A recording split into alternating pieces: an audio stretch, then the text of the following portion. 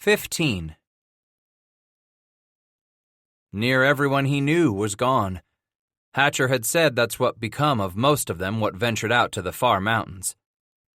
Some time ago, Jack declared theirs was the sort of man who discovered they wasn't cut out for what it took to make a life for themselves out here, so they skedaddled back east.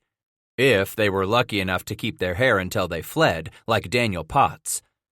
Bass figured there was a lot of men who had no business being out here, men who hadn't been fortunate enough to get back east before their luck ran out.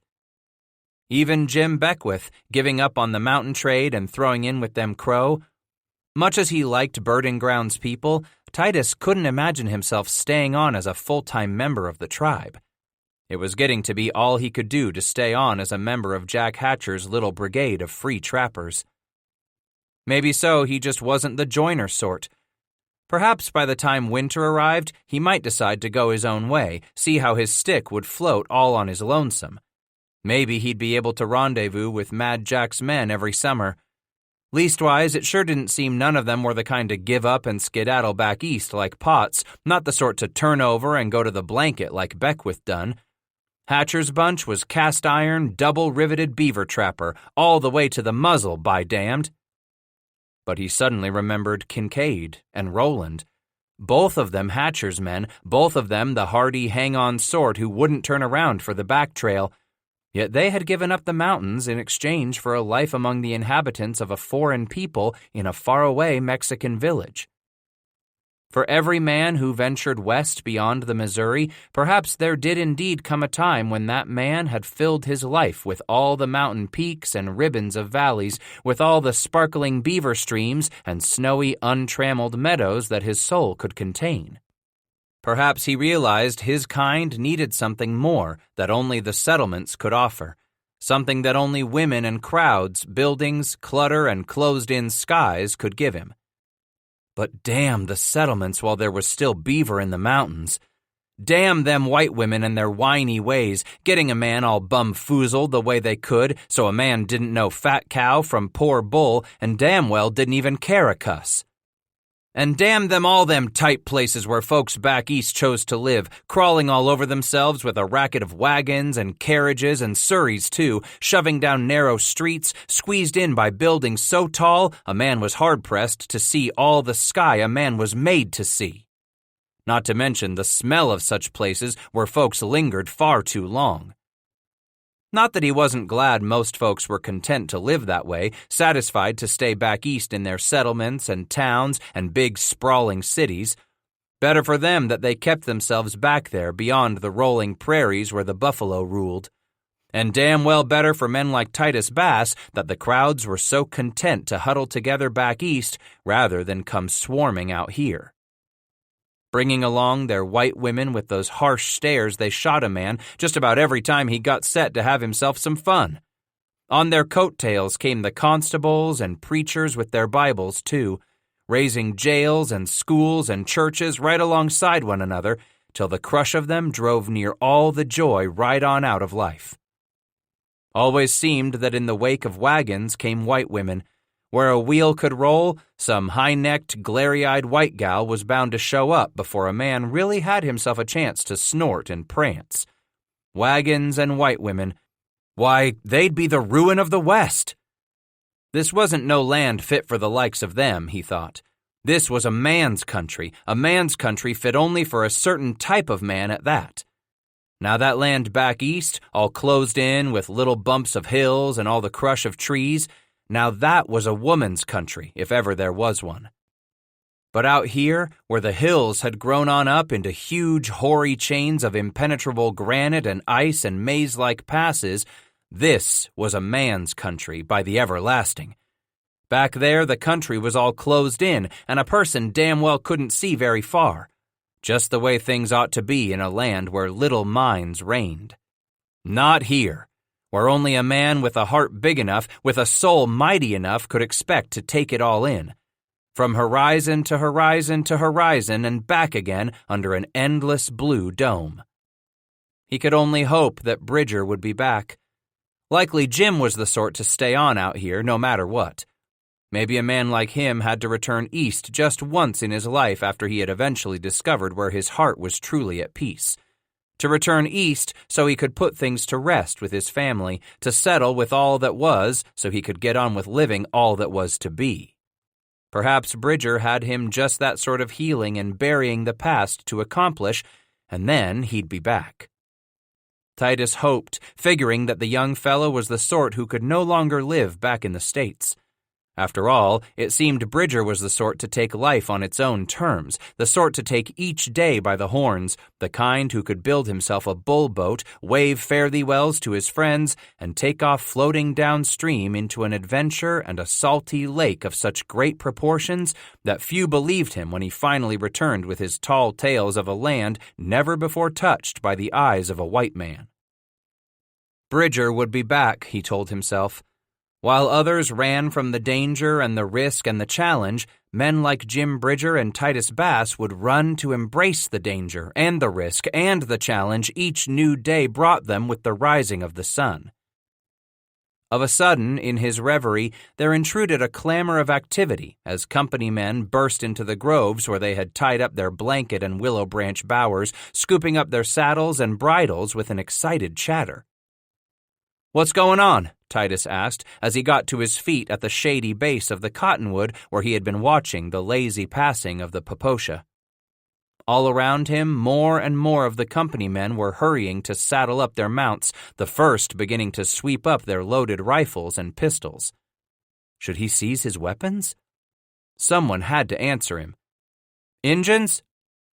But before it appeared any of them had heard him, Campbell's men were whooping at the top of their lungs, gushing in unbounded joy.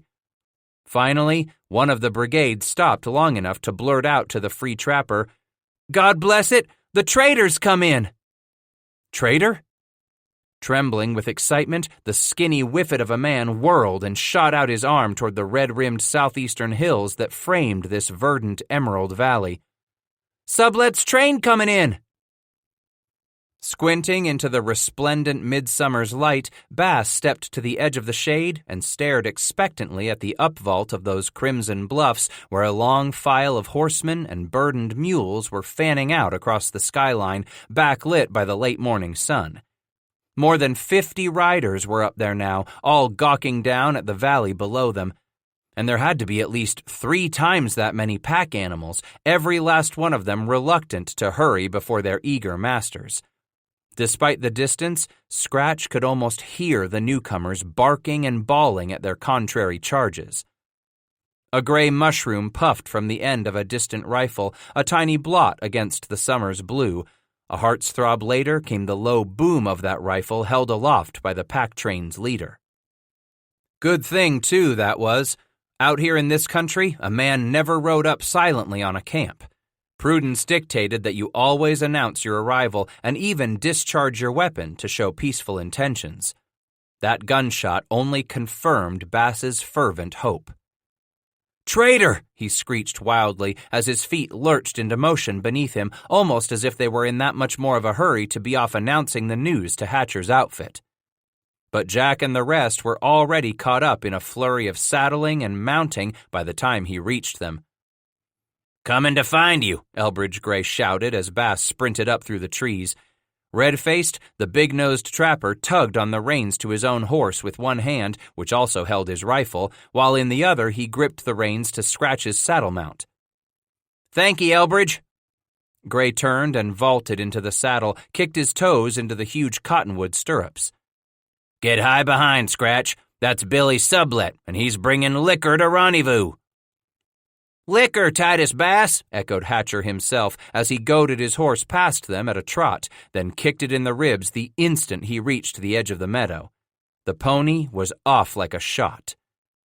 By the time Bass swept the rifle from his blanket and stuffed a foot into a stirrup, swinging his horse around, the rest were already on their way across the grassy flat, a wide fan of company trappers and free men gradually streaming together toward that grassy point where the first of those arriving riders were making their way down a gentle slope slanting off those far red hills. Those dark horses and indistinguishable riders were no more than 500 yards away now as the last of the pack animals lumbered off the top of the ridge, spilling toward the valley. "Liquor!" Scratch cried as he kicked the horse into a gallop. "Liquor!" he bellowed when he caught up with the rest of Hatcher's bunch. "Liquor!" was the cry echoed by another 24 free trappers and nearly the whole of the Campbell Brigade. At 400 yards, Titus could recognize how the nervous greenhorns were bringing up their weapons, waving rifles in the air, shouting at one another. "Goddamn pilgrims," Bass growled as he kicked the horse in the flanks again, urging even more speed from it so he wouldn't be among the last to greet the supply train. Past 300 yards, the dry-throated riders raced at a full gallop, that wide fan narrowing as the frantic horsemen galloped full tilt, their wide hat brims whipped back by the run, some hats whipped right off their heads, careening back into the belly-high grass. At Bass's left, a trapper was shouting, "Get ready to give 'em a salute!" Most already had their rifles in the air by the time those in the lead sprinted past 250 yards. "Give them pork-eaters a mountain how-do!" a voice called out somewhere in that cluster where Bass found himself as the trappers funneled closer and closer together with every yard. Horses' nostrils flared as big as their frightened eyes, straining at the bits and hackamores, lunging forward across the uneven ground at a maddening gallop. At 200 yards, the rider at Bass's elbow shouted, "Whiskey for my whistle!" That journey to the last 100 yards took no more than a matter of heartbeats. Then he could see their faces.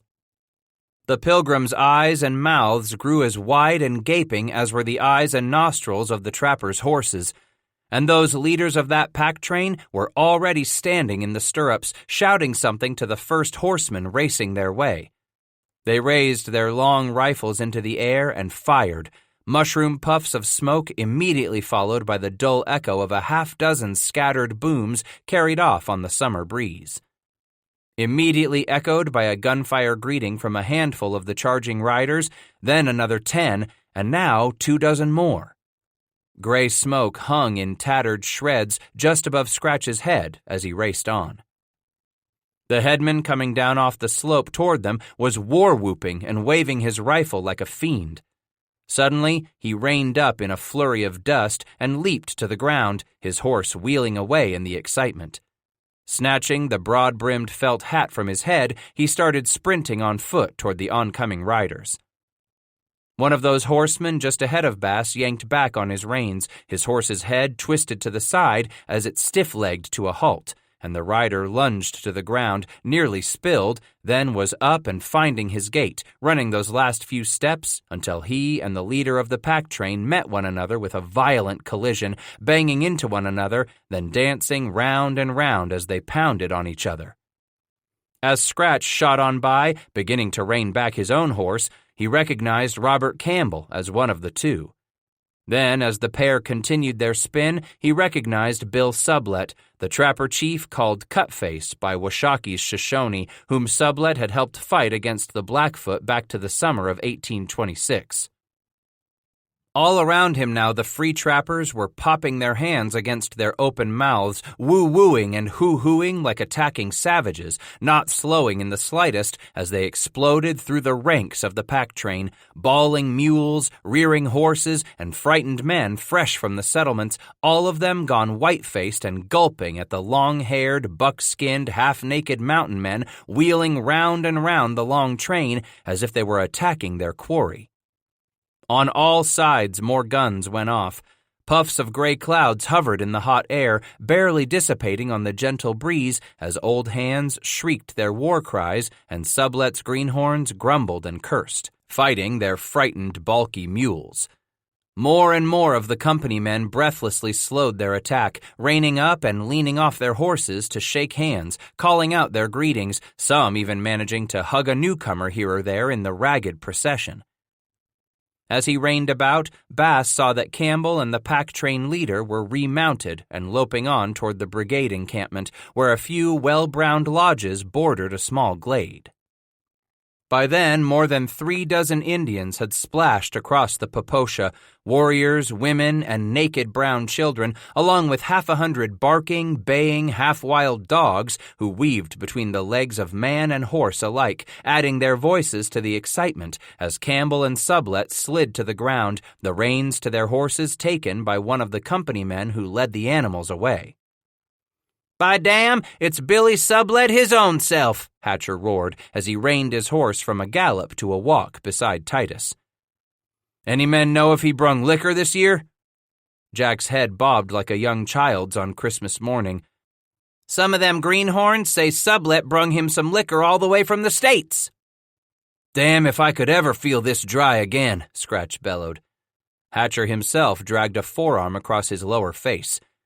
"Let's get these here horses tied off, then get back afore that trader opens up his packs." But tapping those whiskey kegs wasn't the first item of business. As Hatcher's men sprinted back through the trees toward Campbell's lodge and that scattering of bowers tied here and there among the saplings, those shelters made from oiled Russian sheeting or thick Indian trade blankets, the last of the pack train reached the company camp. As the newcomers dismounted, Sublette ordered them off in one direction or another. Back in the trees, the unloading of the first mules began, while at 3 other points to the north, east, and south, more divisions were made, particular bundles dropped at each location according to the trader's instructions. Only then did William Sublette have one of his clerks unlash the 2 leather trunks from the pack saddle atop a weathered old mule the Bouchouet kept close at hand. With both of those 3-strap trunks resting at his feet, the trader knelt to unbuckle the straps across the first chest. Quickly flinging back the top and reaching inside, Sublette said, "Bob, get that other one open and we'll give out the mail." The moment Campbell crouched over the second trunk, the anxious crowd of boisterous men began to shove close. Get back there," Sublette growled at his eager employees. "You'll all get mail if'n you got mail comin'." "You heard the man," hollered a young, clean-shaven trapper as he shouldered his way toward the center of the mass. "You damn well waited more'n a year for mail. You niggers can wait a little more." Damn if that wasn't Bridger himself. "Jim," Bass hollered, lunging toward the younger man known among his brigades as the Little Bouchouet.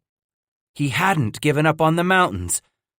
Bridger turned, his eyes squinting in the bright light, giving measure to the onrushing trapper.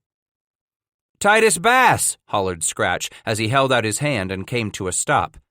"You 'member me from 26? Bridger held out his hand, saying, "Titus Bass, I do recollect meeting you. 26. Was it that long ago?" "You told me all about your float down to the Big Salt, Jim." "Damn if that wasn't a time to make my bung pucker," Bridger roared. "Good to see old faces here, Titus Bass. 3 are now, and you still got your har, too." "Not all of it," Bass replied, patting the back of his head, sweeping off the blue bandana and the tanned Arapaho scalp lock without ceremonial preliminaries. A sudden hush fell over those men in that immediate area, followed quickly by an excited murmur, as even more pushed in to have themselves a look at Bass. For his part, Bridger stood on his toes as Titus bowed and turned his head so his friend could inspect the bare skull. "Man's got to keep that bone covered, don't he?" "I do for certain, Jim." Sublette began calling out names, his left arm cradling a mass of folded, sealed, and posted letters as well as small wrapped packages, while Campbell unbuckled the last strap securing the top of the second trunk. He threw back the lid and stuffed both hands down into the masses of old newspapers and correspondence from loved ones and family far, far away. Bridger's fingers brushed the long scalp Bass held. "Injun hair?" "Arapaho," Scratch answered. "Last spring it happed I run onto the same nigger scalped me 2 year ago." Bridger rocked back on his heels, grinning widely. "Damn, but that's got the makings of a windy tale." "Ain't no bald face to it," Jack Hatcher cheered as he came up to slap his arm around Bass's shoulder. "Every word's the truth." "The hell you say," Jim declared. He pointed at Bass's head. "Get that top knot of your'n covered, or you're like to burn your brains." Holding the scalp on with one hand, Scratch slid the bandana onto his head, smoothing it back from the forehead. "Out here, a man's got to protect what little he's got left for brains." "I better see camp set up for the train like Billy asked me to do," Bridger said as he began to turn away. "I figure you'll be round for a few days afore pulling out." "There's whiskey to guzzle down my gullet, Jim," Bass exclaimed. "I ain't pulling out till Sublet's kegs is empty, or I'm gone bust and don't have no more beaver to trade." Jim asked, "Where you camped?" "Yonder," he answered, pointing upstream. "You'll find us there a ways, 2, maybe 3 rifle shots." "Camped just close enough to get in trouble with Billy Sublet's whiskey," Hatcher bellowed. "Far enough away for us to sleep it off when we do." Although Sublet announced he would not be hammering in the bungs to those whiskey kegs until the following morning, there was no dearth of gaiety that evening as twilight broke across the valley of the Poposha. Whiskey would be pouring soon enough, they knew, but for now, the Bushways stored the potent grain alcohol in Campbell's Lodge, where a rotation of trusted guards would be stationed throughout the night. Meanwhile, more of the newcomers were assigned the task of picketing the pack animals, some to erect the 5 large awnings under which Sublet would conduct his business from the shade. A pair of greenhorns assembled a large balance scale beneath the oiled sheeting that was to be Sublet's headquarters, while a few trusted clerks began to unpack the trade goods, checking off every item as it emerged from those canvas and paper and blanket bundles wrapped up back in early spring, back in St. Louis, back in the far, far states of America. Fires roared and meat roasted, coffee boiled and men laughed, pulling uproarious pranks or puffing unbelievable windies for the newcomers fresh off the prairie who suddenly found themselves here now among these half-wild veterans of the wilderness, those hibernants who had wintered in the fastness of these terrible mountains inhabited by never-before-seen savages and unimaginable beasts. This first night always served as an initiation of sorts, a tradition none too kind, but always applied in good humor to those greenhorns struck dumb to suddenly discover themselves in the company of these hard cases who had survived Blackfeet and blizzards, scorching deserts and dry scrapes, men who had outlasted loneliness and deprivation, yet were willing still to risk it all again for another roll with Lady Fate's dice. Here and there, in the bright, flickering flames, the few among them who could read each sat with a cluster of those who could not, reciting those undecipherable words written by mothers and fathers, sisters or brothers, or even more moving, soul-wrenching prose and promises written by sweethearts left behind when men abandoned hearth and homes, daring to challenge these mountains. Letters of yearning and words of caring scribbled on small sheets of foolscap, stories from home counties read from yellowed newsprint. Lockets of hair sent west many, many months before, sent beyond the wide Missouri with faith and a prayer that it would reach a beloved son, would make it to a beloved brother, by the hope of some aching heart that it might just find its way to a bow known to be somewhere out west beneath a wide and faraway sky. Stories and news of the East were dragged from the newcomers, tales of places and rivers and towns left far behind a long time ago. Some men laughed at themselves and traded jokes on others, while more sat on downed logs and listened with red-rimmed eyes to what was read them of home another world away.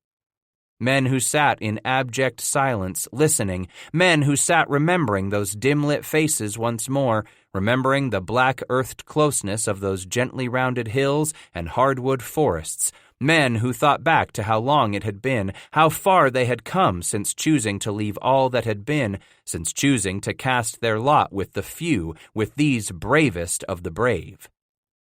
Like men become so crazed, they dared not consider the odds against them. Men torn by not knowing if they ever would return to what was left behind, men not able to understand why they didn't really care if they ever did go back. Night came down on that far valley, the sun hiding its face beyond the Wind River Mountains. Although he had no letters, although he had no loved ones who knew where to write him, Scratch felt that here he was among his chosen brotherhood. Families were no more than a matter of chance. Here he felt himself embraced in the bosom of those who were his family of choice, men who expected no more from him than they were willing themselves to give in return. Songs of old leaped from those strings that Jack Hatcher pressed beneath his dancing fingers. Tunes came wheezing and wailing from that squeeze box of a concertina that a weaving and bobbing Elbridge Gray clutched at the end of his outstretched arms. Into that wide circle of fire's light, pairs of hardened men came.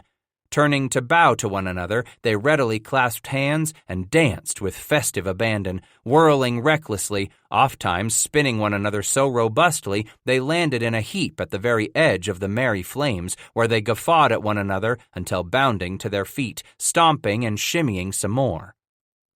While some preferred to imitate the fancy steps learned long ago in polite white company back east, others stomped toe and heel round and round, swooping low and howling in their own ear-splitting rendition of the scalp or buffalo or war dance. And at the border of that open-air dance floor stood those copper-skinned spectators who looked on in unabashed amazement at this unfettered celebration by men who had survived another year in the mountain trade, witnessing this raucous revelry of those who had journeyed west to join that small fraternity of white men come to challenge an unforgiving land. Shoshone males brought their women and children across the creek, here to watch impassively this annual gathering of the white man's own noisy, strutting warrior bands. A few, like Bass, turned their gaze upon this young woman or that, wondering just what it would take in the way of foo-fa-ra to talk one of those dark-skinned beauties into the willows, to convince her to join him back into the shadows where a few minutes of fevered coupling might ease this aching woman-hunger he suffered, might quench his parched thirst for a moistened coupling with a woman soft, a woman smooth, a woman as eager as he. Which of them might he convince that she simply could not live without a clutter of shiny beads in his palm, without a strand of red ribbon, without a tin cup filled with trader's sugar? Which one of those cherry-eyed squaws would eagerly hike up her short leather dress and let him spend himself inside her before he grew one day older? The next morning, Campbell's trappers had first crack at the treasures excavated from Sublet's packs. Company men were first when it came to trade goods brought west by the firm of Smith, Jackson, and Sublet. "The rest of you gonna have to wait till tomorrow," Sublet warned the small knots of free men who had gathered by the traders' awnings. "Might so have to wait long as the day after, till we get our company business taken care of." There weren't all that many free trappers in yet, nowhere near as many men as the combined brigades, considering the number Campbell brought down from the Powder River country when coupled with the 54 hands Sublet brought out from St. Louis. Close to 100 men already. And no more than 24 free trappers on the Poposha. So all Bass could do was grumble, sit in the shade and watch the company men come and go about their company business, come and go with their company kettles filled with Sublet's whiskey. It was enough to make a saint cuss a blue streak, had there been a saint in that valley of the Poposha. "By damned, they better leave enough wet for our whistles and a good drunk or two out of this rendezvous," Hatcher snarled. Caleb added, "That trader better leave us enough plunder to see this outfit through 'nother winter." "Liquor," Jack snapped at Wood. "The rest'll take care of itself, long as we get some liquor." Most of the other free trappers hung close by the traders' awnings, too, watching as Sublet's greenhorn clerks sorted through each company man's hides, graded them into 3 stacks, then lashed each stack into a bundle they hung from that huge wooden balance arm where another clerk carefully added weights until both sides swung evenly. That tally was entered in a tall, leather-bound ledger. Then Sublet informed that mountain employee what he had earned for the year. After the trapper had paid off what he owed from the last rendezvous, after he had settled up for any broken traps, lost tack, or busted saddles, after he had paid for a horse run off by the crow, he would find out just how much or how little celebration he had in store for himself. Lowest of the 3 stations of company men were the camp keepers. "Monsieur de l'art," Hatcher instructed Bass in the mountain man's hierarchy. "Parlez-vous?" "Damn right," Jack growled with disdain. "Frenchy pork eaters. Most of 'em, leastwise." Hatcher went on to explain that this bottom rung had received its name because those camp keepers who had accompanied the earliest expeditions forging up the Missouri River had been French laborers who ate salted sow belly while the Americans dined on the lean red meat of game hunted on either shore. No better than slavery, Bass figured, forced to perform every dirty, menial task the Bouchouet ordered. "Company trappers are up from there a big notch," Jack continued. "It's where a man with any pluck at all got him a chance to show he's up to Green River," referring to that company's name engraved right at the guard of their knife blades, clearly meaning a trapper who made the supreme effort to plunge into any effort clear up to the hilt. "That man's got him a chance to prove he's got the makings of a mountain man." While company trappers still had to do whatever task the Bouchouet assigned, their reward nonetheless remained the coming season to show their brigade leaders that they could make a profit for the company as well as hanging on to their hair. And if a man survived, then someone like Campbell or Sublette or Jackson could promote that man to the top rung of skin trapper. Such a man signed on with the company, but with no guarantee of wages. When he moved up from company to skin trapper, a man indebted himself for company equipment at the same time he swore to sell his furs only to the company at what price the company quoted. And if there was anything left over when his accounts were settled, then the skin trapper could more than satisfy his thirst for whiskey or have enough in trade to buy himself a squaw for a night or two, perhaps enough to purchase himself a wife who would accompany the brigade wherever it wandered in the coming seasons. But above all three ranks of company men stood the most coveted class of all, the free trappers. While they might be forced to wait until the trader dispensed with his hirelings, those free men had what Sublette desired most, the finest of plues brought to rendezvous by the master trappers, men who traversed the high country on their own hook, beholden to no Bouchouet, in debt to no company. While the Smith, Jackson, and Sublette men still wore a frontiersman's wool or leather breeches and some sort of linen or calico shirt, most free trappers gaily sported Indian leggings and war shirt, the twisted fringes of which were caparisoned with tiny brass hawksbells, steel sewing thimbles, or strewn with Indian scalp locks, leather garments decorated with wide bands of brightly colored porcupine quillwork. Beneath that outer layer of warriors' clothing, they wore a greasy, soiled, and sooted cloth shirt and woolen long handles when the seasons turned cold. Many plaited their hair in 2 long braids, tied up in bright ribbons of red trade wool or wrapped with otter skin. They daubed purple vermilion down the center part in their hair, often smeared earth paint on their severely tanned faces, and trailed long fringes or small animal skins from the heels of their moccasins. Some ambled about camp wearing a colorfully striped blanket belted around their waist in the fashion of a tribal chief, while others brandished a wide wool sash finger-woven back in eastern woodlands where they stuffed a brace of pistols, a tomahawk, and perhaps the long stem to their personal smoking pipe. How plain it was that this breed prided themselves on just how much like an Indian they appeared, but for the long, shaggy, oft-times braided beards.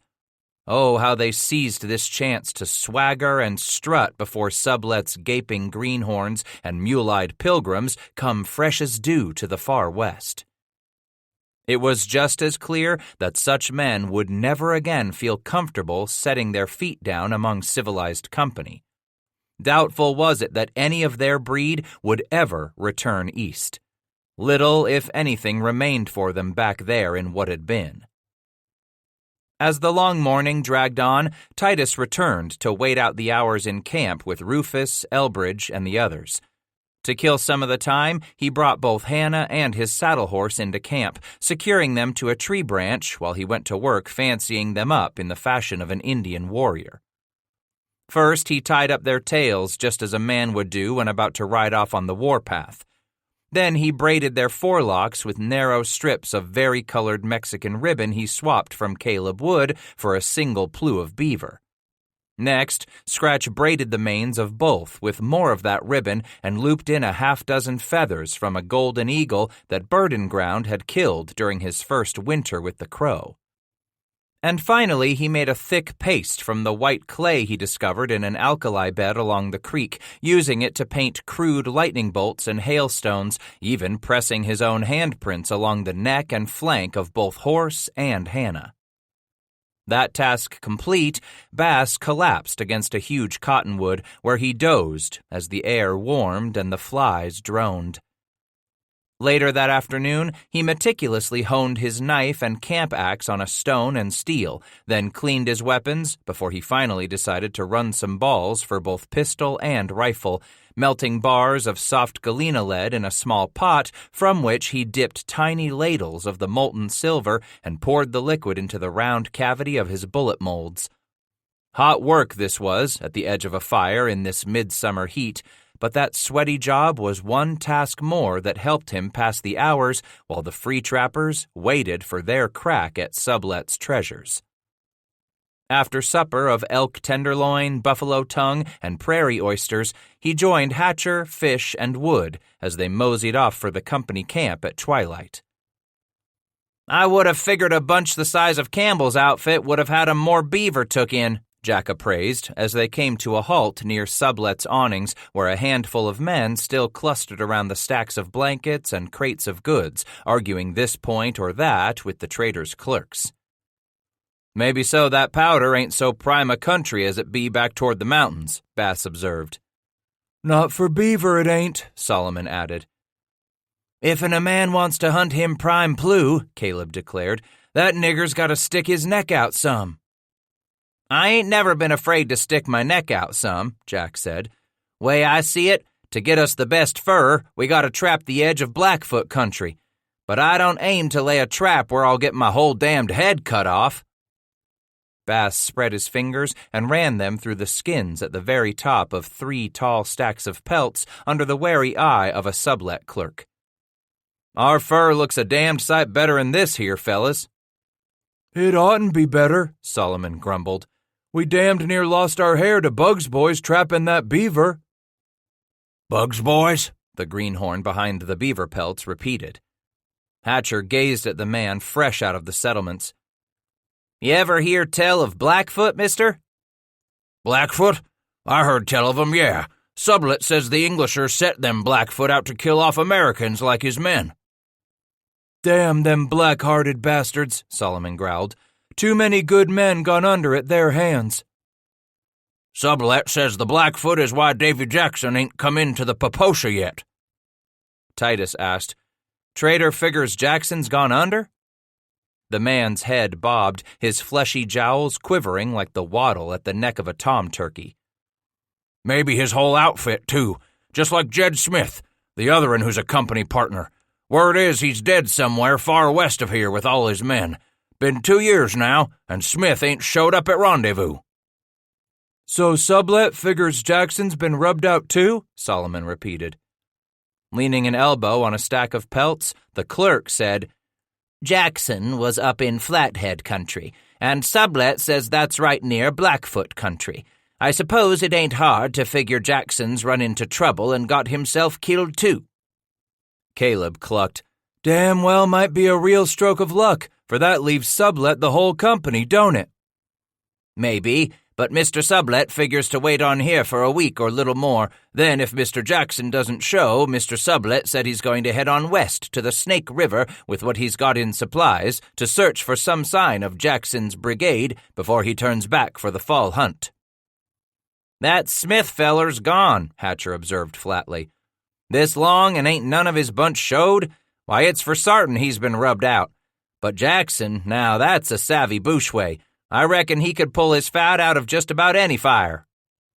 Caleb asked, "Sublet say if he figured this was a good year for beaver?" "I saw him just twice today when he come around my tent with Campbell." The clerk wagged his head and rolled his eyes heavenward. "Mr. Sublet just shook his head each time he looked through them furs his men brought in over the last season." "Don't sound like he's a happy man to me," Bass observed. Not when he don't have near all the beaver he was counting on taking in, the clerk stated. And now he figures he lost him his 2 partners, Solomon added. So tell me if Sublet's going to trade for our furs come tomorrow? Titus asked. He ain't said nothing about it neither way, the clerk admitted. But from what I see, he'll likely open up trade with all you fellers come morning. There ain't any more company fur to take in. Leastways not till he finds Jackson's brigade. If he finds 'em at all, Hatcher declared. What's your tobacco? Scratch inquired of the hawk-nosed clerk who stood impassively writing down the value of the pelts another of Sublet's employees was reciting from his weighing of Titus Bass's plues. You buy your supplies down there, the man jabbed a finger at another awning. I just record your take. Bass felt as if Sublet and the company had everything arranged just so they could skin a cat every which way of Sunday. No matter if a man worked hard trapping, skinning, fleshing, and packing them beaver plues all the way through from last autumn, the St. Louis trader always held the high cards. But for those suspicious Mexicans down in Taos, there wasn't another trader for better than 1,800 miles of the Poposha. This all you're trading in? Bass looked up at the second of the clerks, a moon-faced man without distinguishable characteristics. He looked like every other settlement sort, town hanger, and citified nabob. That's all I'm trading with you. The man went back to peering down at his ledger, dipped his quill, and went back to writing. Not a good year for you, was it? That ain't all the fur I got. The clerk stopped his hand and glared at Scratch with the crimson creeping up from his neck. I just asked you if this was all you was trading. It is, Scratch repeated, flashing the man his teeth. But it ain't all I caught, only what I trapped this last spring. Now the clerk was clearly angry at the confusion caused him. He sputtered for a moment, his face growing as red as the Indian paintbrush that dotted this high valley in early summer. Do you want to do business with us, or... I ain't got no more furs to trade to you, Titus explained, eager to settle the dust. The rest I sold in Taos last winter. With a great rush of air, the clerk sighed as if he had been asked to coax milk from a stone. Very well. Back to his ledger he went, wagging his head slightly as he added and carried numbers from column to column. While the clerk finished his computations, Bass gazed over at the rest who had finished this grueling part of the process. Hatcher and the others already stood among the stacks and kegs, crates and boxes of trade goods, fingering this and that, chattering excitedly about most everything they picked up and held to the light. There remained no more than a handful of other free men waiting patiently behind Scratch for their turn at the trader's scales. The clerk carefully tore a strip from the bottom of his ledger page and handed it to another man, who stuffed the strip of paper beneath the rope holding together Bass's beaver skins. Then the hawk-nosed man wrote a little more and tore another strip of paper from the bottom of the page. He held it out to Bass. Here's your credit. My credit? For over at the store? The clerk looked past Scratch at the trapper pushing up behind him. Next. You're next now. Come along lively. Pressed from behind, Bass stepped aside, trying to hold the rustling strip of paper still enough to read it in the breeze. It was hard for him to make out that writing scratched on the white foolscap beneath the glare from the summer sun. Stepping into the shade beneath the edge of an awning, Titus studied the marks again.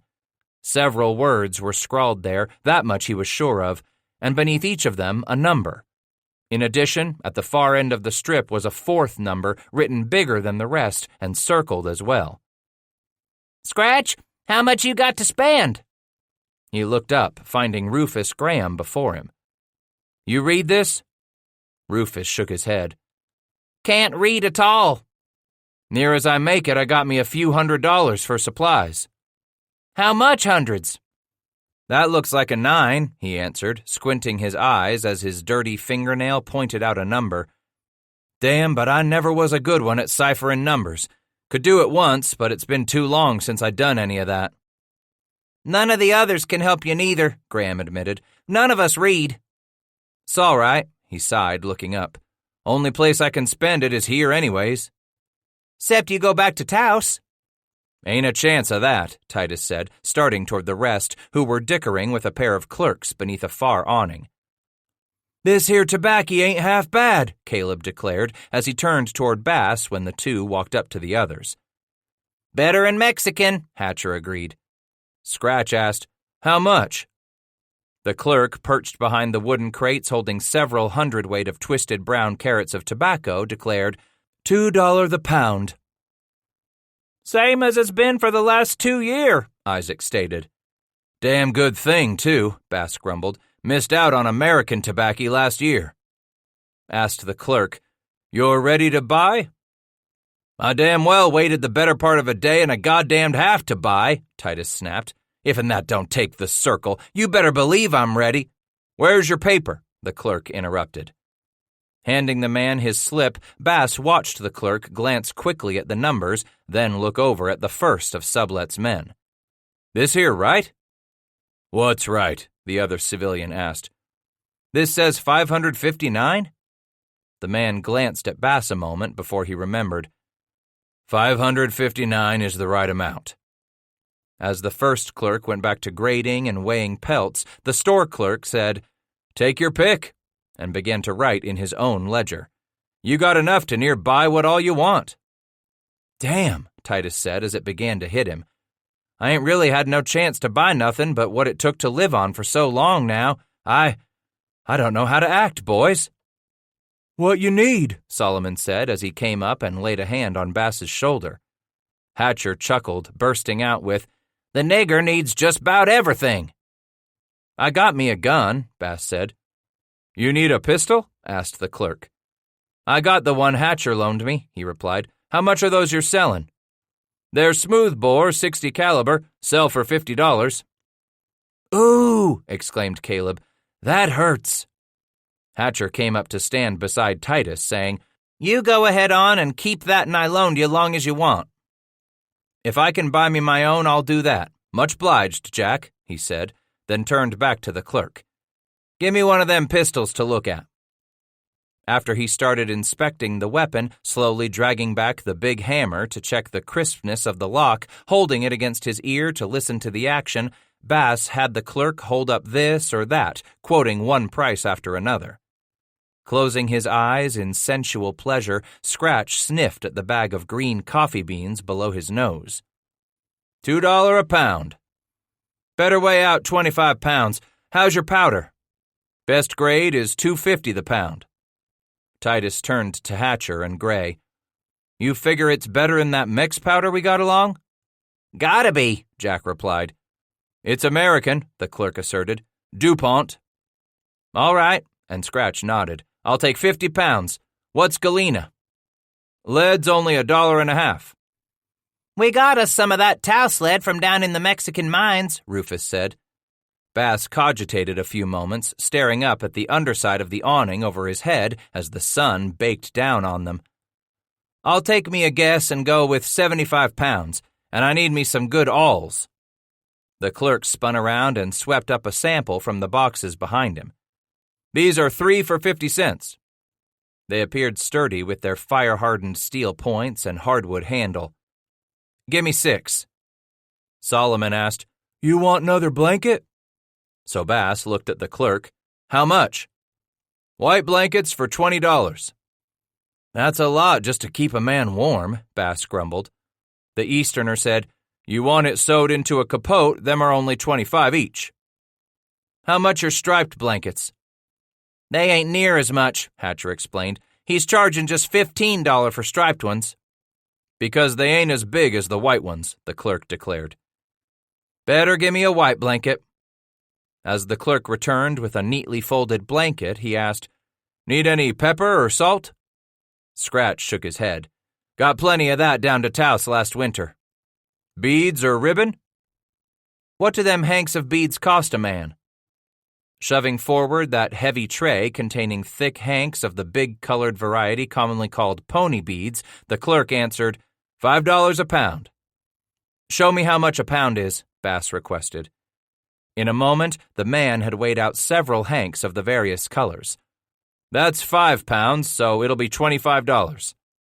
All right, Titus said with a smile. I'll take them 5 pounds, but put back them white and black uns. Give me only them real purty colors, like that green and blue, the yellow and that blood color too. See that brown? Give me that too. You need nails? The clerk asked after he had laid out the long hanks of beads atop the white blanket. Let me see what you have. After inspecting the various sizes of short brass nails a man used for both repair and decoration, he asked, How much? 50 cents a dozen. Let's see, 5 dozen of 'em ought to do. You want any ribbons? Show me what you got to trade. The clerk brought out a box containing a rainbow of cotton ribbon. It's 6 bits the yard. Better let me have my pick of 10 yards. I figure you'll want some bolt cloth too, won't you, mister? And he patted a stack of different patterns and colors. Tell me how much that'll cost me. As he started down the stack of bolts, the clerk called out the prices. This here scarlet is the best grade. Mr. Sublet likes it best too. It's a wool, goes for $10. $10 a yard? A yard. The coarse blue is $8, but the calico here is only $2.50.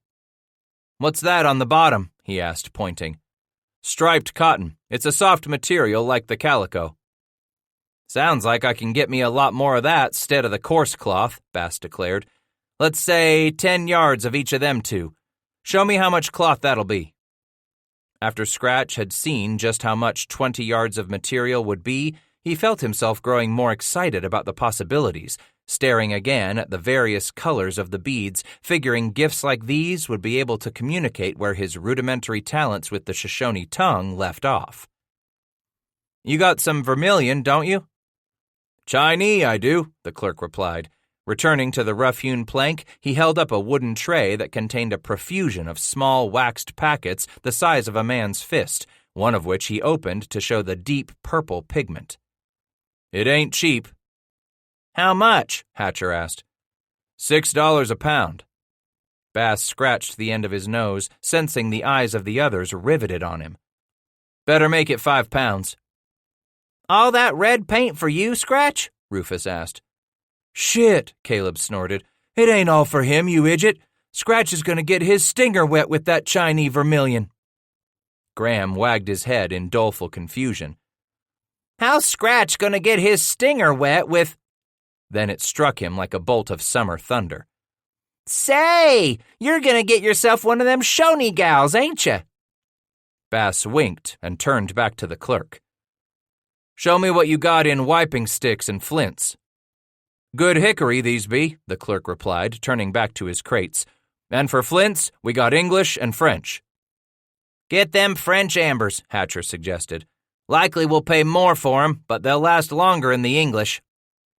By the time he had picked out a bundle of 24 straight-grained hickory wiping sticks, as well as 3 pounds of the pale amber flints imported from France, along with several handfuls of assorted screws and worms for gun repair and cleaning, he finally asked the clerk to total it all up.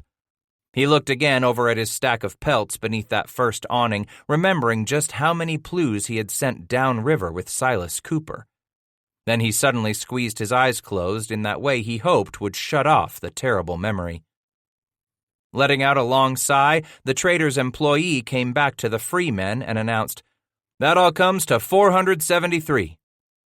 Several of the others whistled low, but Bass remained undismayed. What's that leave me? 86. Scratch licked his lips and asked, So how much is your whiskey?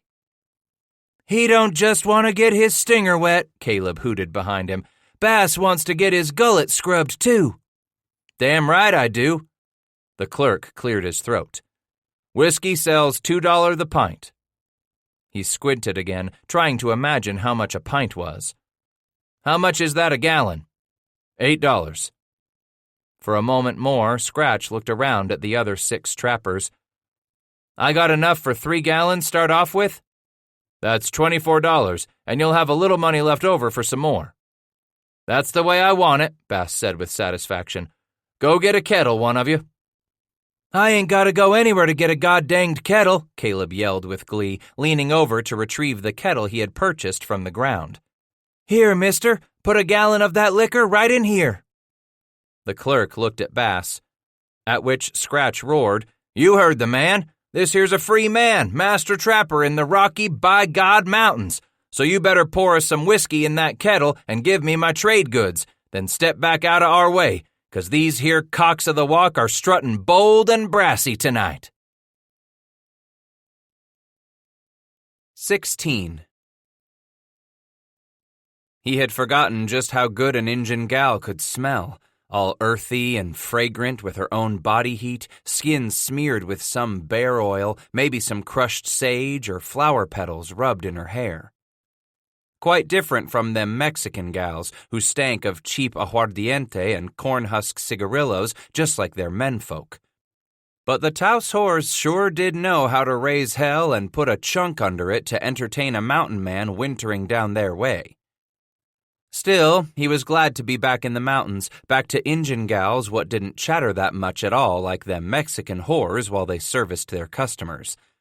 These Injun women knew what they were about when it came to earning that handful of beads, that cup of Mexican sugar, or that yard of calico he held out to finally entice one of them to follow him back toward a spot he had prepared in the middle of a patch of willow.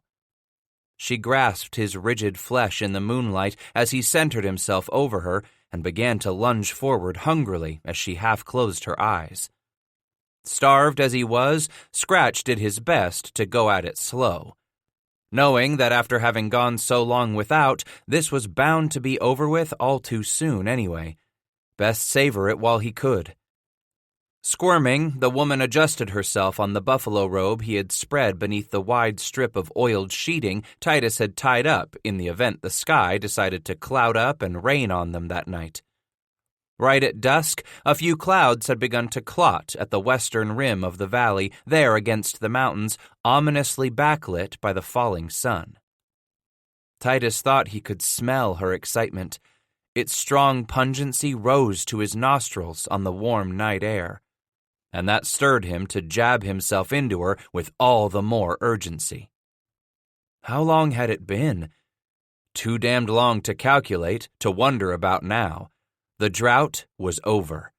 He had bought himself a woman for the night.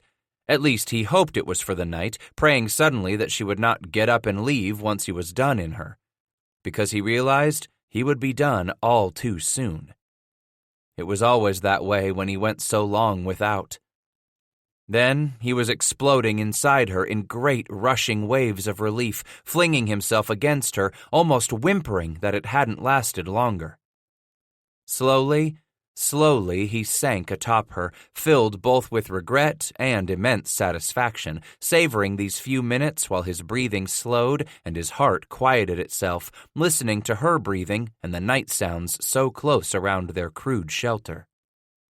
When he grew soft, the woman slid out from under him, then scooted back against his body, nestling her head on his shoulder as she reached out for her dress and that blanket she had wrapped around her shoulders when she'd followed him there. He unfurled her blanket over them both and closed his eyes. How warm was the night air, despite that hint of a chilling cloudburst carried in from the horizon on an occasional breeze. After completing his purchases and carrying his supplies back to camp, Scratch and the others had carved up the remains of an elk cow shot 2 days before and put the steaks over the fire. As the meat sizzled at the end of sharpened apolas, they eagerly dipped their tin cups into the 3 kettles, sipping at the amber-colored grain alcohol that burned a man's goozle raw. Scratch near choked with that first great gulp. Sputtering, he found the others guffawed and knee-slapped at his fit of coughing.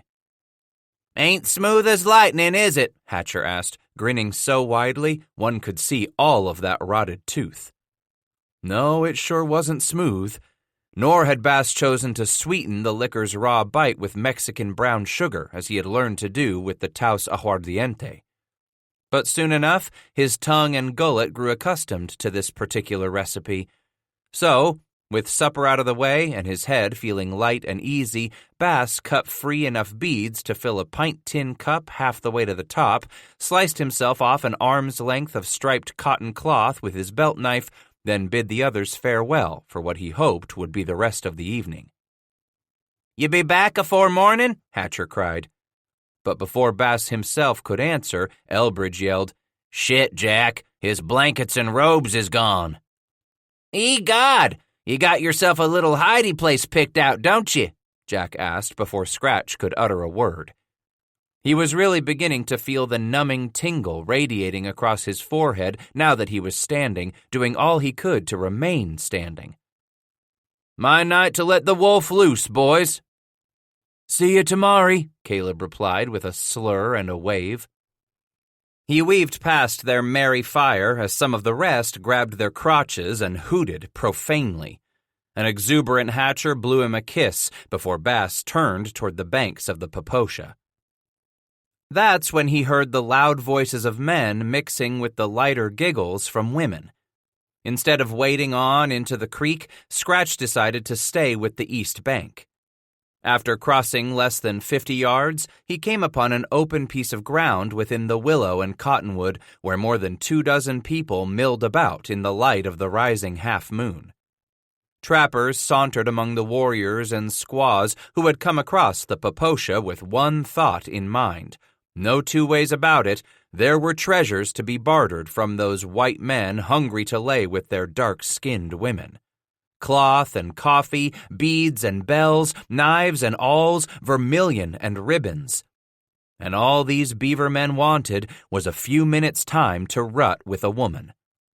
Were there no females back in the land of these white men? For a few minutes, Scratch stood shuffle-footed on the fringe of that merry gathering, watching the company men and a handful of free trappers mosey in and out through the group.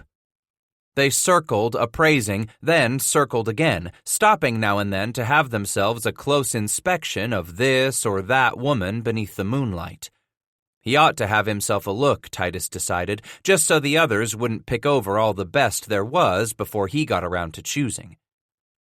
The warrior warily watched the white man approach, saying something quietly to his woman from the corner of his mouth. She nodded as she looked Bass up and down, then smiled faintly. He set down the cup of brown Mexican sugar at his feet and asked, how much in sign, ending with that simple gesture of male readiness, a stiffened index finger on one hand sliding back and forth between the widespread Y of the first two fingers on the other hand. A knife and some powder, too? He asked when the warrior gave his answer. He showed the man the calico, but it was the woman who fingered it with approval. Listen, you go and offer him too much, one of the company men growled as he lunged up to Bass's elbow. Gonna make it miserable on the rest of us here on out. This free man giving these red whores too much, grumbled another who lumbered up to stand at the other elbow. In the meantime, the squaw knelt and retrieved the cup from the ground. Sniffing it first, she plunged a finger into the sugar. Looky thar, he offers her a bunch of that smooth cloth, and see, she's took her a shine to that cup of his, the first man snorted. What's in that damn cup? Sugar? Shit, you're giving 'em sugar? The second trapper shrieked and turned away, throwing his hands up in disgust. Better get your whore quick now, boys. That free man's riding up the price of a man's poke butt good. The first warrior had snatched the cup from his wife and stiffly handed it back to Bass, wagging his head and pulling the woman away toward the other side of the clearing. Pursing his lips in frustration, Scratch began to circle again, feeling the glares of the company men hot between his shoulder blades. A second time around the glen, he stopped before another warrior who had a woman stationed at either arm. You have 2 wives? He asked as he watched the plain-faced woman bend to retrieve the cup. But the warrior signed that he had 1 wife. The other, and he gestured to the woman who licked the brown sugar from the finger she had plunged into the tin cup, was the sister of his wife. How much you want for her? Scratch asked aloud as he signed, then indicated the warrior's wife. She was clearly the better-looking of the two. The Shoshone put his arm on his wife's shoulder and shook his head. Next, he laid his arm on his sister-in-law's shoulder and pointed to the cloth on Bass's shoulder, and the tin cup. And then he used a finger to tap against the butt of the new pistol Titus had stuffed in his sash. "No," Scratch said emphatically. The warrior glowered, turning both the women away so quickly Titus had to lunge to snatch his tin cup back. But he promptly stepped in front of the warrior and stood his ground, forcing the trio to stop. "Here." He handed the cup to the sister-in-law and freed the antelope skin bag stuffed beneath his belt. From it, he pulled a handful of the big pony beads. First, he pointed to the beads, then to the cup the squaw held, and finally to the calico. "That's too goddamned much to pay for a quick hump in the brush," a voice snarled somewhere close behind him. Ignoring the grumblings of those around him, Bass inched his hand closer to the wife, holding the beads right under her chin, then slowly moved the hand so he could hold them right under the nose of her sister. "It ain't too much for a goddamned woman," Titus said, flinging his words over his shoulder at those behind him, the men he knew were watching his negotiations. The Indian shook his head again, tightening his arms around the shoulders of the two women and saying something to his wife's sister. She handed the cup of sugar back to Titus. "You ain't getting my pistol," Bass snapped at the warrior. "Now, here's a fair trade." But the Indian pulled the women away again. This time he let them go, standing right there, watching their backs, his hands filled with beads and sugar, his heart despairing. "Serves you right, nigger." He turned on a group of them, sniggering at him. "That's right," another bawled. "Serves you right for stacking up the price of a hump that-a-way." From the corner of his eye, Bass saw them moving his way, an older warrior leading 4 women. Halting in front of the white trapper, the wrinkled Shoshone with an expressive face stepped aside and gestured in turn to each of the 4. Scratch quickly appraised them in the silver light. "No men," the man signed. Maybe so he means they ain't got no husbands. Setting down the cup and dumping the colorful beads back into the small skin pouch, he asked, "No men?" "Killed," the warrior replied with his hands, "rubbed out by Blackfeet." "Your daughters?" He nodded, then spoke in Shoshone. "Show me your beads." Handing the old man the pouch, Bass watched the Shoshone pour out some of the beads and inspect them in his palm. Then he held them out so his 4 daughters could appraise them. His deep, dark eyes gazed into the white man's. "The cup?" Bass picked up the tin and waited while the man licked the tip of his finger, dipped it in the Mexican sugar, then licked the fingertip once more. "I got the cloth, too," Scratch said in English, taking the strip of calico from his shoulder as the grumbling from the white men around him grew louder. One of the women stepped forward, and immediately a second, both of them fingering the cloth. But the old man motioned them back suddenly, then nodded. Moving aside, he gestured again to his 4 daughters in turn, moving his arm from the trapper to each woman, as if asking that a decision be made before a price was negotiated. The oldest looked a lot like Fawn, and the youngest, a mere slip of a girl, looked very similar to Slays in the Night's daughter. That one couldn't be any older than 14, maybe 15 summers. But the warrior had said they all had been married. An immediate tug at his heart made him feel sorry for the girl, for the old man, too. He hoped she would not be chosen this night, but realized that was muddle-headed thinking. She'd likely be the first to go to one of the others, a man who might not treat her near as kindly as he would. Then he wondered if he was feeling sorry for her, or if he was trying to talk himself into picking her instead of the others. "How many summers?" he asked. 17. Titus peered closer at the girl. She had to be younger than that. Why, Amy Whistler was that same age when she and he... So Bass repeated the number. 17? With a nod, the old man reached over and inched the young woman forward as if about to consummate the deal. Jehoshaphat, that's half my age. Still clutching the skin pouch, the old man upended the bag and poured out all the beads into the hands of another woman standing behind the youngest, who kept her eyes fixed on the ground. Then the warrior gave the pouch back to the trapper at the same time he took the tin cup from Bass's hand. His final gesture was to take the folded strip of cloth from where it hung over the white man's arm, leaving Scratch with nothing more to hold. In a whisper, the young woman turned slightly and said something to the man. Instead, it was the oldest of her sisters who answered curtly. Chastised, the young woman turned back, glanced up at Bass for a brief moment, nodding her head at him before her eyes returned to the ground at her feet. Shooing the trapper away, the old warrior turned on his heel, pulling a soft pouch from his belt. Spreading its top and holding it out as he shuffled away, he had the oldest of the sisters pour the beads into it, while the other two women took turns licking sugar from the fingers they repeatedly plunged into the cup. With his bag poked back under his belt, the old Shoshone unfurled the long strip of cloth and draped it around his own shoulders, swirling this way then that, admiring it on himself in the moonlight. "Gonna make himself a shirt, I'd reckon," Scratch said to no one at all. "Damn you, free trapper!" Turning slightly, he found that group of company men glaring at him anew. "That's right. We ought to cut your goddamned oysters off right here and now," a second one bellowed menacingly.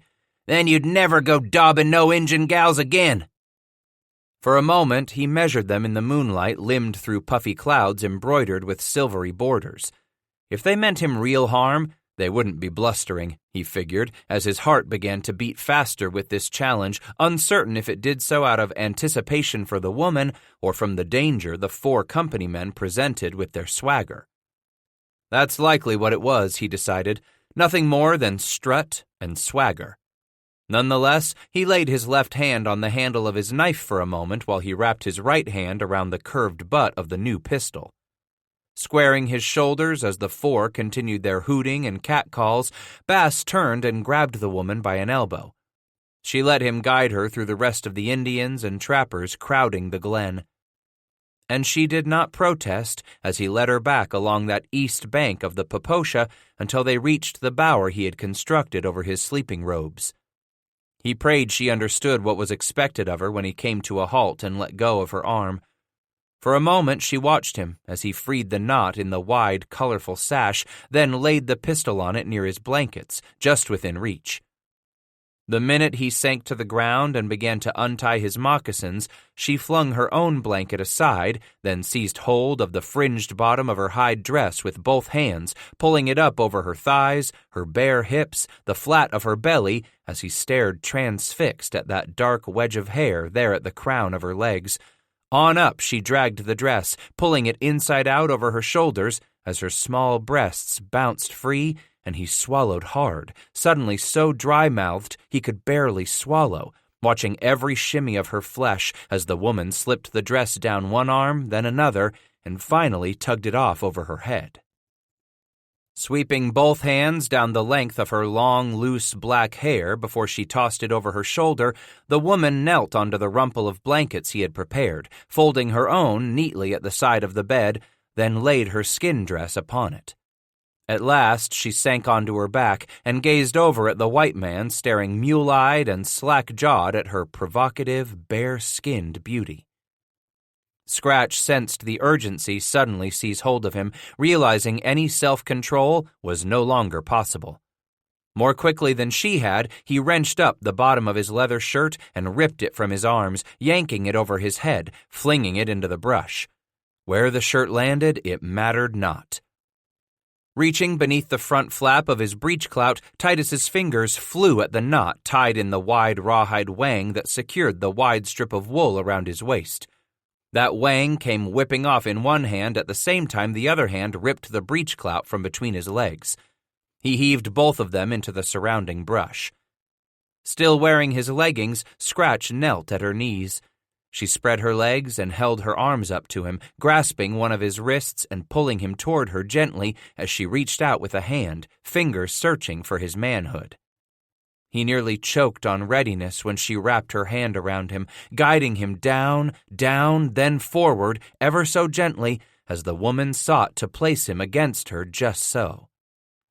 Lying here now with the woman, as his heart continued to slow, Titus remembered how she had half closed her eyes while he had driven himself into her.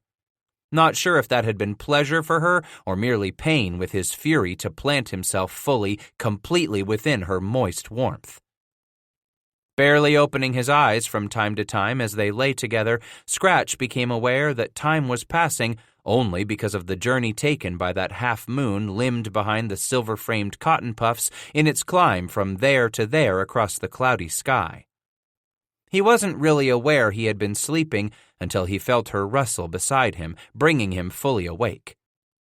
For a moment she peered over a shoulder at him, her narrow, naked back only inches from his face. Then she reached out to drag her dress into her lap. As she began to pull the hide garment right side out, Bass propped himself up on an elbow and studied what he could see of her, finding himself stirred once more. Just as the woman was about to stab her arms into the sleeves of the dress, he seized her, twisting her down onto the blankets. In her first words to him, these spoken in a low, husky voice, she began to give him hell, shaking her head emphatically as he flung the blanket off himself and rolled over to position himself between her legs. With one arm shoving upward against his chest, the woman clamped her other hand over herself so he could not enter. "Now what you doing that for?" he groaned, rocking back on his knees in distress, his hardened flesh wagging forlornly.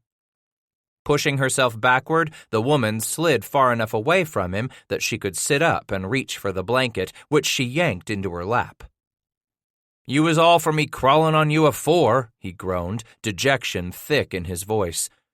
"Why not now when I can make it last a little longer for us both?" After a pause, she shook her head, then motioned that she intended to head over to her village across the creek. He tried to inch forward, eager to grab one or the other of those small breasts. "Let me crawl on you one more time, then you get on back to your camp." Curling her legs up defensively, she put out an arm to hold him at bay. Then she made the sign for no trade. No trade? For a moment he was confused. Then it struck him. "What I give your father was for just the first time, that it?" She continued to stare at him. At least she wasn't moving to get away. Good enough for the first time, all right, he thought. If he was going to convince her to spread her legs for him a second time, Bass figured he was going to have to come up with something to give her that she would not have to share with her older sisters. Something for her and her alone. Turning to stare at the free trappers' camp some 60 yards away in an attempt to divine what he could offer her, Bass heard her moving of a sudden. When he whirled back, he found her dragging her dress over her head and arms. "No, stay," he begged in desperation, his hardened flesh still insistent, his heart in despair of finding something to offer her. But then he lunged to the side, flinging back the flap on his shooting pouch to dig around inside until his fingers found one of the awls he had traded for that afternoon. Scratch scooted back on his knees to present it to her in his flat palm. After a moment of consideration, she took it from his hand, tapped a finger pad against its sharp tip, and considered his offer a moment longer before she laid it back in his hand and went back to pulling the dress down over her breasts. Jehoshaphat! What did he have that would make her eyes shine enough to lay back down for him? Glory! He dived back at his shooting pouch, stuffed a hand into the pocket at the back, and swept out a long length of the wool ribbon generally used to bind an edge on blankets. This he held out in his hand for her to inspect. By that time, she wasn't watching him, rising to her knees so she could tug the dress down over her hips, when she suddenly spotted the selvage ribbon and froze.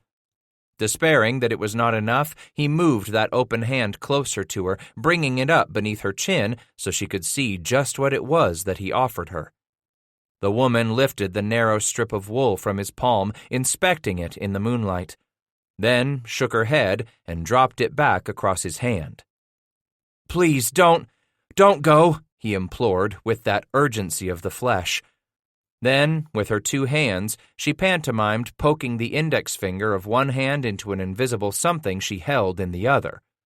For a moment, he imagined she was making the sign for copulation. Then he understood. "The awl," he whispered. "You want the awl, too?" He retrieved it from his pouch and laid it in one hand, grabbing the ribbon in the other, and presented them both to her. For a painful moment, the woman stared down at the awl and ribbon. just stared. And finally, she removed the two objects from his palms, placing them to the side atop her blanket, then rose on her knees to grasp the bottom of her dress once more, shimmying out beneath it as he suddenly went desert-tongued at the sight of her quivering breasts freed again for his touch, sensing his own renewed hardness, his own feral heat about to overwhelm him. As savage as he attacked her that first time, now he discovered he was able to savor this delicious anticipation of delay rather than feeling himself hopelessly swept up and helplessly hurtled forth by a mysterious force he could in no way control. Again, she reached out to wrap her fingers around his swollen readiness, easing him forward to rub against that moistening cleft in her flesh for a time while she gently gyrated her hips, gradually driving him mad with desire. With one volcanic lunge, he was finally inside her, feeling his groin locked against hers as the woman clamped both of her hands on his buttocks, arching her back as she began to gyrate more violently beneath him.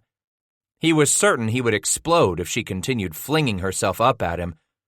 Instead, Bass locked his hands on her hips and rocked back, lifting her completely off the blanket as he sank backward until the woman straddled him. For a sudden, frightening moment, she did not move, gazing down at him in shock. But when he ground his hips up against her, raising her off the blankets, he got the notion across to her.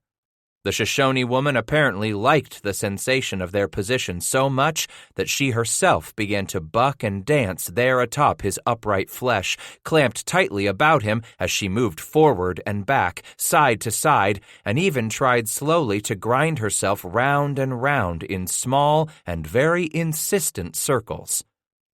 Of a sudden, she was recklessly bouncing on top of his hardness, rocking up so far on her knees that she stroked the entire length of him, so far, in fact, that he feared she would pull him out. Yet each time she slammed herself back down onto his hips. Up and down she pumped him, her eyes compressing into half slits, her breathing become ragged as he felt himself rising toward a furied crescendo. Then she was whimpering, and for a moment he became afraid he had hurt the young woman with the vigor of their coupling.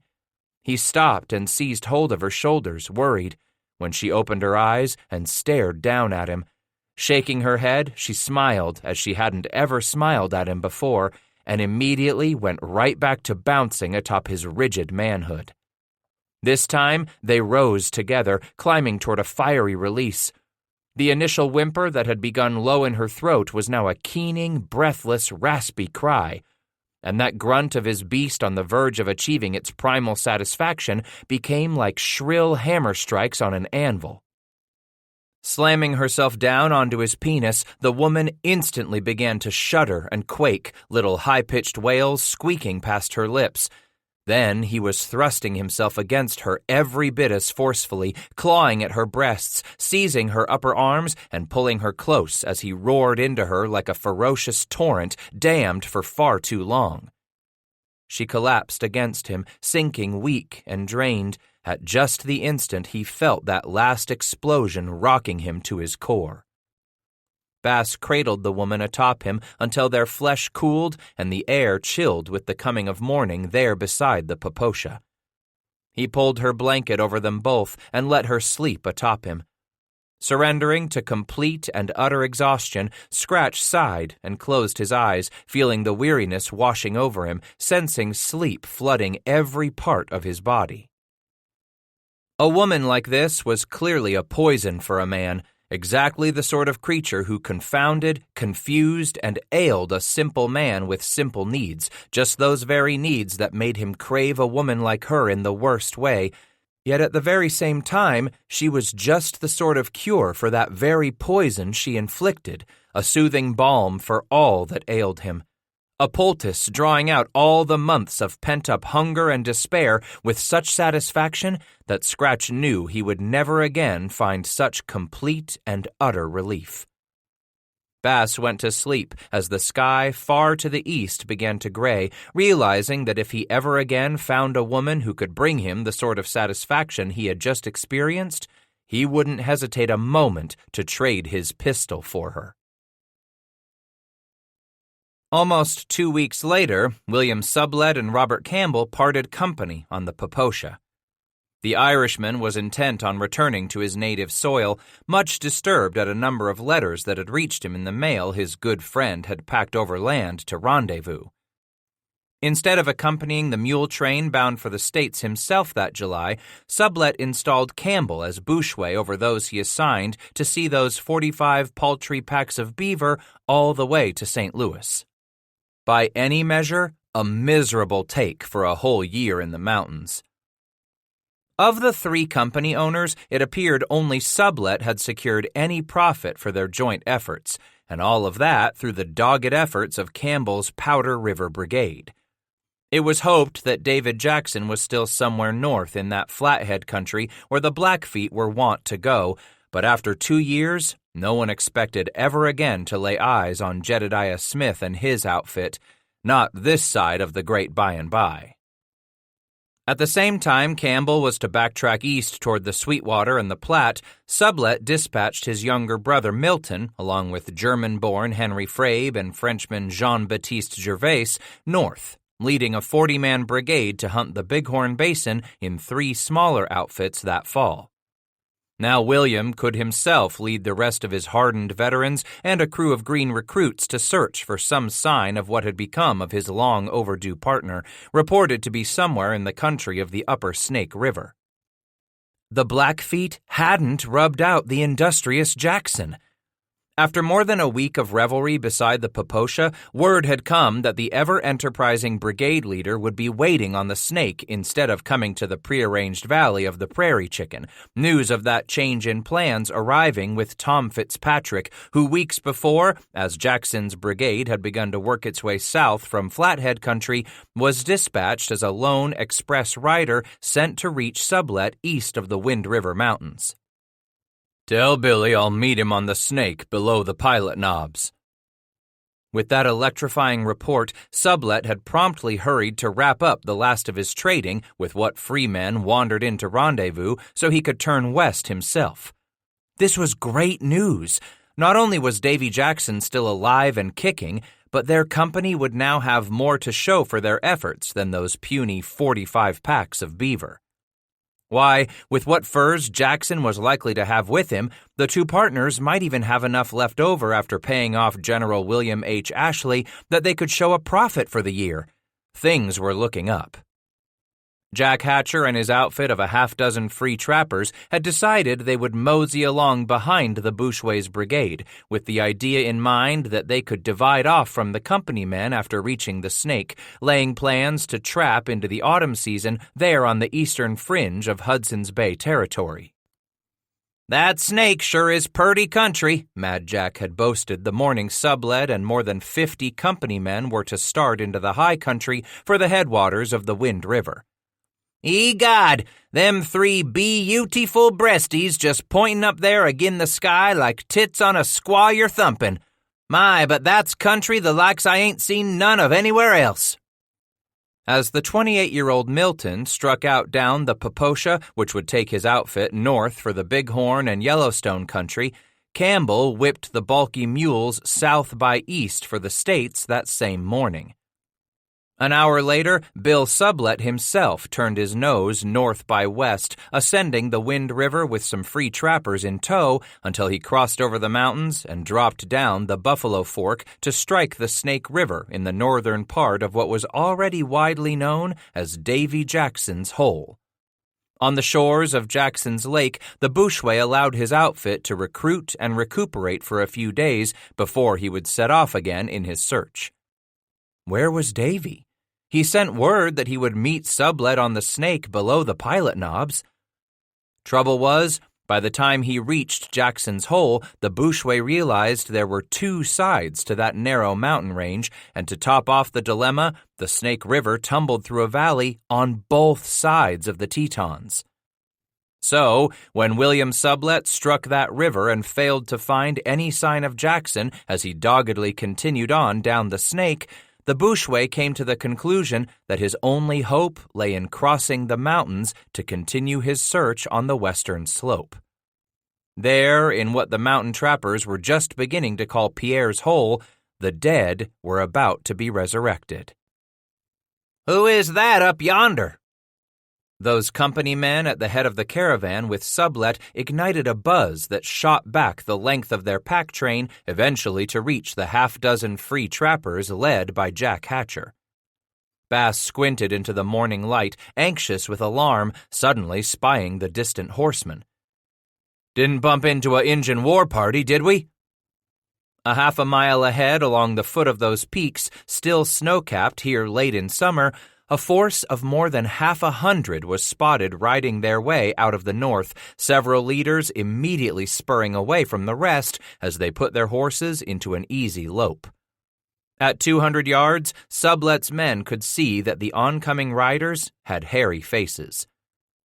At 100 yards out, those buck-skinned strangers raised their rifles and fired a joyous salute into the air. Now the company men were roaring in delight up and down the caravan, recognizing old friends of the trail. "Tom Fitzpatrick says it looks to be Davy Jackson hisself," came word from one of the excited brigade men as the caravan was whipped into a lope. Immediately, a curious Hatcher and the rest gave heels to their mounts, spurring toward the action. Caleb Wood roared, "Fitz ought to know if it's them. He wintered with Jackson's men." "Davy Jackson's brigade, by God," Elbridge cheered as they hammered toward the reunion. Then, just about the time Sublet, Bridger, and Fitzpatrick all fired their rifles and reined to a halt to greet the overdue Jackson, they had themselves another shock that rattled each man jack of them all right down to the soles of his moccasins. There, beside Davy, rode none other than Jedediah Strong Smith his own self, come back from the land of the dead. Why, there was more back-pounding and hooting, hurrahing, and bear-hugging that late morning in the shadow of the Tetons to last any man a lifetime. Then and there, the three reunited partners decided they'd camp and hold themselves a second rendezvous. Even if Billy Sublet didn't have but a third of his supplies left, there would never be a better reason to hold a celebration in the mountains than when one of your own was come back from the dead. "Hatcher? Is that you, Jack Hatcher?" Bass got to his feet as the impressive stranger came to a halt on his horse some 5 yards away from where the 7 were occupied, unlashing packs and preparing to make camp themselves. Hatcher stood, shading his eyes to stare up at the man who had the high sun at his back, his snowy mane radiant in the summer light as it spilled from beneath the wide, rolled-up brim of a crumpled felt hat. Caleb Wood was the first to utter a sound as he came up on the far side of the stranger. "McCafferty?" Then Hatcher bellowed, That really you, Asa?" As the stranger slid from his saddle, Elbridge turned quickly to Titus and declared, "That's the preacher fellow we told you of, one what kilt that medicine man." Scratch watched alone while the others nodded around McCafferty like acorns around an oak, shaking hands and pounding one another on the shoulder, all laughing and talking and jabbing at the same time in their joyful surprise. "Didn't ever figure to see you again," Rufus confessed. McCafferty asked, "What, me rubbed out, Mr. Graham?" "Nah," Jack roared. "I figured you give up on the mountains and run back east with your tail tucked up between your legs." "Ooch! Mr. Hatcher, you sting me to the quick!" McCafferty shrieked, then started to laugh with an easy, contagious mirth that got the rest of them laughing with him. Scratch had to admit that this McCafferty did have him an elegant, booming voice, the likes of which would have enthralled and captivated far-flung frontier congregations and revival camp meetings without a doubt. "Where in these hills you been hiding yourself lately?" Jack inquired. "Been up to Flathead country, where I run onto Jackson's men when they was riding south to find Sublet." Solomon slapped McCafferty on the back. "From the looks of it, you still got all your purty white hair, Asa, and here I thort Flathead land was up there where them Blackfeets get a chance to lift that hair from you."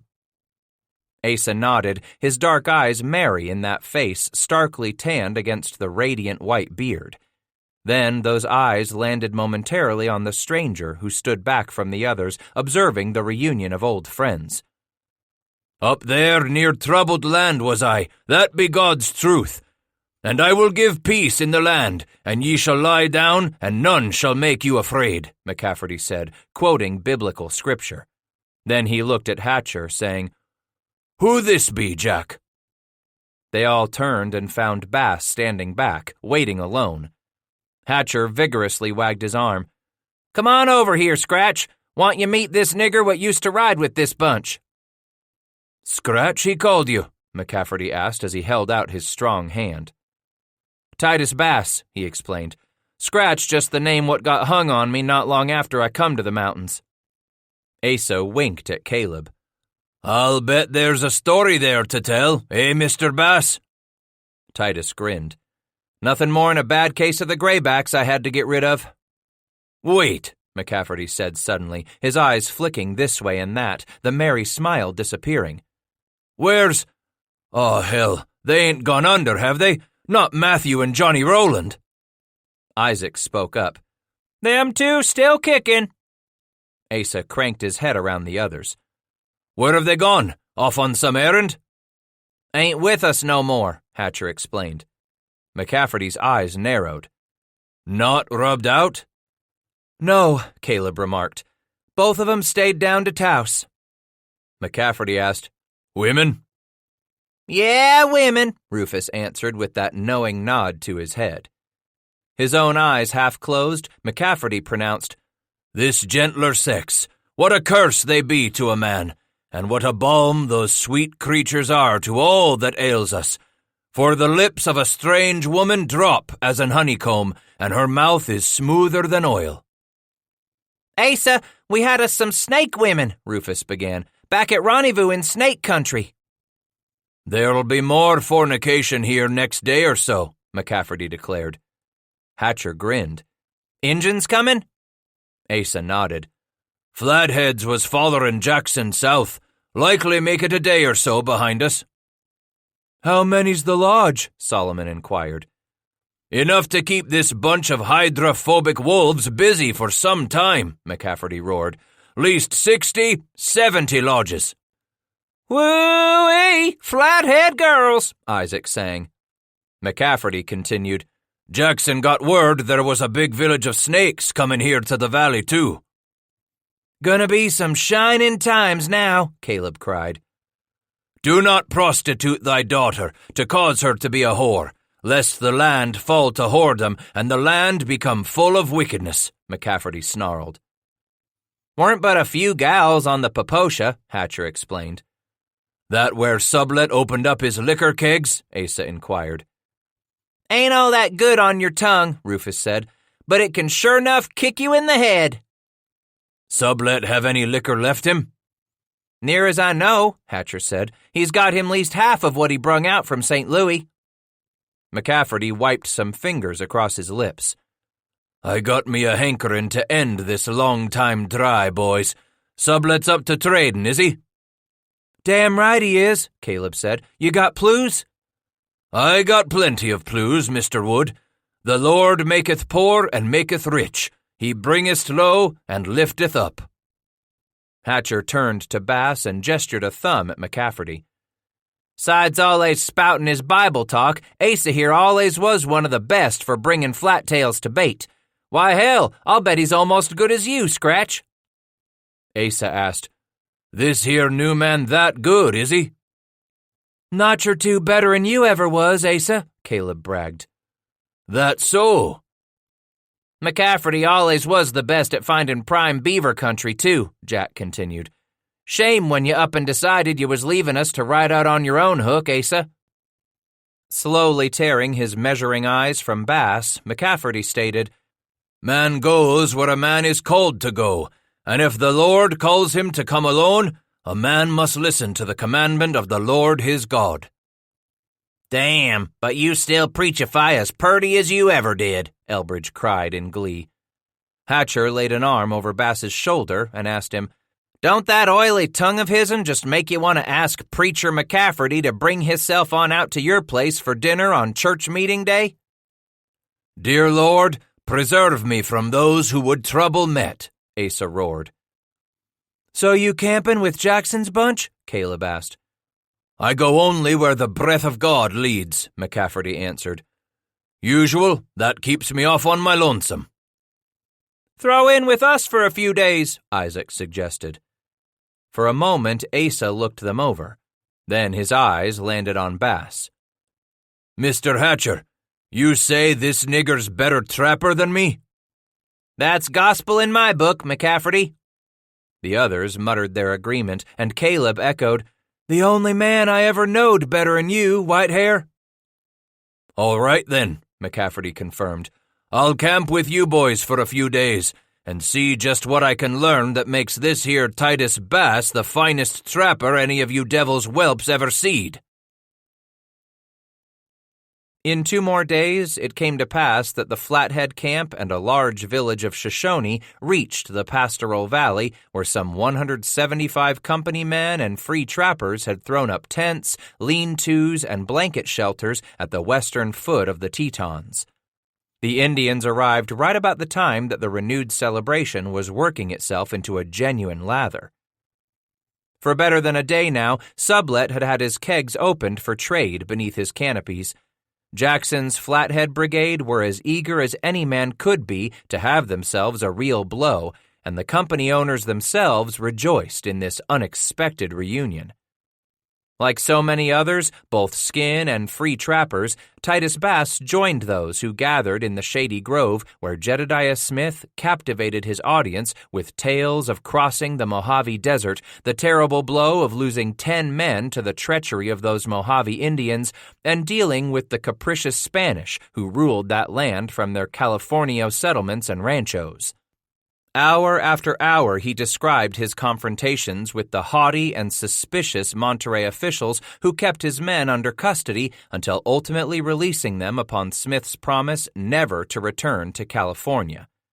From there, he described how they had hurried north, selling some of his furs to an American captain who anchored his ship in the Bay of San Francisco before Smith's brigade continued its search for the mythical but famed Buenaventura River that was rumored to carry a man from the west slope of the mountains all the way to the great Pacific Ocean.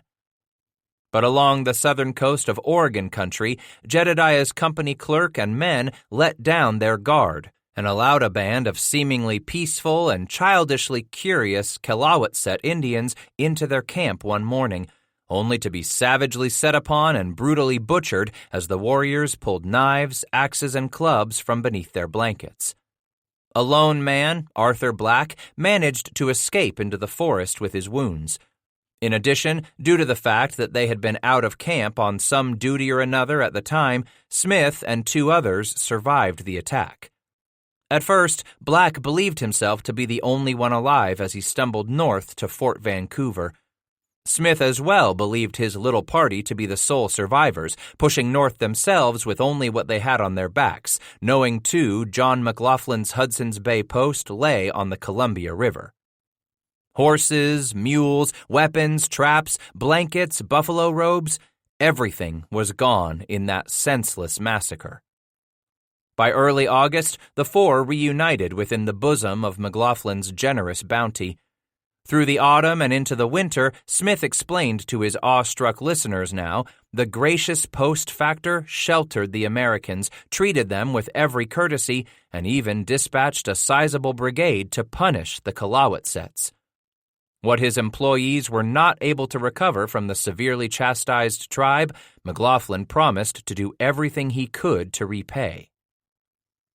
After one of the survivors elected to stay on at Vancouver and another journeyed east with an English brigade, Smith and Black finally set off for the Rocky Mountains once more in early March, beginning their epic and solitary journey of more than 1,000 miles that took them across the entire extent of the Great Northwest. Passing Fort Colville at Kettle Falls and on past Flathead Post on the Clark's Fork, the pair finally stumbled onto their old friends in the Kootenai country. Familiar faces, at last, back in the arms of their own countrymen. So, here in Pierre's Hole, Smith stood before that gaggle of Americans and reached inside his well-soiled, smoke-smudged shirt to pull forth a leather envelope from which he took a folded parchment. As one of the few in that assembly who could read, Jedediah clipped off the words scrawled by the hand of no less than Chief Factor John McLaughlin, a draft on the great and powerful Hudson's Bay Company itself. "I didn't have an idea, you had such a paper on you," Davy Jackson exclaimed as he and Sublet pounded Smith on the back. He turned to Sublet and explained, "When Dia come upon me, we was camped by the shore of the Flatheads Lake. All he and Black was carrying on their skinny crowbait horses was a few otter skins they brung all the way from the Western Ocean. Them and the hide from a moose he shot last winter up near the English's fort. Now, don't you know, Dia here looked like one poor digger Injun, that's for sure."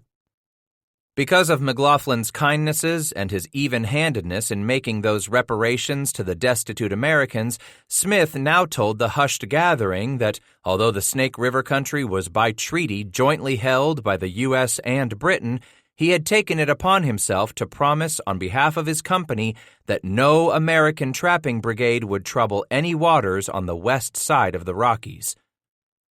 "But, damn, this here's prime beaver country," Jackson shrieked in protest. "Trap over on the other side," Smith suggested in that polite preacher's son tone of his. "In Jackson's Hole." Round and round that afternoon, the partners argued the question, but in the end, the resurrected Smith's Christian charities prevailed upon the other two. "Maybe so it's a hard country after all," Sublet relented. "We're liable to lose good men, horses, and traps up there to the goddamned Blackfeet anyway." "There isn't anything to be gained south and west of the Great Salt Lake either," Smith informed the crowd. "No beaver of any worth down there." So Sublet prodded, "What you say of California, Jed?" "Nary any sign there, and the Spanish soldiers are near as bad as Blackfeet." And in the last few seasons, the valleys of the southern Rockies were being trapped by various brigades based out of Taos and Santa Fe. The Uinta and Wasatch Front were trapped out by the likes of Etienne Prevost and Ewing Young.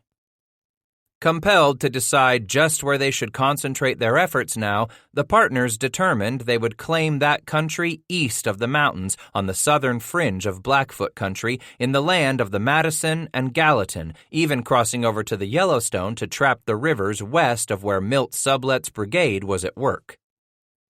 Jedediah Smith's crossings to the Pacific coast had cost the company thousands of dollars in animals and equipment. Accounting for both desertions and massacre, only 2 of the original expedition who had bid farewell to friends as they departed Sweet Lake back in 1826 were returned to this land of the Shining Mountains.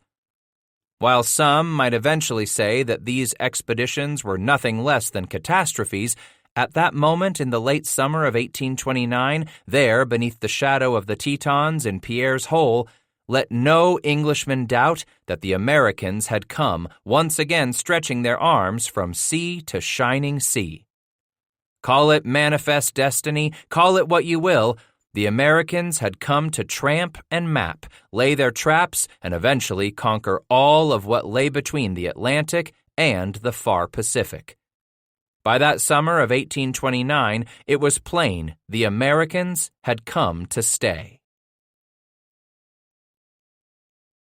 17. Pushed up against the late summer sky stood over 100 hide lodges, brown as a snake woman's breast.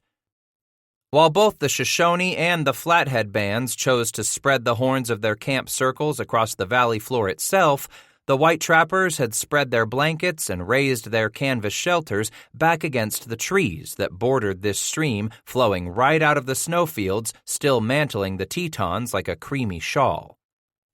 Here tarried the morning shadows, and cool mists clung to the surface of every narrow thread of water, draining both the Teton and Big Hole ranges that defined this long, narrow valley. There was wood and water and graze enough for those hundreds of Indians and something on the order of 175 white men. With those who had followed Milt Sublet into the Bighorn country, all told, Bass reckoned that there was no more than 220 Americans working the mountains of the far west. A damned rare breed what wandered about in all that lonesome country. The face of a white man wasn't so common a sight, not yet, he figured that August morning, and he thought back to all those days and weeks and more he had spent on his own, alone by choice or made lonely by chance. How many times in the past 2 years had he just wished he could go without hearing another human voice? If only for a whole day, if only to go for enough days with nothing but the soothing quiet of the wilderness itself, until that quiet became so overpowering that he could then seek out his own kind. As long as he had yearned for that rendezvous on the Poposha, as much as he had reveled in this even bigger, bawdier Pierre's Hole rendezvous, Bass awoke before sunup this morning, unable to go back to sleep. Restless, unsettled, not knowing what it was plaguing him with a nagging itch he'd have to find some way to scratch. On the Poposha, and again here, there had been enough copper flesh pressed against his to sate the woman hunger until another winter had arrived. Enough, too, of the numbing alcohol to remind Titus of just how much a fool it could make him and the others as they rolled and wrestled and romped like the young pups none of them were any longer. 2 years now, he thought again, awakened and restless in that pre-dawn darkness, and peered at the 6 long mounds that were Hatcher and his men cocooned in their blankets. Good men. Men who had saved his life, taken him in, made Bass one of their own. Men who had shown him the very best of the beaver ground in the Bayou Salade, then introduced him proper to Mexican territory, Taos Lightning, and those gringo-loving senoritas. 2 years now. Was there such a thing as too much companionship? He grappled with that dilemma as he stared into the dark and impatiently waited for morning to come. Was this an itch to strike out on his own, or only that annual itch to be done with this summer fair and on to the autumn hunt, planning his winter ground, cogitating on where spring would find him breaking ice to set his traps? So, Scratch watched the light come creeping across the horizon, nothing more than a graying of the sky behind the jagged spires of those pilot knobs that rose so stately there could be no denying that a man must surely feel himself anointed to be here in this high kingdom, must surely consider himself one of the chosen to step foot in this virgin land, in some way embraced as one of the few who would ever get a glimpse of what lay beyond this world and into the next. So high did they travel that such men as he should surely see right on through the sky. For too long he had lived in one place. Was it only that his moccasins grew itchy and he grew anxious to be on the tramp again? Trapped back east among so many people for most of his life, to discover so late what a balm the aloneness could be for his soul. To discover just what the silence in all that was outside of him could do to create serenity for all that rested inside at the marrow of him. Gone to the banks of the stream as the sun brushed the sky to blue and the Indian camps came alive, Bass splashed cold water on his face, then pushed himself out over the water on locked elbows, dipping his chin right into the bracing liquid, so shocking it made him gasp. On the far side sat some women bathing their tiny naked ones in the grass, the children stoic and mute as the sparkling droplets tumbled from their shivering bodies onto the lush green blanket of trampled grass. As he stood and finally turned to move away, the giggle of children drew him past some tall, concealing willow to find a trio of girls busily chasing a huge bull snake with their sticks through the grass and brush. They reminded him of little ones in those camps of the Ute, Crow, and Shoshone where he had passed winters at peace. During those long, cold moons, the warrior bands were content not to move until the village decided to pick up and find another valley when the wood ran low, or the game disappeared, or the ponies required more of the autumn-cured grass. Perhaps the warrior had it right after all, Scratch brooded as he headed downstream toward the Flathead camp. Indian males celebrated their togetherness in many ways, in the buffalo hunt, at pipe ceremonies, making war, and with those informal talks on all manner of things as they sat in the warm sun while their women went about the camp chores. But too, many were the warriors he had known who would set off on their own for the hunt, or eager to earn themselves a battle honor, perhaps to steal horses, or only to find an answer to their seeking somewhere on high. Suddenly stopping dead in his tracks, Scratch nodded emphatically. Although he was alone, he spoke out loud. Yes. Having decided answers came only to those who took their own path. All a man found among others was the noisy answers that fit only those other men, a garbled babble of talk that was hard to divine. To find his way back to that serenity he had first discovered in this huge land, Bass realized he had to make his way back towards solitude. Barefoot and dressed in nothing more than tiny strips of cloth that served as breech clouts held around their waists by narrow rawhide strings, a half-dozen little boys came chasing after another handful as he neared the outer lodges of the village. Yelling taunts and shouting encouragement to one another, flinging their sapling lances or shooting their boyhood bows, they played at these deadly lessons of warfare, this study of dying and death learned so young. At the edge of a morning fire sat a young woman who glanced up at the white man walking past. In her lap, she cradled the head of her free trapper husband, his eyes closed in exquisite relaxation. Carefully, the flathead squaw parted her husband's coal-black hair, inspecting the scalp painstakingly, until she found another louse, which she seized and cracked between her teeth before tossing it into the fire, then continued her search for the next.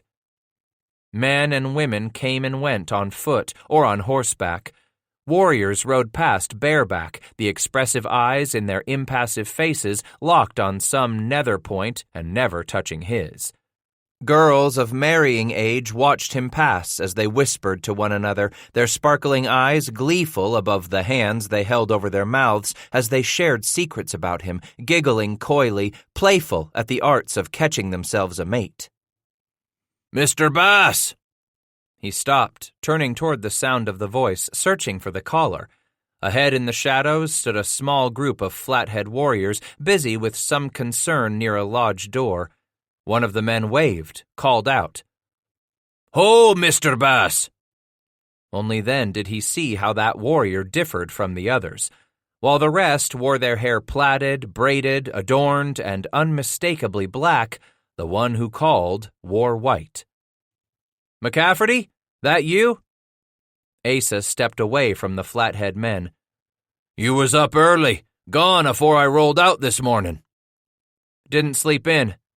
"I seed such is the way about you," McCafferty said as he came to a halt before Bass. "That what makes you so damned good a trapper?" He grinned. "Maybe so, Asa. Get them flat tails afore the day gets old." Then, with a gesture, he asked, "What brings you to the Flatheads so early of the day?" Shrugging, McCafferty replied, "I happed to spend me some of last winter with this very bunch. Stayed on in their country for spring trapping." "Spring gotta come late that far north." Shuddering slightly, Asa declared, "No truer words was ever spoke. I was hunting on my own hook and about to mosey south for rendezvous when I run onto some of Davy Jackson's boys. Said they was soon to start back to join up with their bushway so to make their way to rendezvous their own selves. Sounded like a fine notion to me." Bass felt the sensation grow strong deep within him, something snagging his curiosity, pulling at it like the hooked claw of a golden eagle tearing at the body of its prey, peeling it back and making him suddenly aware of what lay beneath. "You said you was on your own hook?" McCafferty looked at him strangely a moment before answering, "Didn't none of Jack's boys tell you how I come to part company with 'em?" "S'pose they did, yes." Asa stared off toward that far border of trees where the white men had their camp. "I ain't one to stay with a gaggle of fellers, not for long I ain't." "They said you up and had to take your own way." "Now don't go gettin' me wrong, Mr. Bass. Ain't but a few men near as good as Jack Hatcher to lead a bunch of niggers what want to go their own road and do things their own way. And the rest, why I like some better'n others, but that's a bunch what'll be there when it comes time for the nut cuttin'." Scratch nodded. They've been at my back every time I've needed some backing up. Never let me down, not once. And they won't. That just ain't their way, Asa argued. Then he seemed to regard the man before him carefully until he said, You ain't really the sort what cottons to a lot of folks around either, are you, Mr. Bass? Suppose I'm not, he admitted. How long you say you been with Jack's outfit? Almost 2 years now since I got my hair stole and Jack's bunch run onto me up by the Wind River Hills. With a cluck, McCafferty replied, That's a long time for a man such as yourself to stay hooked up with others. Maybe so. Then again, maybe not. For some men, like the rest of them what been together for years and years now, it ain't nothing to run in a pack with others winter after winter. Scratch looked deep into McCafferty's icy blue eyes. But for you? For me, he asked, then sighed. I ain't like most. Had my fill of faithless folks long time back. East it was. For winters now I ain't been the sort to stay on with this bunch or that very long at all. Sets better by me to have my friends, spend time, trap, and winter up with 'em, then move on afore we find we ain't friends no more. Maybe so that makes me a hard one to live with, eh, Mr. Bass? None of 'em claimed you as a hard keeper, McCafferty. I 'spect they wouldn't. That's why I moved on after a couple seasons with them boys. Took off afore we wasn't friends no more. Do you figure it's wrong to ride off before being round others starts to stick in my craw? Is it wrong that I pack up plunder and plues and get high behind down my own trail? Don't sound unreasonable to me, if a man's made of such, Bass declared. You the sort what likes to mosey on his own, Mr. Bass? Aye. And Scratch paused a moment, reflecting. I suppose I am, truly. Never was much a joiner, was you? Can't say I was. Then McCafferty's eyes narrowed as he gazed at Titus. The trapping's better when there ain't so many to split the take. With a shrug, Bass said, We allays worked our own places on the stream. Never was a problem for me. Just give yourself a shake or two and think on it. How good you'd do 'thout all them others working that same stream. It ain't all about the beaver. But McCafferty grabbed hold of Bass's elbow and turned him so they directly faced the west slope of the Tetons.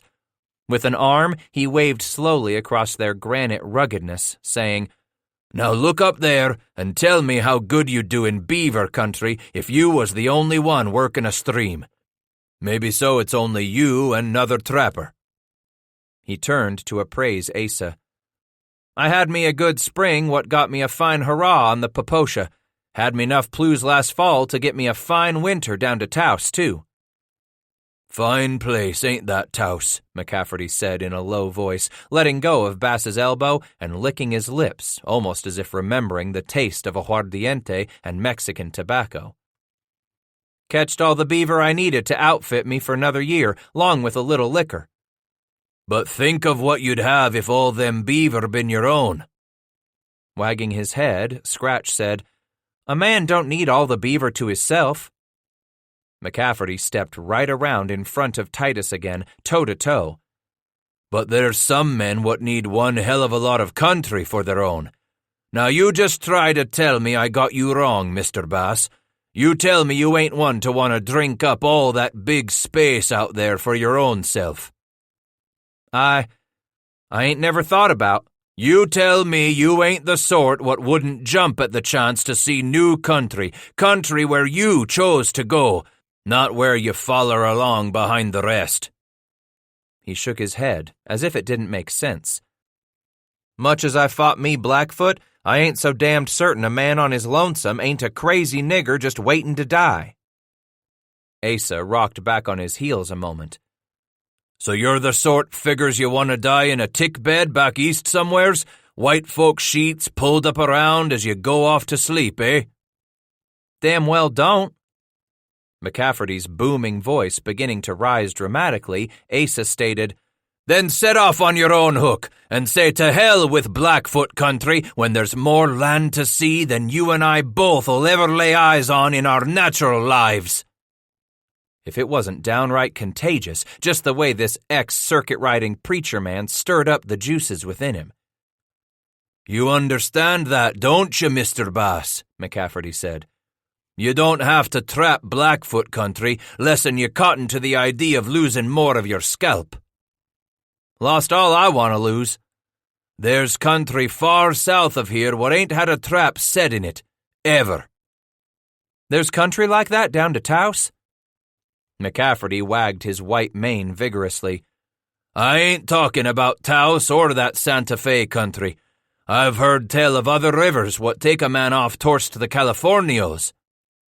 "There's beaver there?" "There's beaver on the Healy."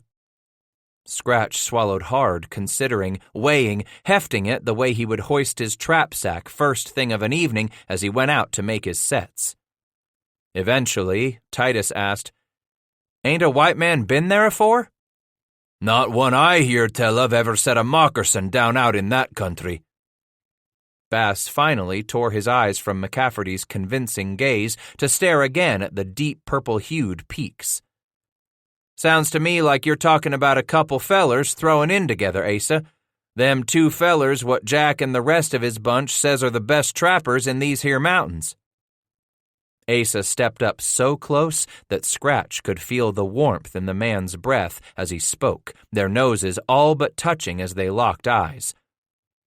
"I'm sayin' you throw in with me, Mr. Bass, and you ain't ever gonna wish you hadn't.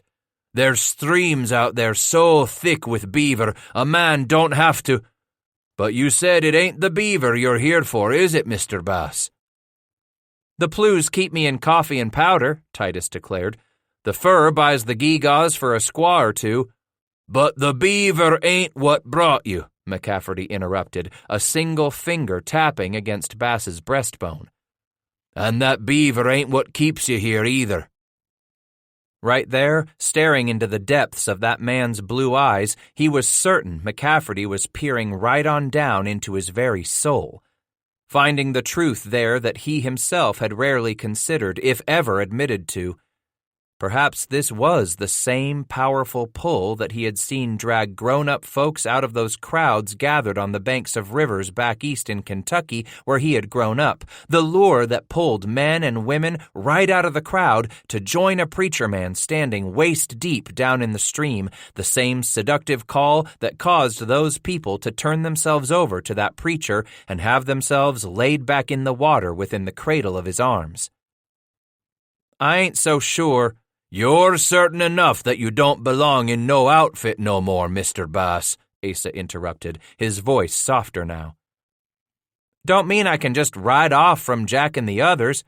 "And I ain't expectin' you to," McCafferty whispered. "You want to hook up with me?" "Hadn't thought about it afore." "But you're thinkin' about it now." He finally nodded. "Tellin' 'em's a simple thing," Asa explained. "Jack Hatcher's the sort what understands. Time came for me to go, I said it by him, and he didn't stand in my way." Bass nodded again, then said, "So did Matthew Kincaid, and Johnny Rowland, too." "Them too, yes," McCafferty echoed. "Comes a time when a man must make his own way, and don't follow the shadow of others." "I'm a better trapper than any of 'em," Scratch declared, surprising himself. "You oughtn't be showed for just how good you are." Scratch turned and gazed at the distant trees across the creek, off in the direction where he had pitched camp with Jack Hatcher's bunch, where Asa McCafferty camped too. Then he peered back at the Whitehead. At last he spoke. "Where's that country you said ain't never had a trap laid down in it that you know of?" "On the Healy." "I suppose you're right that if nary a white man ever set a foot down in that country," Titus confirmed, "then it bears out that there ain't never been no traps set along those rivers." McCafferty's eyes widened, a smile crinkling that stark white beard. "No one there, Mr. Bass. No one but Injuns." It felt as if the very air around him were sucking him dry. Not anything like the steamy country back where Bass had grown up along the Ohio and the Mississippi, where a man slowly simmered in his own juices. Out here, far beyond the western slopes of the southern Rockies, they had confronted an unimaginable heat, the air around them so hot, Scratch figured it could boil fat off a flea. The sunlight grew so intense that several times a day Scratch swore his skin was shriveling, becoming just as crisp as those cracklins his mam used to fry up for him back in Kentucky. So stark and white was the radiance all around him that it felt as if his eyes were melting while he struggled to focus them on the dancing horizon, everything shimmering in the distance through the midst of that incomprehensible heat. And the farther south they pushed, the hotter it became. They desperately needed to find water for their animals, for themselves, before there was nothing left of him but a cracklin like those pan-fried pork rinds his grandpap had so loved to eat. Just to find a pool in some stream deep enough for him to sit, even to lie right down in, submerged right up to his chin so every square inch of his body could soak up that blessed moisture. Titus didn't know what was worse, sizzling beneath his thick buckskin war shirt as they plodded on hour after hour, or how the sun's powerful rays penetrated right on through that old linsey-woolsey shirt he wore under the buckskin, soaking up the sweat. This morning, both he and McCafferty had decided to strip to the waist about the same time, lashing their garments behind their saddles as they kept on moving. It didn't take long for Scratch to realize just how big a mistake that was. By mid-afternoon, with the sun still hanging high and seemingly reluctant to begin its slide into the west, Bass realized he was growing lightheaded, strangely dreamlike. Everything he peered at around him had an unreal quality to it, shimmering, all the edges ill-defined and watery. Every object pale, all but translucent as they were swallowed up in the endless waves of heat rising from sand and rock and brush alike. Up ahead of him a few yards, McCafferty slowly keeled to the side in his saddle, tipping so far this time that he spilled off in a heap, sprawled on the hot-baked hardpan. Of a sudden, it became an insurmountable struggle for Bass to get the reins pulled back and halt his horse. He sat there a moment, huffing with exhaustion, wavering in the saddle himself, staring at McCafferty's body lying just as twisted as one of his sister's sock dolls on the sand-flecked, sun-burned grass while he sorted out just what he would do to get himself off his horse. His head swimming, Scratch leaned until he felt all his weight shifted to his right leg, pain crying out in that foot stuffed in its wide cottonwood stirrup. As he brought his free leg up, he lost control, spinning out of the saddle, losing his balance, careening onto the ground, landing on his back to stare at the pale, fiery sky and that unblinking yellow eye with that one foot still tangled in its stirrup. It took only a moment for him to realize that the ground beneath him was on fire, so hot he wasn't sure he might not just burst into flame himself. In a dizzying surge of effort, Bass kicked his foot free, rolling to the side so he could rock back onto his knees. That accomplished, he brought one leg under him, reached up for the stirrup, and pulled himself onto his feet, gasping for air. Lunging forward on legs that weren't quite heeding his commands, Scratch stumbled across the last few yards to McCafferty's side, where he gratefully sank back to the burning ground. After a painful struggle, he managed to get Asa rolled onto his back. Sand and flecks of the gold-withered grass clung to the man's oak-brown cheek and forehead, plastered there above the stark white whiskers. As Bass bent over McCafferty's face, hovering above it to peer closely at his partner, he put Asa in a shadow. Almost immediately, the eyes fluttered open into no more than crusted slits, grains of sand embedded in his damp eyelids. Asa's cracked lips quivered for a moment, his parched, bloated tongue trying to form the words until he spat them out. Cut me. Cut you? Knife, the bleeding lips instructed. Cut my wrist. Use my knife? Slowly, McCafferty nodded as if his head weighed more than their trap sacks. Here. But it was some time before Asa urged some movement out of one of his red, burned arms and pointed at the other wrist. You cut, I'll suck. It still didn't make sense. Cut you so you'll bleed? Suck blood. I can't cut you. With what had to be the last vestige of the man's strength, McCafferty grabbed a handful of Bass's long brown hair and tugged on it hard enough to pull Titus right down toward his face. Only chance, Asa croaked with a voice so dry it sounded like a dry rasp being dragged across coarse cast iron. Blood, save me, till we get to the river. Then, with an exhausted gasp, Asa released his hair, and Scratch slowly raised his head, squinting below that wide brim of his hat to peer off at first one horizon, then another, and finally in a third endless direction. Nothing of any promise in sight. Yeah, Asa, you just hold on. The river ain't far now. But he knew McCafferty wouldn't make it, unless he cut the man. With a trembling hand, Scratch reached around to the small of his back to drag the skinning knife from its rawhide sheath. His vision was blurring, his eyes stinging more and more from the sweat and the blowing sand, red, raw, bloodshot. Scratch didn't know for sure if it was the salty drops seeping into them, or perhaps that his eyes were simply starting to melt, oozing out of their sockets and right on down his cheeks into the thick beard. After he had blinked and blinked some more to clear them for a moment, Bass peered down to find McCafferty's head slumped to the side, the man's eyes half closed, only the whites showing in that glare of brutal light. Painfully, Scratch dragged his knees across the hardpan earth, scooting right up to Asa's shoulder, where he jabbed his left arm under his partner's neck. With his fingers locked under McCafferty's armpit, he heaved against the dead weight. That effort made his stomach threaten to hurl itself against his tonsils. He bent over the body, gasping as he squinted his eyes shut, then groaned, gritting his teeth the moment he heaved against the weight once more.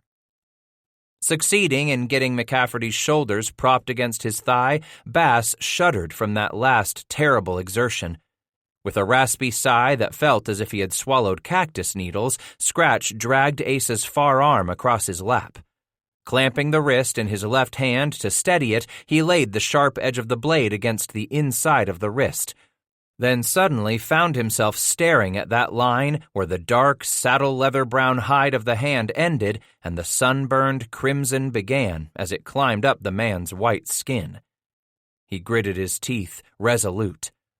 Across that tan line, he compressed the blade into the reddened flesh, struggling to focus his eyes again, to whip his mind back to the task before him, until he suddenly realized he was watching the man's blood oozing from the laceration.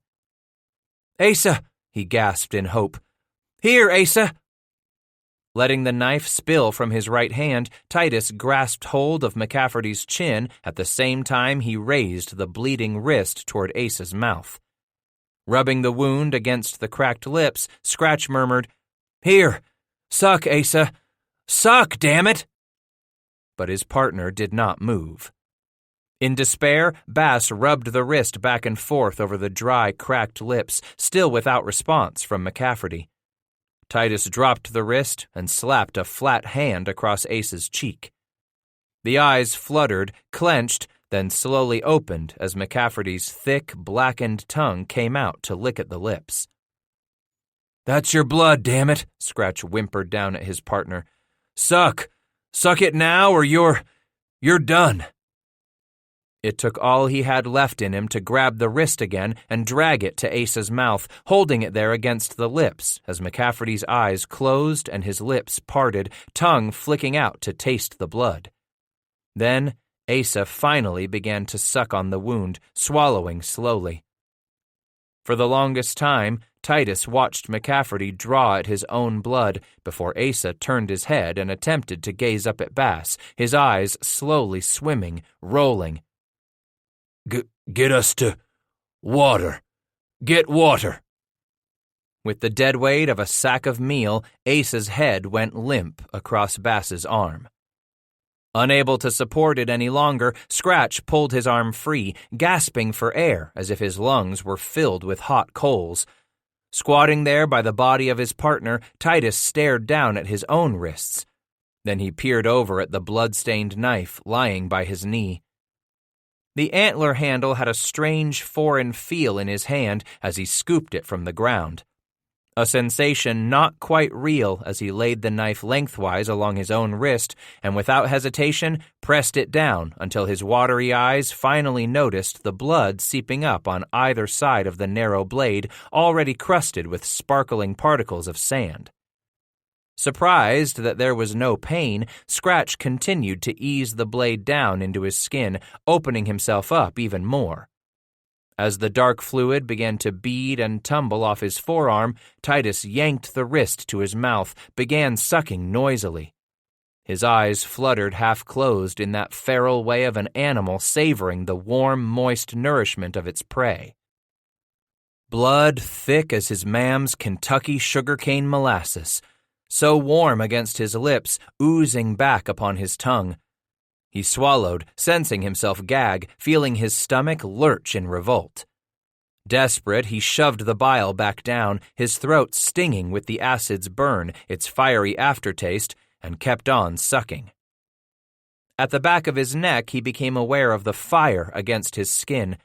Revived enough now to raise his head, Bass turned and glanced at the path the sun was taking into the west.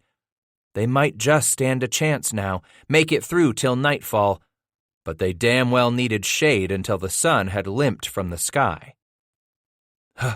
"Hannah," he whispered, able to coax no more out of his throat. Sucking some more on his wrist, Titus used the tip of his tongue to smear that blood over his lips until they were moistened, then tried to whistle. Nothing more than a faint, shrill sound. Beginning to feel hopeful at this small success, Bass watched the half-dead mule roll her big head to the side and peer over at him. He licked the lips again and whistled. This time, she obediently started to turn his way, then stopped. "Hannah," he croaked. She came on around with his coaxing. The mule worked unsteadily at those next few steps, turning slightly, picking up one hoof at a time beneath her burdens, finally drawing close enough that he could reach out with his bloody arm and grab for the lead rope. On the fourth try, he captured the braided rawhide and looped it around the hand. Now he was able to nudge her closer, eventually turning her so that she stood nearly on top of them to block the bright light. So hot had the direct rays become that this sudden shadow seemed like the cooling breath carried by a spring breeze. It surprised him when his saddle mount came over to join the mule, nor was it long before one of McCafferty's pack horses came over to join the others. He let himself collapse to the side in relief. A good thing it was, he thought, as he let his head rest atop his elbow on that hot ground. Good that horses were a damned sight more sociable than he was. There, in the collective shade made by those near-dead animals, Scratch closed his eyes and sighed, letting his mind drift now that his tongue wasn't near so swollen with thirst, now that he could feel some saliva beginning to work up at the back of his throat, around that tiny pebble he had stuffed under his tongue back near sunup. In a while, he figured he just might have enough strength to get up and cut a horse's ear for McCafferty. Not right now. In a while. On that August morning, what seemed like ages ago now, he and McCafferty had hastened back to Hatcher's camp, eager to announce their plans to set off on their lonesome to the others, who were trudging over groggily to settle by the fire and swill down some steaming coffee. "Here I thought you was a happy man being part of us," Caleb Wood sputtered, the first of them to protest. Elbridge Gray shook his head woefully, pursing his lips until he exploded.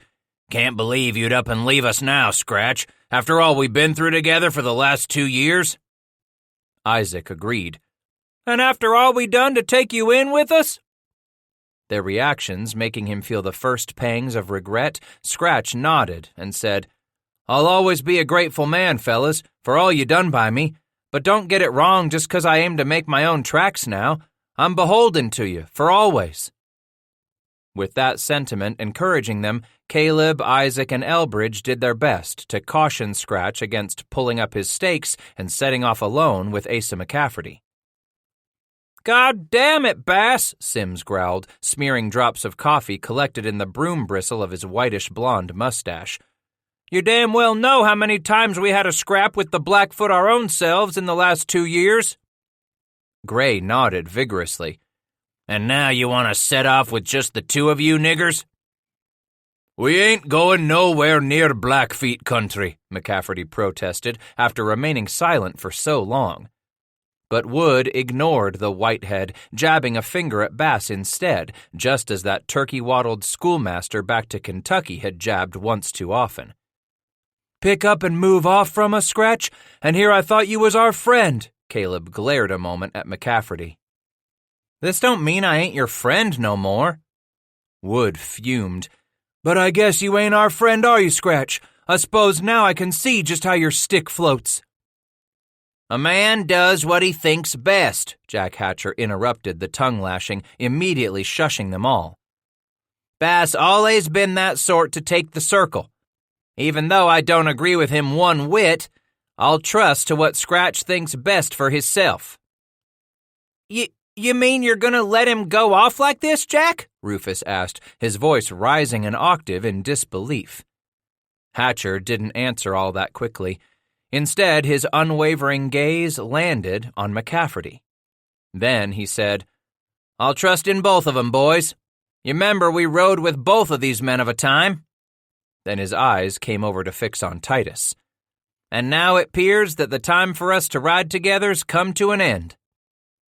Don't mean we reached the knot at the end of our days together, Bass replied, his throat filled with sentiment, suddenly sensing the ghostly presence of so many of those who lived on now only in his memory.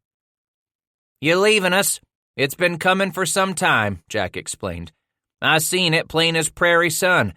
Some folks need others around 'em all the time, like the rest of these boys. Then, there's folks like you, Titus Bass, the sort of man what does best left on his own. Those words reverberated someplace within him now, like the waves of heat rising off the cast-iron surface of this land. Scratch didn't know how long he had been lying there with his eyes closed, his half-cooked mind numb from the dizzying heat, his thoughts running in this direction, then that, just the way Hannah would urinate on this baked and flinty ground, the hot yellow piss streaming off in one little rivulet, then a second, and then another, speeding there, finally a fourth narrow dribble fingering across the merciless, endless crust of the flaky sand. With a cold seizure of his heart, Scratch wondered if he had made a mistake, come so far into this devil's fry pan to die with McCafferty. Maybe so he came only to prove something to himself. Could he make it on his own hook? Or was the real problem that he doubted he would ever be able to trust in another man as fully as he had trusted in those three before they disappeared with near everything he had labored for? And while he was questioning himself and what he had done, should he have followed McCafferty out of Rendezvous back in August? Or had he only been blinded by the prospect of virgin beaver streams where no white man had ever laid a moccasin? In the end, was he cut out for making it on his own hook? Hearing Asa groan, Bass reluctantly opened his eyes. It was still shady on him. Peering up, he could see that all of their 5 animals remained around them. What a sight he and Asa must make, and he tried to chuckle in that taut, sunburned face of his. Out here, where nothing green grew tall enough to brush a horse's belly, their little tableau would stand right out on the flat, baked desert for many miles around. Those horses and that mule ringing 2 near-dead, completely stupid niggers, a pair of men waiting for the buzzards to come circling above them in the clear, pale, steamy sky, waiting for those naked brown Apache to pick up their trail again. Bass. It took some doing, but Titus slid his head off his arm, raised himself on an elbow, and made his face hover somewhere over McCafferty's. Night comin'? Asa asked as the shadow crossed his eyes. Not near soon enough. McCafferty's brow sagged with despair. God deliver us. Bass waited a while, then admitted how likely it was that McCafferty was sleeping again. As much as he wished he could, something down inside his gut nagged at him the way a tiny cocklebur got itself hitched under a saddle blanket and chafed the animal, irritating the horse's hide until that animal fought to throw off its torment. Licking his lips, Scratch again tasted the blood. Blinking, he found that this time his eyes did not sting with sweat, nor swim with blurry images. Grunting, Titus straightened, sitting right up beside McCafferty in that shady ring of horseflesh. Alongside his head hung the wide wooden stirrup on Asa's Mexican saddle. It would do about as good as anything. Seizing it first in one hand, then with the other, Bass took a deep, hot breath and began to pull himself onto his knees. The weakened horse whinnied, protesting at the sudden shift of weight on its saddle as the animal peered back at him. There, he tried to coo. Astonished to discover he was already up on one knee, Titus pulled with his arms, pushed with his legs, lunging up with an arm to snag that wide dish of the saddle horn. Pulling still more as his knees began to straighten, his head suddenly fuzzy again, light as cottonwood down. He gasped in surprise, relieved to find that he was standing. Forced to squint into narrow slits now that he was no longer protected in the horse's shade, Scratch peered across the distance, struggling to focus through the shimmering, dancing heat waves streaming up from the monotonous ground and that ocean of low brush struggling just to survive beneath a fiery sun. Then he turned slightly, clinging desperately to the saddle horn with that one hand, the other arm draped around the cantle. Slowly he turned a little more, gazing far, far out into the distance, checking for a smudge of dust, looking for any betrayal of black, beetle-like forms swimming watery along the shimmying horizon. He did not allow himself another deep breath of the superheated air until he had peered in all directions. Nothing. Almost as if he and Asa and their animals were the only living things for hundreds of miles around. But then he knew better. The Apache were somewhere out there, following on foot through the broken country. Likely, the red bastards had already reached this flat, endless stretch of valley at the base of the rocky mountainside and were coming on, tracking the white men and their half-dead animals. Should they drop the animals now and ford up, preparing for the inevitable? There wasn't any question that the Apache would follow them relentlessly. Both he and Asa knew it. The warriors had been dogging their trail for the better part of 5 days already, pursuing the trappers right on through the cleft in the mountains, across the plateau, driving them right on down into this sea bottom of a desert. There wasn't a reason in all of God's creation why the Apache would give up now, especially when the trappers' horses were slowing, when the white men hadn't come across water in 3 days, when the sons of bitches could waltz right in on him and Asa come nightfall. More than ever, Bass realized he had to get them to some shelter. Trees. Not a prayer of finding that much cover out here. Maybe so some rocks to hunker behind. By a miracle, perhaps they would happen upon some animal's den out of the sun and out of sight near a narrow stream. Water and shelter both. Which did a man need more right now? He brooded hopelessly, his mind unable to cling to one thing for too long. Plain enough to see, they needed water and shelter both. But to get the strength to push on as long as it would take to find that water and shelter, Scratch realized he needed more blood. He needed to open up one of the horse's ears, maybe even open up a leg back of the pastern. Daringly, he hobbled away from Asa's saddle, inching his way toward his own horse's neck and up to its head, struggling to focus on the ear. But of a sudden, he stopped, stumbled to the side, and made for McCafferty's pack horse. Its ears were bigger. He ran his hands over one of them, finding it all the thicker, jug-headed cayuse that it was. Best to cut Asa's animal. Besides, he rationalized, if it meant that he might have to coax some additional bottom from his own horse in the hours to come, Then the smart thing for him was to bleed McCafferty's mount. Wobbly there beside the big head, Scratch pulled out the skinning knife while he positioned the ear in the flat of his hand. As he brought the knife close, one of the big eyes rolled back, as if to inspect what the human was about to do. "Easy, boy," he murmured at the gelding. It was all he could do to keep his balance on those watery knees, to hold the horse's twitching ear steady as he drew the knife down one of the fat veins. The blood burst readily from the wound as he yanked the knife away, immediately poking his head beneath the ear, his dry mouth flung open, its blackened, bloated tongue protruding like a huge strip of half-dried buffalo liver, doing his utmost to catch every precious drop of that hot stream of life. Milking the ear from the wide base, he continued to steadily stroke toward the cut he had made, squeezing gently below the wound as the horse began a slow, circling sidestep. For every one of its moves, Bass moved, always staying right with that drooling wound as he licked and swallowed until the animal finally relented and stopped so Scratch could pull gently down on the base of the ear, urging the big head closer to his own face. Now he pressed his lips right against the open vein, lapping every bit as greedily as any man would suck at fresh marrow bones pulled warm and toasted from the fire. The hot, thick liquid dribbled from his lower lip, down his chin into his gray-brown whiskers. Suddenly he drew back for a moment, gasping for breath, as his lungs felt the shock of the heated air. He clenched his eyes shut and sucked some more of the warm blood.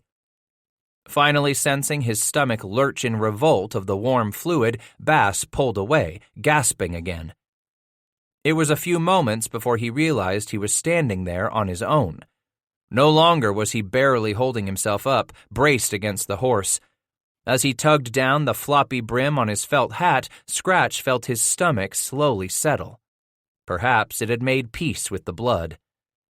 To straighten his shoulders now, draw himself up, and flex his arms and knees, all made him feel one hell of a lot better than he had for days.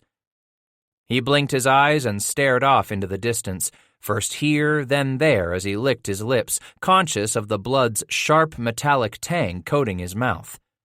They had maybe as much as 3 hours till dark, less until sunset, but something more than that until it would be dark enough for them to venture forth without being spotted by the Apache out there somewhere in the distance. No sign of a dust cloud, but then the Apache wouldn't be the sort to raise a cloud of dust, would they?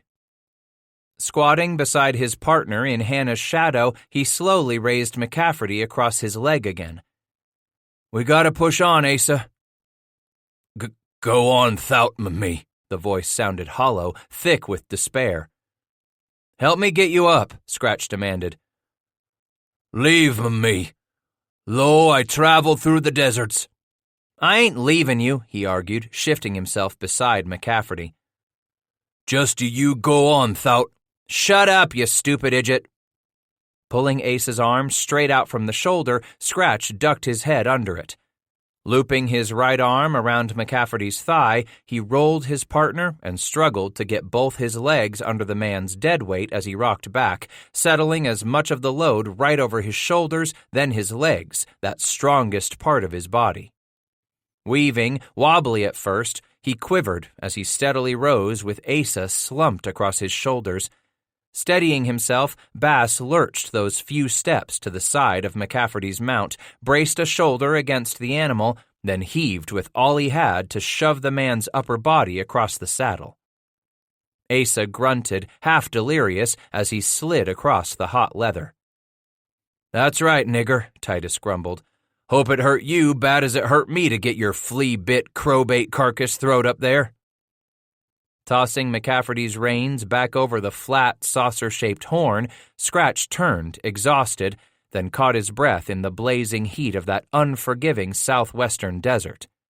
Weaving forward, he patted the mule's neck, murmuring assurance to her. "I ain't 'bout to die here. Not now." Then stumbled on by to take up the reins to his mount. Stuffing his left foot into the stirrup, he gripped both hands around the horn, about the size and shape of a large Spanish orange, and managed to drag himself into the saddle. After he had shifted his weight back against the cantle, he brought the horse around, then leaned across to catch up the reins to McCafferty's mount. Urging his horse away, Bass clucked at Hannah to follow, his lips too dry again to whistle anymore. He raised his eyes to the blazing bone-yellow sky overhead, praying his thanks that the mule and McCafferty's horses chose to follow. Where they were going, he didn't have a goddamned idea. But they had less than 3 hours to find water, or they wouldn't last through the following day. As much as he tried, Scratch couldn't squeeze away the realization of what that came down to. They had less than 3 hours to keep their lead on the Apache who were following. The Apache who wouldn't be stopping for anything as long as they had a white man's trail to follow. 18. Just what hell would be worse? Dying of thirst or dying at the hands of those Apache? One was slow, painful to the point of sheer unbearable agony it was so slow, while the other was nothing short of a real gamble. It could be fast, taking a stone arrow in the lights or through the heart, maybe having his head caved in by a war club or his throat slit with a knife as those pursuing warriors closed in for the dirty eye-to-eye of it. Then again, from what they had decided some days back, the Apache likely could make a white man's dying such a slow and exquisitely unimaginable torture that he might yearn all the more for this slow death from thirst as his tongue bloated until he could no longer swallow, no longer breathe.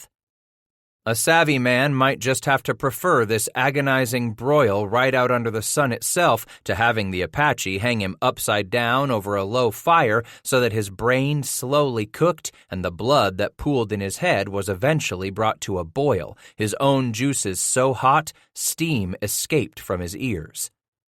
At least, that's the way Hatcher's bunch had described some of the most delicious ways the Apache could make a white man linger in his dying. And all the way south from Pierre's Hole, Asa had told him even more stories he had heard from other trappers who had worked the southwestern streams out of Taos and Santa Fe. Men who rode with the likes of Sylvester Patty and his son James Ohio Patty, other men who trapped with Ewing Young or Etienne Provost.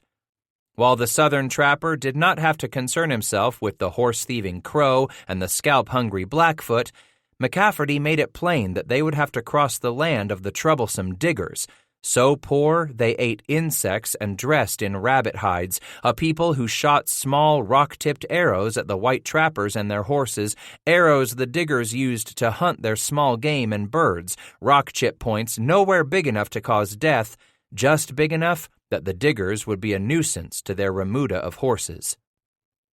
Pushing south from there, a man entered the land of the Apache.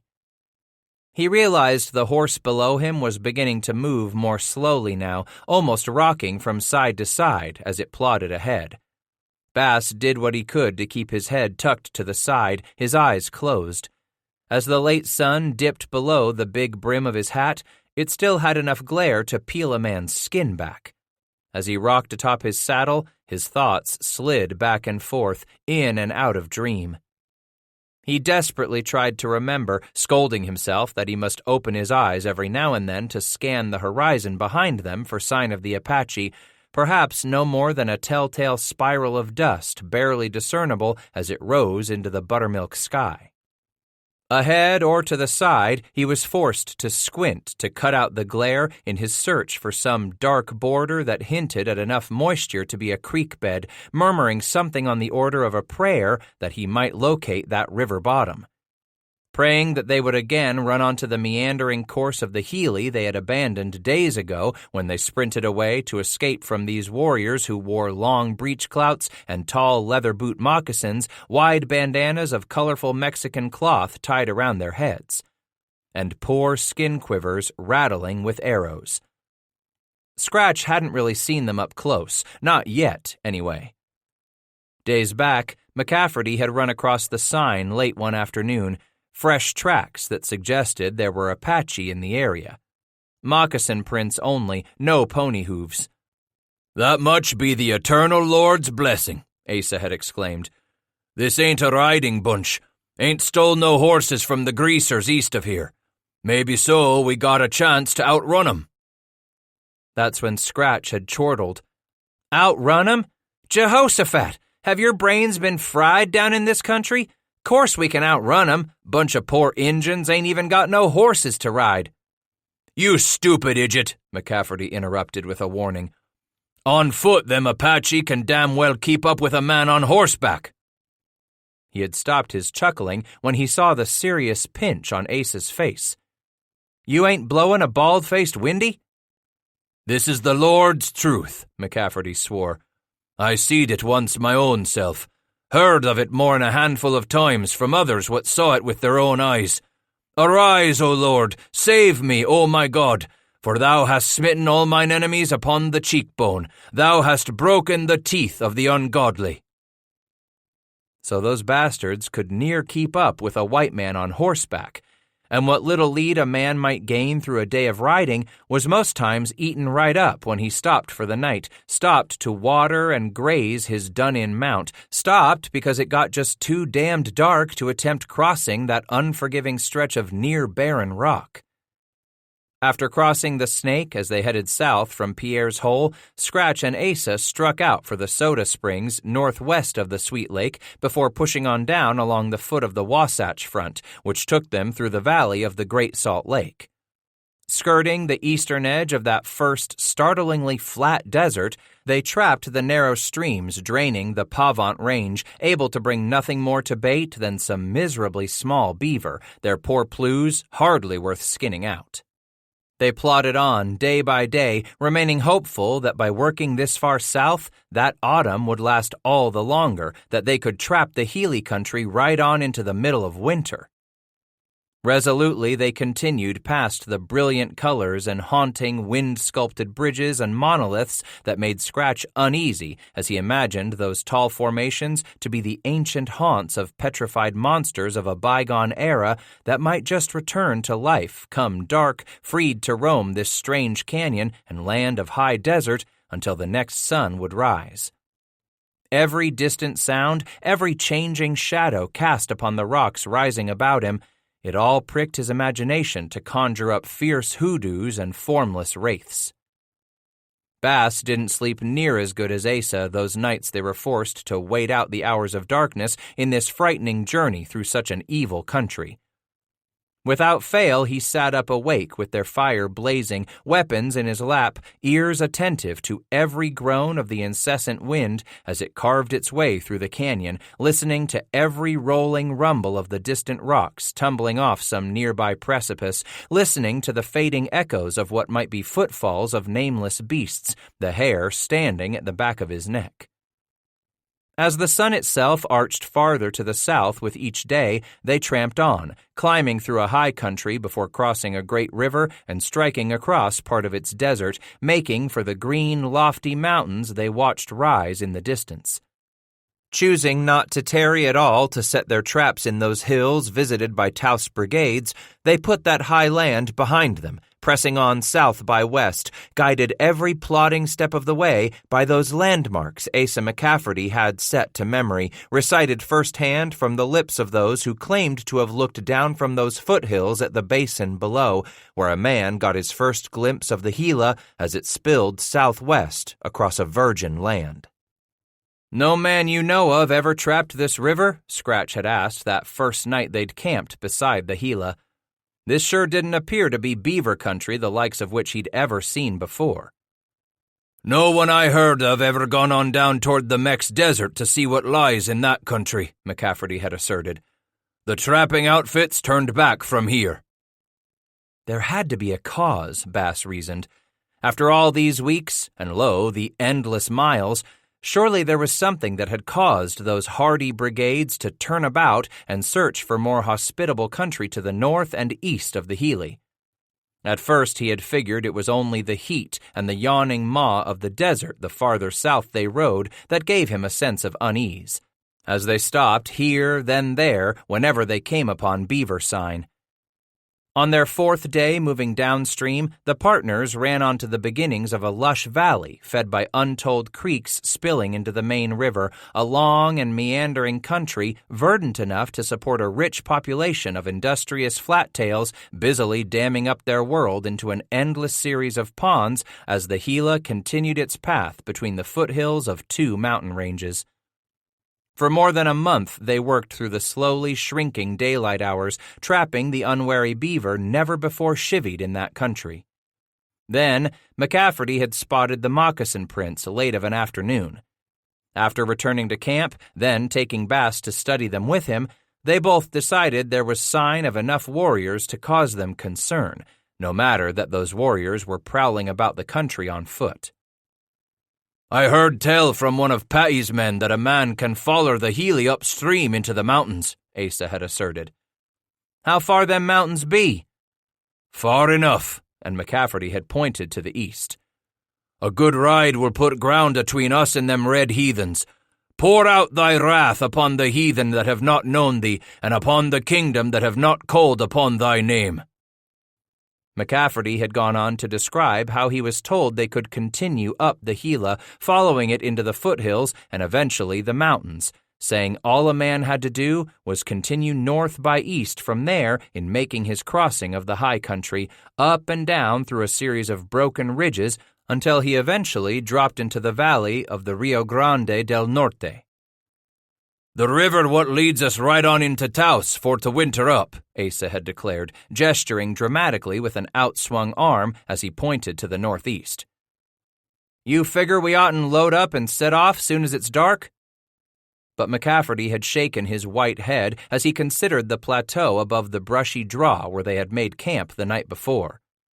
No, each of us take our watch tonight, go out come morning to collect our traps and turn back upriver for the mountains. The Lord my God will watch over and deliver us. Instead, they had spotted the warriors approaching from the rocks above just before first light. Abandoning what traps remained in the waters of the Gila, the white men fled, doggedly pursued right on into a country that reminded the ex-circuit-riding preacher of that land where Moses had led his Hebrews in their escape from a vengeful Pharaoh. Verily, that old king of Egypt watched the destruction of his army beneath the hand of the one true God, McCafferty had declared optimistically. But God still had to punish his people with years of wandering in the desert because they turned from his voice. At their backs now, the sun was sinking behind the low, jagged, rocky bluffs that passed for hills in this desert country.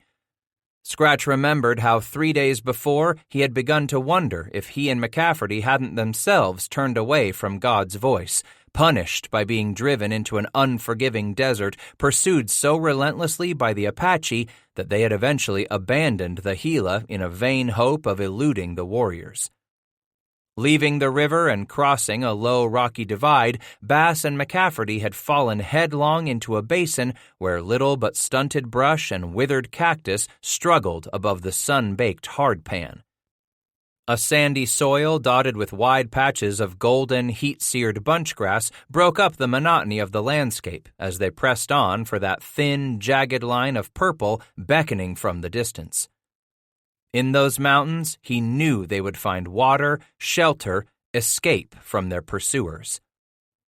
But on the morning of their second day without water, they had spotted a second band of Apache off to their right in the distance, and were forced to turn sharply away from their goal, forced to plunge deeper into a desert tracked only by jagged scars of waterless, scorpion-infested arroyos. At the bottom of one after another, they had stopped only long enough to scrape down through the powdery sand with no luck, finding not so much as any damp soil before remounting their thirsty horses and urging their pack animals on behind them.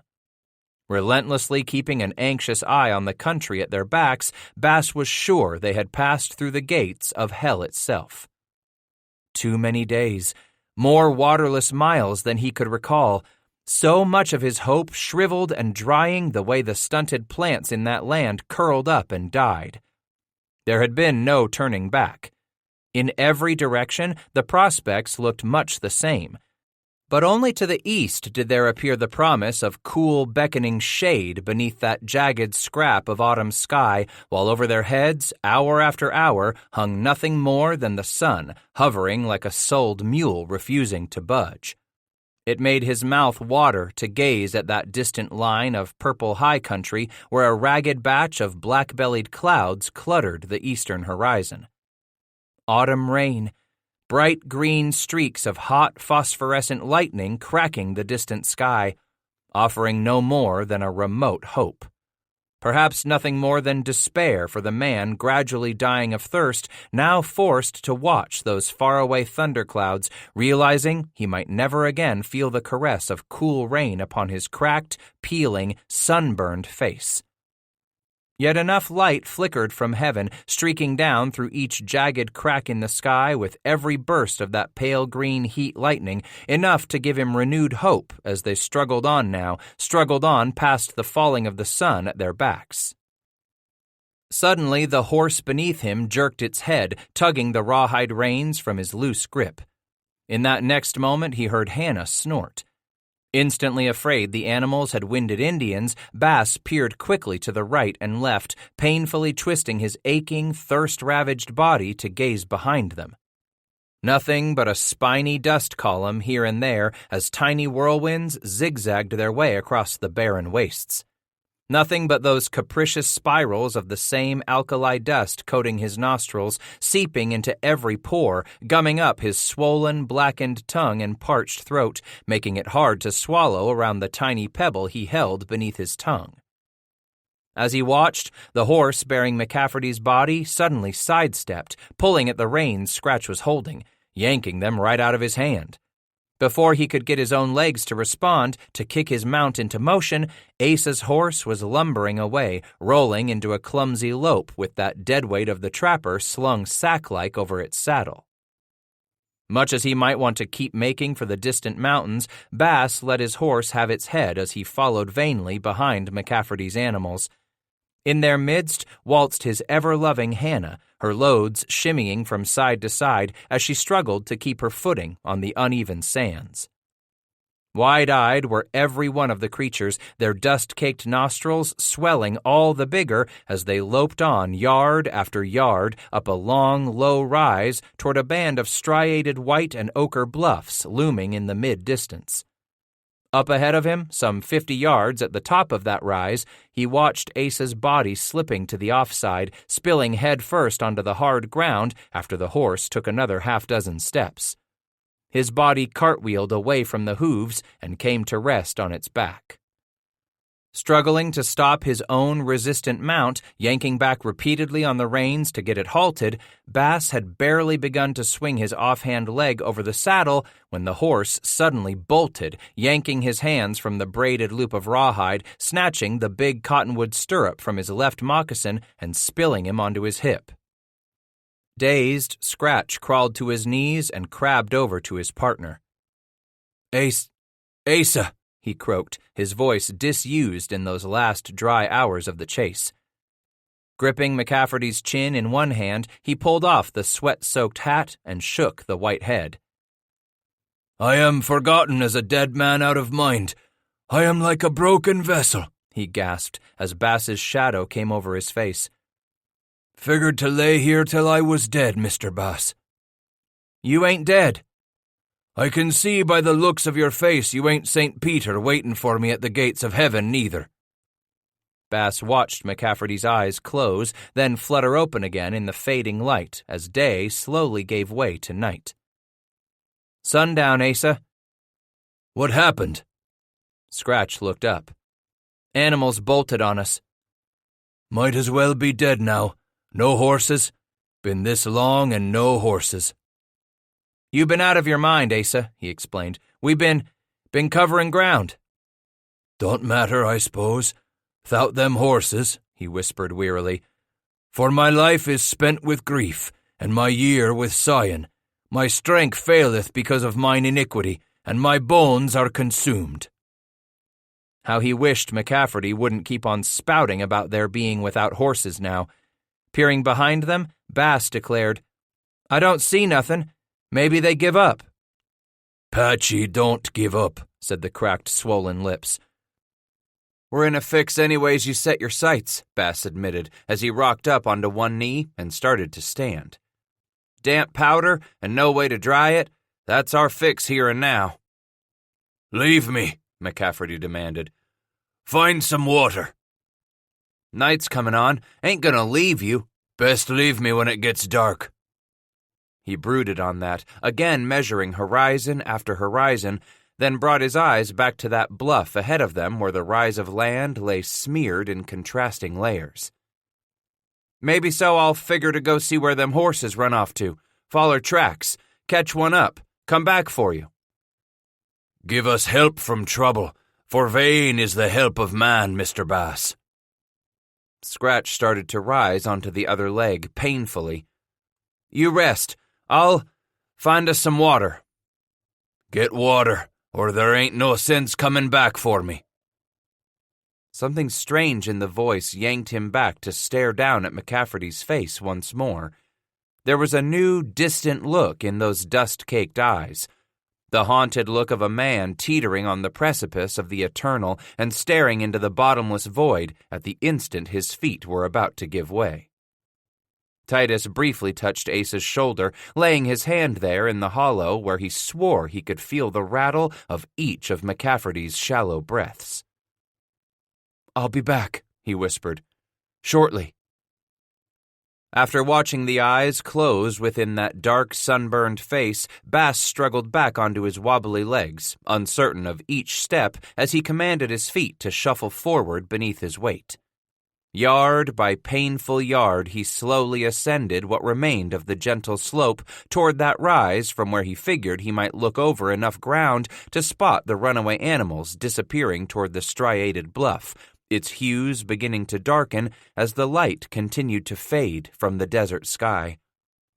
A soft breeze met him in the face as he neared the top of the slope, something more than a choking, sand-dry wind, bearing with it a hint of some new scent on that warm air as he dragged it into his nostrils. At the top, his legs stopped beneath him suddenly of their own accord. It was better than lunging on over, only to have to come back up, he figured. His eyes began to descend to the base of the bluff as he drew in another of those mercifully blessed breaths of that new air. Then spotted the 5 animals below him. No more than 300 yards away at the bottom of the gentle slope, they stood among a scattered profusion of belly-high brush and boulders that had tumbled from the side of the nearby sandstone bluff. At least the animals had found some cover for the 2 of them to hole up in, someplace where they could make it a little tougher for the Apache to get at them than it would be out on the open flat. He needed to get one of the saddle mounts and lead it back for Asa. Couldn't leave him out there now that night was coming. No matter that the dark might conceal him from their pursuers, the Apache would likely have no trouble following tracks beneath the stars and that thin rind of a moon until they bumped right into the half-dead white man. "Then they'd make me listen to your screams all night," Bass brooded to himself as he forced his legs to wobble down the slope toward the animals huddled in the brush. "Damn you anyways, Asa McCafferty, for making me listen to them cut on you slow while them bastards tear you gut from gizzard like one of their goddamned animals they was getting ready to eat. Maybe even hang you over their fire." One leg at a time, he braced a knee and swung the other leg forward. "You ain't gonna make me listen to that, you son of a bitch. I'm gonna get you down here with these damned animals if I have to drag you in my own—" He lurched to a halt, watching the horses and that pretty mule of his, all with their heads bent low, snuffling, as if they were grazing. Then, as the warm breeze quieted its evening sigh, he heard their noisy drinking. Water! They were drinking water! A whimper broke free of his throat as his feet lumbered forward on their own, hurrying him on down the slope toward the animals. Now he saw how they stood up to their knees in the stream. Its semi-glossy surface lured him on, glittering in the dim, silvery shine of those first stars and rind of moon. Shoving his way past the huge, dusty rumps and heaving sides of the burdened animals, Bass waded ankle-deep into the dark liquid ribbon some 15 feet across. Not just water, but one hell of a lot of it. Collapsing onto his knees, Scratch flung himself forward, landing face first into the cool stream. Wagging his head back and forth deliciously beneath the surface, he drank and drank and drank as he remained submerged. Then yanked his head out and sputtered, sucking in a long breath, the warm evening air singing past his tortured membranes as his lungs swelled to bursting. Down under he dived again, reveling in the glorious sanctuary this much water gave him, feeling it finally soak through the thick buckskin of his war shirt, wetting the linsey-woolsey shirt, making it all clammy against his sunburned chest and back. Flipping his head back, he yanked off the soppy hat and hurled it back toward the bank, suddenly aware of just how much his long, curly hair weighed as he flung the mass of it back over his shoulders. In the next breath, he rolled over onto the sandy river bottom. Now he leaned back, slowly back, until he was submerged right up to his chin, just the way he had dreamed he would when his last vestige of hope seemed about as far away as those distant, jagged lines of lightning that savagely split the sky asunder. Now they would survive the night. Here they could ford up the next day until they regained their strength. They could drink their fill until the following night, when they would press on toward range after range of the distant mountains, dark against the twilight sky. Perhaps they stood some small chance of making it back to Taos. Perhaps they... Bass sat upright in a noisy gush of water, feeling the liquid sluice off him as he gazed up the long slope toward the high ground. Beyond that rise, somewhere on down the other side, lay Asa McCafferty. Feeling renewed, strong enough to clamber out of the water, Scratch seized up the reins to his own animal as he dragged its muzzle out of the water. "Don't want you getting loggy on me," he scolded it as he yanked on the reins. For a moment the horse protested, then reluctantly allowed Titus to pull it around and climb into the saddle, water pouring out of his leggings and off the twisted fringes at the bottom of the war shirt, spilling in sheets down over the saddle as he tapped his heels into the ribs before stuffing his moccasins into the stirrups. "Hep, hep, let's get." The horse was slow getting him back up to the top of the rise, but it was far better than trudging up the slope on his own 2 legs.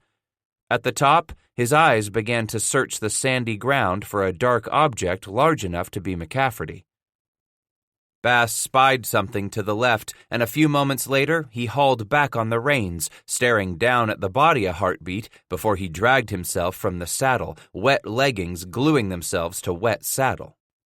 His leathers weighed as much as a trap sack. Going to his knees beside his partner, Scratch bent over Ace's face as he yanked up the long flap of his own breech clout and rubbed the wet wool across McCafferty's hot face. With a groan, Asa stirred fitfully beneath the insistent rubbing. Clenching a fist around a corner of the trade wool, Bass squeezed some water out of the thin cloth he held right over his partner's swollen, blackened lips. Then he wiped the breech clout against the cracked lips, parting them with his fingertips, and squeezed some more. When there was no more water left in the wool, he yanked up the fringed bottom of his war shirt, pulling it aside so he could grab the long tail of the linsey-woolsey shirt. From it, he squeezed more water between the slack lips until McCafferty finally sputtered, then coughed as the tiny stream of water pooled at the back of his throat. But Asa managed to get it down, swallowing with a harsh, raspy choking sound while his eyes blinked open. Water? "I found some." Whoa, water!" And he licked his swollen lower lip with the tip of his blackened tongue. "Praise be." For some time, Titus remained there beside McCafferty, squeezing what was left in the breech clout and shirt tail until there was no more. Eventually, he raised his partner off the ground, across his shoulders, and stood shakily with the larger man for the second time that day. Stumbling forward, Bass got Asa over to his horse and thrown over the saddle. "Ain't far, long as you don't go and fall off on me again," he assured as he gently patted McCafferty on the back and took up the reins. "I figure I ain't got no bottom left in me to get you pulled off the ground again." There was no answer but the whisper of the night breeze as darkness seemed to suddenly grip the desert the moment he turned to nudge the horse into motion like a huge black wing silently passing over the land. Back up that rise he led the animal, straining to reach the crest, where he finally peered down again at the dark meandering line of that narrow river on over to begin their descent. He led the horse into the midst of the others about the time Hannah raised her snout and announced her satisfaction with a watery snort. Up to his knees in the river, Bass stopped the horse, dropped the reins then and there, and turned back to grip a hand under each of Asa's armpits. Leaning back with his own failing strength, Titus tugged far enough to get McCafferty's legs over the wet saddle with a struggle. Then the man's dead weight took over, and Asa spilled head first into the water. Sinking to his knees, Bass snagged hold of the back of his partner's long white hair and dragged his head out of the water. Asa sputtered helplessly, so weak he couldn't raise his own head. He stared up at Scratch, eyes blinking, those swollen lips moving wordlessly at first, until he finally got the words out. Praise God for our deliverance. "Better you praise these here goddamned horses for smelling water, Asa McCafferty," Bass grumbled as he turned his partner's head to the side, supporting the man so his tongue could lap right at the river's surface. McCafferty drank, then drank some more, and finally cocked his head so he could peer up at those animals standing about them in the dark river while he shoved long, dripping tendrils of his wet white hair out of his eyes. Finally, his gaze came to rest on Scratch, those eyes of his glowing once again like 12-hour coals. God made these here dumb brutes under us to be thirsty critters, Titus Bass. Verily I say, that same God led these brutes to find us this water. Funny thing how a little water could change a man's whole outlook. Enough that he didn't mind being clammy and cold as the wind came up and the temperature dropped as if all that day's heat was nothing more than a long-ago memory. The desert had a way about it of pointing out to a man just how fickle nature could be, almost as fickle as damn near every white woman he had ever known. At sunrise, the earth began to warm, the cold air slowly dissipating in the mists clinging back in low places. But long before sundown, a man might well vow all he possessed and half his soul in exchange for a patch of shade and a pool of tepid water. And by the next sunrise, that man would be shivering, his teeth rattling like bone dominoes in a hardwood box, praying for the sun to rise once more so it could warm the chill from his bones. For the longest time, the two of them had remained in the shallow river, soaking in the cool water as if it were life's elixir. And by the time that Bass suggested they get to the far shore and find a place to ford up beneath the bluff, McCafferty was able to clamber to his feet with a little help. His arm locked over Scratch's shoulder, he hobbled toward the bank. Titus left him there with his rifle while he went upstream in search of a likely spot among the rocks. And when he got Asa and the animals moved that 200 yards farther along the north bank, Scratch pulled their buffalo robes from the packs. With them both, he wrapped McCafferty against the deepening cold of the desert night, then settled down beside his partner, clutching a pair of blankets around his own shoulders. He had begun to shiver as the moon rose late, spun toward the west, then fell quickly. Only after it set had he finally warmed within his wet clothing, snug enough that he no longer trembled. Through the long hours, his shivering had served to keep him awake, too fitful even to doze. Beside him now, in the first graying of the night, McCafferty snored softly, another sound among all the others magnified on the wind that came to him off the desert, moving up the river valley. He wondered if the Apache had followed close enough to reach them just before dawn. Wondered, too, if those strong, bandy-legged warriors were the sort to stop now and again in their pursuit just long enough to sleep for an hour or so before they would again take up the chase. Bass felt his eyes close as the cold breeze sank off the shoulder of the bluff overhead. He hoped he would hear the Apache as they crept up out of the gloom, maybe even smell them on the dry desert night air.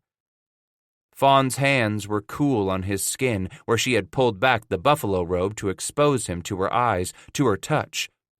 She wasn't the sort to tease him, moving her fingers across his belly or down the inside of his thighs. Fawn went straight to his manhood, caressing it without preliminaries, massaging it into readiness, stroking it insistently, often impatiently, until she herself took him and drove his manhood within her.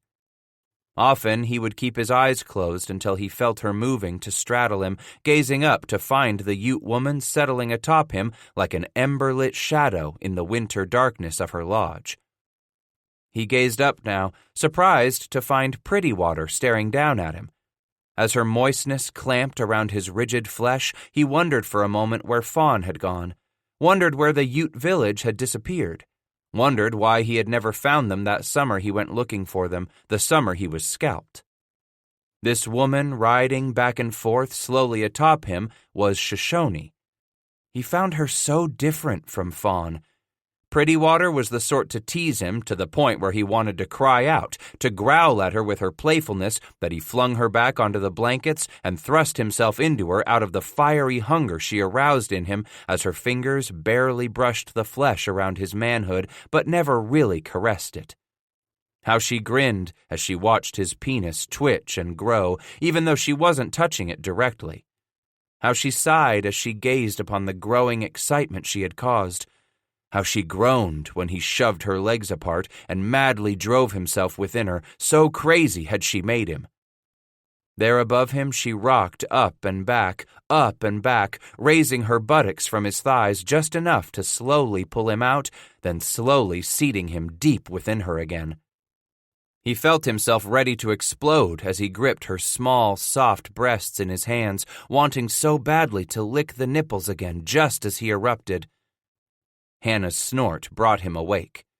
Frantically, he dug a knuckle at his eyes, listening. The mule snorted again, more loudly. He smelled it too, a change in the air. What direction was the wind coming from?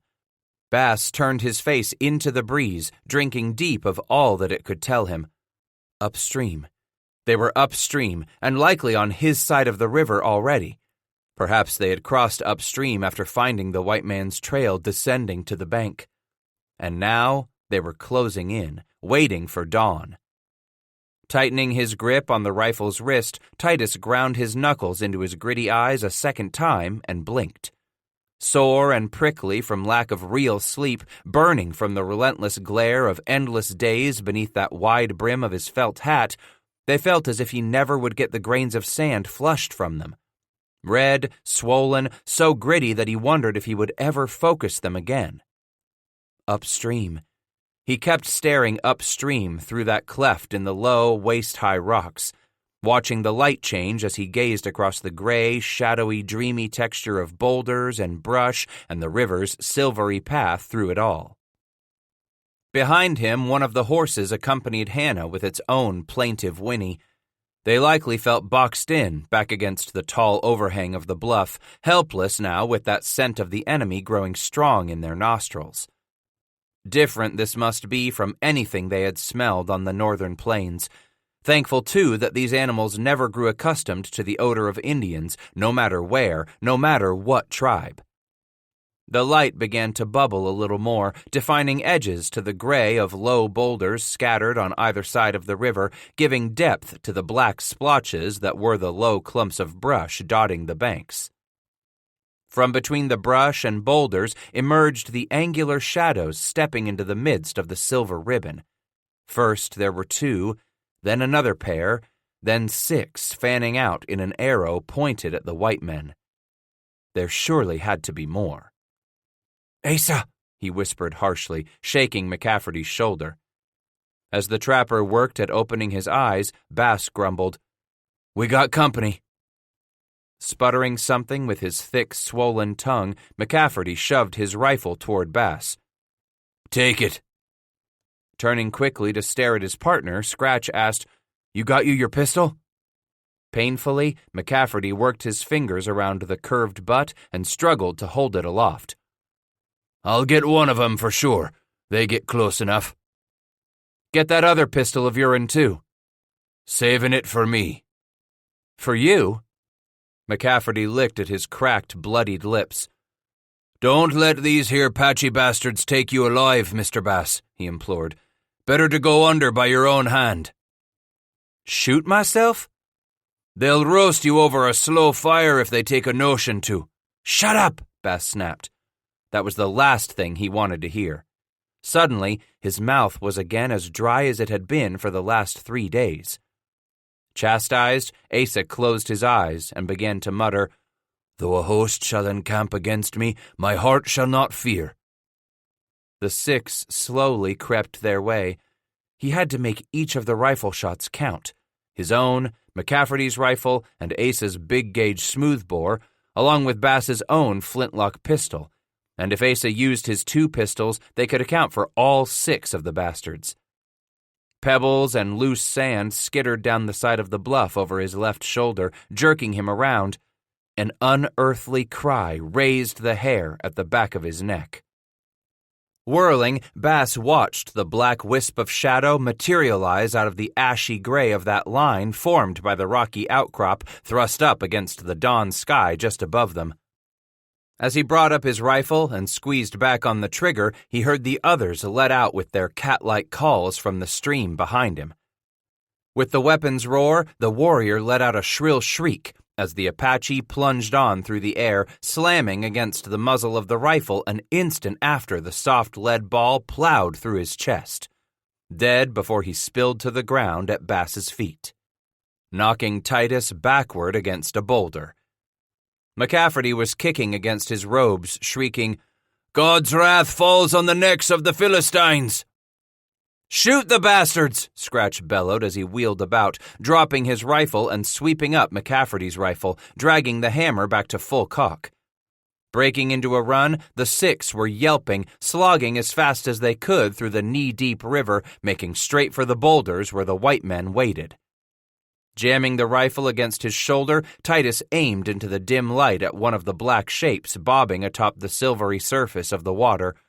Pulling back on the trigger suddenly, he felt the gust of wind at his back as the weapon roared, hearing behind him the grunt from his partner. Squinting his eyes with that second brilliant glare of muzzle flash, Scratch whipped about on his heels, finding an Apache rising from McCafferty, rocking back on his knees and pistoning back an arm. At its end, a huge stone club hung in the air. Asa sat dazed from the first blow from the Apache, who leaped upon him from the narrow shelf of rocks directly behind them. Wheeling, Titus lashed out at the warrior with the heavy octagonal barrel, slamming the Apache on the shoulder as he began his swing at McCafferty. But only enough to shove the warrior to the side, rolling him onto a hip to glare back at Scratch. Springing to his feet like a mountain cat, the Apache cried out hellishly as he dived headlong for Bass, almost as if he sought to spear the trapper in the middle of the chest with his head. They fell backward together against the boulder, catching Bass at the back of his hips, bending him on across the curve of the rock. Arcing the muzzle around a second time the instant the warrior drew back to make a try for his own belt knife, Scratch caught the Apache along the temple with a crack as loud as a maul colliding with a tight-grained hickory stump. Titus never watched the warrior settling into the sand at his feet. He was already spinning back to find the rest. Yanking back on the hammer, then suddenly remembering that he held an empty rifle. Hurling it aside as McCafferty scrambled to his knees, wagging his head groggily, Bass scooped up the smoothbore. He was snapping back the huge goose-necked hammer as he caught sight of Asa rocking forward on his knees, the pistol coming out at the end of both arms, a jet of bright, incandescent yellow spewing from the big muzzle. Shadows loomed even larger in the coming light of morning, playing off the gray of sky and dull shimmer of river surface. The first lunged into the air and landed in a crouch atop the low boulders, his wet moccasins clawing the surface, coiling instantly, then springing on toward the white men. "Other pistol!" Bass raked back on the smoothbore's trigger as he shouted his command, watching the warrior rock sideways. As the Apache fell between the two trappers, gurgling, clawing at the damp sand, Titus turned aside.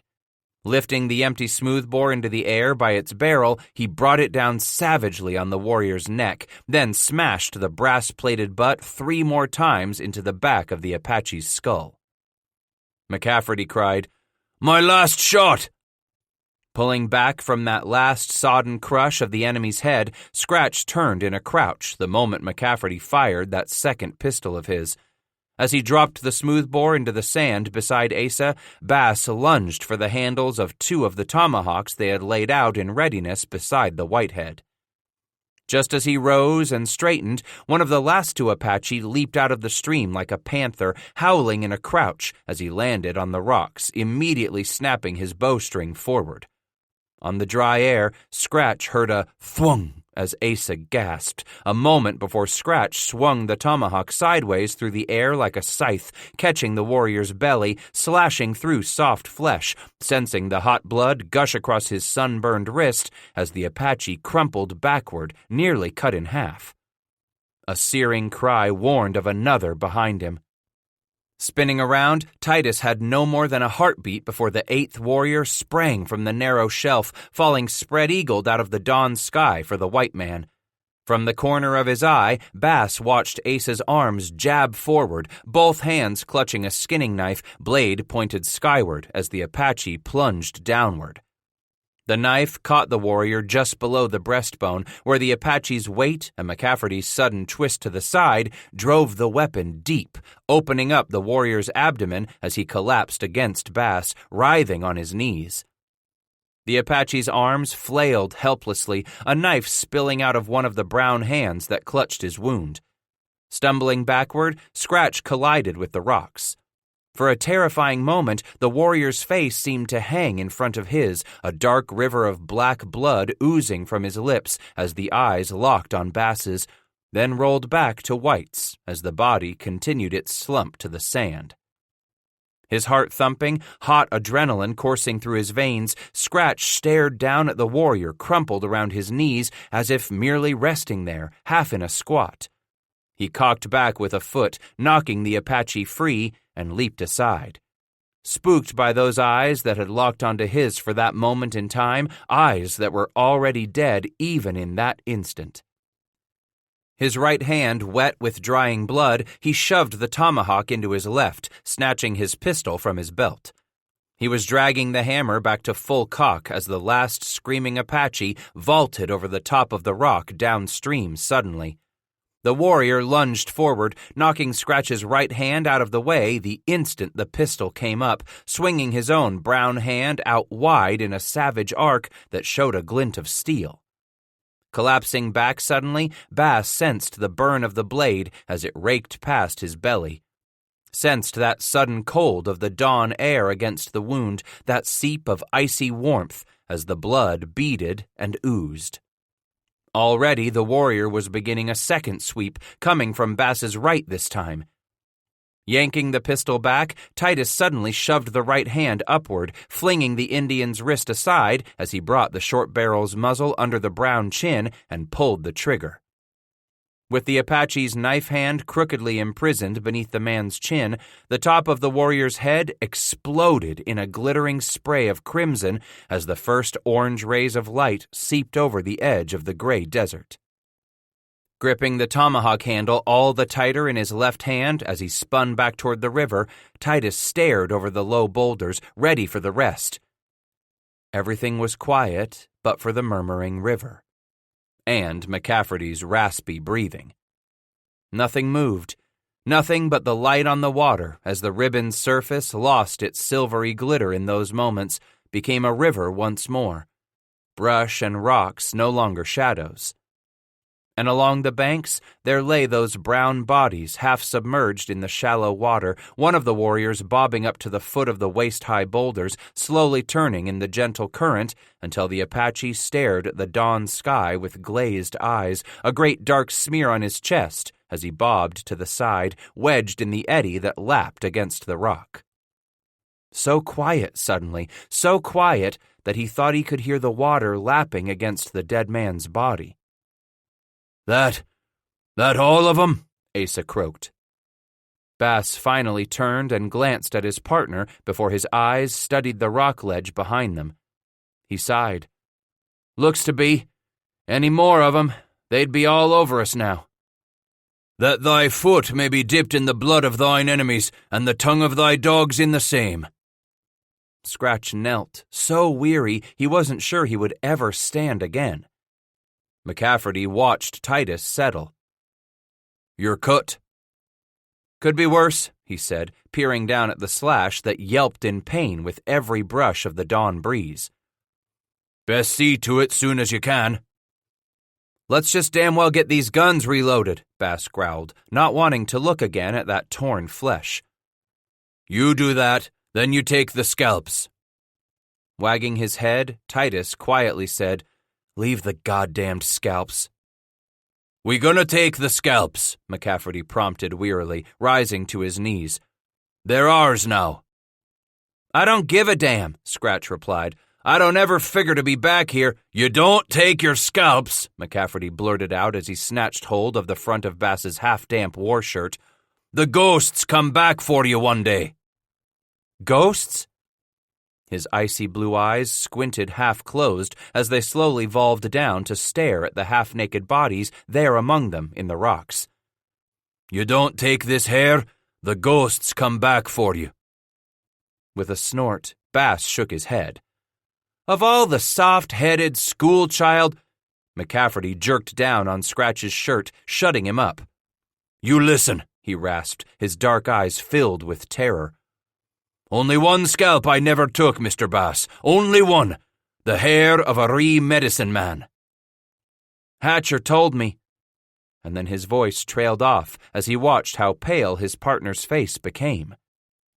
Asa's blue eyes had gone to slate as they flicked left and right, as if he were expecting to catch something more hurtling at them out of the gray of dawn's light. Should have took the hair of that'n, but I didn't. And now the old bastard's ghost is gonna come for me. Scratch swallowed hard. You don't believe... One day he'll come for me. 19. They had waited out that short autumn day there beside the river, watching for more Apache. Better to fight them here, Bass thought, than have them catch you out there on the desert. Here, where a man at least had water and a few rocks around him, along with a little shade slanting down off the rocky bluff once the sun began its dip into the last quarter of the sky. By the time Bass turned to move back toward the animals so he could retrieve some bear grease to smear on his tender belly wound, he sidestepped through the rocks to watch one of McCafferty's pack horses go down. Its knees buckled as the animal snorted, kneeling into the sand clumsily. Arrows bristled from its neck and front flanks. More shafts quivered from the other animals, their packs, and saddles. He quickly counted, finding one of them missing. Dropping to one knee, Scratch peered under Hannah's legs, finding his saddle mount already down on its side and unmoving. More than a dozen arrows sticking from its bloody ribs and belly, all of them fired from above where the three warriors had crawled along that narrow shelf. With a groan, he let his head sag between his shoulders. Right then, the two of them had tougher problems than Asa's goddamned ghost. For a while, Titus brooded on just what they could do with all the plunder and supplies without adding to the burden the animals were already carrying. To put any more weight on Hannah and the last of McCafferty's horses was unthinkable, not with the heat and the desert and all that distance still to go before they would reach Taos. Another option would be for him to walk those hundreds of miles, wearing out one pair after another of his moccasins. But even in the cool of that desert morning, Titus doubted he could ever accomplish that journey on foot. Their only choice lay in separating wheat from chaff, packing only what was absolutely necessary on Hannah's back, caching the rest here beside this river, as if they would one day return to reclaim what they would abandon. Bass knew he never would. I ain't digging no hole for it, he growled at McCafferty. Let the Apache have it all.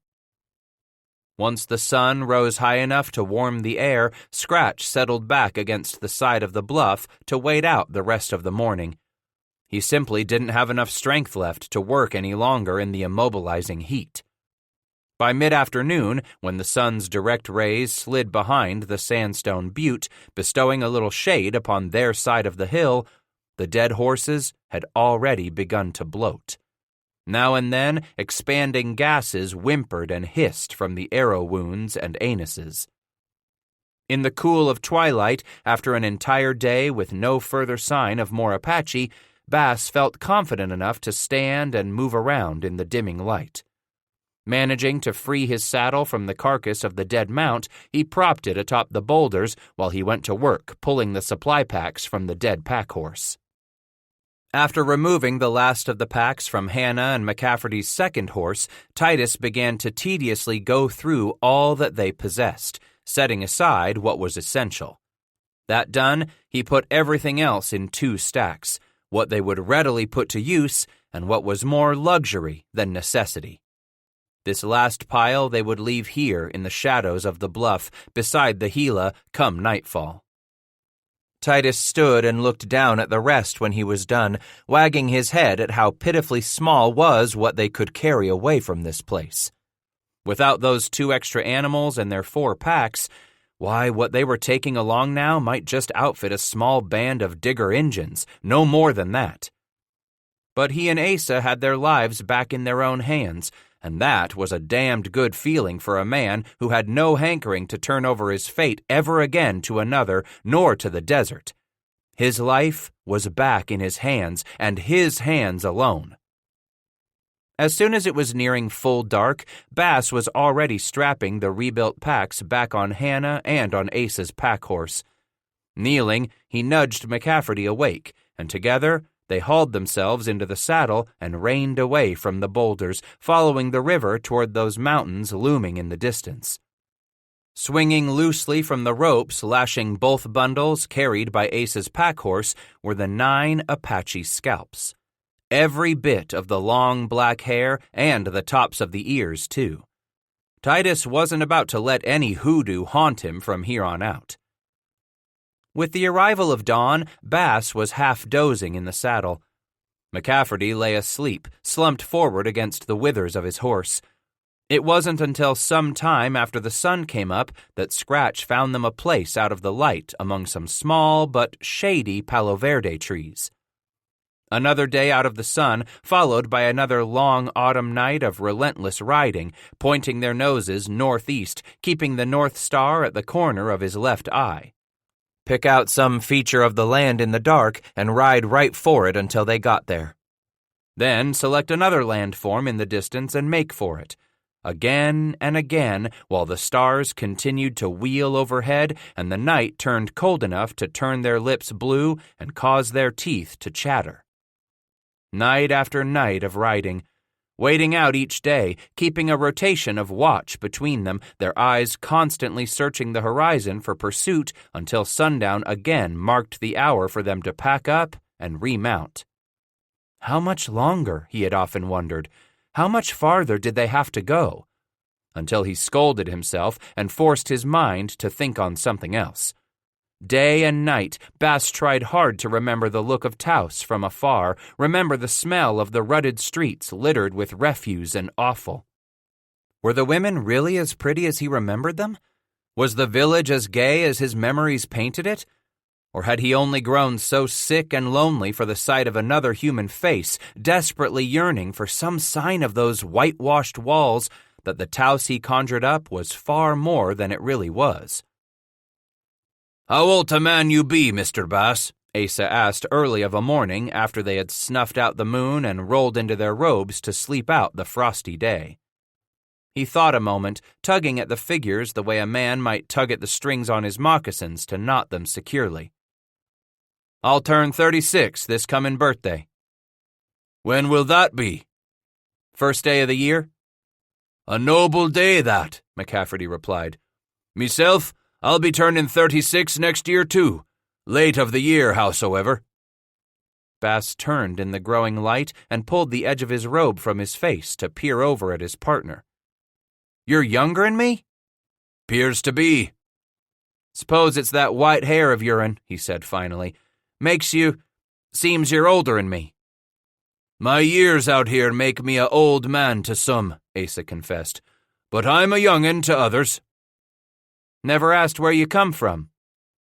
McCafferty hacked at some phlegm, then answered, I was bred and born in North Carolina. I ain't never been there.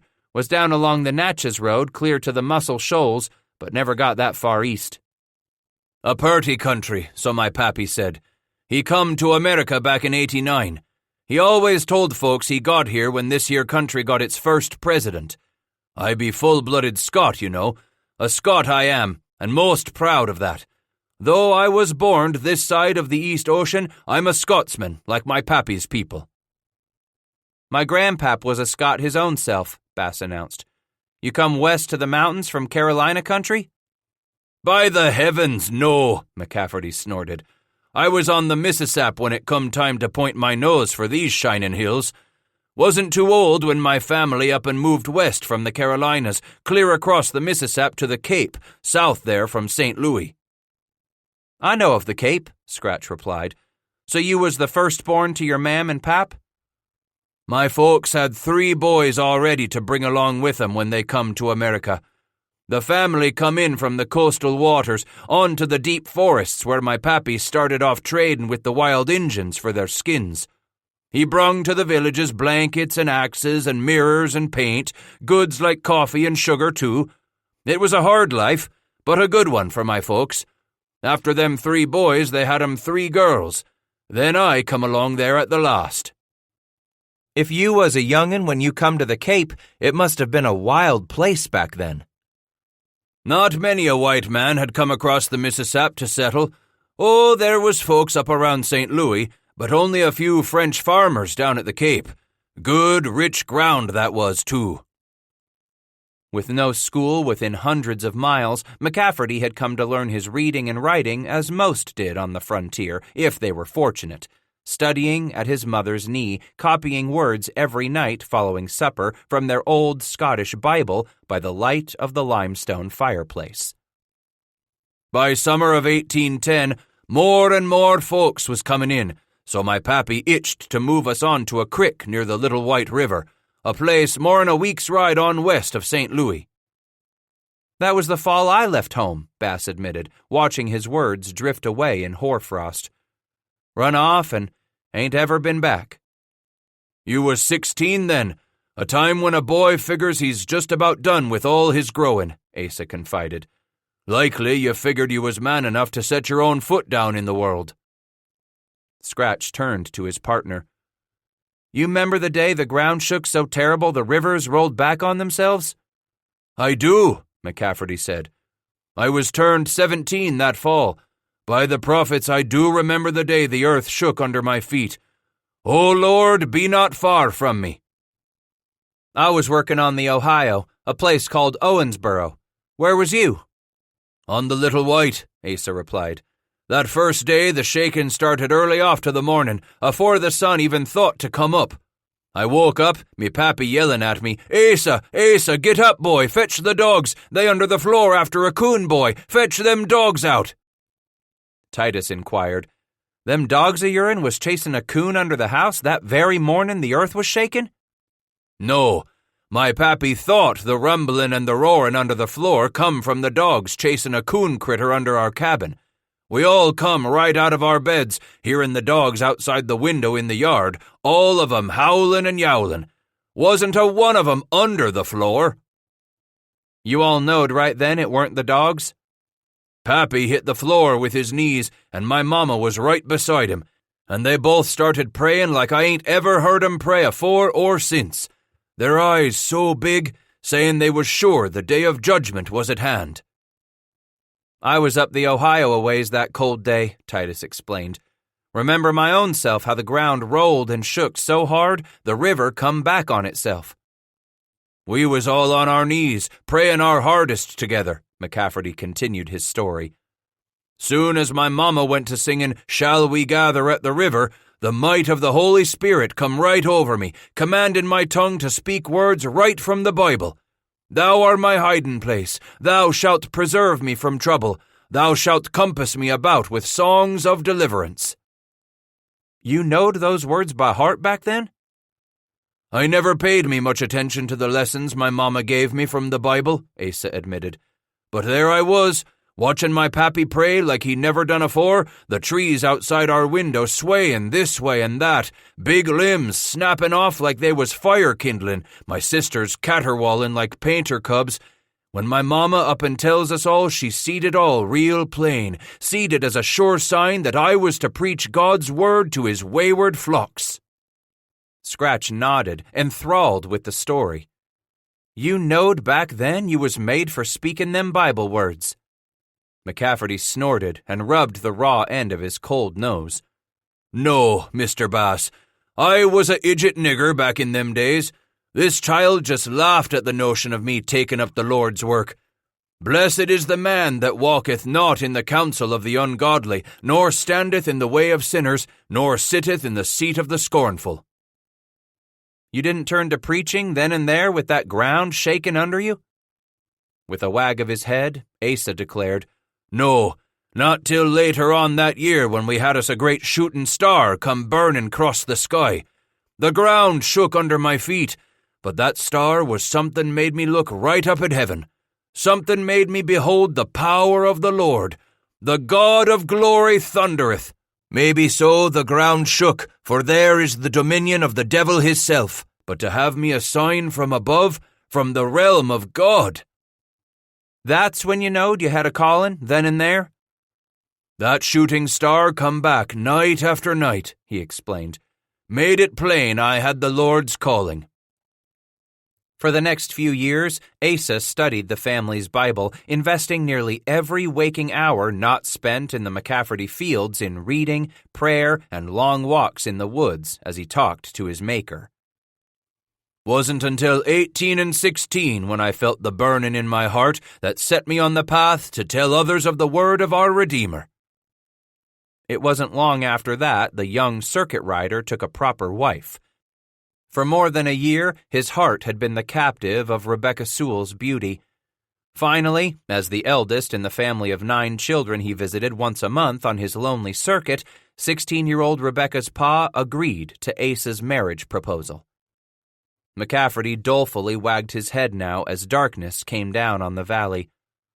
I can see how it weren't no life for a woman, that riding the circuit from gathering house to gathering house. What few days a month we was home, she tried her best to keep up a little garden, and I done my best to bring game to our pot. But we never had much more in my trail of the Lord's calling and that tiny piece of ground where I scratched us a dugout from the side of a hill. By 1819, 2 interlopers came in and filed for ownership on the land where Asa had neglected to make his claim formally.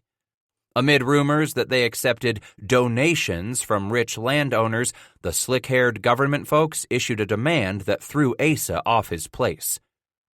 Behold, these are the ungodly who prosper in the world. They increase in riches.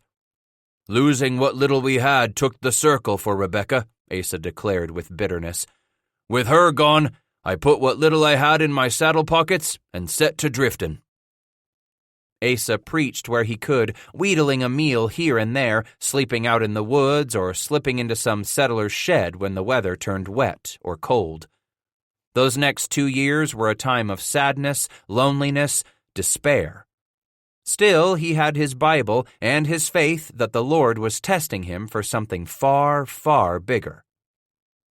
In the late spring of 21, he found himself among the outflung Missouri settlements, hearing news that 2 traders by the name of McKnight and James had cast their eye on the villages of northern Mexico. Asa McCafferty had no home in the white diggings, he said, and this was one nigger what had him nothing or no one to leave behind. Even the tiny flocks I was shepherd to didn't heed to my warnings that the world was near its end. For God speaketh once, yea, twice, yet man perceiveth it not. That when you come west, 21? I was a man broke down, ground under the heel, ready to look west for my salvation, Mr. Bass. And he nodded. The west, where a man depends only upon the Lord, and mayhaps a rare friend for his daily salvation. This poor man cried, and the Lord heard him, and saved him out of all his troubles." On through the late autumn, Bass and McCafferty continued their crossing of the craggy mountains and the desert wastes as the days continued to grow short, as the nights lengthened beneath each starlit ride, pushing hard for the Rio Grande. It was snowing the night they reached its banks, a light, airy dusting, the air around them filled with the sharp tang of a harder snow yet to come. "Santa Fe ain't far off now," Asa said, nodding to the east. "We going there?" "Not lessen we want to cut out more trouble for ourselves," McCafferty replied. "They wandered in the wilderness in a solitary way. They found no city to dwell in."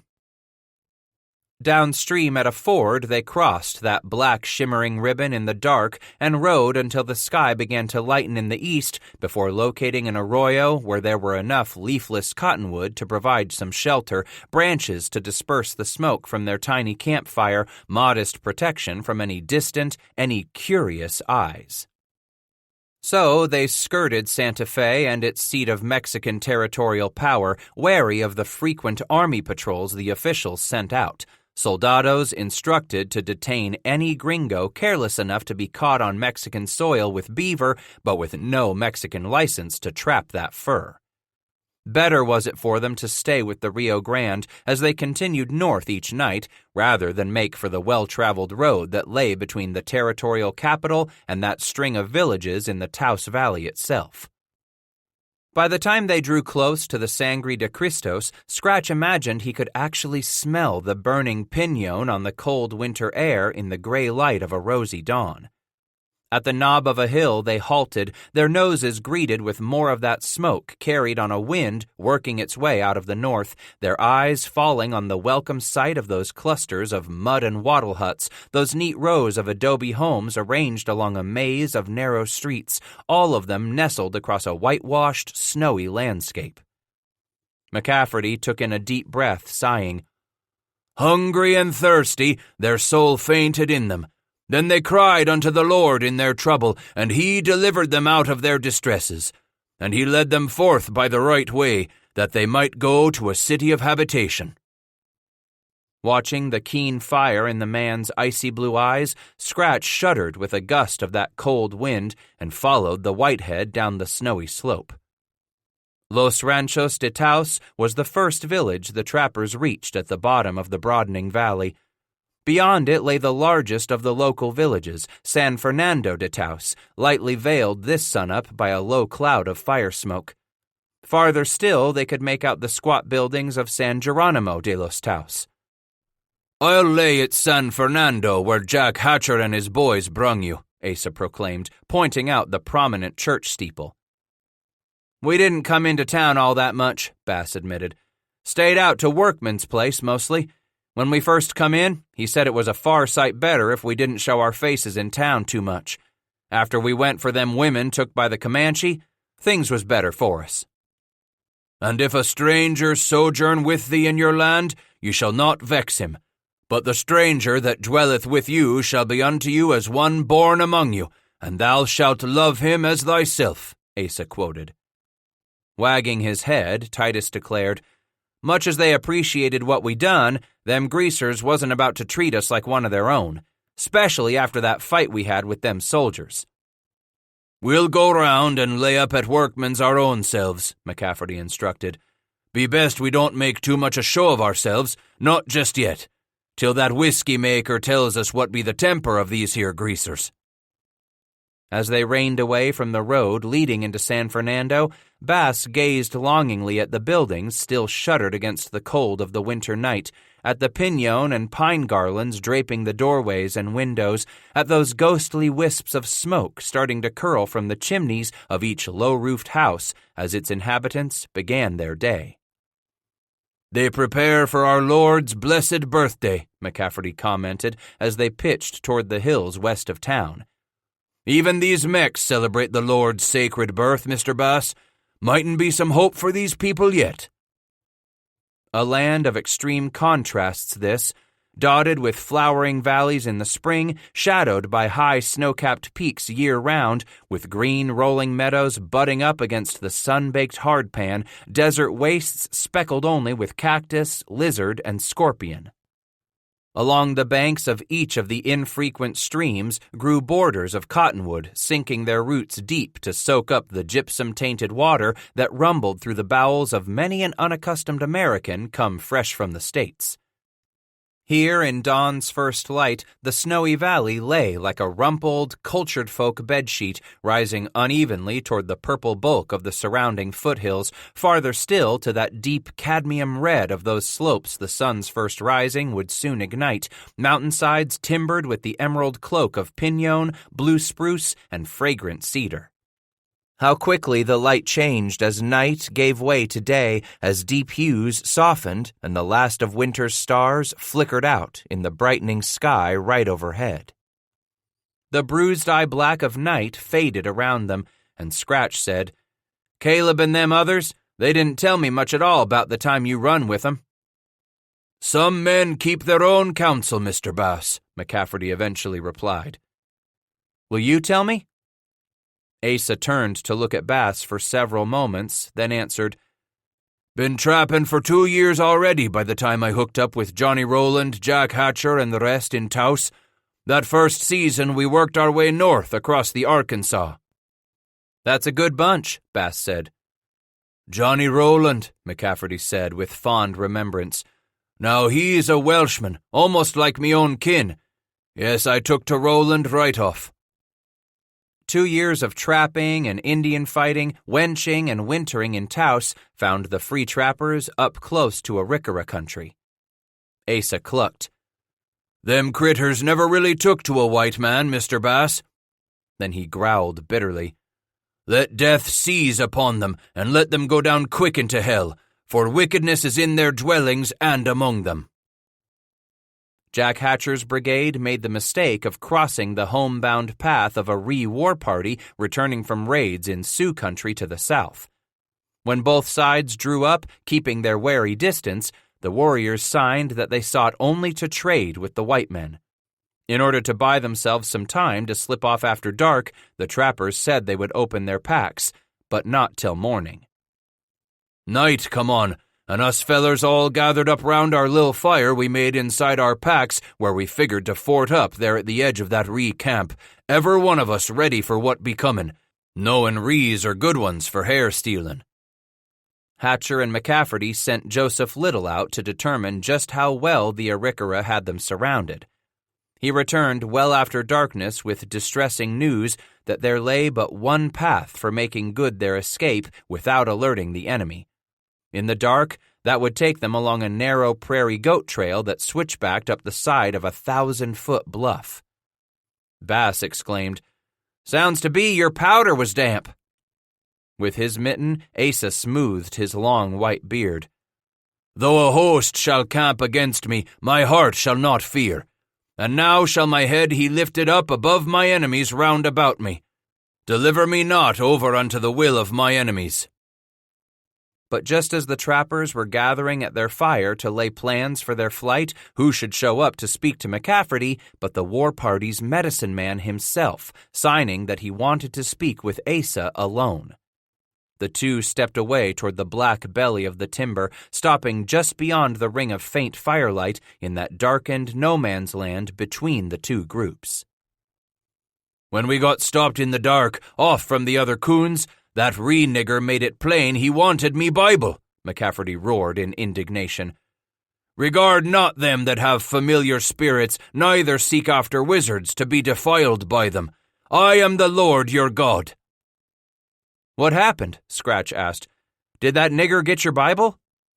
"When I told him he wasn't about to get my Bible, the heathen tried to rip the book right out of me pouch, signing that he wanted the power of me own medicine."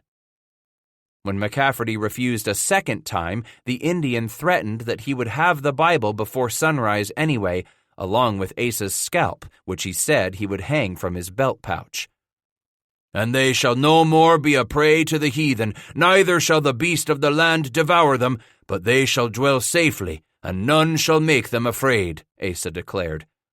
I wasn't about to be buffaloed by no red nigger, no matter he was a medicine man or not." But the trapper's strong protests caused the Arikara to explode. At that moment, the Indian suddenly yanked out his tomahawk, lunging in close, but McCafferty was just a little faster with his skinning knife.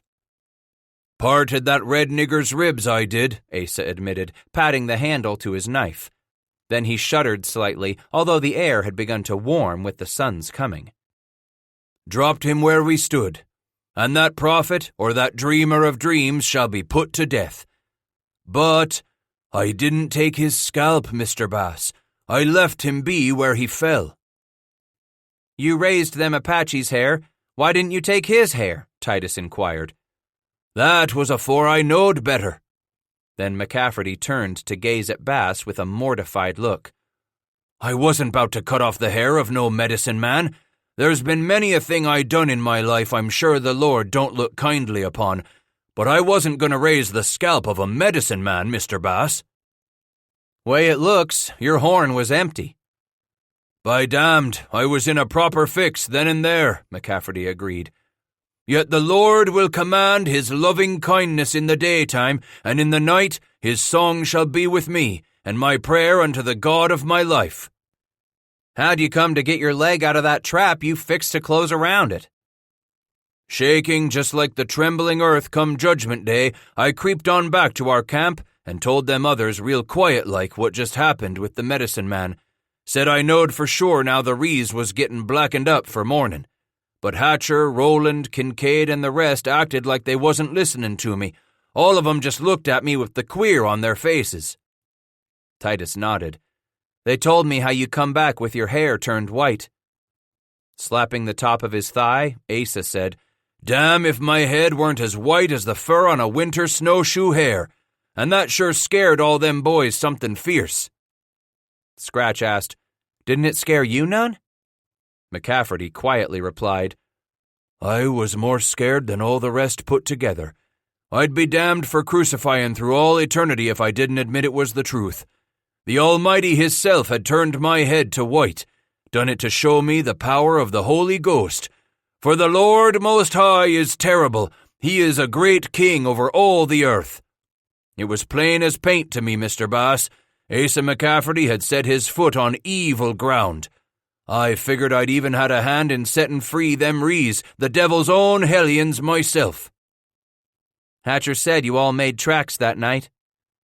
"Somehow, we got our horses up the side of that canyon in the dark and slipped off without getting caught by them rees. But it never were them warriors I was 'fraid of while we was running south." "What?" "It were them evil spirits I could feel all round me, clawing at my shoulder, breathing on my neck, hanging just at the corner of me eye every time I turned to look." "Ghosts?" "Maybe so," he eventually answered as they reached the foothills. "They was the spirits from the beyond, Mr. Bass, the same spirits that old medicine man was carrying with him, them devil's whelps what come after me then and wasn't bout to let go their hold on me. Wilt thou shew wonders to the dead? Shall the dead arise and praise thee?" "Sounds like you was more scared of them spirits than you was scared of that war party what was bound to be coming after you." "Abominations, Mr. Bass," he began with a voice that shriveled to an ominous quiet. "Asa McCafferty ain't never been 'fraid of anything he can see. What I can't see be the only thing what scares Asa McCafferty." As they picked their way across the snowy landscape toward Workman's Caverns, he went on to explain to Bass how the trappers had galloped south from Arikara country. Weeks and many miles later, a restless, frightened Asa split off from the rest and returned to Taos for the winter. The next spring, he ventured north on his own. "For the first time I liked the lonesome, and for the most part I been alone ever since I kilt that medicine man. And the soul that turneth after such as have familiar spirits and after wizards to go a-whoring after them, I will even set my face against that soul and will cut him off from among his people." McCafferty was quiet for a long time as they pushed on, expectant of the sun's appearance on the mountain peaks above them. Finally, he sighed when they came to a clattering halt on the rim of the prairie, looking down at the canyon where Workman had erected his distillery. Ever since that winter, seems most white fellers I run onto don't take to travelin' with a man what speaks the Bible, a nigger like me what begs the Lord for forgiveness every day and night. I s'pose such folks just don't care to be with a man who listens real hard to the voices of them spirits what be all round us.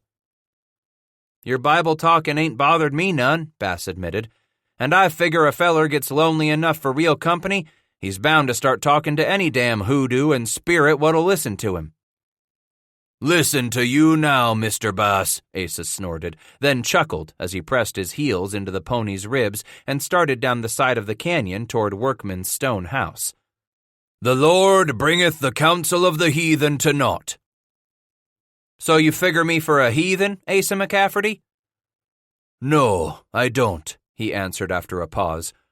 I figure you for the sort of friend what puts up with a very, very troubled man, a tormented man like me, an inflicted man what the Lord has set adrift in a world of woe and despair. But you ain't alone, Asa.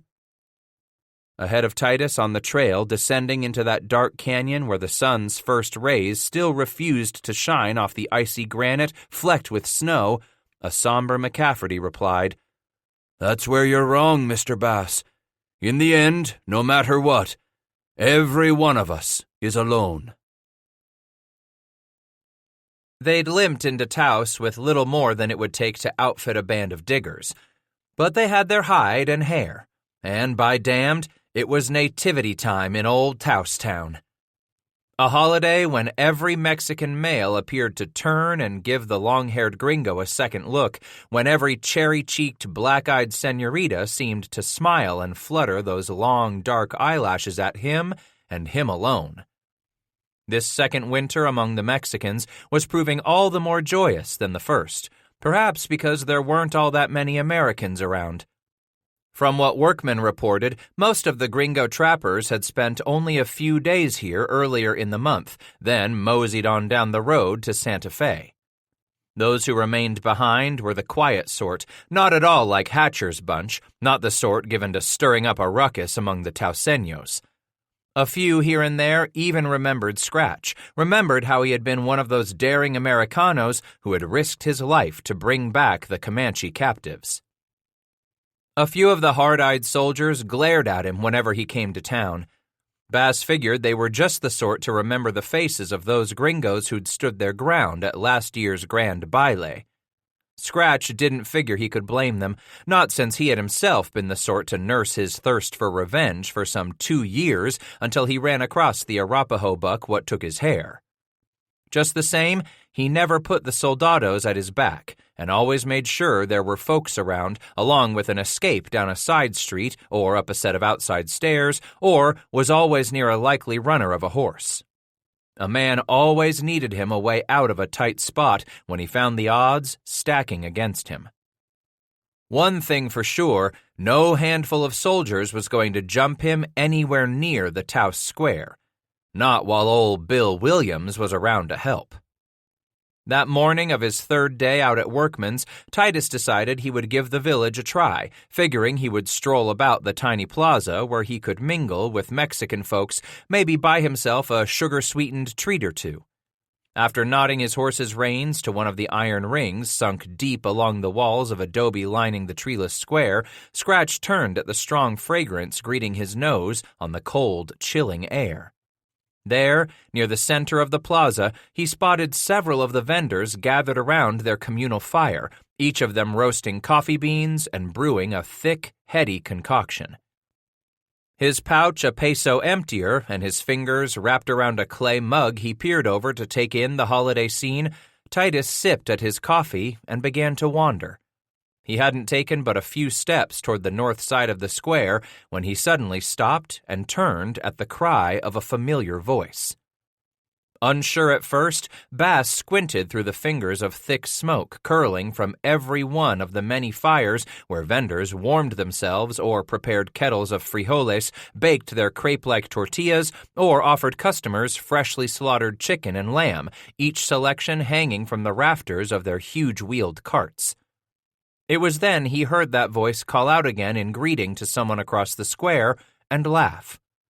Sure enough, the smoke danced aside, and there stood Bill Williams his own self, slapping a vaquero on the shoulder, sharing a lusty story between them. How good to see an old face! Immediately, Scratch cried, "Ho, Bill!" Williams turned, finding Bass headed his way. He quickly said something to the Mexican before beginning his long-legged way across that corner of the square. "You remember me, Bill?" "Scratch, ain't it?" he asked as he came to a halt and held out his bony paw. "We run onto one another up to the bayou, didn't we?" "Right on both counts," he replied, shaking the offered hand vigorously. "Down to Taos for the winter, are you?" Bass said, "Me and a partner come in 3 nights back." Then he whispered, "Layin' up out at Workman's." With a nod, Williams rocked back and roared, "Sometimes it's best to stay low around these here Pilatos, but as for me, I damn well let 'em all know I'm in town for a spree." "You're here for the winter, too?" "Been here for more'n a month now," Williams answered. Gesturing toward the canvas-draped stall filled with bright, gaudy, eye-catching trade goods, Scratch said, "This here fella appears to have him quite the gewgaws and hang-y-downs, that's for sure, Bill." Williams started them toward his sales stall. "You see anything catch your fancy?" "You don't need my help trading off your plues now," Scratch snorted as he glanced at the way a couple of Mexican men looked him over, figuring the pair for the shop's keepers. "How's this here feller's prices?" Williams grinned as if it were going out of style and brushed some of the long fur on his wolf-hide hat back from an eye. "This here nigger's prices is allays low as they can be, and him still make a decent living. Looky here, Scratch." He stuffed his hand into a wooden tray and brought up strings of huge, vari-colored glass beads, each one bigger than his thumbnail. "Won't those make some senorita's eyes shine just to look at 'em?" "You got your sights on a likely gal, have you?" "Hell no, Scratch. I thort you might get your wiping stick polished your own self, seeing how you're here to winter up." Then Williams slung an arm over Bass's shoulder.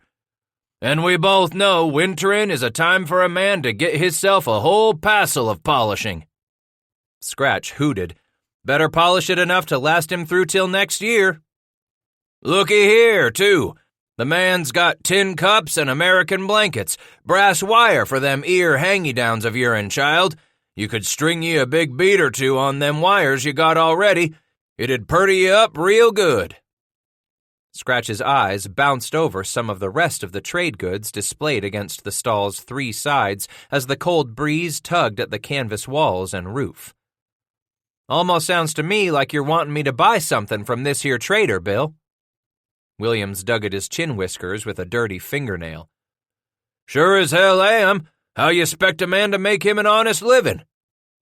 "You know the trader?" "Know him?" Williams snorted. "The god-blamed trader's me." "You?"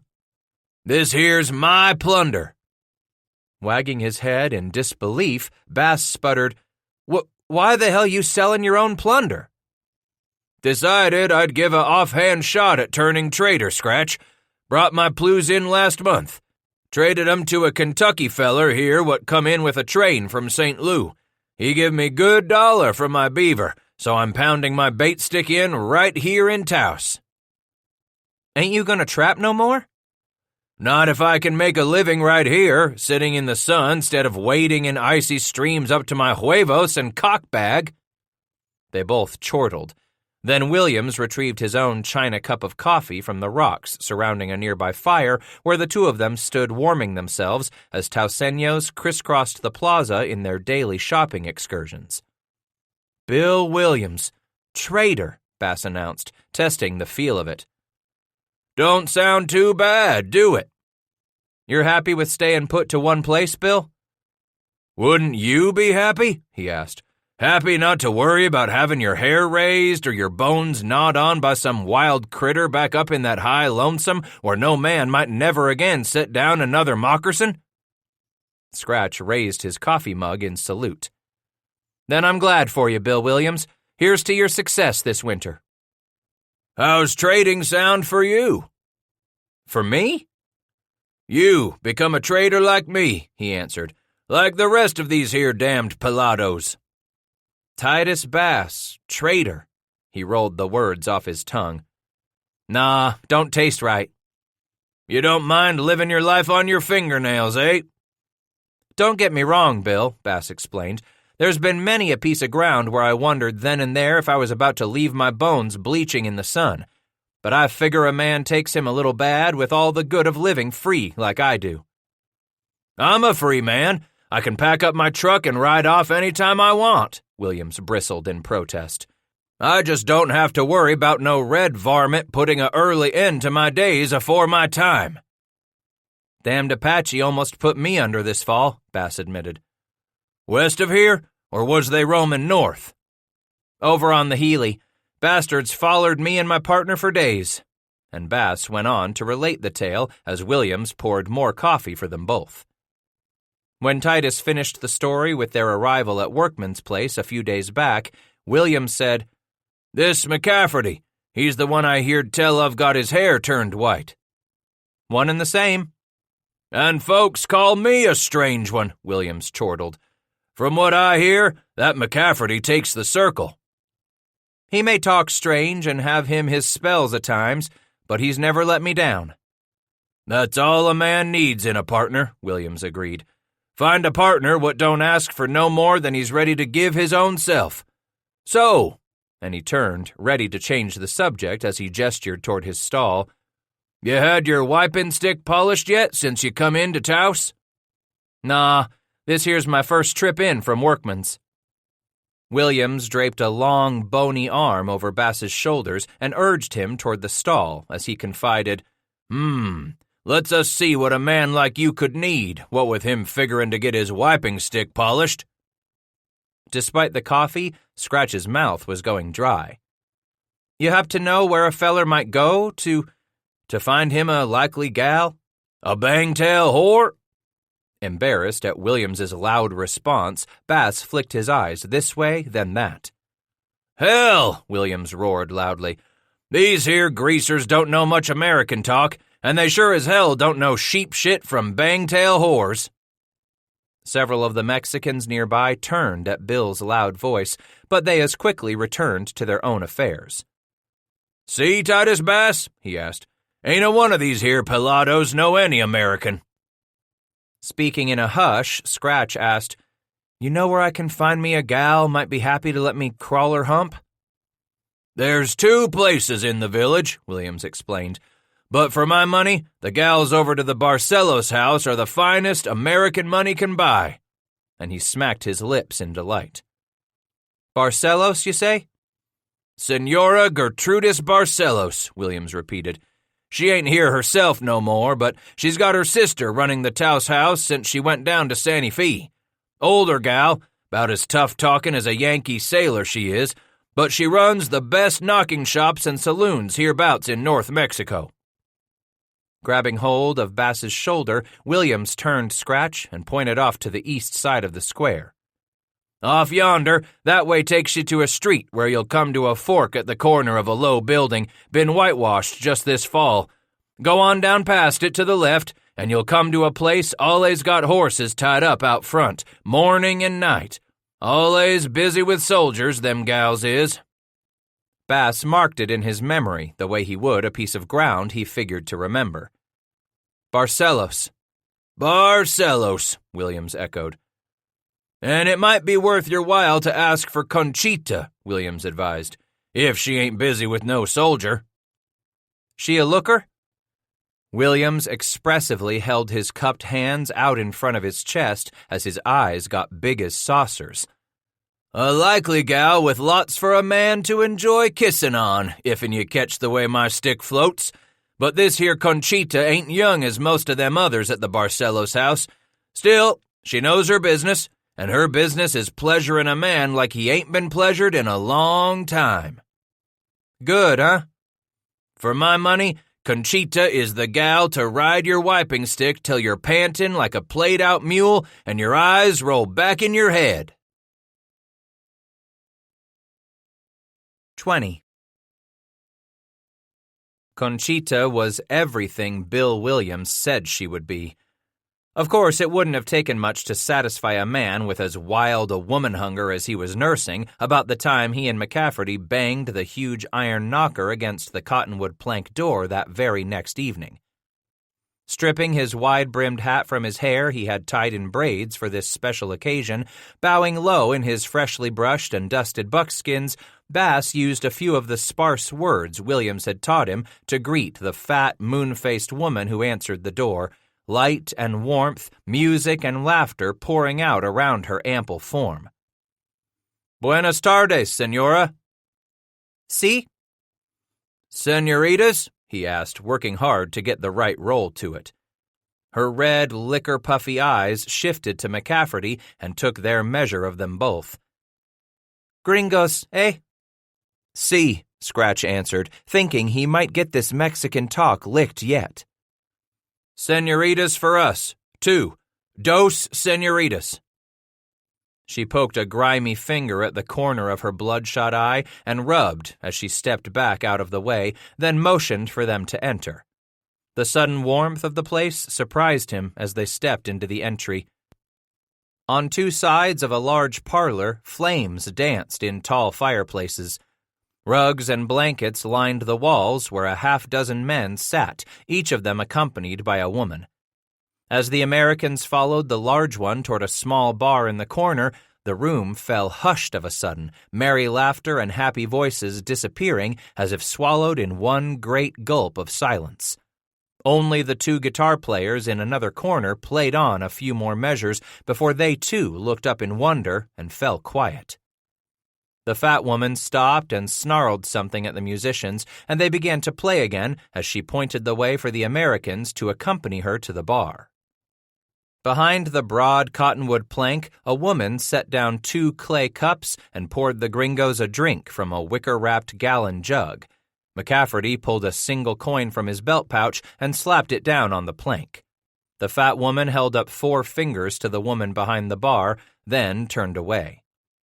Dragging his cup from his lips, Titus reached out to grab the fleshy arm of the large one who had answered the door that evening as twilight gave its way to night. She looked at him with disdain and sighed as she pulled her arm free of his hand. Barcelos? He asked. Si. I want Conchita. Her brow furrowed. Conchita? Si, he replied, nodding. Conchita. For a moment she looked him down and up. Bueno. And then she turned to the woman at the bar to speak rapidly in Mexican before turning away once more. Bass watched as she left, about to speak, when the woman at the bar spoke. I am Conchita. Bass whirled, his throat suddenly constricting. Conchita? Si. Bill Williams.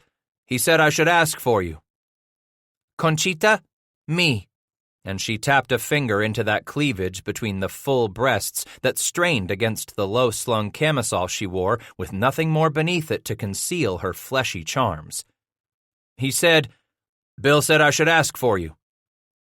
Conchita, me, she repeated, a little confusion crossing her face. You don't know much American, do you? Gringo? Conchita, she explained slowly, as if to make the trapper understand, while pouring McCafferty some more of the pale aguardiente from the wicker jug.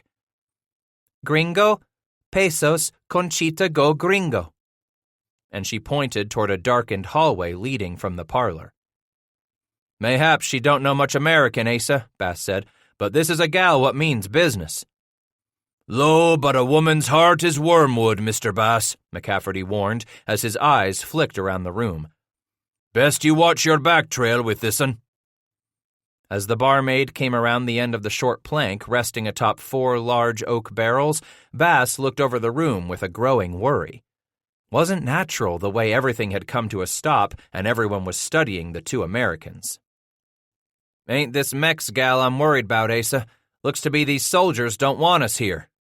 Aye, Mr. Bass, McCafferty replied, and threw back the rest of his liquor.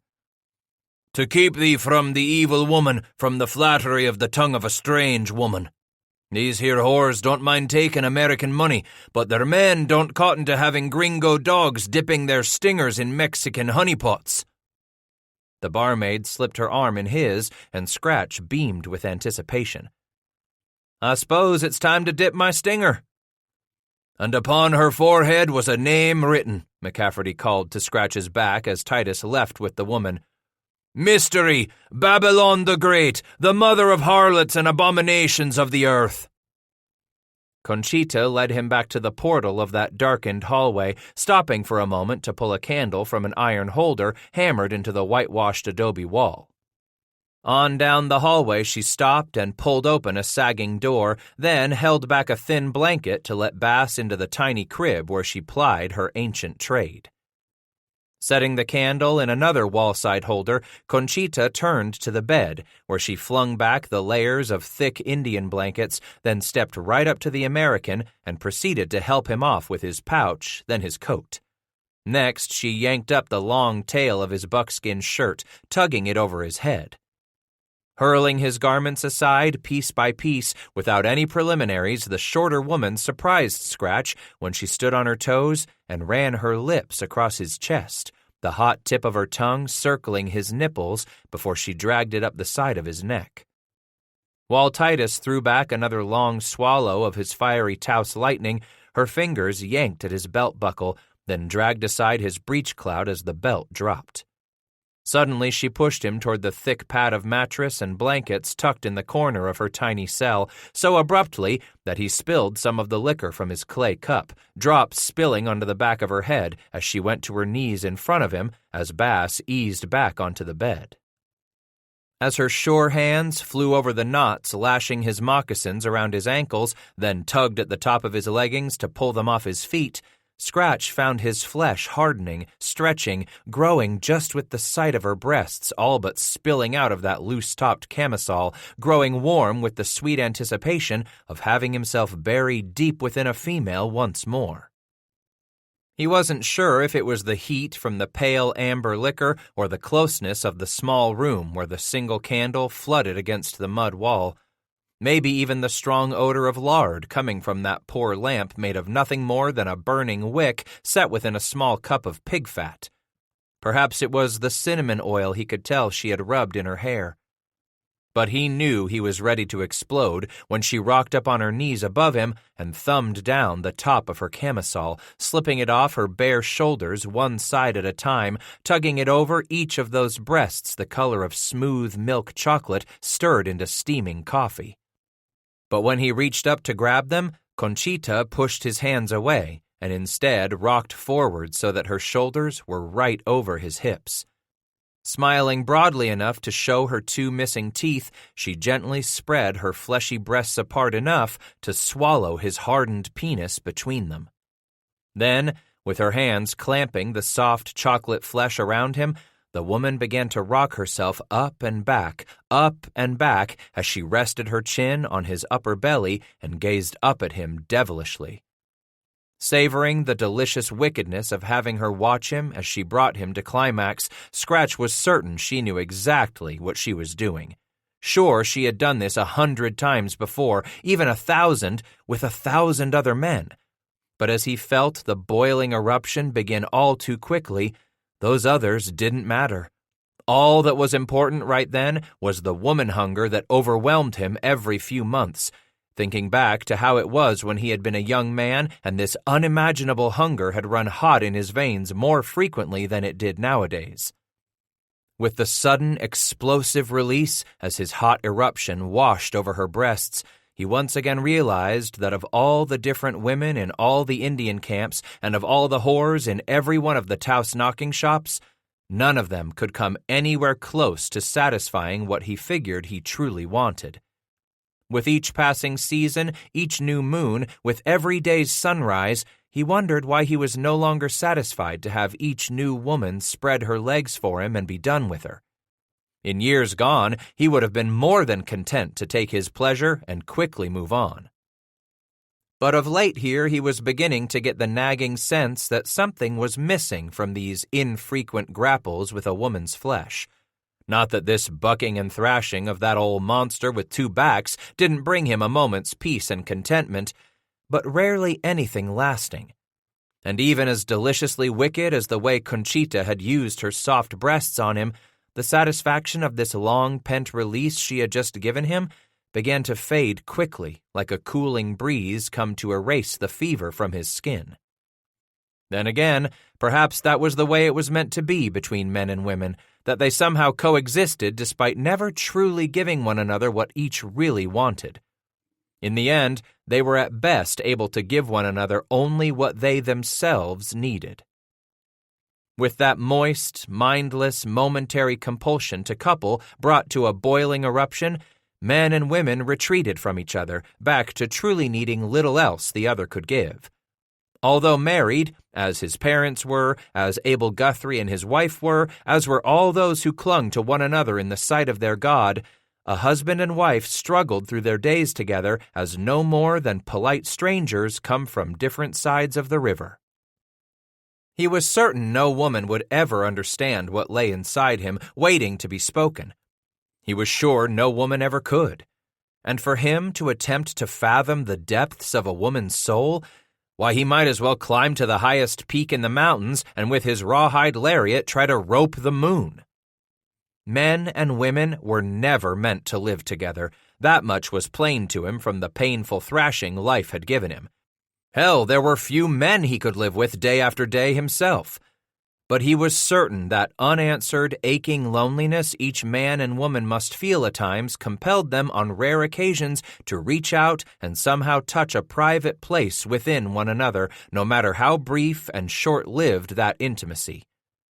Still, what troubled him was that as soon as each brief fever had passed, both man and woman went back to walking on alone, went back to feeling little more than emptiness until they struggled to reach out for one another again. As he felt his flesh hardening, Bast realized he had been asleep. Conchita was awakening him with her hands. He opened his eyes into slits and watched her in the slowly dancing candlelight as she held him between her two palms, rolling his responsive penis between them like tortilla dough a woman kneaded. Here, she massaged his stiffening flesh into readiness. As Conchita rolled onto one hip and kicked a leg over him, he savored the fleshy sway of those healthy, pendulous breasts as she straddled him, took his manhood in one hand, then settled down upon him with an earthy groan from them both. It fired him anew to find just how moist she was for him, so wet there was hardly any friction as she immediately set about her throbbing dance upon him. With every thrust she took upon him, Conchita became more furied, driving herself more wild, causing her breasts to dance and volve above him until he found himself so maddened he seized them both, pulling her down savagely so he could suck on one as her hips continued to drive up and back, up and back. A wild, feral sound was born low in her throat as she pounded herself so fast and hard above him that he knew she was going to flatten out the straw mattress stretched out beneath him on the earthen floor.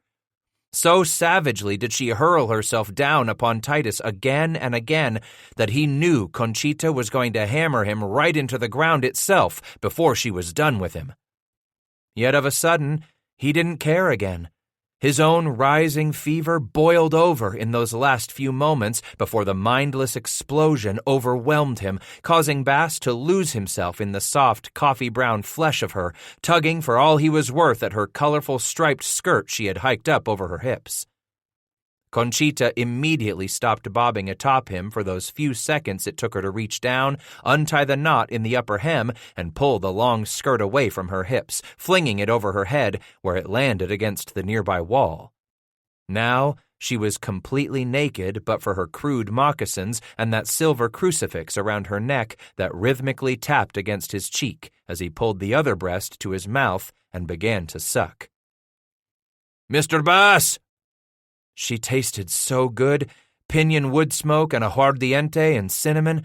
Oh, the way she gripped his manhood within that moist, heated crevice of hers. "Mr. Bass!" Reluctantly, he opened his eyes and gazed into her face, expecting that she would call out his name again in that muffled way he heard her call out before. But Conchita's head was thrown back and to the side, lost in the delicious passion, and she was biting her own lower lip as she continued to hammer herself down upon him so she couldn't have spoken. "Mr. Bass, your union with that whore is over." Almost there. He felt himself like an overripe fruit about to burst when more voices suddenly grew loud right at the edge of his consciousness.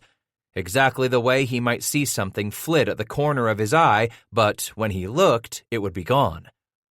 Just when he was certain Conchita was moistening even more around him and Bass sensed that first wave of release himself, a sudden rush of cold air flooded into the tiny room as the blanket was flung back.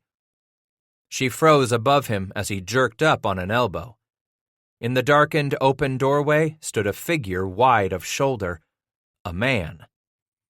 "Conchita!" Although she did not dare dismount from Bass, the woman nonetheless reached over and swept up her skirt, pulling it up to cover her breasts as the man in the doorway lumbered into the room, into the gently flooding candlelight, stirring shadows and hues of saffron as he came in 2 long steps and stopped, his arms hung at his side, his chest heaving, fists clenched as he snarled low foreign words at the woman. Bass did not understand anything of what the man barked at her, but his meaning was never more clear. The import of the intruder's words was as shockingly plain as the ominous bark of a strange dog encountered on the back trails of Boone County, the warning growl of a cornered badger, the hostile grunt of a grizzly boar closing in on him. The stranger took another step into the room as Titus searched frantically for his coat, his belt that had been wrapped around the coat, the scabbard that had been hanging from that belt. Then looked up at the intruder. The lieutenant! "You son of a bitch!" Bass spat at the soldier who stood above him, bare-chested, wearing only his black pantaloons, held up by wide leather braces. Conchita suddenly dragged herself off him, both of them still wet from their mutual release. He began to rise to meet the soldier who Scratch knew felt nothing but hatred and rancor for the Americans who had trailed the Comanche into the mountains to save what women and children they could. In the hallway behind the sergeant, shadows darted, voices called out, someone grunted, and others screamed as a heavy object struck the wall outside. A man cried out in pain. Then a second and a third body smacked against the side of the hall. And in those fleeting seconds as he rolled onto his hip, scrambled to his feet, and hurled himself at the soldier, Bass thought he heard the whitehead barking in that dark, narrow tunnel of a hallway, grousing with fire and brimstone and a most certain eternity spent in hell's own fire for those he found arrayed against him. A solid thunk burst through the doorway from that hall, echoing with the sound of a heavy maul striking tight-grained hickory. The sergeant met him in the middle of the room. Conchita screeched in horror as they grappled, arms and legs a blur. For a fleeting moment, Bass was gratified that his opponent had burst into the room without a weapon, gratified, that is, until the Mexican cocked back a huge, hard-boned fist and drove it against the American's temple. With the light of 1,000 shooting stars, the darkened crib lit up as Scratch rocked back on his bare feet, then shifted his weight back farther still to keep from pitching over when the sole of one bare foot landed on the wide band of thick leather. He stood there, blinking his eyes to clear them of stars as Conchita burst up from the floor, shrieking, her arms outstretched before her as she lunged for the sergeant's arm curling in the wavering candlelight, in that hand a long double-edged dagger appearing right out of the air. Ramirez swore at her while she struggled to pull the arm down far enough to seize the knife. Sobbing, she implored him as Bass blinked again, trying vainly to clear the rain-soaked cobwebs from his mind, hearing men banging the wall outside, the grunts and curses in a foreign tongue, McCafferty's cries almost as foreign to his ears. "Will I lay apart the Philistines like sheaves of wheat?" Then, as Scratch sank to his knees, his temple throbbing still but the shooting lights grown dim, he felt the belt beneath one hand, and beneath the other, the rock-hard rawhide sheath. At the moment Titus seized the scabbard in one hand, gripped the knife's handle in the other, he watched the sergeant clench his beefy left hand into a fist, drag it back as a man would cock the huge goose-necked hammer on a smoothbore, then fling it at the woman's face. The wide row of hard knuckles struck Conchita squarely across one eye and the bridge of her big nose. Titus watched her head snap back from her shoulders like a withered shaft of the corn he sheared with a huge scythe back on that Kentucky farm so many years ago. As the woman collapsed against the wall, smacking her head into the crude mud bricks, Ramirez slowly quartered around on Bass, grunting from somewhere within his barrel of a chest. The soldier's long blade shimmered in the candlelight as he held the weapon out in front of him and began to snarl in Mexican. Just behind the lieutenant's shoulder, a knot of shadows congealed against the crude plank door. Then, a body collided with the door itself, smacking the planks against the mud wall as the man melted to the floor, and in stepped a white-headed warrior. His long hair flowing about his shoulders like corn silk in that muted candlelight, McCafferty immediately whirled about, putting his back on the room as he inched inward, a tomahawk in one hand, his long skinning knife clutched in the other. Foot by foot he retreated, holding more Mexicans at bay there in the darkened doorway. Both Bass and the lieutenant realized McCafferty had his back to them at the same moment. Like a strip of night torn from a midnight sky itself, Ramirez whirled and brought up his dagger, yanking it into the air as he started to lunge for McCafferty. And like sunlight glancing off the rushing surface of Mountain Creek water, Scratch exploded from the floor. Slinging his left arm around the soldier's bull-thick neck, he plunged his skinning knife into the side of the barrel of a chest there below the arm, raised to strike McCafferty. With a pig-like whimper of surprise, Ramirez jerked, muscles tensing, as Bass felt his thin blade slide along a rib for an instant, then suddenly plunge in clear to the hilt. He had it buried until it would sink no farther. The soldier tried jerking away, tried flinging Bass to the side, but the American clung there like a bloated tick to the hump of the herd bull. Stumbling to the side a step, the Mexican nonetheless swung his knife downward at McCafferty, missed, then yanked his huge knife back into the air to try it again. Bass's arm pistoned only enough to free his knife from the enemy's chest before he jabbed its razor point between another pair of ribs, feeling the warmth ooze over the back of his hand as he twisted the skinning blade this time, working it side to side through the muscle, slashing it on into the man's bellows. Again, from the corner of his eye, Scratch watched that huge right arm swing up and down toward McCafferty, realizing too late that the lieutenant's target was not the whitehead. The Mexican was arching his knife back at the naked tormentor plastered on his back. Too late. Ah! The pain grew hot as the huge flat blade plunged into the meat of his right thigh, close to the hip. So much pain that Bass almost went faint, sensing his damp, sweaty grip loosening around the Mexican's neck, feeling his hand releasing the warm, slick handle of his skinning knife. "Asa!" Titus cried out desperately as he watched the muscular Mexican yank the knife out of his leg and cock it into the air for a second plunge. At his call, McCafferty whirled in a crouch no more than 3 feet from the sergeant and immediately raked his left arm to the side before him. The dull, oil-blued metal of the tomahawk blade slashed through the Mexican's flesh, which gaped like a bloody mouth opening with bright red berry juice the way Mexican women stain their own lips with the seductive red of the alegria, that honed blade cleaving the entire width of the man's belly in that one smooth motion as the Mexican's arm drove downward, completing his reflex.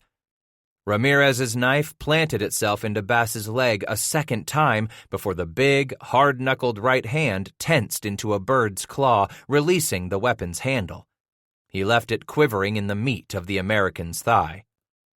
"The bows of the mighty men are broken, and they that stumbled are girded with strength."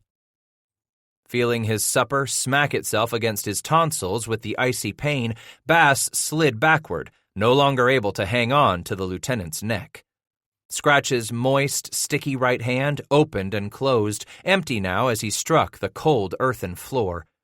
His knife still hung in the Mexican's chest as McCafferty whirled away, growling, cursing, spewing biblical invocations at his enemies who crowded against the doorway, working against themselves to get at the white-headed American. "Whoso sheddeth a man's blood, by man shall his blood be shed, for in the image of God made he man." Asa lunged toward the shadows in the door as Bass sensed Ramirez begin to totter to the side, both his arms clutching his belly, where blood splattered his forearms, the first squirt of purplish-white gut pouring from the wound that had nearly cleaved the huge man in half. Mumbling moistly around the blood that burbled from his lips, the Mexican lurched to the side, suddenly stiffening as he collapsed to his knees, his eyes opening wide, his chin sagging. Ramirez pitched forward onto his face across Conchita's legs. She began moaning in that slow, dull-witted, dazed, and wounded way of an animal, realizing a dead man pinned her legs to the floor, his warm blood gushing over her bare flesh, pooling on the ground around them, soaking into the pounded clay. But her guttural moans became unearthly shrieks of horror the moment she attempted to free her legs from their prison beneath Ramirez's bloody, eviscerated body. "Mr. Bass!" McCafferty cried as he backed another step into the room, one moccasin landing in the black puddle as the sergeant's blood pooled near the center of the tiny crib. "Lust not after her beauty in thine heart, neither let her take thee with her eyelids. Cover your nakedness before the eyes of this whore, and come help me." How it hurt with a cold fire now to slowly drag that hot metal from his flesh, the whole of his leg from toe to hip throbbing with pain, just as two Mexicans leaped through the narrow doorway and McCafferty stepped back, a foot slipping in the dark puddle of the dead lieutenant's blood. In a smooth sweep, Bass brought Ramirez's knife up as he rocked onto his one good leg, jabbing forward the moment one of the soldiers cocked his arm over his head, knife in hand. Scratch caught the Mexican squarely in the left side of his chest, low. Dragging the big double-edged stiletto to the side, he felt the blade separate the muscle between two ribs, slash on through the tough muscle of the lung as the soldier recoiled in a jerk, attempting to pull away so violently he struck the mud wall behind him. Dead as he struck the floor already littered with another man's blood. Hearing the crack of metal against bone, Scratch whirled, finding McCafferty yanking the tomahawk out of the side of another soldier's skull, letting the gurgling Mexican sink slowly to his knees before Asa flung the dead man back against the crude table where the pig-lard lamp spilled to the floor, snuffing itself out with a stifling stench of rancid bacon. In the light of that one small candle, McCafferty spun for the last of the shadows in the door, flinging the knife an instant before pulling his pistol. He fired at the shadows, the sudden light blinding them all in the closeness of that tiny room. "It's time to find your pistol, Mr. Bass." His hands gumming with drying blood, his knees cold on the earthen floor, then suddenly warm as he crabbed through the Mexican's blood, Scratch searched the darkness for where his pistol had fallen in those frantic, fevered moments as the whore grappled with his belt, coat, and clothing. Beneath the flap to his capote, he felt the short, hard barrel. Flinging back the thick blanket wool, Bass seized it with his left hand, dropping the knife from his right to fill it with the pistol butt as he palmed back the hammer with his left hand. Brought it up just as another shadow burst from the darkness of the hallway, firing at the black hole the figure made in the dim, flooding candlelight. How his eyes stung with that bright yellow jet of flame spewing from the muzzle as the shadow hurtled back against the door, its wooden planks slamming against the mud wall with a hollow sound. "Gather your damned clothes!" Scratch couldn't agree more. He scooped up his leggings and moccasins, stuffing everything inside his war shirt before he jabbed his arms inside his coat sleeves as McCafferty swept out of the darkness and whacked his pistol against the side of a soldier's head the instant the Mexican leaped into the room. Scratch clambered to his bare feet, trying to balance on that one good leg, flinging the wide black belt around his waist and buckling it as he stabbed the knife into its scabbard, shouting, "Let's get!" At the doorway, a step ahead of Bass, Asa stopped, peered quickly at the 3 bodies of unconscious men who lay sprawled across the hall, then looked toward the dull, dancing light of the parlor, where women still shrieked and more than 4 vaqueros stood shoulder to shoulder, squinting into the darkness of the hallway. Their own knives at ready, each one waited half-dressed, their bare-breasted whores clinging frightened to their backs, peering between the shoulders of the men as they clamored and swore and screamed. Behind them flitted a huge, blurry form, half-illuminated and backlit with more than 24 candles. As he followed McCafferty from the doorway, Scratch stopped a moment and gazed down that narrow hallway so low a man almost had to duck, peering at those vaqueros, at that gaggle of prostitutes, at that fat and frantic madam who had looked upon them both with such disdain, eager to take their American beaver money, eager perhaps to help the lieutenant and his soldiers take their American lives once she had her fat fingers secured around their beaver pesos. How he wished he could plunge his knife into her heart. But Asa grabbed a fistful of Bass's capote and yanked him farther into the darkness, on down the narrow hallway and out a door so low they both had to duck as they plunged into the shocking cold of that moonless night. Dogs barked nearby on the far side of this mud-walled den of whores. Voices streaked out of the starshine beyond in the streets with a growing echo, coming closer.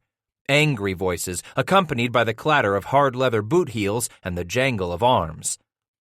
"Forget the horses," he snarled at McCafferty. "On foot?" Asa demanded in a harsh whisper. "All the way to Workman's?" "You figure us to make it out of town in our own saddles when those horses are out in front on that street?" For a moment in the dim silvery light, McCafferty stared this way and that, his mind working feverishly, then shook his head. "We'll have to steal a couple of horses on our way out." "We better," Bass swore as they started away, pressing themselves into the shadows along the adobe wall. "We gotta make it to Workman's place afore the soldiers do, or our hash is fried." The bear of a shadow loomed out of the night as if it were a tattered shred of the black sky itself. Bringing up his knife, Bass braced himself on his good leg, prepared to cut his way through more enemies. "Bass!" Confused, Scratch turned to glance at McCafferty a flicker of a moment, whispering, "Who is it knows my name?" "Kincaid." "Damn," he sighed in relief as the shadow inched closer, taking shape as the big American stepped into the starshine. "Matthew." "It really is you, Asa McCafferty," the shadowy shape said as it came to a halt right before them. "Pray, what finds you here, Mr. Kincaid?" "You don't have the time to listen to my story," Kincaid explained, seizing them both by the shoulder and shoving them back toward the shadows at the side of that narrow street, the very same shadows where he had just emerged. Scratch looked in one direction, then another. "Where?" "Out of town, now," Matthew ordered, "on 4 legs." "I'll kill for that horse of yours," Bass husked. "I won't make it on my 2. "He's game," McCafferty explained. "Took it in the leg." Kincaid turned on Bass. "You walk on your own?" "How far?" Titus asked, his face pinched in pain. "The corner," Matthew said, pointing. "Here," and he swung an arm around Scratch's shoulder, nearly hoisting him off the ground as he set off in a trot, Bass's feet all but dangling on the crusty snow. Leading them around a corner at the end of the long row of low-roofed adobe houses, Kincaid lunged for the reins of one of the 3 horses he had tied to a tall wooden post buried in the ground. "Take your pick of them 2, but leg up quick, fellas." Bass watched Matthew swing up into the saddle and settle before he lumbered against the post and untied the first animal. Quickly lashing his clothing behind the Spanish saddle, he stuffed his left foot into the stirrup and dragged the wounded leg over the cantle before adjusting the tails of his capote. Wagging his big head, Kincaid chuckled, "You're bare-assed naked under that capote, ain't you?" Scratch came alongside as they wheeled about and put heels to their horses. "Never rode with a naked man afore?" Down the street, voices grew louder. "Don't make no never mind to me." And Kincaid grinned. "Long as you got your business done afore them soldados showed up. Vamoose." All three put their animals into a rolling gallop, threading themselves through the dark tapestry of that sleepy village. Behind them, the shouts of soldiers quickly faded as they raced on, submerged in a maze of shadows where disembodied dogs barked and every few houses a candle fluttered into life behind a frost-coated, rawhide-covered window where frightened faces briefly appeared. On the far side of Bass, McCafferty asked, "We going to your place?" "Hell no," Matthew grumbled. "Gonna keep you two troublemakers far away as I can from Rosa and me." "Maybe so you oughtn't turn back now," Scratch said as they shot past the last houses and reined toward the low ridge where the night lay its deepest. "Hep," was Matthew's reply as he kicked his horse into a harder gallop. "Me leave you niggers on your own now, just when you've gone and stirred up more fun than this sleepy village seen in years?" Kincaid ended up leading them along the patchy shadows of the broken butte until the village disappeared from sight behind them. Only then did he rein his horse up a narrow switchback trail the Mexican shepherds used to guide their flocks of sheep to the top of the mesa. On that flat above the distant village, Matthew headed cross-country, making a beeline for Workman's Canyon beneath the cold, starry sky. Already the North Star was slipping into the west. "Who's there?" the sleepy voice called from the stone house when Kincaid sang out their arrival. "It's Kincaid, Willie. Got a couple troublemakers with me." Workman noisily dragged back the door on its earthen perch and stood there before them of a sudden, like a thin strip of coal cotton in the night, his rifle laid across his elbow. "What did they do?" "Said they killed a couple of soldiers." Bass looked up from his right leg. "More'n two." "Shit," the whiskey maker grumbled. "We only come to get our plunder," McCafferty explained as he leaped down, handing Kincaid his reins, and started to turn away. "We'll be gone afore any more of them greasers catch up to us." Workman stepped into the starshine, stopping Asa in his tracks. "Where are you going to go that the soldados won't chase you?" "The mountains," Bass declared, dragging his bad leg off the saddle and landing with a grunt. "It's the middle of winter," Workman snorted. "Maybe so we'll ride to Santa Fe," Asa said, starting to push past the whiskey maker. Kincaid himself reached out and grabbed McCafferty's arm, stopping him. "And wait for the soldiers to figure out you gone south?" "There's a place where they can lay in," Workman declared quietly. "Fella by the name of Vaca." "Old Vaca?" Kincaid repeated. Then he turned on Bass. "Has him a rancho at the mouth of the Peña Blanca, south of Santa Fe, not far down the Rio Grande, fellas." Workman nodded.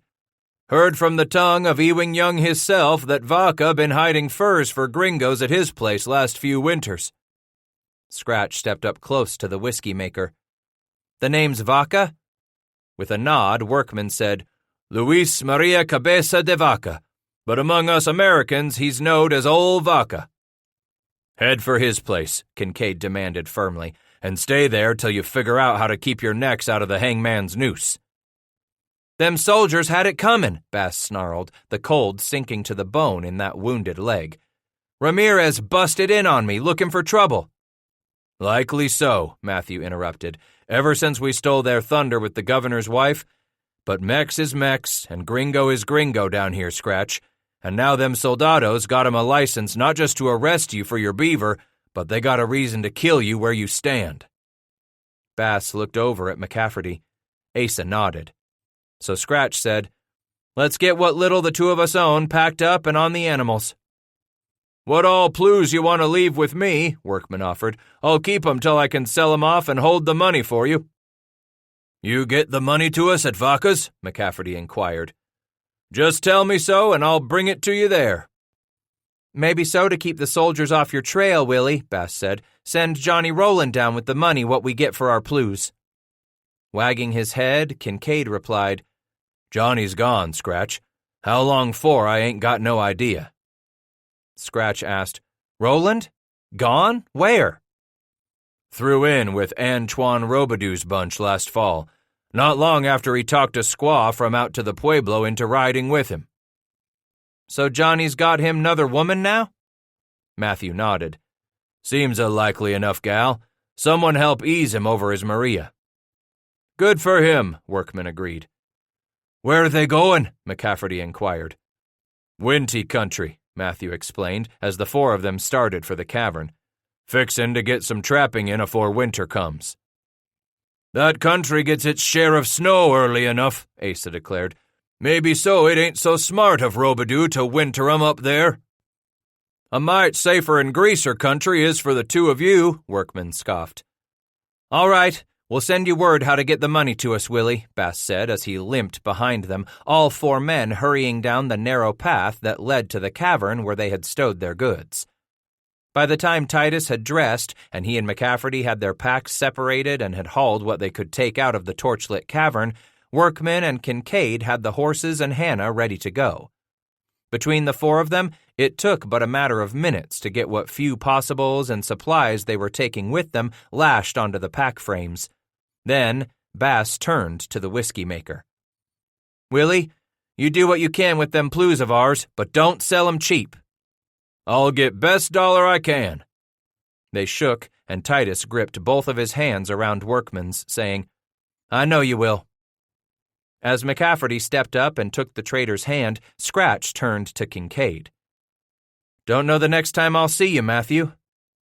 He smiled broadly, those big teeth of his glittering in the night like a string of mother-of-pearl buttons. "Just you count on seeing me again, Scratch. Don't worry about the when. Could be next month, could be next year. Hell, I might not lay eyes on you for winters yet to come." Damn, but this tug at his heart always caused his eyes to smart. "Take care of Rosa for me," he asked. "She's a fine woman, Matthew, and she's got her a good man, too." Kincaid threw his arms around Bass, nearly squeezing the juices out of the smaller man before he stepped back and said, "You two watch over each other, won't you?" "We will," McCafferty vowed as he held out his hand. "Way I figure it, we both saved each other's hash now." Titus painfully pulled himself into the saddle. "Seems the score's even atween us, Asa." "That don't matter a tinker's damn if you niggers don't live to get out of Mexico," Workman growled. "Best get." "Time to get high behind," Bass agreed, shifting some weight off the wounded leg. McCafferty whirled about and swung into the saddle, adjusting his moccasins in the stirrups, tucking the tail of his capote around his leggings. "I swear I'll see you boys again," Bass promised as he nudged his horse into motion, yanking on Hannah's lead rope. "Just make sure you don't show your faces around Taos till folks down here forget just how ugly you two niggers really are," Kincaid chided them. "Give it least a winter or two." "Tell Rosa to keep you fed and happy in the sack, Matthew," Bass said, turning in the saddle to hurl his voice back at Kincaid as they loped away. His words echoed off the canyon walls. "And keep your eye on the skyline. One day soon you'll see this child back on your doorstep." It was Christmas the day they reached Santa Fe. The plaza and surrounding streets were jammed with worshipers headed for Mass. Horses and donkeys, carts and wagons and carriages, all squeezing past one another as the two Americans slipped off the hills and onto the muddy, rutted, snow-covered road, disappearing among the throngs merging to celebrate the Savior's birth long, long ago. Swept along with the pious and the noisy, Bass and McCafferty stayed among the crowds as those masses pushed for the town square. Once there, they could thread their way back out on the far side of the village with little chance of standing out in the throng. Safer that, what with all the soldiers coming and going. Maybe the soldados posted here hadn't been alerted to the killings in Taos, but maybe they had. As the streaming masses began to converge on the outskirts of town, Bass and McCafferty were swept on through the clutter of hovels where Santa Fe's poorest inhabitants lived. Tiny pole and wattle huts, these were really shelters no more than a single room where a large family eked out their daily existence. While the walls of some were constructed with crude mud bricks, so too were the low roofs. Because they were nothing more than dirt and straw spread across a network of branches and limbs, when the rains came or the soaking of wet winter snows, those roofs invariably leaked, often collapsing on the sleeping inhabitants below. If there happened to be any windows in the walls of those adobe huts the two Americans passed by this morning, they weren't covered with glass. That extravagance was found only on the richest of homes standing closer to the town plaza. Here, where the poorest lived, the tiny windows, most no larger than portholes, were covered instead with rawhide scraped to a translucent thinness, or even sheets of transparent mica quarried from the nearby hills. In the shadow of every house stood the squat outdoor ovens fashioned from adobe as well, each one shaped very much like bone china coffee cups turned upside down on the icy ground. During the day, these beehive-shaped ovens contained the fires tended by a woman for her baking. At night, they and their warm coals provided shelter for each family's dogs. Among the songs and joyous shouts, the two trappers were swept along beneath bright strips of cloth fluttering from banners held high, the Mexicans joining the brays and bleats of nervous animals, curses from the poor owners of the crude carretas, and cries from Indian servants guiding the carriages of their wealthy owners through the crowds along the hard-packed streets. Faceless Americans, lost in the cacophony of this sacred day, pushed ever onward toward the central square and the huge, towering cathedral. Along each side of the narrow avenues stood those carts and stalls of vendors crying out to the passing crowds, their loud and shrill voices hawking trinkets or cloth, coffee or sweets, perhaps some shiny bauble to offer a loved one, or a candle to light for the Virgin Madonna on this special day. In the air drifted the close smell of animal and man, fresh dung and old sweat, in addition to a mingling of savory spices simmering in 100 different kettles hung over fires burning along each avenue. Cedar and pinon added their thready smoke to the cold, frosty air as the huge bells began to peal and the crowd shouted anew, surging forward in a hurry through the rutted streets of icy corduroy. All were eager to reach the cathedral and find themselves a place to sit, if only a place to stand, before the priests began their sacred high mass on this most holy day. Here, the wealthy rancho owners and their families rubbed shoulders with the hacienda peons and the slaves who worked their fields.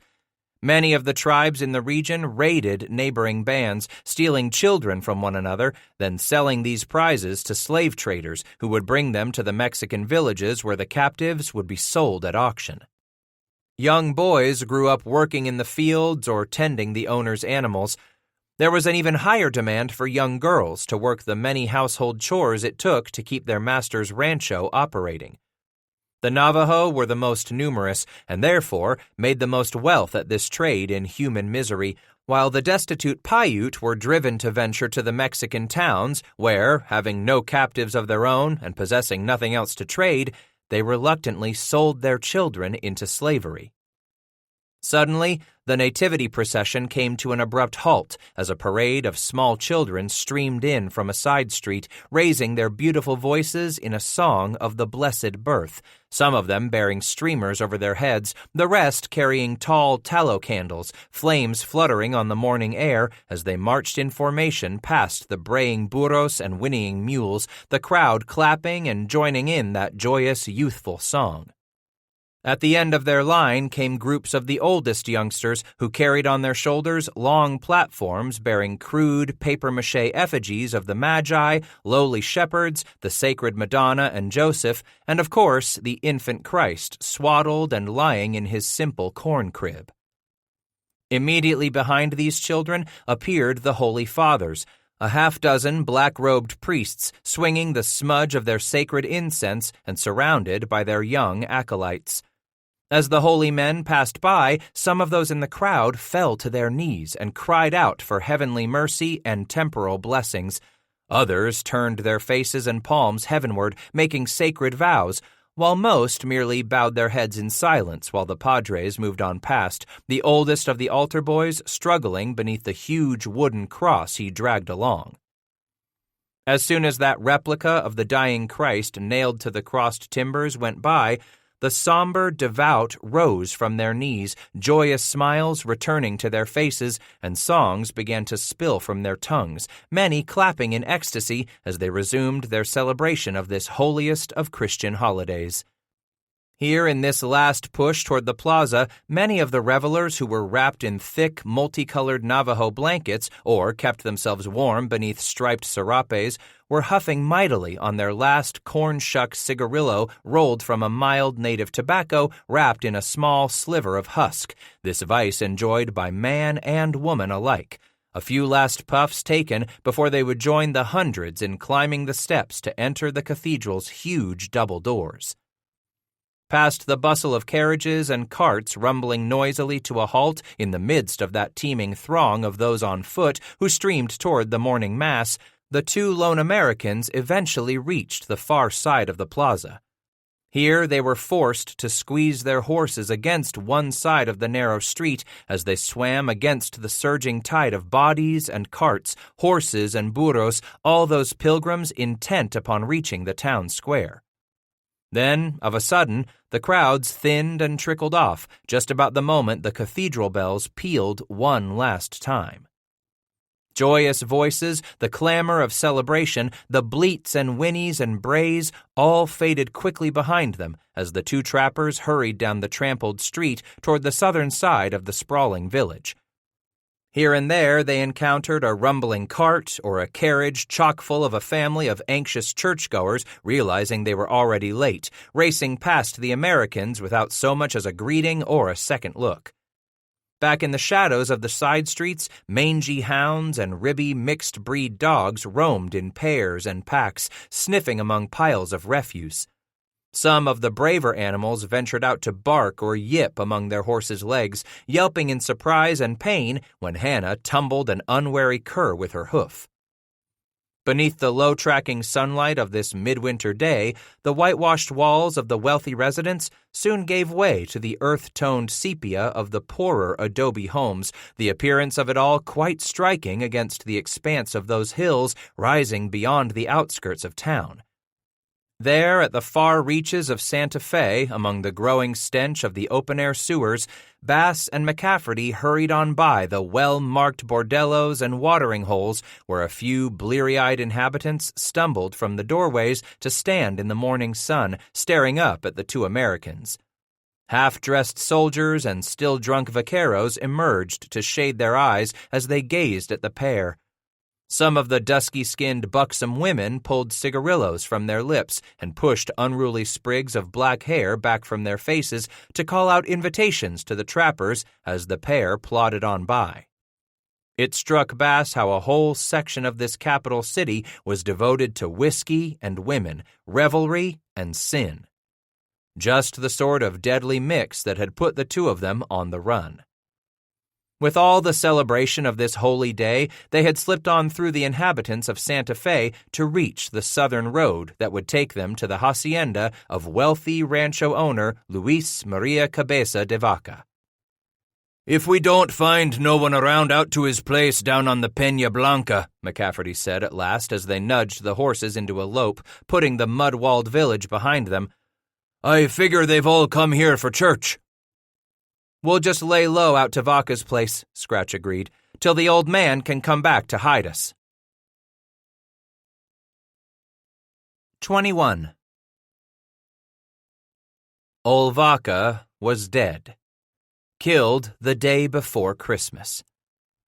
Only a matter of hours before Bass and McCafferty showed up at his hacienda, Luis Maria Cabeza de Vaca had been shot, resisting a detail of Governor Manuel Armijo's soldiers sent from Santa Fe to confiscate the beaver pelts and other property of Americans suspected of being hidden at Vaca's rancho.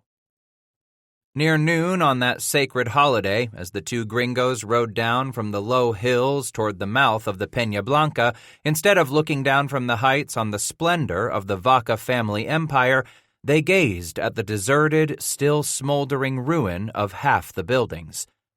As soon as they reined into the smoky yard, more than a dozen armed men appeared from all sides, every one of them smeared with cinders, their faces and clothing streaked with ebony and dried blood. Among them were Vaca's 3 sons, as well as a nephew who knew a little English, enough to explain that the governor's soldados had come on the evening of the sacred holiday with a writ to search the grounds and buildings, orders to seize all Americans' property and confiscate any goods being trafficked with the gringos. "My family has been on this land for generations," the nephew explained. "This is no way to treat my family." True to his personal code of honor, the old man had stood before the overwhelming array of soldiers without a weapon and refused the captain permission to search the grounds, which prompted the officer to rein up to the old man and brutally slash him across the face with his quirt, splitting Vaca's cheek open and knocking him down. Yet he struggled back to his feet and immediately attempted to yank the impudent soldier out of the saddle. "The captain, he pull his pistol and shoot my uncle," the nephew disclosed. Before the smoke from that single pistol shot could clear, a general melee broke out as family members and ranch hands turned and raced for their weapons while the soldiers began their rampage. In the end, it was Vaca's old wife who ventured out of the hacienda waving a large white handkerchief in the stiff cold wind, surrendering so that no more of her family would die, so that she could go to the body of her husband where he lay mortally wounded in the trampled yard, bleeding to death near the foot of their porch. A patch of dirty crimson still stained the crusty snow where Vaca fell. After rounding up all the family and their employees, placing them all under guard in the middle of the yard, the soldiers rummaged through the house and outbuildings before they moved on to the barn and the barracks where the ranch workers slept. Only then did a young Paiute house servant turn back to look at the hacienda and emit a horrified scream. The house was on fire. At first, the captain had refused to allow the ranch hands to fight the flames, claiming that such a catastrophe was no work of his men. But after nearly half of the graceful old building had been consumed, he relented and allowed Vaca's men to put up a valiant but hopeless effort against the flames. Instead of ordering his men to help the family, the captain had his soldiers continue their search, eventually managing to find over 200 pounds of beaver pelts hidden beneath a trap door in the barn floor. Beyond that, there was nothing conclusive to indicate that Vaca had been dealing with the Americans. Besides, the angry captain had been informed there would be gringos to arrest. His men found no Americans. "The governor and his soldados," explained the nephew, "they hate the Americanos. They want us to hate them too. My uncle, he not hate. What he had he give to all who come to his door, to all guests, and now he lay in his grave." 3 dark mounds stood out against the sunlit snow in the family cemetery on a low knoll behind the hacienda. 3 new wooden crosses marked the last resting place of Cabeza de Vaca, along with 2 of his workers. This last resting place of the old man's hospitality to American trappers.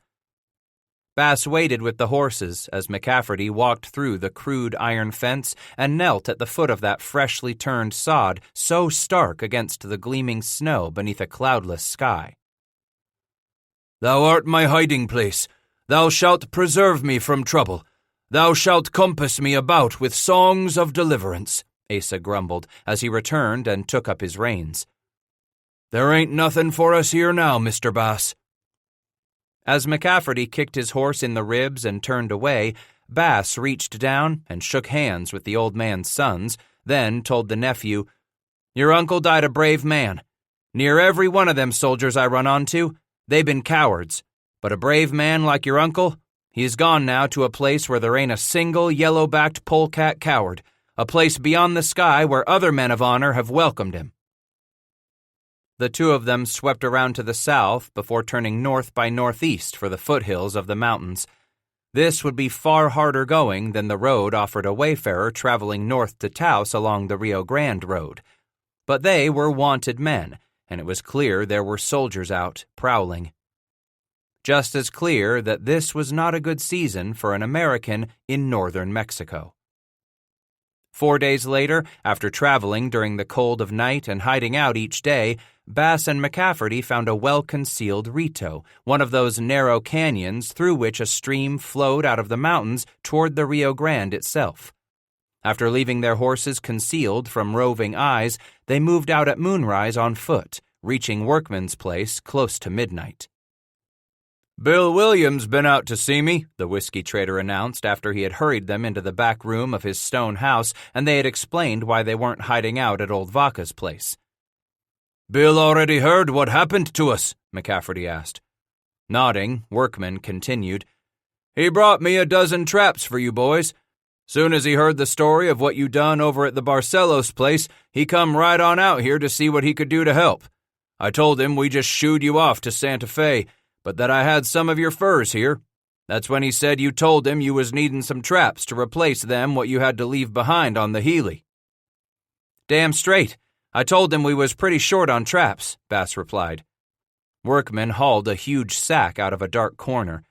As he swung it across the earth floor, it clattered, coming to a rest. "Juniata steel, boys. Best traps a feller can buy him in Mexico." Titus asked, "We square with Bill?" "He took what he needed in trade from your plews," Workman answered. Then his eyes got anxious. "You ain't fixin' on stayin' here, are you?"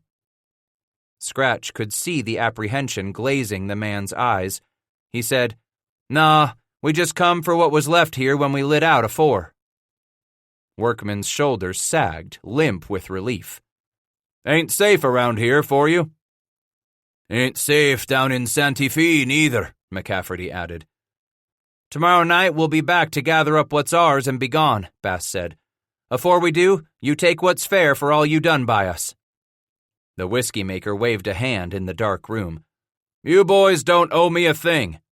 "It's only right," Scratch protested. "For all you done." "Mr. Bass is right," Asa added. "Likely them soldados will be back to see you." They were out of there before the eastern sky grayed, and back at dark the next night to load up what they had left behind more than a week before. With every hour, Bass himself grew all the more anxious, all the more certain in McCafferty's belief that the soldiers would be back. After seeing Vaca's place and those 3 fresh scars on the earth, it was almost enough to make him a praying man, begging God to spare William Workman and all the rest who had put their necks in a gallows noose simply to help out a few Americans come to Mexico. But every bit as much as a man might pray, Scratch realized a man also had to keep his powder dry and his weapons close at hand, and never be caught praying down on his knees with his eyes closed, suicide sure and certain. "Maybe so one day I'll come back this way," Asa told Workman as they swung into their saddles. "Give it some time, like Kincaid said," the whiskey trader reminded them. Then he turned of a sudden and held up his hand to Titus Bass. "Near forgot to tell you, Scratch. Wanted to wish you a happy birthday." Happy birthday?" Workman nodded. "Figure it's well past midnight already. That makes it New Year's Day, 18 and 30. How many rings that give you now?" 36, he replied, astonished. "Already a new year." "You boys watch your hair," Workman said, as he took a step back and slapped Bass's horse on the rump. "You watch your'n, Billy Workman," Scratch cried as they reined away. At the top of the prairie, McCafferty came alongside him as they loped beneath the North Star. "That's twice now since we threw in together what I didn't think we'd make the new year, Mr. Bass." "Maybe so. You're a hard user on your partners, Asa." "Me?" "You was the one what rode us off down to Apache country." McCafferty snorted. "And you was the one took us off down to whore country. For true and righteous are his judgments, for he hath judged the great whore, which did corrupt the earth with her fornication." When Titus turned to gaze at Asa, he found the whitehead's eyes glimmering with mirth. "All right, you slick-tongued son of a bitch. I suppose we are even. You got us in that fix down on the Healy, and I got us out." "Then I pulled us out of the next mess you plopped us down in," McCafferty concluded. "Way I see it," Scratch declared, "we're square, Asa McCafferty. No matter what happens between us partners now, we're square." Scratch figured they couldn't have anywhere near as much trouble from there on out as the two of them had their first few months after throwing in together. Leastways, that's what he told himself as they loped out of the valley of the Rio Grande, slogged their way over the pass, and finally plunged down to the foot of the Front Range where they struggled on north. At times, they happened across a likely-looking stream flowing down from those emerald foothills and set up camp for a few days to work the banks hard, doing their best to strip the place clean of what beaver they could bring to bait. More times than he would care to count that winter and on into the early spring, they were forced to hole up and hunker down as a storm blustered over them, delaying their journey north. Nonetheless, those days imprisoned in camp gave them a chance to make needed repairs to traps, tune the locks in their rifles and pistols, sharpen knives, and reinforce saddles and tack. Those hours also gave Asa an opportunity to discourse on a variety of celestial and theological subjects, his long, meandering monologues taking him from the rightful place of the devil and evil among mankind all the way to his assertions that the end of the world had already been foretold and its date was therefore cast in stone. No matter how good mankind might believe it would ever become, man was by nature still an evil creature, and one day would be brought to task for his errant ways. "Even you, Asa McCafferty?" Bass asked skeptically. The whitehead had looked up from the oiled strop where he was dragging a knife blade back and forth. The sharp edge lay still as he studied Scratch. After a long moment of reflection, he answered gravely, "Especially me." As his partner went back to sliding the honed blade up and down the strop, Bass echoed, "You?" "The harshest penalty come that day of judgment for this wicked world will be meted out to those of us who have sought how best to serve the Lord our God and failed him in the end," McCafferty explained. "And I saw the dead, small and great, stand before God, and the books were opened, and another book was opened, which is the book of life. And the dead were judged out of those things which were written in the books, according to their works."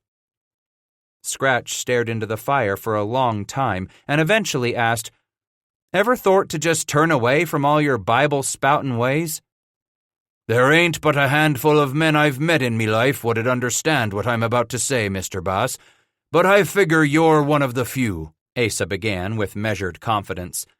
"See, comes a time in his life a man does what he knows to be right, even when he knows no one else thinks he's right. That might be my saving grace, my only prayer of spending eternity in the sky." Oh, how Scratch had wanted McCafferty to explain all that, cursing himself for not being near smart enough to figure out the riddles and parables the man used to explain things. But in the end, Titus was reluctant to admit his ignorance of spiritual matters. In the end, he let it lay and did not ask. As winter grew old, they crossed the South Platte, then struck its northern branch. Along it, the pair traveled west toward the interior basin, then struck out for the Wind River. North to the Bighorn, eventually reaching the south bank of the Yellowstone itself. By and large, the ice was growing spongy that day late in March, so they were forced to push downstream until they found a patch of more open water. There, they stripped out of all their clothing but moccasins, tied all of it right onto the top of their packs, and led the reluctant animals into the icy river. Yelling their encouragement to one another and to the animals, their teeth chattering like bone dice in horn cups, the trappers swam across the mighty Roche Jaune, gripping bridles or saddle horns with trembling hands. On the far side, Bass and McCafferty emerged from the water, shivering so hard they could hardly stand, their half-frozen fingers fighting to loosen wet knots, finally freeing the oiled hides where they had safely wrapped their clothing. Back inside their warm buckskins, an outer pair of buffalo hide moccasins and their thick blanket capotes pulled over buffalo fur vests, they made camp for the night on the spot, then pressed on the next morning. North by northwest they pointed their noses now, their faces battered by a wild mix of brutal spring rains, freezing sleet, and some soggy late-season snows, until more than a dozen days after putting the Yellowstone at their backs, they struck a narrow, winding river, where the redbud and willow were just beginning to bloom beneath a clearing sky. "By my reckoning, this here gotta be the Mussel Shell," McCafferty asserted as they dropped to the ground in that lush bottomland. Bass studied the stream up, then down, making note of the surrounding landforms. "You heard tell this was good beaver country, eh?"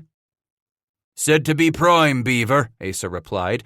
Then he raised his rifle and gestured at the jagged line of peaks lying along the western horizon. "That yonder's the edge of Blackfoot country." They slept off and on throughout the lengthening days, grabbing a short nap here and there in the morning and afternoons, catching a few hours at night. This was a dangerous land, where one of them had to arise in the dark hours after the moon had set and take half their animals out to graze in plain sight of camp. The other horses they kept tied close at hand just to be ready in the event they had to run to save their scalps. While a trapper's normal routine would have him going out early in the morning and again late in the afternoon, neither of these wary veterans ventured from their secluded camps during the daylight hours. Instead, Bass and McCafferty went to their traps only in the darkness before dawn and in the blackness after twilight had faded from the sky. As they slowly worked their way up the Mussel Shell toward the mountains, then crossed over the low divide and began to trap down the Judith River, the pair cautiously chose their camps, finding a spot with enough tall willow to hide their horses and their plunder, enough of the blooming cottonwood branches overhead to disperse the smoke rising from their tiny fires. A cold and horrid winter had given way to a wet and miserable spring, fraught with daily thunderstorms that soaked man and animal alike and made a man hanker for the coming warmth of summer days and the prospect of rendezvous. As the weeks tumbled behind them, their animals labored under the growing weight of heavier and heavier packs of beaver.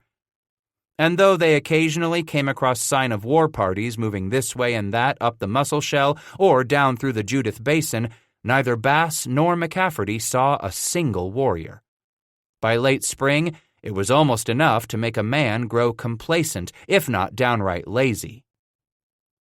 With as warm and sunny as it had become that afternoon, Titus determined to move out of their new camp before slap dark had descended upon the valley. At sunset, he took up the big Mexican butcher knife they used in camp and stuffed it into the back of his belt. His rifle in one hand, his trap sack in the other, he nudged Asa with a toe. "Going out. Set me some traps." McCafferty squinted into the afternoon light, then rubbed both eyes with his knuckles. "Ain't you waitin' till dark?" He snorted. "We ain't seed a feather." "But we seen lots of sign up here this close to the Missouri." "You're like a mother hen," Titus replied as he turned away. "It's only bait sticks I'm cuttin'. Ain't no bugs boys gonna catch me out."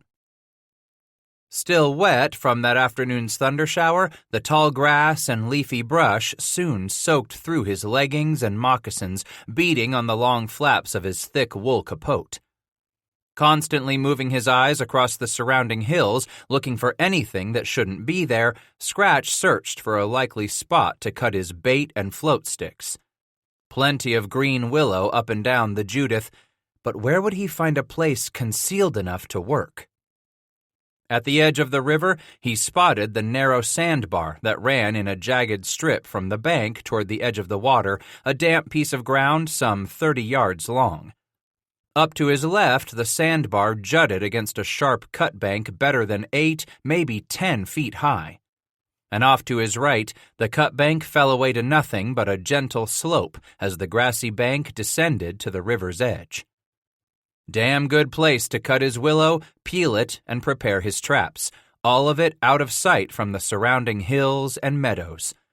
A pretty spot, too, here as the light was beginning to fade and turn the rustling leaves to a deeper hue. After clambering through the thick copse of willow and buckbrush, Titus dropped his heavy trap sack onto the edge of the sandbar and propped his rifle against it. Directly behind him hung a wide canopy of willow suspended over the edge of the cut bank. It was there he pulled the tomahawk from his belt and began to hack at the base of some of the thicker branches, tossing them into a pile near the trap sack. After he had nearly 24 cut, Scratch turned back and squatted on the sandbar to begin peeling the first limb, slowly fashioning it into a bait stick, sharpening its thicker end so that he could drive it into the bank just above a set he would make come morning. At the other end of the stick, he used his knife and fingers to peel back layers until he had the limb fanned out for some 3 or 4 inches down the wand. The better to hold more of the beaver milk that would lure a curious flattail to drop one of its feet within the jaws of his trap. Downstream, there among the willow along that gently sloping grassy bank, maybe it was only the wind sighing. But he waited, glanced over at his rifle, and waited a moment more.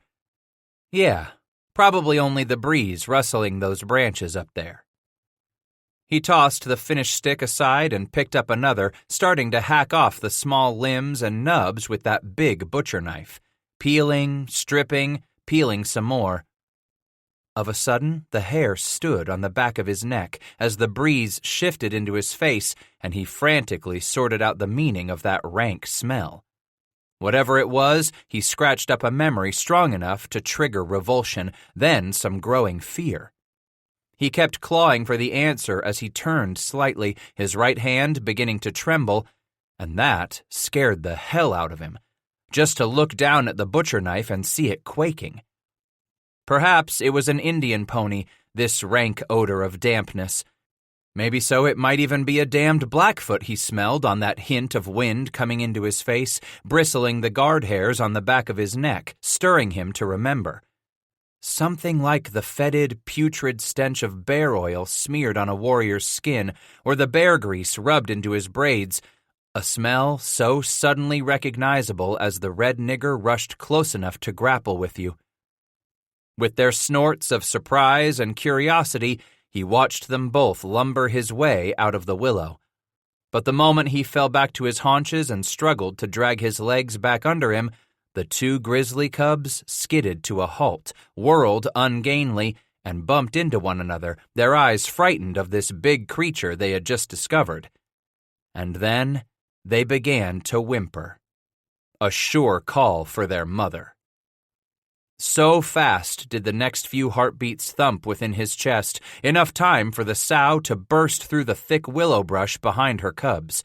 Time enough for her to stick her nose into the breeze and size up the threat posed to her offspring. Time only for him to start scooting backward. She shakily rose on her back legs, opening her massive jaws and rolling back her muzzle to expose those yellowed fangs dripping with foamy slobber. Glancing at the rifle that lay between them, Bass got only to his knees in that instant the sow dropped to all 4 and heaved his way with a lurch. Shoving the butcher knife into his left hand with that half-peeled willow branch he was already holding, he yanked out his pistol and raked back the goosenecked hammer, getting it up in front of him just in time to blot out her snout as she opened that gaping maw and began to roar. Whoa! He felt the pistol buck in his hand as she was yanked up short, immediately swiping the arm and that tiny weapon aside as smartly as she would swat a troublesome mosquito, the pistol's smoky bark buried beneath the terrible battle cry of a mother wronged and duty-bound to protect her young. She brought that paw up to rub at the side of her jaw where the ball smashed through her face, then gazed down at her enemy and grumbled something great and fearful at the back of her throat the moment she rocked back down onto all 4 and lumbered into motion. In that final moment before she swatted him and the pistol went wheeling into the willow, he remembered how the thick tufts of green grass exploded into the air as she sank each paw into the ground, how the glittering sand spurted from each foot in a golden, cascading spray as she exploded toward him. One powerful paw crashed over the rifle and the heavy trap sack as she scrambled past the cubs and closed on her prey. the open sack clattering across the wet earth, the rifle cartwheeling end over end toward the water lapping against the rain-dampened sandbar. Whoa! With her huge maw open and dripping with that terrifying roar, the sow bellowed the grizzly's battle cry as she pounced upon Bass with such a powerful rage that she bowled both of them over, spilling them across the wet sand and into the tall grass like the large rawhide balls small Indian boys batted back and forth across the ground in their exuberant, youthful games. He felt the sudden, hot tenderness at his back, rolling groggily onto an elbow, knowing she had caught him with a paw, raking him with one or more of her 4-inch claws as she burst past him. Whoa! Already she was catapulting onto her hind legs, digging in with her forepaws, wrenching up sand and grass as she righted herself and twisted about in her turn. Angrier, perhaps, that she had not crushed the puny creature in that first grand charge.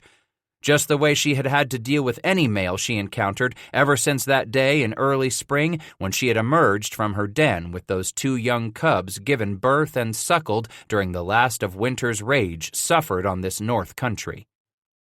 Whoa!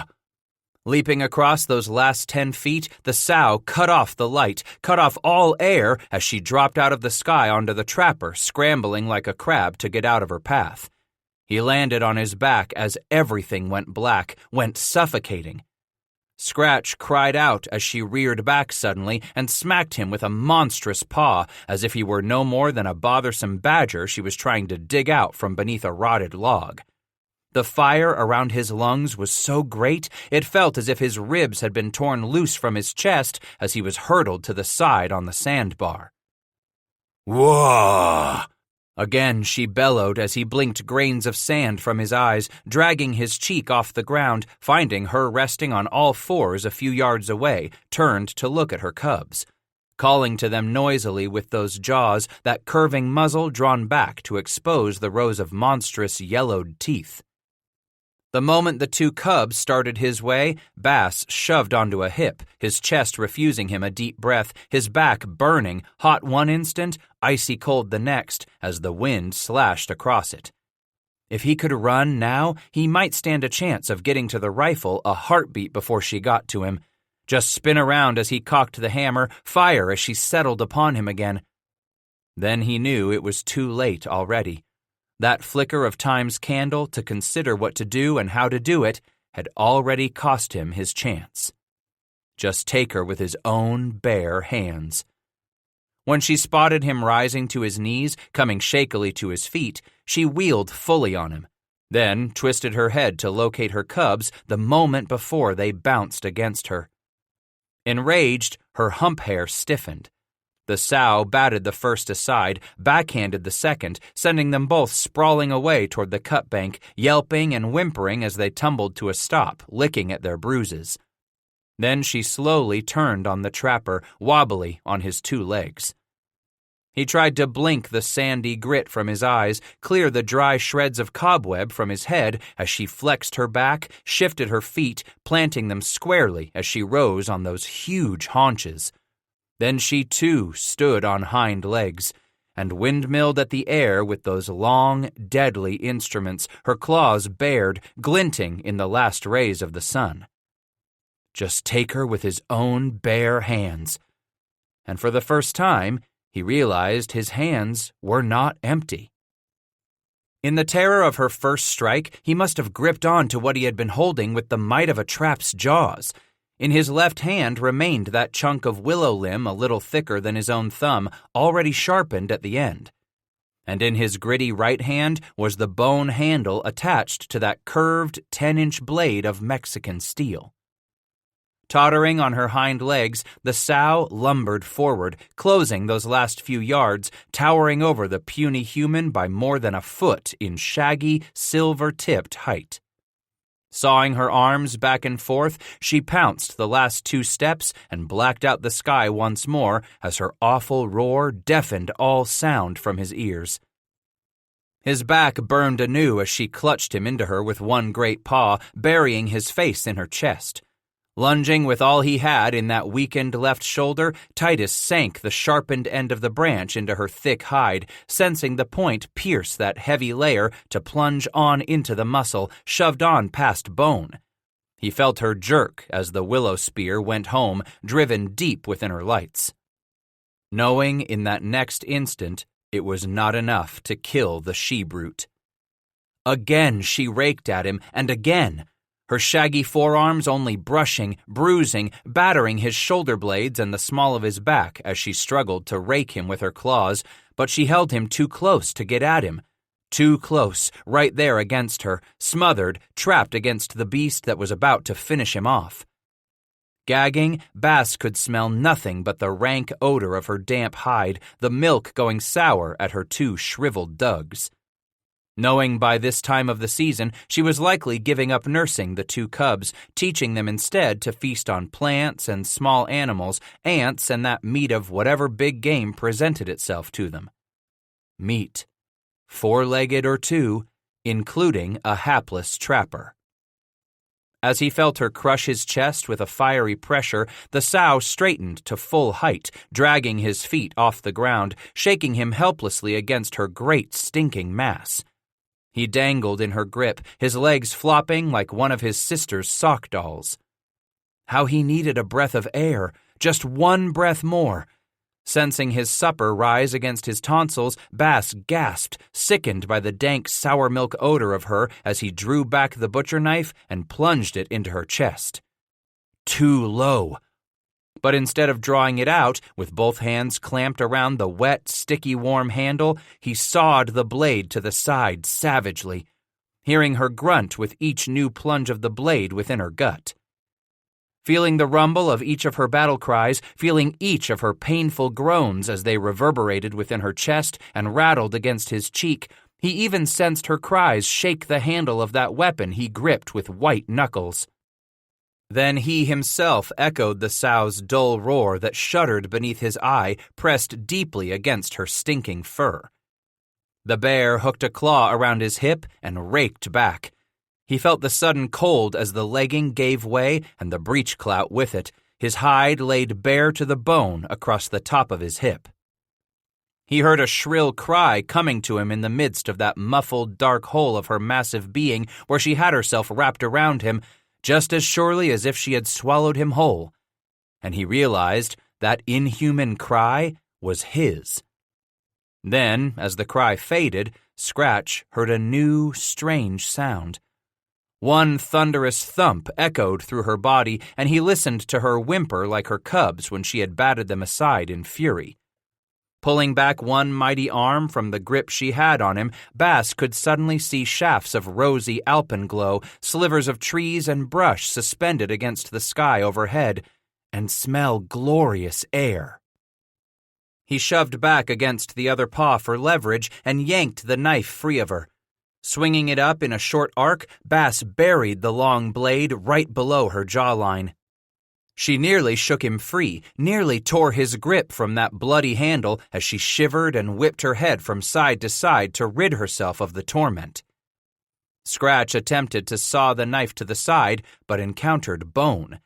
Instead, he yanked the weapon free once more, rocked back, and plunged it in. Back out and in again.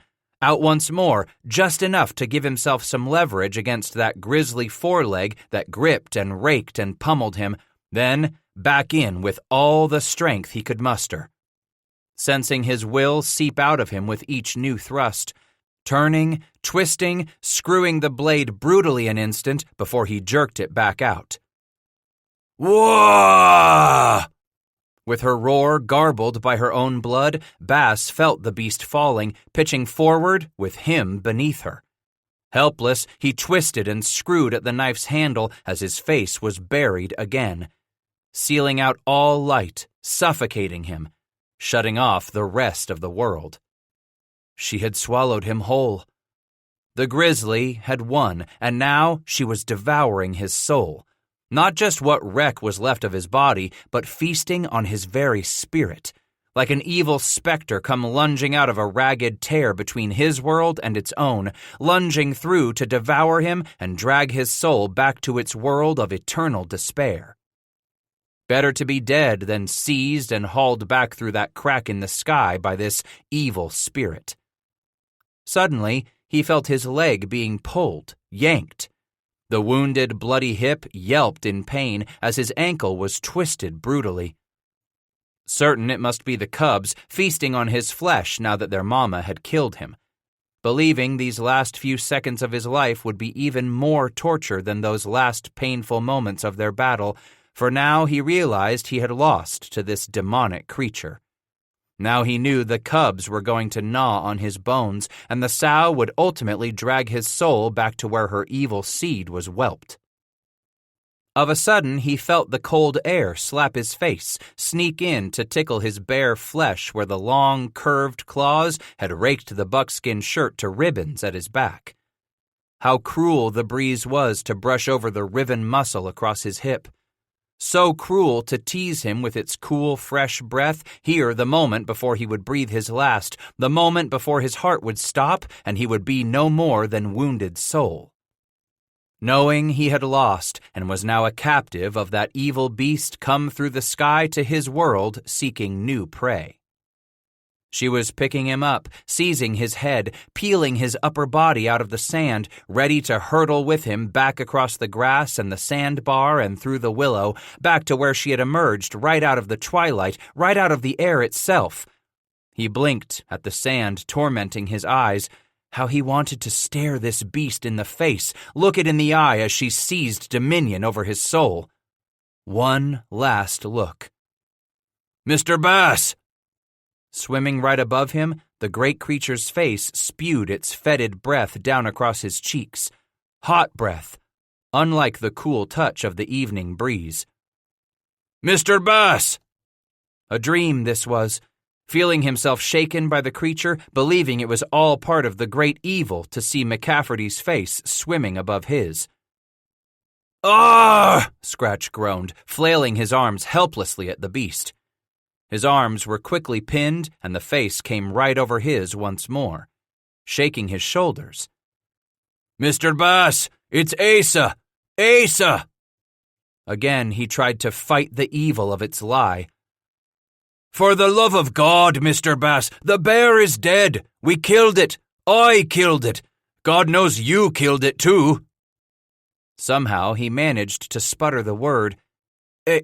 "Asa?" "Yes, it's Asa, Mr. Bass. Praises be to heaven for your deliverance."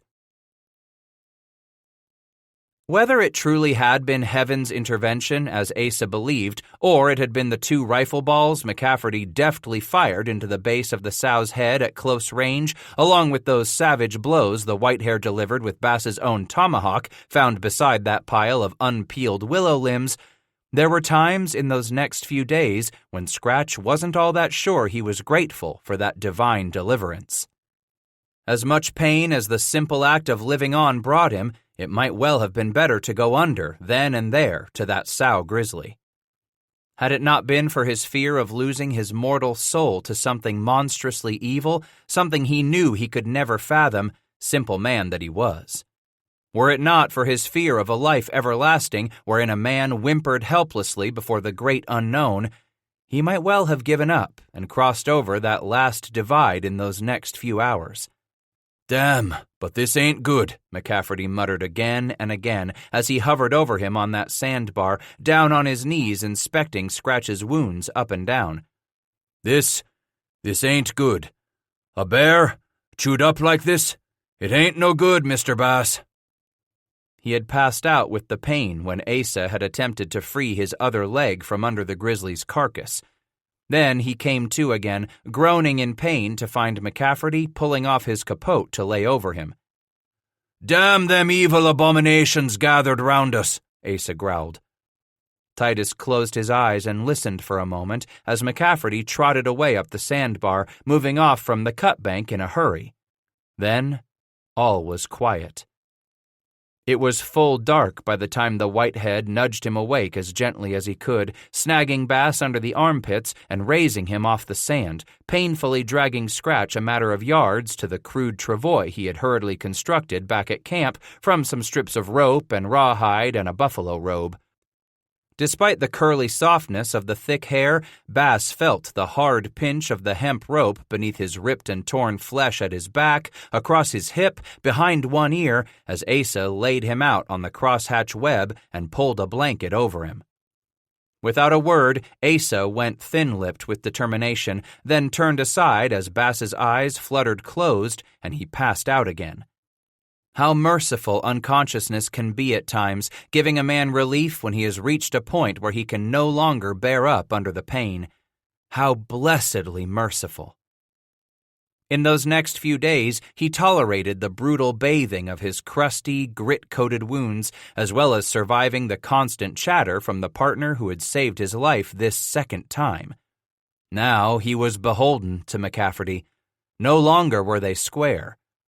Bass listened to what he could of the man's preaching, to his praying over him, to his rambling fire and brimstone cant. "And I will lay sinews upon you, and will bring up flesh upon you, and cover you with skin, and put breath into you, and ye shall live." And in the midst of those terrible days, Scratch heard Asa try to explain to them both what that run-in with the sow meant in terms far too theological for a simple man like him to understand, much more metaphysical than anything he had ever heard Asa McCafferty preach before. "You done right with that she-bitch of a grizzly." He kept his eyes closed. "Right?" "Leaved your knife in her." "Damn, you're hurting me." "Gotta keep some of these here wounds open," McCafferty interrupted unapologetically, "or they'll grow shut with the pizen inside." "What pizen?" "'Nough evil already around us for a man to worry over that you don't want to have evil shut up inside ever one of your wounds, Mr. Bass." "Asa?" "Yeah?" I took the knife out." "Knife was in her when I pulled you free," Asa grumbled as he continued his ministrations with that water he heated at the edge of the fire. "That's all that counts. Leave the knife in the bear. It'll bleed him out inside." "Leave the knife in," Scratch repeated, his puffy lips so swollen and dry from fever that they had cracked. "Leave knife in." Bass remembered how day after day it seemed the man talked of nothing much more than the same topic, instructing his wounded partner on the 2 places where you could place a lead ball certain to kill a grizzly. "There be just 2 places where a nigger can put his ball into a devil beast such as that to know his lead'll do the trick certain. One be just under the ear. T'other, why that be just back and down of the front leg, Mr. Bass, where the evil heart beats in that beast. Hide so damned thick, can't always count on the ball going in nowhere else to any account. I killed that she-bitch with 2 balls to the head, just under her ears, and I finished her off with your tomahawk. Nearly got her head cut clean off afore she fell over with you still wrapped in her arm." In addition, the whitehead muttered in and out and round about, speaking of that medicine man who wore a grizzly's head for his own powerful headdress, wore a cluster of grizzly claws around his neck, even performed his incantations with his 2 hands stuffed inside a pair of dried and shriveled grizzly paws, which he swiped at the air to invoke the bear's spirit when he came to demand McCafferty's Bible. Came to steal Asa's personal medicine. "Leastways, that's how I knowed that son of a bitch was a hand-servant of the devil his own self," McCafferty growled. "He come to me to make his grizzly medicine on me, and when I didn't just hand over me Bible to him, he made more evil medicine on me, called the grizzly spirit to come fetch me." From time to time, Bass awoke to find McCafferty talking still, talking to no one at all, Scratch supposed, for Asa was standing, slowly moving this way around the fire, then turning to walk in the other direction.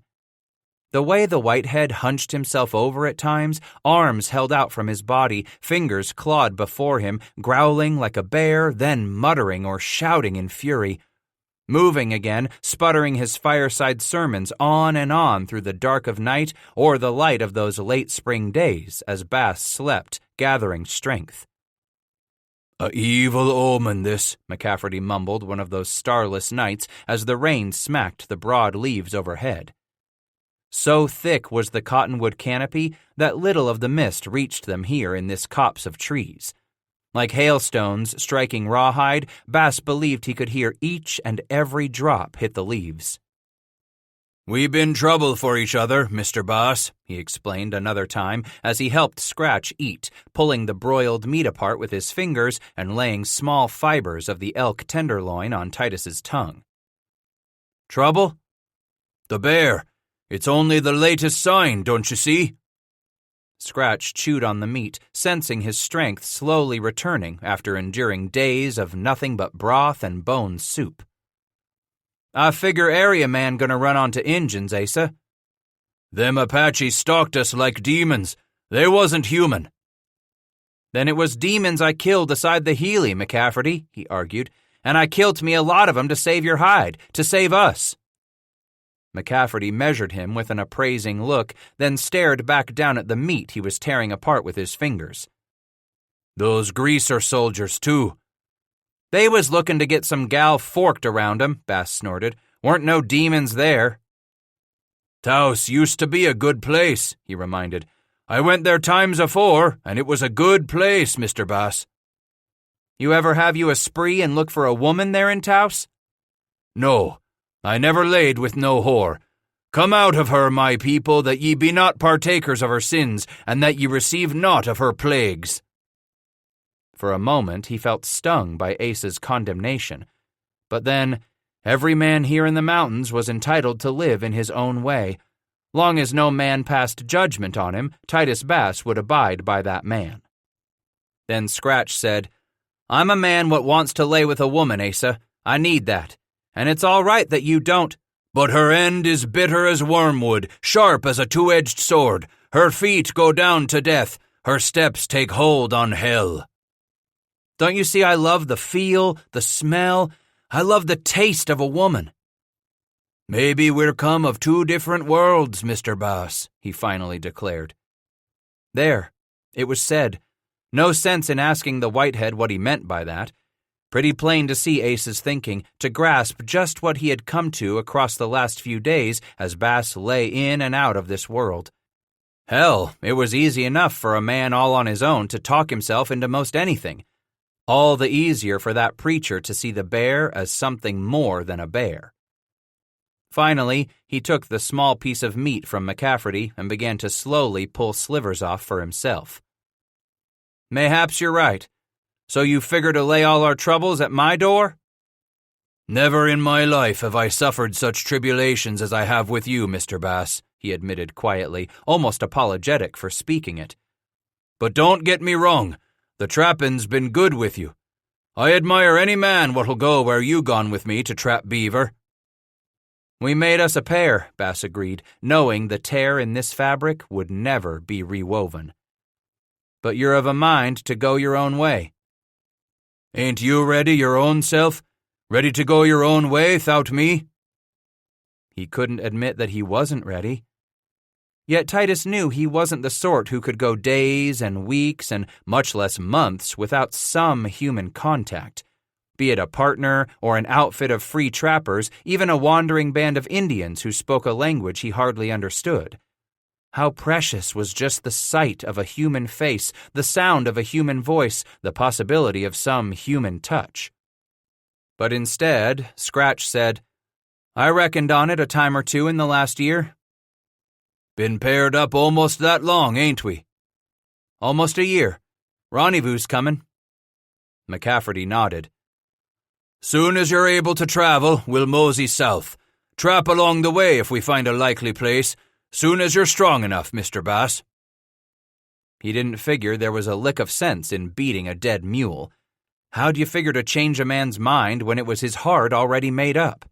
Why waste his breath when Asa McCafferty believed Titus Bass was the cause of all his tribulations? When Asa refused to even consider that it was his belief in evil and spirits and the medicine man that brought him to tear apart the best partnership in these mountains? Was there any sense in trying to talk to McCafferty about it come a month from now? Perhaps when he had more strength to argue with the Whitehead.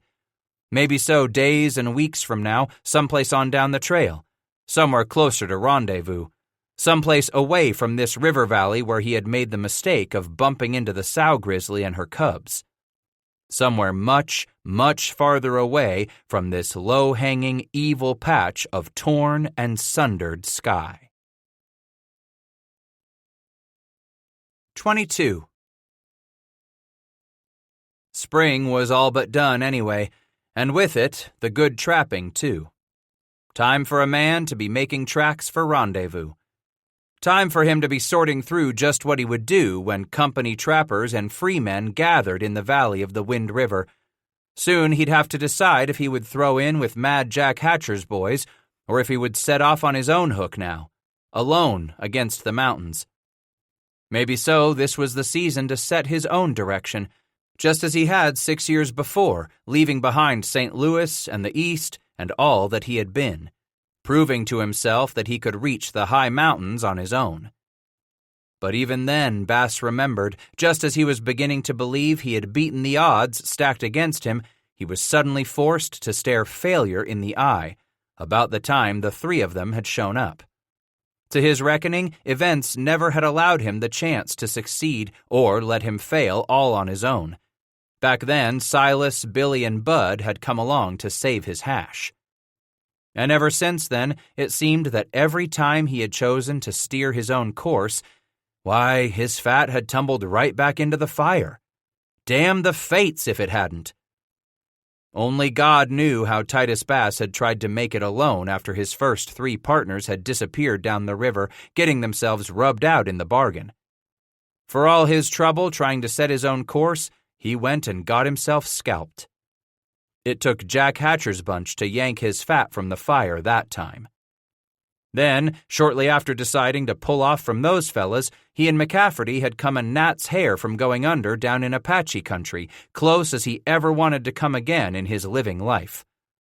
Only bright spot in that whole dank memory had been the fact that he had saved McCafferty's life along with his own in reaching that river in time to end their thirst, in time to prepare for the Apache. But no sooner did they make it back to the Mexican villages than Asa had to rescue him in that knocking shop, later to save his life a second time with that she-grizz. Scratch wondered if his wanting to stay together with McCafferty might only come from his longing to right the scales, to square himself with the man who had not just evened things by rescuing him at the whorehouse, but had gone on to pull him back from death's door on that sandbar beside the Musselshell River.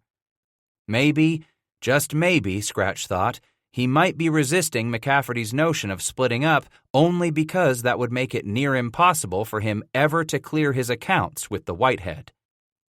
If he was anything, Titus Bass realized, he wasn't the sort of man who could stand going through the rest of his days knowing that he owed someone for saving his life a second time. It was something that nettled him as they began their journey south from the Judith up near the Missouri itself, then continued to eat at him as they made their way on down the valley of the Musselshell, picking their way between mountain ranges. After crossing the Yellowstone, Bass and McCafferty reined to the southeast, skirting the foot of some tall, snow-covered peaks, then steered a course that took them through a wide cleft in 2 lower ranges. Near there, they struck the Bighorn, following it south until the Bighorn became the Wind River. At the hot springs, they tarried for 2 nights among the remnants of countless Shoshone and Crow campsites. Here, where warrior bands had visited far back into the time of any old man's memory, the two had the chance to sit and soak in the scalding waters, so comforting that they made Scratch limp as a newborn babe before he would crawl out, crabbing over to a cold trickle of glacial snowmelt that had tumbled all the way down to the valley from the Owl Creek Mountains. There he splashed cold handfuls of the frigid water against his superheated flesh, then scampered back, shivering every step to settle once again into the steaming pools. Back and forth he dragged his slowly healing carcass, sensing the stinking, sulfur-laden water draw at those poisons that could near eat up a man's soul. Like one of his mam's drawing poultices she would plaster upon an ugly gaping wound, Bass felt those hours he lay in the springs renew not only his flesh, but his spirit as well. By late in the afternoon of that second day, Titus called for McCafferty to bring his knife along to the pools. Once more, the heated water had softened the tough sinew Asa had used to sew up his ragged wounds, and now he was ready. "Come cut your stitches out," he asked of the whitehead. "Let me have a good look at 'em first." "They're healed." McCafferty finally pulled his knife from its scabbard and plunged it beneath the scalding water after he had inspected the thick ropes of swollen welt. "You heal fast, Mr. Bass. This poor man cried, and the Lord heard him and saved him out of all his troubles." Titus bent over and turned his bare back and hip toward his partner. "I'm ready. Cut him out of me." "My sewing wasn't purty," Asa muttered as he pricked the end of the first short length of animal tendon and began to tug it from the tight new skin become a rosy pink with the heat. "But your sewing likely saved my life." Between the long edges of every jagged laceration, McCafferty had stitched tiny fluffs of downy soft beaver felt as he'd crudely closed the wounds by the fire's light. But now, nothing was left of that beaver felt, all of it absorbed by Scratch's body until all that remained were those thick purplish-red welts roping their way across his shoulder, down his back, over his hip. Titus Bass would carry that mark of the bear for the rest of his natural life.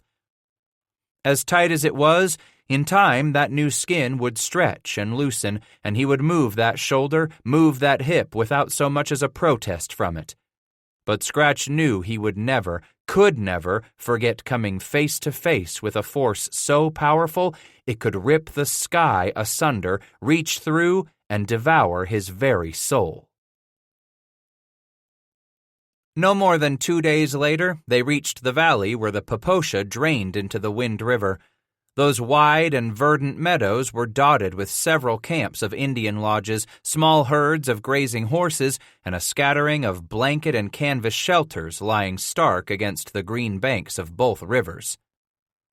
"Har, boys!" Scratch cried, feeling an immediate and very tangible joy rise in him like sap in autumn maples. A handful of white men came out of the shady trees to squint up at the two newcomers. One of them asked, "Where are you in from?" Bass replied, "The Mussel Shell and the Judith." Another stranger inquired, "You must be free men?" "We are that," McCafferty answered this time. So Titus asked, "You know of Jack Hatcher?" A third man nodded and moved forward a step as he pointed on up the valley. "Seen him and his outfit come in already. Don't know if they're still here, but they was camped on past Bridger's bunch." Don't know if they're still here?" Bass repeated, disappointment welling in him like a boil. "They pull out early?"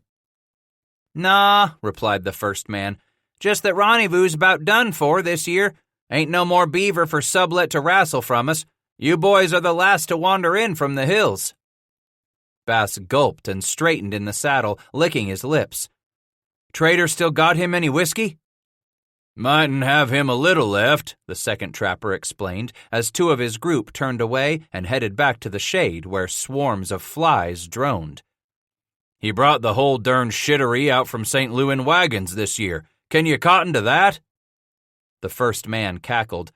"Ain't never been a wagon roll all the way out here, and if that don't beat all, Sublet brung him 2 Dearborns along, too."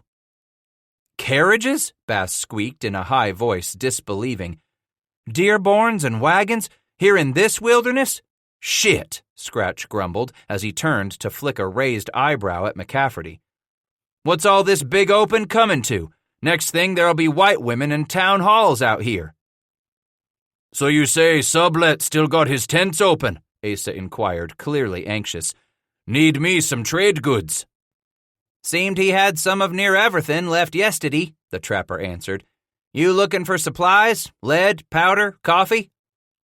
With a shrug, Asa explained, "Want me some goods for the Injun trade. Chinese vermilion, ribbon, and calico, Maybe so a passel of beads and tacks and hawk's bells, the likes of that. Bass gazed at the whitehead in consternation. Now where you figure to use all that? Injun country, Mr. Bass, he answered cryptically, then turned his head to look again at the stranger below them. You said Sublet's got his tents on up the valley? The man pointed. Just other side of the bend in the river. That Hatcher feller's camped not far past the trader hisself. Much obliged, Asa said, tapping heels against his horse. They hadn't gone more than 100 yards when Scratch caught up with McCafferty at a lope. Damn if you don't seem in a hurry. Who lit the fire under you? I can't go without them trade goods, Mr. Bass, Asa explained, anxiety already graying his face. He could see how something was chewing away at McCafferty. Why are them trade goods so all-fired important? I know now the Lord's given me a sign, showed me the road to go. For all the land which thou seest, to thee will I give it, and to thy seed forever. What land? He asked, and what sign was give you? Up north there, that's the country give me by the hand of God, McCafferty explained. The sign come to me on the Judith, after you was near kilt by the bear. That can't be the land been given you, Bass replied in disbelief. There's Injuns there. Asa nodded. And he that overcometh and keepeth my works unto the end, to him will I give power over the nations. I don't understand, Scratch admitted. That surely can't be where you've been told to go, Asa. North. I been told north. But that's Blackfoot country. McCafferty nodded solemnly, his eyes never touching Bass. I will trust in the Lord that there will be many Blackfoot where I aim to go. Titus swallowed on that hard lump stuck in his throat, beginning to sense that this friend of his had found himself a sure and quick way to snuff out his own candle. With your trade goods, you're fixin' to head north to trade with them Blackfoot? At last, Asa turned to look at Scratch. I'm no trader, Mr. Bass, but the Geegaws and the Foofara give me something to set before the heathen chiefs when I get there to talk.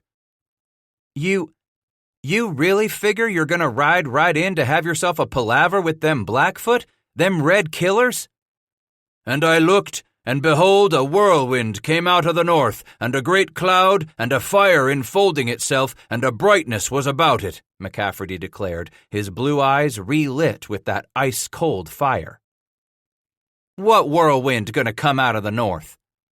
The Blackfoot, Mr. Bass, Asa said, then turned away to search the riverbank ahead. The heathen Blackfoot. For a moment longer, Scratch studied the man's face, how it was illuminated by a most unholy light. Then he figured he was only spooking himself. Why, if he came to believe half of what Asa McCafferty spouted in his Bible talk, then he figured he was soft-brained his own self.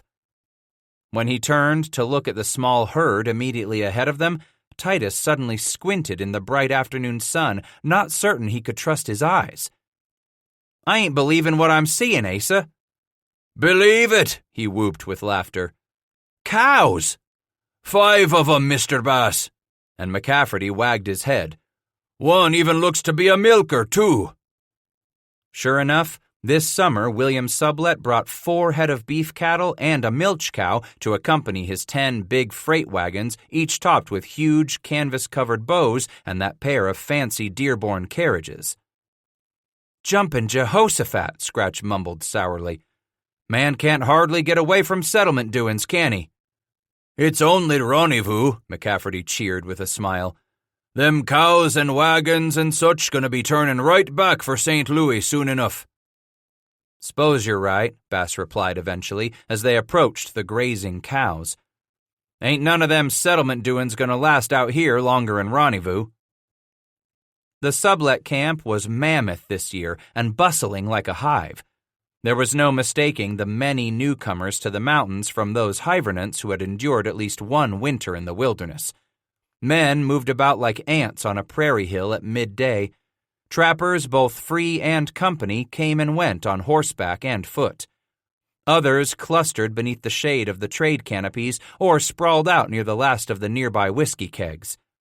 Why, Bass had never seen so many humans gathered in one place since he'd put St. Louis behind. Wagging his head, Scratch declared, "It purely bumfuggles my mind to try to figure how all these here fellers gonna find enough beaver in these mountains to make their trappin' worth their while." "I don't reckon all these niggers gonna make a living at all," McCafferty replied as they reached the fringe of a small herd of horses and moved on past. "A goodly number of 'em likely to go under, that's a fact. Others'n gonna skedaddle back east with sublet come next summer's rendezvous." "After they seed the elephant, eh?" "Damn right," Asa agreed. "Not every man gonna keep his hide or hair out in this country. For the Lord my God has set my foot down in the wilderness and abideth with me." "Jack, looky here!" Scratch jerked about to stare at the trees up ahead where the voice had called out. If that didn't look like Elbridge Gray! Hatcher peeled himself away from the base of a cottonwood tree where he had been leaning. Clambering to his feet, Jack roared, "Titus Bass, and Asa McCafferty, too! You lily-livered polecats, we figured you both for wolf bait by now." "Just 'cause we're a little late for whiskey?" he bellowed, standing in the stirrups as he drew closer to Hatcher and those 5 men who gathered about him. "Jack Hatcher, don't you dare take on airs now." "Take on airs?" Hatcher cried, thumping his chest. "Why, I oughtn't kick your bony arse." "Kick my arse, will you?" Scratch cried in glee. "Don't you know I'm here to give you the thumpin' you've been needin' ever since the last rendezvous?" "Thump me now, Titus Bass?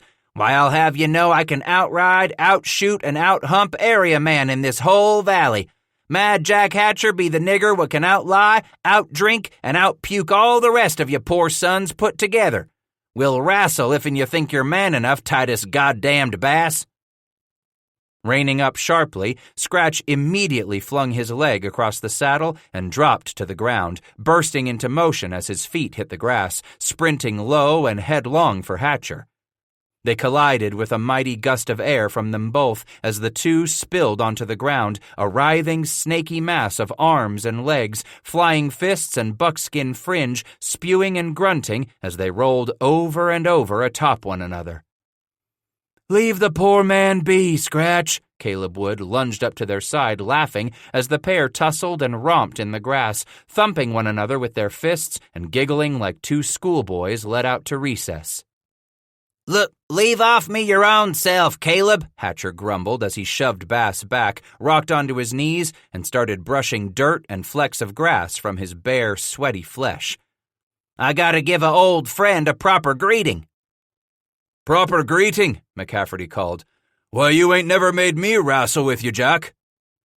Hatcher brushed some of his long, dark hair back out of his eyes and swiped at a bead of sweat sliding down the bridge of his nose when he peered up at the whitehead as if measuring his words before he set them free. "Asa McCafferty," Jack said evenly, in that way a man might when he had decided it best to leave certain feelings unspoken. "Didn't figure either of you for coming in alive this summer." Then he turned back to Bass, looping an arm over Scratch's shoulder. "Damn, but it's good to lay eyes on you both again." "I'll be et for the devil's tater if it ain't good to see you boys again, too," Titus cried, thumping a fist into Hatcher's taut belly. "You'll camp with us?" Solomon Fish pleaded as the rest came up in turn to give Bass a hearty embrace. "Ain't no other place I'd rather spread my robes," Scratch declared, basking in the glow of these friends. Rufus Graham looked up at McCafferty. "You getting down off that horse, Asa? Or maybe so you don't figure to camp with your partner here?" For a fleeting moment, Titus glanced at McCafferty. He explained, "Asa and me? Well, we reckon to go our own ways for the fall hunt." "I'll be go to hell," Caleb exclaimed. Hatcher himself said, "That news s'prises me." "Don't s'prise me none," Elbridge grumped. "Asa always been one to go off on his own, ain't you, McCafferty?" Instead of answering, Asa rocked out of the saddle and came to the ground, busying himself with throwing up a stirrup and loosening the cinch. Hatcher studied Scratch's face a moment as if he might divine some clue thereupon. Eventually, Jack said, "Asa ain't never reckoned on pulling away on his own this quick, boys." He grinned disarmingly as he turned to McCafferty. "Something really must trouble you about riding with Titus Bass." Only then did Asa slowly step around the horse. "Any man be proud to ride with Mr. Bass?" "All right," Hatcher said with a little disgust at not learning what he wanted to know. "Which one of you niggers is going to dust off the truth and spit it right out?" "The two of us," Titus interrupted. "We had us a couple bad scrapes, Jack." He glanced over at McCafferty, seeing the appreciation shine in the whitehead's eyes. "Nothing more'n some Injuns tracking us down on the Healy, then a few Mex soldiers jumped us in a whorehouse when we rode back into Taos." "Any soldiers we know?" Graham inquired with a grin. "That sergeant what they made a lieutenant." Hatcher asked, "You get in your licks afore you was run out of town, fellas?" "I killed him," McCafferty admitted flatly. Caleb whistled low, and Rufus asked, "Ramirez?" "That's the truth," Scratch added. "Him and a bunch of 'em. Well, I don't figure I can head back down to Taos for a few winters." "Lordy!" Caleb hooted gustily. "That Mex nigger had it coming." "Sounds to me like you boys got tales to weave and stories to tell round our campfire tonight," Jack howled. Then he whirled on McCafferty. "So you gonna throw your bedrobes down with this bunch of bad mother's sons?" Asa looked over at Bass for a heartbeat, then gazed at Hatcher. "Yep, Jack. I'll camp with my partner, Mr. Bass, right on through till it's time for us to go our own trails for the fall hunt." "He says the Lord's steering him for the North Country," Bass explained to Hatcher, Wood, and Graham a few days later. "Keeps talking about the Three Forks." "Shit," Jack said, wagging his head. "It ain't like McCafferty don't know that's smack dab in Blackfoot country." "Why would a man up and decide to go there on his own?" Graham asked. "Sounds to me like a sure way to lose his hair," Caleb grumbled. "So purty, long, and white, the nigger won't have it for long he goes up there." "There's 100 ways for a man to die in Blackfoot country," Rufus added grimly.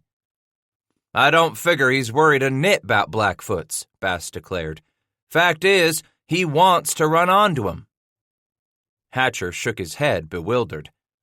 "Man's crazy what goes riding off to the Three Forks and he ain't worried about Blackfoot raising his hair."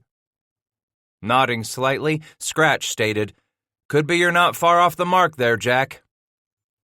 "Trapping's real good up there," Rufus admitted. "But a man'd have to be soft-brained to want that beaver so bad that he'll risk his hide to get it when there's plenty enough beaver other places." "With what I can make out from all he's said to me, it ain't for trapping that he's headed to Blackfoot country, fellas," Bass said, watching how his declaration brought the others up short with a morbid curiosity. Jack demanded, "What the hell for, then, if it ain't for the beaver?" "I can't say right now," he admitted. "I don't know, but I'm sure it's got something to do with that medicine man and the bear what jumped me and them evil hoodoos been following McCafferty last few years." With a snort, Hatcher said, "I thort Asa had him his Bible to keep off all them evil spirits." Dragging the coffee pot toward him to refill his cup that morning, Scratch replied, "You may damn well just put your finger on it, Jack. Asa McCafferty might be coming to think the power of his Bible ain't near as strong as the evil spirits in these here mountains. Maybe so, not near as strong as that old medicine man's evil powers." Hatcher asked, "Evil for evil, is it?"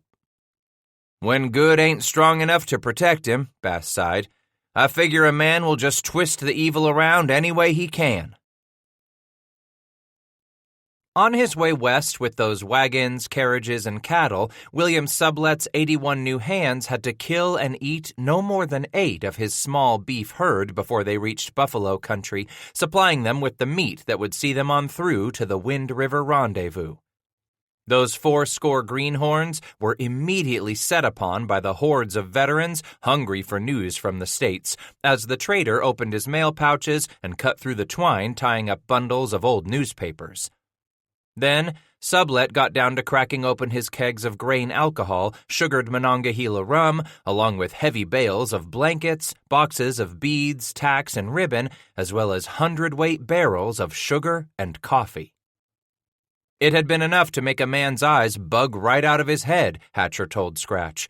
Why, with each of those 10 high-walled, canvas-topped wagons weighed down with more than 1,800 pounds of supplies apiece, all of it valued at some $30,000, Trader Billy had reached that 6th annual rendezvous with more staples and gewgaws to hanker after than any man had ever seen in the mountains. And there had even been enough left among the necessaries for Titus Bass to outfit himself for what was to be the first winter on his own. A pair of black-striped Indian trade blankets, one red and the other green, went for $25 in fur. Coffee and sugar, some salt, and a little flour, along with a carefully calculated amount of St. Louis shot tower bar lead and more of the black coarse-grained English powder. "Most everything's been picked over," apologized a bulb-nosed, weasel-eyed clerk with a warm smile as he placed the items Bass was selecting in a large square wicker basket. "You been waiting to come trade off them furs of yours?" "Nah, I happened to come in late for rendezvous this year." "Sounds like you rode in from far off." "North," he explained, as he brought up a handful of the long-spiked, brass-headed tacks he could use for repairs or for decoration on knife scabbard or rifle stock. "Been up near the Englishers' land." "That's a ways for a man to travel for supplies," the clerk marveled, flashing that genuine smile. "Ain't so far," Scratch explained. "Not when there ain't but one place for a man to outfit hisself for the comin' year, and that be right here." The clerk pulled back on his leather braces self-importantly. "This here's my second trip west with Mr. Sublet." Bass looked up from the trays before him, laying a half-dozen hanks of large crow beads in the clerk's basket. "Sublet gonna be back next rendezvous?"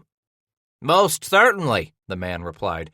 "Just because the old company sold out to a new one, Mr. Sublet still has the contract to supply their summer fare. He says as long as he can make a profit for himself and his investors, he'll be buying up goods each winter and starting out west from St. Louis each spring, just as soon as the prairies dry enough for the wagons." "Wagons?" Scratch repeated with a snarl, glancing up at those 2 nearby carriages that came and went almost steadily with company men and free trappers taking themselves rides in the fancy conveyances, roaring with laughter and giddy with the silliness of such vehicles making it all the way to the Rocky by God Mountains. "Prefer a good mule my own self." "Mr. Sublet says he can get more in a wagon for his money," the clerk admitted. "I'll bet he can," Scratch replied, and fingered some soft sateen ribbon. "And he's got to make him his profit, or the new company will have to go off and find it another trader." Despite the fact that this summer's trade fair was undeniably the largest held to date, taking in more than 170 packs of beaver, the most ever, it was plain to see that Jedediah Smith, David Jackson, and William Sublet were beginning to question the future profits they might wrench from the mountain trade. Or maybe it was nothing more than the toll taken by all those seasons in the Rockies, those years gone from kin left behind in the East, every winter count giving a man far too much time to dwell on old friends rubbed out and no longer around. When Sublet handed mail to his 2 partners, Davy learned that he had lost another member of his family to pneumonia. And Dia opened a letter from his brother, reading that their mother had died. Maybe the partners' decision to sell out was nothing more than those 2 of them believing they had had enough of the uncompromising wilderness and the unforgiving winters. Perhaps the time had come to invest their fortunes in more civilized ventures. Besides, Sublet had arrived at rendezvous with news that John Jacob Astor's American Fur Company no longer appeared to be content to stay on the Missouri. And not only were Astor's men eager to entice small bands of free trappers to the new fort they were raising at the mouth of the Yellowstone, but word was that American Fur had even dispatched a full-fledged brigade into the Central Rockies so they could give the upstarts a run for their money. Maybe the time had come for the 3 of them to find a smarter way to make their fortunes than this annual gamble that was the Rocky Mountain fur trade. So, while Billy reaffirmed his desire to continue supplying the summer rendezvous during that first week of August in the valley of the Wind River, Dia and Davy decided that they just might invest their hard-won earnings in the lucrative Santa Fe trade down in the Southwest. Over the past 2 days, with most of the bartering done for the year and the old company accounts being settled, the firm of Smith, Jackson, and Sublet formally dissolved their partnership, and for a promissory note in the amount of more than $15,000, they sold out to 5 new partners. Now, Billy Sublet would be supplying his brother Milton, along with Tom Fitzpatrick, Henry Frabe, Jean-Baptiste Gervais, and Jim Bridger himself, all longtime veterans of the mountain trade. And with their new partnership, the 5 gave birth to the Rocky Mountain Fur Company. Gabe, Milt, and Broken Hand would take more than 200 men north along the Bighorn, cross the Yellowstone, and plunge into the heart of Blackfoot country, performing a grand and daring sweep that would take them all the way to the Great Falls of the Missouri before circling south toward the Three Forks, then trapping their way to the east along the Yellowstone with plans to winter at the mouth of the Powder.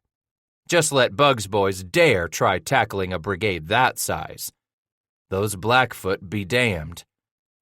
At the same time, Ol Frapp and Jervy laid plans to lead their brigade west from Rendezvous for the Continental Divide, striking the Snake, which they would follow west to its forks before the great cold began to close in and they made for their winter camp in Willow Valley. And come the spring, that enterprising brigade would venture even farther to the west, now that Jedediah Smith was no longer a Bouchouet, no longer able to object to his partners and force his employees to refrain from trapping in that land beyond the spine of the continent, a region jointly held by treaty with the English of the Hudson's Bay Company.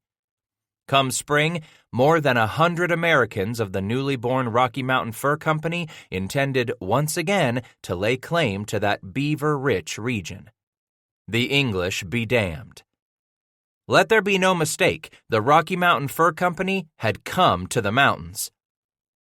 Every one of those hot summer days at Rendezvous, hundreds upon hundreds of dollars had been spent upon supplies, foofara, and the traders' grain alcohol, a lot of it bartered for women, bet on games of chance with cards or dice, and wagered on horse races, wrestling matches, shooting contests, and foot races for those hardy or daring enough to venture out into the late July heat.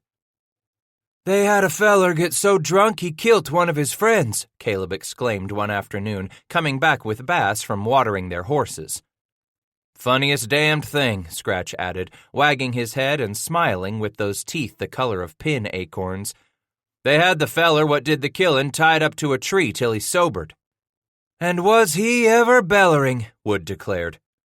Snorting with a gust of laughter, Titus continued, "But they had the dead feller he killed laid out on the ground right where he was shot, flat on his belly. And the 4 of 'em what tied the killer up, why, they was using that dead nigger for a card table while they was all playin' euchre." Caleb slapped Bass on the shoulder, laughing. "With that poor dead nigger goin' stiff on him." His eyes narrowing in disgust, Asa McCafferty grumbled, "Don't surprise me one whit. So much alcohol, this many niggers. Why, a man gets tight enough on all that demon rum in Sublet's kegs. Purely amazin' to me more men don't get theirselves killed." Hatcher watched the whitehead shuffle off. "Asa, maybe you oughtn't go get you a drink of Sublet's milk." "Milk?" he roared in disbelief the instant he wheeled about on his heel. "That damn milch cow," Elbridge Gray explained. "I had me a pint cup of it this afternoon. Warm it was, fresh from the udder like I 'membered it back to Ohio." Scratch couldn't fathom it himself. "Milk? You gone and drunk yourself milk here in the Rocky Mountains?" "I done it too," Solomon boasted. "Sublet's been sellin' it ever mornin' and evenin', $2 a pint cup." "Jumpin' Jehoshaphat," Bass grumbled and shook his head. "First off, he brings wagons and fine folks' carriages and beef cows out to rendezvous in these here tall hills, and now Sublet sells milk to trappers? What is the Rocky Mountains comin' to?" "Sublet and his other 2 partners are turning back for St. Louis in the morning," Rufus explained. "You want you a drink of milk, Titus Bass? You better make it tonight." "Shit, I'd rather let you fellas suck down all of Sublet's milk so I can go tell Bugs boys that Jack Hatcher's bunch is coming north. A bunch more likely to nurse on their mama's breasts as they are to hanker after a fight with them Blackfoot." Late on the morning of August 4th, Smith, Jackson, and Sublette did indeed set off at the head of that column of 10 wagons, a pair of carriages, and some 50 men, heading south by east for the North Platte and the settlements, hauling a small fortune in beaver pelts. Both brigades of the Rocky Mountain Fur Company rolled out to bid them farewell, as well as most of the free men of the mountains, all of them eager to see the Bushways off in proper style. Unlike General Ashley, these three were men who had first come to the mountains as nothing more than hire-ons. They had worked hard, played their cards smart, and stepped forward when called upon to do the difficult. All three had seen more than their share of friends cut down by enemy warriors. All three had suffered the cold, endured the heat and thirst, put up with the hunger and the fatigue like any man. So it was that 3 grand and rousing huzzas were raised for the 3 Bushways at the moment they set off for the States. Cheers and whistles, accompanied by a final shaking of hands and backslapping all around. Here was a trio who would do to ride the river with. Here were 3 men who had come from humble beginnings to rise all the way to the top of the mountain trade itself. Here were men who would be missed in those seasons yet to come. At least Sublette would return come summer, Bass mulled, as he turned back to camp with the others. And those 5 partners of the newly formed Rocky Mountain Fur Company weren't the sort to quake with fear at the prospect of Blackfoot or tremble at the threat of John Jacob Astor.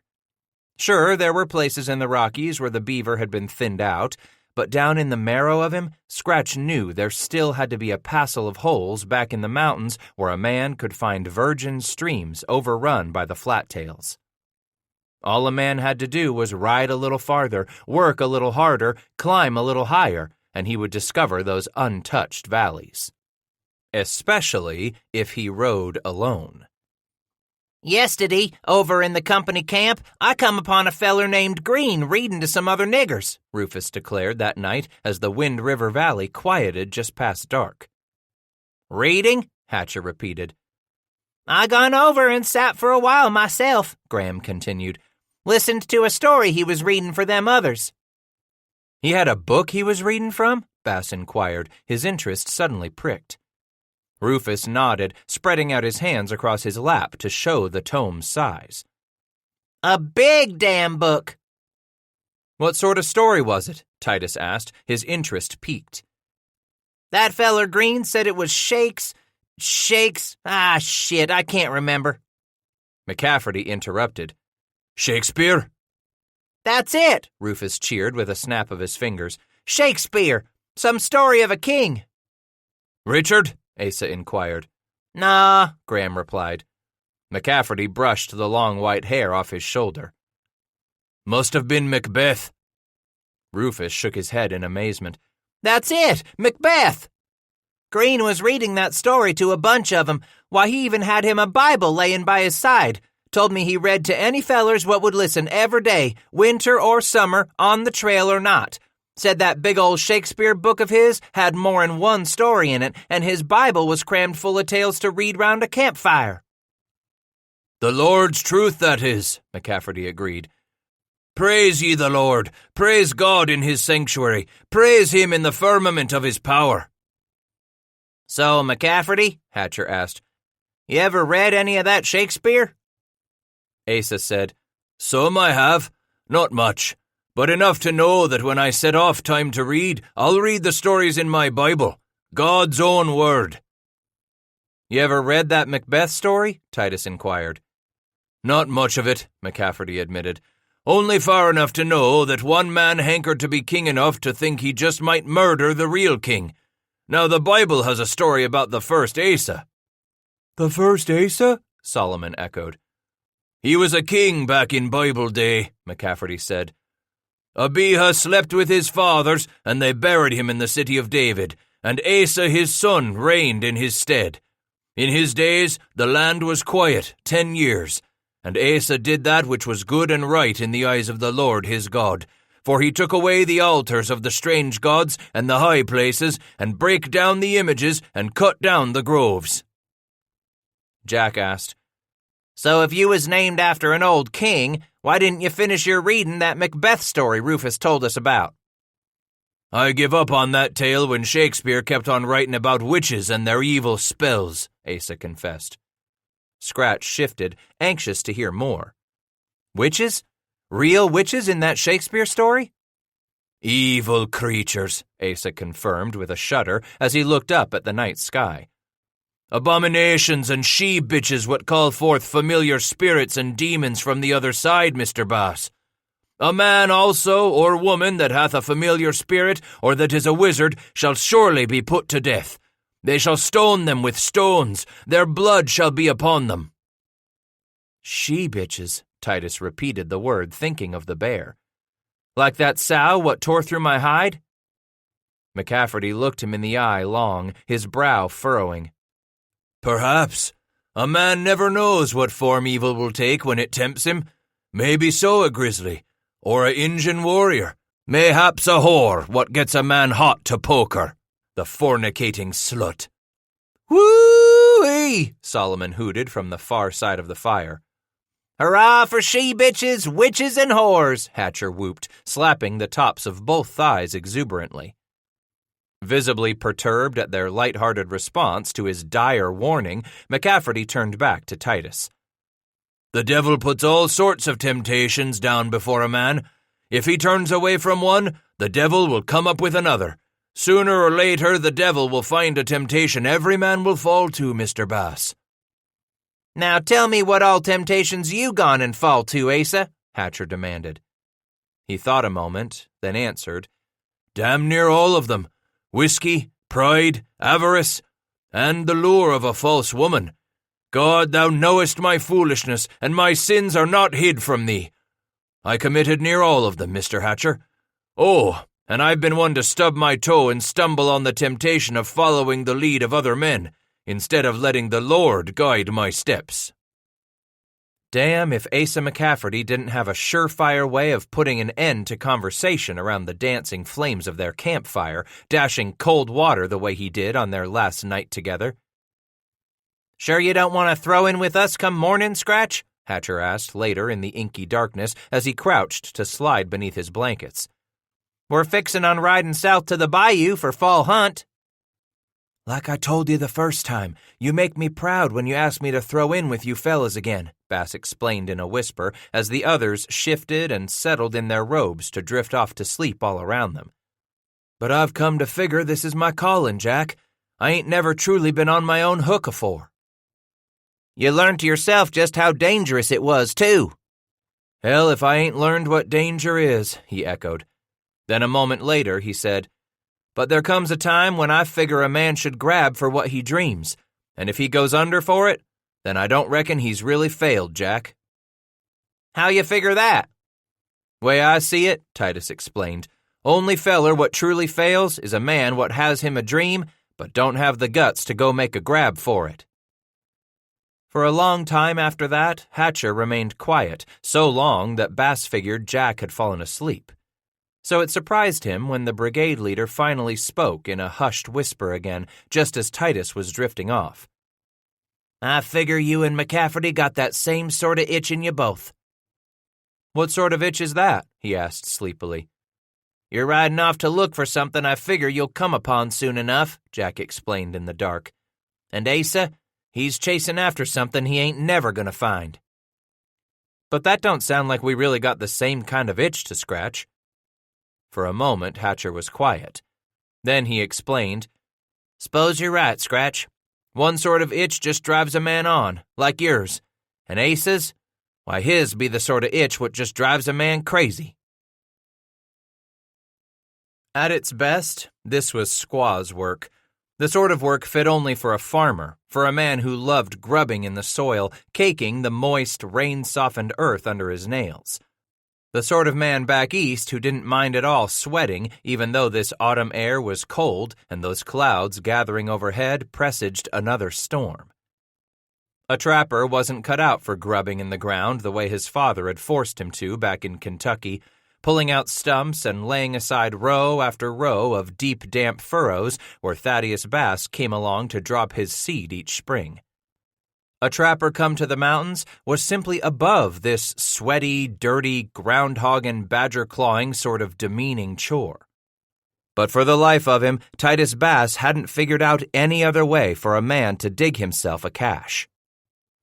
Gulping another long drink from the kettle he kept nearby, Scratch dragged a dirty hand across his mouth, then spit, finding he had turned the dirt on the back of his hand to a nasty mud, rubbing it onto his lips. Grabbing the tail of his long blanket capote, he swiped his face clear of sweat and dirt and that muddy paste. Then he sighed and leaped down into the narrow hole, dragging the short-handled, iron-toothed shovel behind him as he squatted, went to his knees, and crawled forward into the short neck of his cache. Emerging on the other side after some 3 feet of tunnel, Titus crabbed a few feet to the far wall and flung the shovel against the earth. Down here, where the autumn breeze couldn't reach his flesh, he was sweating again in minutes. Out there, the air chilled his skin. Down here, it was the sort of work he detested more than just about anything. Why, he was the sort of man made for sitting high atop lofty places, able to look out upon hundreds of miles of untouched country. Down here in this hole, he found his breathing growing short, his heart thumping anxiously, his very soul yearning to burst free of this earth-bound grave he had dug himself. Even the fluttering light thrown off by that big wax candle he had set into a notch he'd scraped in the wall of the cache wasn't enough to ease the dank, otherworldly feel of this hole. As if by wriggling through the narrow neck, he had instead pushed himself through to another existence. Gasping with his exertion, Bass turned around and went to the narrow neck. There, he reached back to seize the edge of the elk hide and started dragging it out through the neck behind him, bringing with it a load of dirt he had just scratched from the walls. Once he sensed the cool air on his sweaty back, Titus rose, easing his shoulders through the narrow hole until he stood halfway in the ground and halfway out. Heaving himself from the hole, he lay down on the ground beside it and leaned in to grab the corner of the elk hide again, folding it over the small pile of dirt.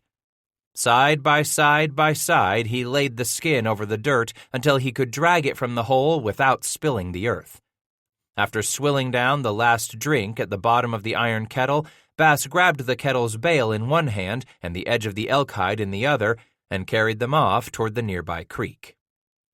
At the bank, he knelt to dip the kettle into the cool water. With that set aside, he stood and moved downstream a few yards with the elk hide bundle clutched in both arms, then stepped right off the grassy bank into the middle of the stream. Once there, he let the hide fall open, spilling another load of dirt from his digging into the creek, hiding every last clump of that damp earth from any roving, suspicious eyes who might happen upon this spot in the days to come. It had been this way for 2 days now, digging, eating, digging some more, sleeping, digging again, always the digging. Having come south from making his fall hunt on the mussel shell, Bass found a likely spot for his cache back against a thickly wooded hillside that jutted out into some bottomland deposited eons before by the junction of 2 small creeks that flowed toward the north bank of the Yellowstone. That following morning, Titus had begun what turned out to be some of the hardest work he had ever done. At sundown the first day, he had completed the narrow neck of the cache and pitched into the grueling labor of widening the hole as he inched deeper into the ground until he reached some 4 feet below the surface. As soon as the light had begun to sink in the west, he went to his packs and pulled out one of the tall candles he had purchased back in Taos from Bill Williams. While the feeble light hadn't been much, it nonetheless allowed him to keep scratching at the walls of his ever-widening cache until it was slap dark outside and his belly was no longer just whimpering in hunger. It had begun to holler for fodder. He was up in the gray of pre-dawn that morning and had been at it with only one stop at midday for a meal of some dried meat and a short nap. Awaking to a gentle, cold mist of a rain, Bass went back to work, despite the chill on his bare skin each time he emerged from the hole. By mid-afternoon, the rain passed on over and the sky cleared for a time. Then another cluster of gray-black clouds appeared on the western horizon, tossing their heads angrily as they rumbled his way down the Yellowstone Valley. He pressed on, despite the threat of more rain. Just as he persevered now, as the breeze came up, its heaving breath rank with the promise of another storm. This was, after all, why he had come here now to dig his cache. The earth was much softer in these damp days of early autumn than it would be when winter froze the ground and made digging in it all but impossible. If a man was going to have himself a winter cache, he damn well better get that hole dug well before the first snow fell on this north country. Back in camp, he dropped the elk hide beside the hole, then set the sloshing kettle nearby.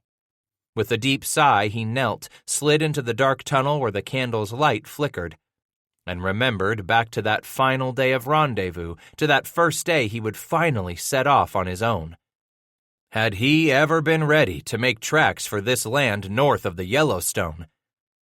Half froze for the trail by the time he packed what he owned on the backs of the 2 horses and his dear Hannah, their camp was but one of many bustling with activity in that valley of the Wind River last August as the 2 large Rocky Mountain Fur Company brigades made ready to put out on the trail.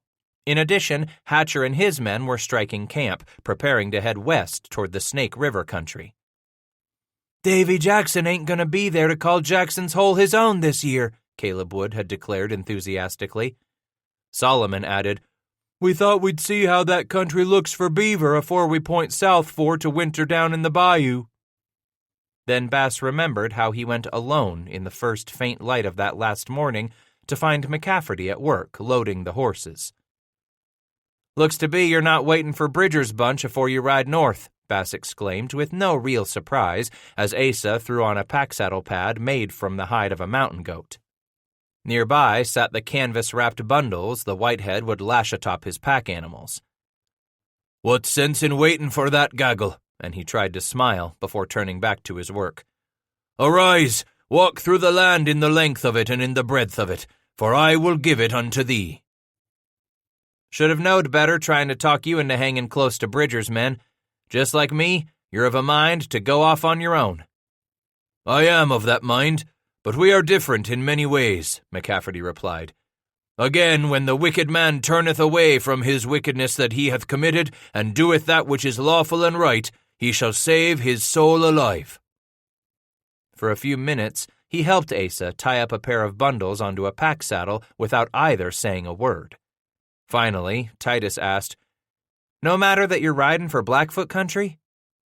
His blue eyes touched Bass's, and he said, "Where I'm bound in Blackfoot country, Bridger's men won't be showing their faces, Mr. Bass." "It don't make no sense to me. No sense at all." "For he remembered that they were but flesh, a wind that passeth away and cometh not again. Thus saith the Lord that I should not be scared."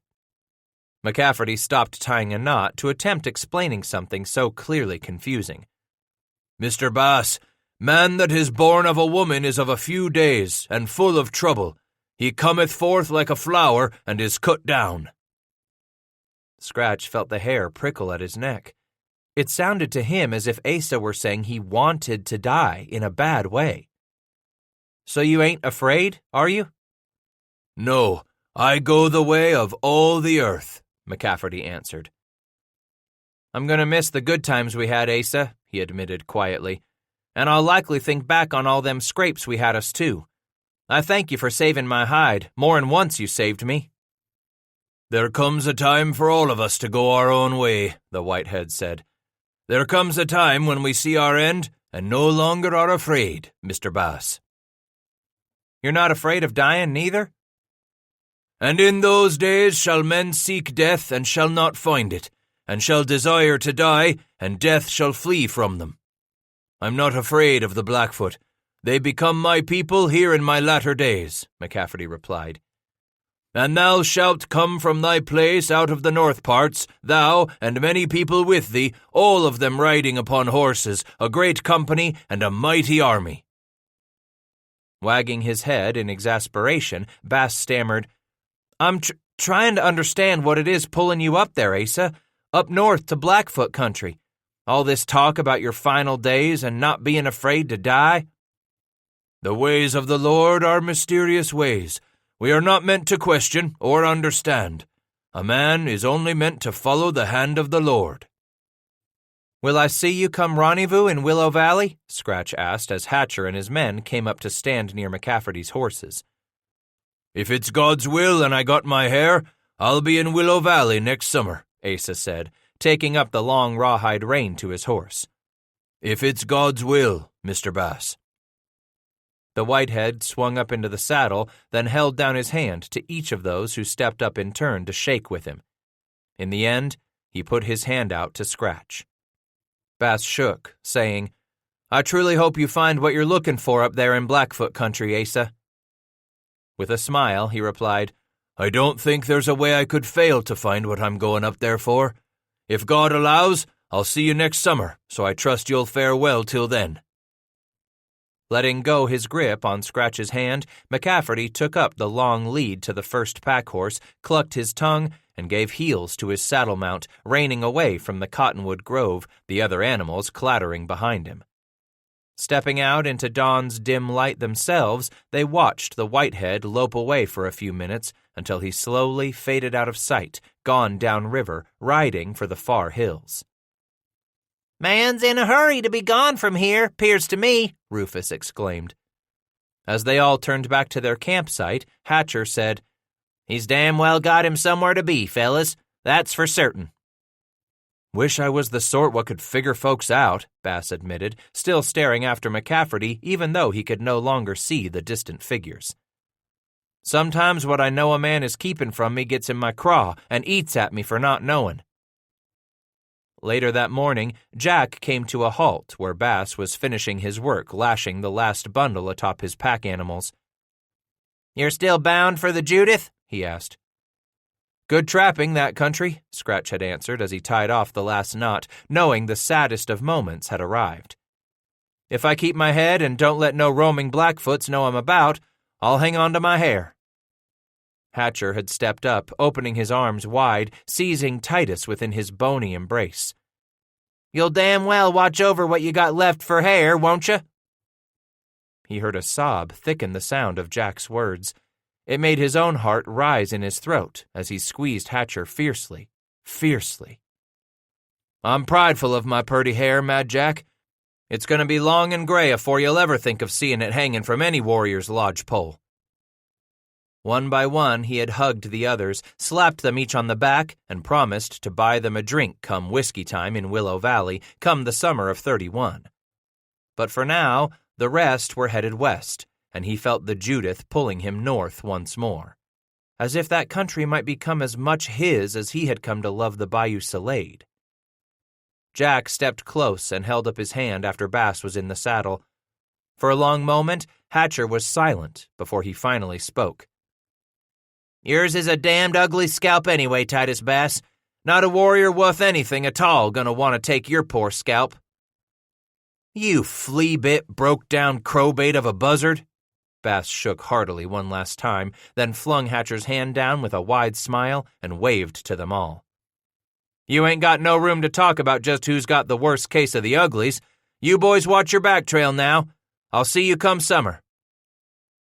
A painful memory, recalling how he rode off for the north, how he had turned in the saddle that one last time to look behind him, finding the 6 of them still standing. How they had all raised their arms, and some had waved hats.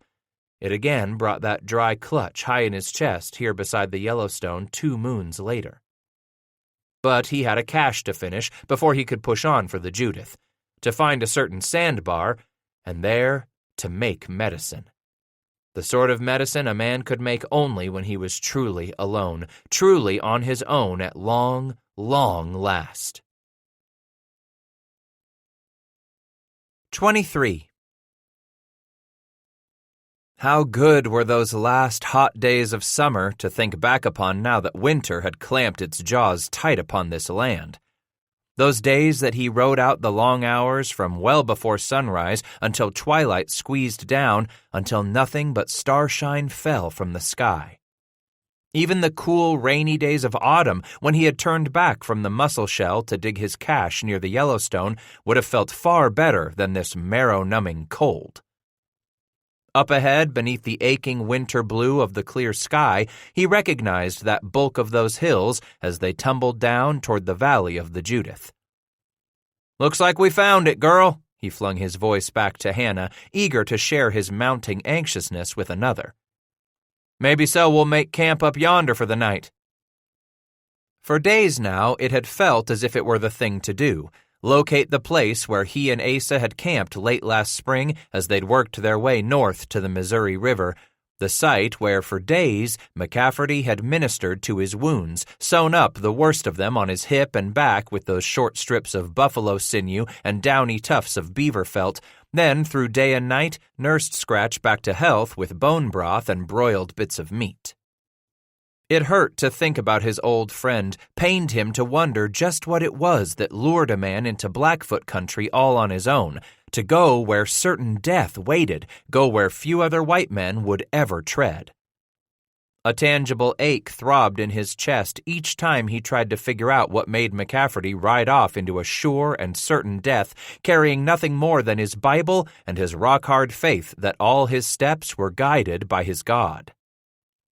Most times, Scratch could put his mind on other things, the way a man would pick up a checker piece and move it to another square. But there were times in the black of night, or the coming gray of morning, or in the day-long swaying rock of the saddle that he found it wasn't so damned easy to shift his thoughts away from a mortal fear for McCafferty's life, if not his very soul. Not so much afraid that the Blackfoot would butcher Asa as he was afraid of something he could not describe, could not put his hand out and touch. To fear a man of flesh and blood who came at you with his gun or club or knife was one thing, but Bass was coming to fear this journey of McCafferty's had everything to do with what Scratch himself could not understand. Titus Bass had never really been afraid of what he could look in the eye, whether it be man or beast. It was what Scratch could not see that scared the bejesus out of him now. After hollowing out that hole on the north side of the Yellowstone, not far from that huge flat-topped sandstone monolith that stood on the river's south bank, he went out that third morning and cut some willow branches a mile downstream where they might not be missed and arouse suspicion. Then he chopped up some 5-foot lengths of cottonwood deadfall and dragged them down into the hole, where he laid them out side by side to form a solid floor. On them, his supplies would rest up and out of the dirt and mud in the event any water seeped into his cache. After a first layer of willow was stood against the walls and across the cottonwood floor, Bass started down with the plues that he would not need to pack around until he was headed south for rendezvous next summer. When he had all those autumn pelts and a little extra plunder secured in the cache, Scratch backed out through the neck of the hole and shoved in a last half-dozen leafy willow branches to finish off the lining of that shaft. Up on the ground once more, he jammed a crosshatch network of willow limbs across the narrow neck of the cavern until it could support the replacement of the sod he had carefully removed in 4 large pieces when he had begun his excavation 2 days before. The final act was then to start his supper fire right on the top of that entrance to the cache, hoping to obliterate as much evidence as he could. As the sun came up the next morning and he prepared to ride north for the Judith to trap on into the early winter, Scratch took note of 2 nearby landmarks one last time: the position of the 2 big cottonwoods and that outcropping of red sandstone rock, in addition to how many paces his treasure lay from the downed tree, how many paces up from the bank of the narrow creek. Early next spring, when his winter in Crow Country was drawing to a close, he would come back here to dig up his autumn's take and those few supplies he felt he could do without. But for now, he had put the Yellowstone at his back and turned his nose north for the Judith, setting his course for that ground where the sow grizzly had forever changed everything between 2 men. He brought the horse, Hannah, and the pack horses to a halt and sighed in the silence of this place. Collars of old snow clung back in the shady places there in the copse of trees rising on the west bank of the river. "It was good enough for us back then, girl," he said quietly as he swung off his horse and rubbed his thighs quickly. "So it oughtn't do for us now." As much as he wanted to walk down to the riverbank then and there, Bass resisted, and instead busied himself with pulling the loads from the backs of the animals, removing saddles and blankets and pads from them all, leading them one by one toward a small clearing where the cool autumn nights were beginning to brown the last of the tall grass. He secured the forelegs of the last of the three with twisted rawhide hobbles, rubbed each animal down with tufts of sage, then turned back to see to his camp. After resetting the firestones he and Asa had used there last spring, Scratch went in search of firewood, forced to look for more than a half-mile in any direction before he found enough to last him through the coming 2 nights. It was plain that McCafferty had cleared the nearby ground of every last scrap of deadfall that would burn as he kept his vigil over the mauled and mutilated Titus Bass. Then, beside the fire pit, he plopped down a hindquarter of the antelope he had shot that morning. With enough firewood laid in and his bedding spread out, the time had come to fetch some water from the riverbank. Snatching up the bail of his small cast-iron kettle, Scratch took a deep breath and started for the willows that lined the Judith a few yards off through the tall brush blanketing the meadow. On the far side of the river, the beaver had been at work for years without count. Those industrious creatures had backed up part of the river into some low bottomland where they had constructed at least 100 mud and branch lodges. He spotted some 24 of the flattails still swimming about in the shallow waters or at work on the trunks of nearby trees. And there, off to his left, was the narrow strip of sandbar lying beneath the sharp cut bank, at least what remained of it after the spring floods had uprooted huge sections of the river bottom and carved away large slabs of the bank, relocating them downstream. Scratch wasn't sure at first, but that spot some 20 yards to his left had a familiar feel about it, what with the gentle curve of the river, the overhanging vegetation, that small copse of trees on the far bank.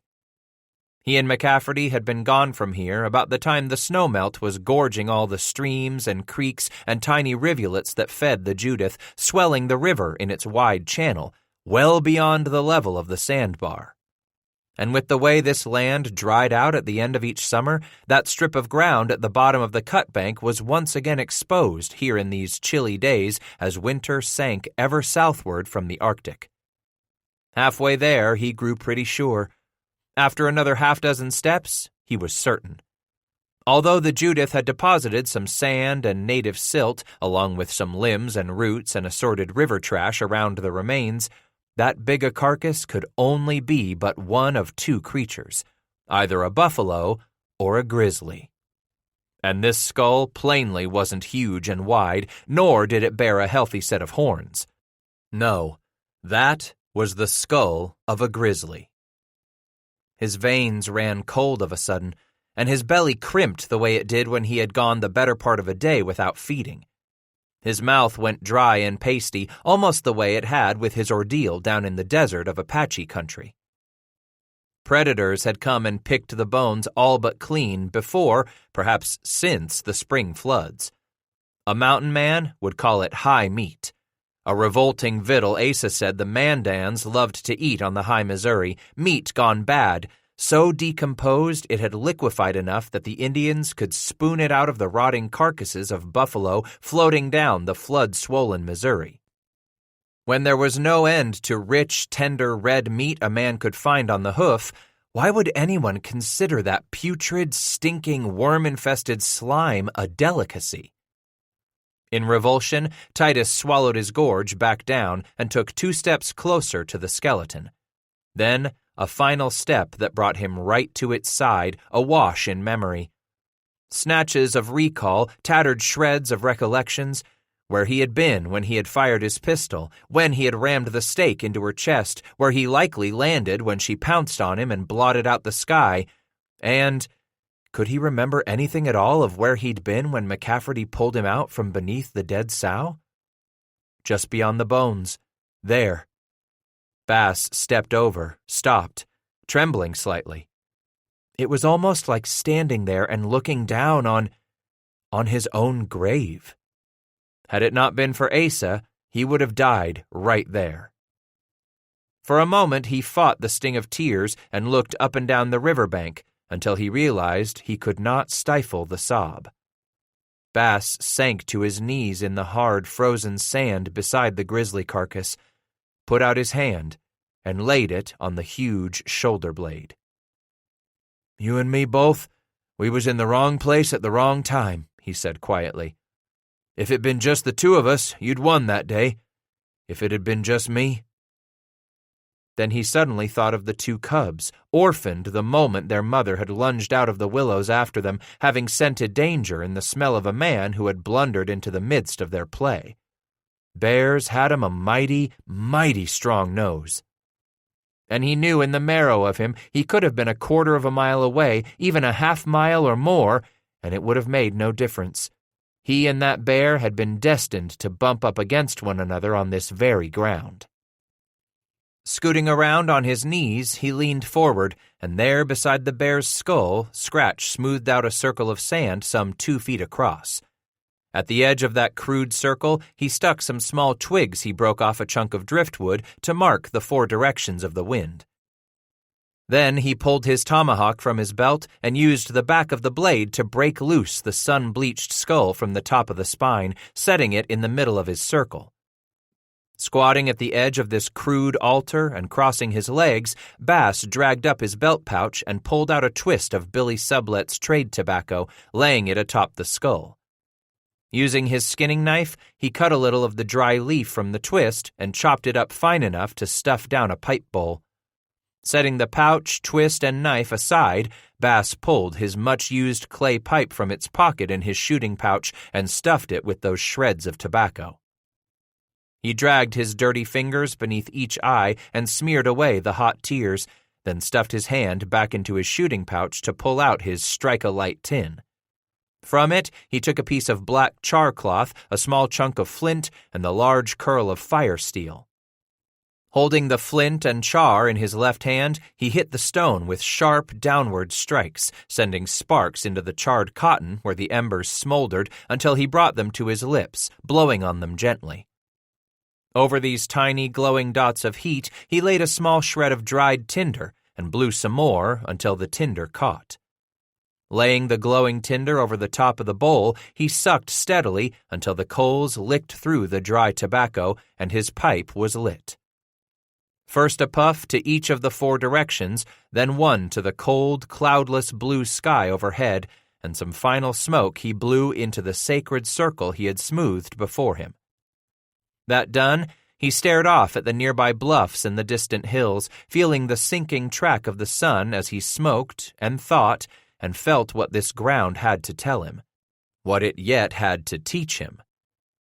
When he finally looked back down into that circle, Scratch put out his left hand and laid the fingers atop the bear's skull. "Give me the power of this animal," he asked in a quiet voice, feeling more humble than ever before in his life. "Because it died here, I could live," Titus went on in a sob-choked whisper. "Make the rest of my days as strong as they can be, because you give me a second chance here." Then he puffed some more on the pipe, drawing in each breath deep, like a prayer in itself, feeling the smoke course deep into his lungs where he held it before he exhaled. And when the tobacco had all been consumed, he turned the bowl over and knocked out the ashes on the top of the skull. With his fingers, he smeared the black and gray into the stark white bone, forming a large, dark circle. That circle and the circle of this sand altar both were symbolic of the circle he realized was his own story. People, places, events, they were all to be experienced by him for a reason in the constant turn in the seasons of his life. He had been drawn here, compelled to venture this close to Blackfoot country for a good reason he now sensed he could understand. While he could not fathom what lured Asa McCafferty to go where he had gone, something told Scratch that the Whitehead's journey was of a purpose, and Titus felt at peace with that. While McCafferty believed he was directed to go here and there by God, Bass believed people moved in and out of one another's lives for reasons they might not know at those very moments. Come a day soon, perhaps, Bass figured he would understand why he and Asa had had their time together, why they had shared those terrible tribulations and bloody battles, why they had both come to know it was time to part from one another. Maybe one day he would understand about McCafferty, but not until he understood more about the workings of the mysterious, the ways of the spirit world. So, here at last, here beside this sand altar and the remains of the huge creature that had almost killed him, Titus Bass discovered an inner serenity, despite his not knowing. One day he might well sort out the mysteries of life, but for now, he was at peace with it. He'd follow the sons of bitches all winter if he had to. One thing was for certain, their village couldn't be all that far away. And they were cocky bastards, too. They didn't even give a red piss that they were leaving a good trail for him to follow. After all, they were on horseback, and they had left him afoot. Alone and on foot here as winter deepened its bone-numbing cold and the horizon far to the west threatened to snow in another day or so. Whoever they were, the red niggers had stolen in to make off with Hannah and the horses a few hours back.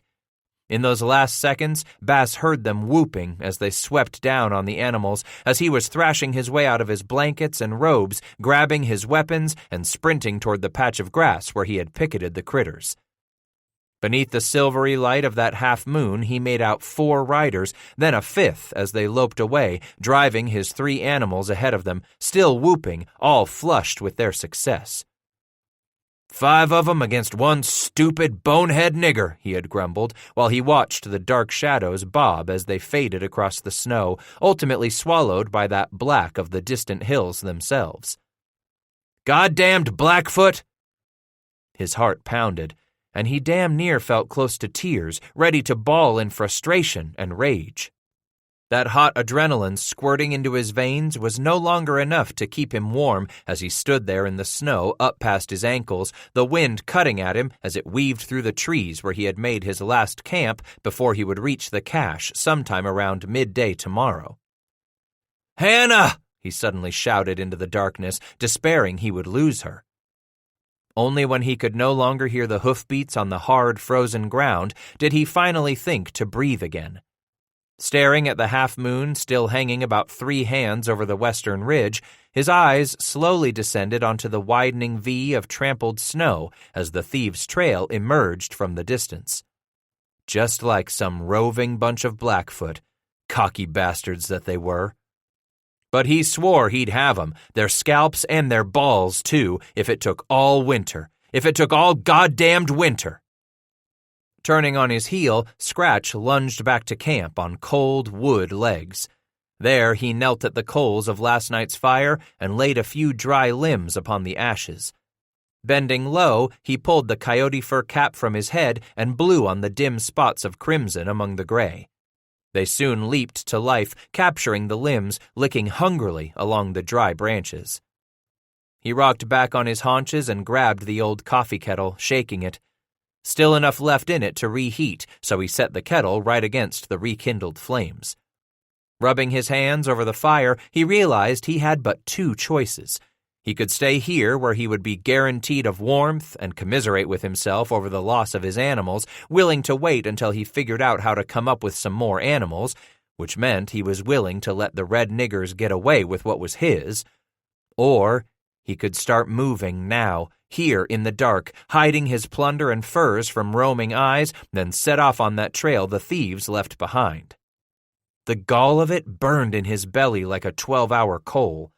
They loped off, knowing they had put him afoot, and thinking that he wasn't about to follow them since he was at a decided disadvantage, either because he was 1 against a half dozen, or because he was on foot and they were covering ground much faster on horseback.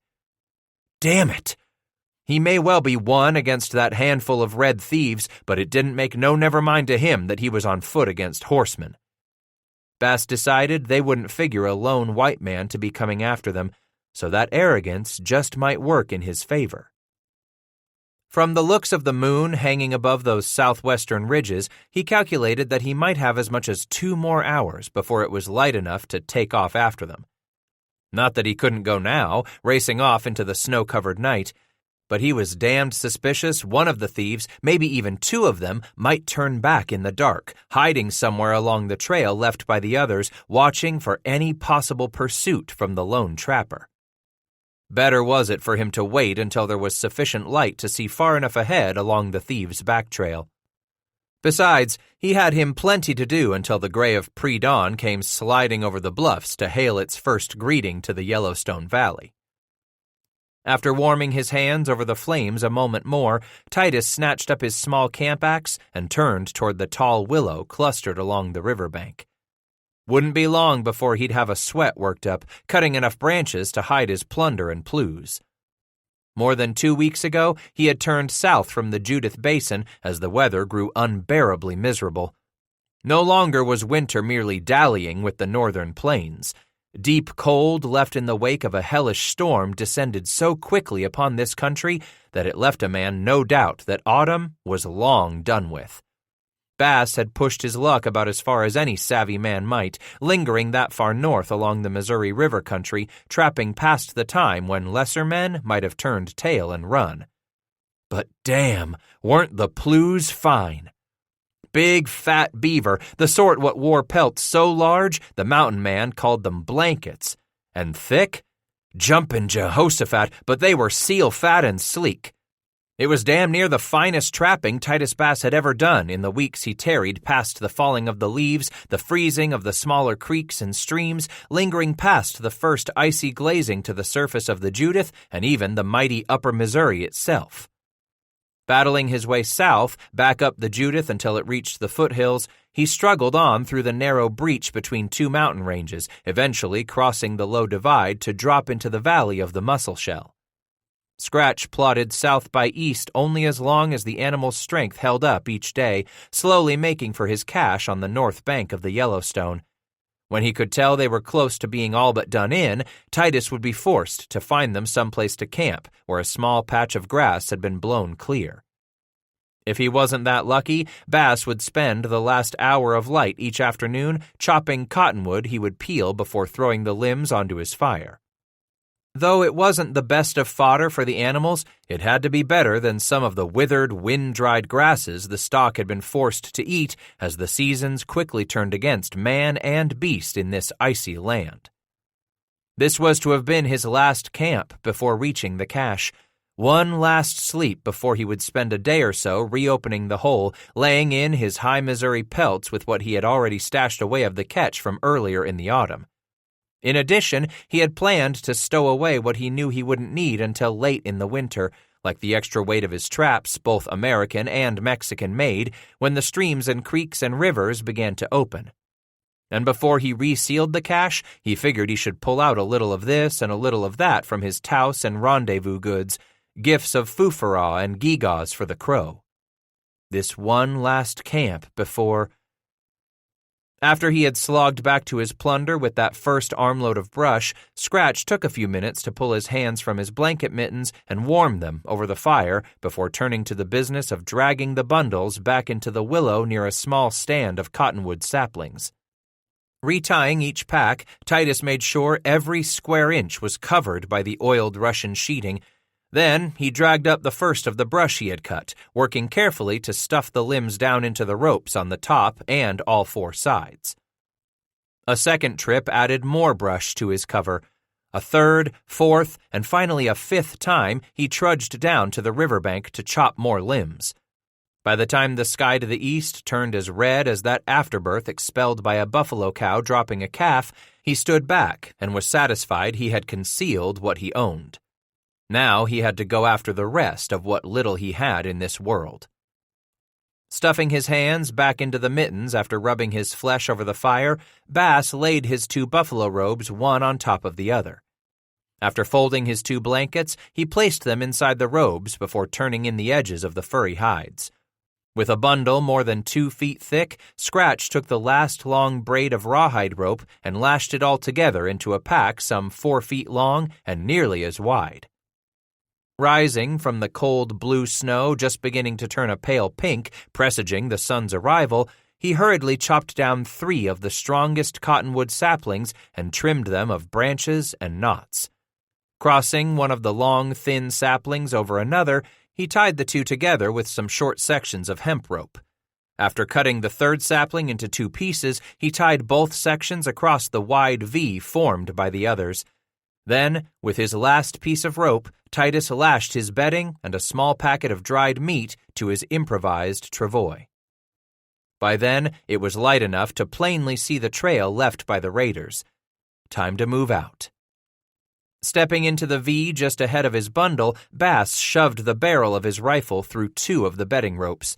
He jabbed his pistol under another rope, then turned and adjusted the knife and tomahawk at his back, shifted the shooting pouch over his shoulder. Then he stepped forward, bent down, and pulled the two saplings off the ground. Surprised to find it wasn't so heavy after all, and if he had left enough room at the base of the travois below that bottom crosspiece, the drag should ride well enough over the sagebrush and rocky ground, keeping his robes out of the ankle-deep powder. Squinting into the west as the light began to balloon around him, he thought of Hannah. Remembered how she had run off that day the Arapaho had jumped them, how she had come back later, how the mule had saved him, saved them both. "I'm coming for you, girl," he vowed in a cold, dry whisper. "Ain't no red nigger's gonna get you from me, less I die trying to get you back."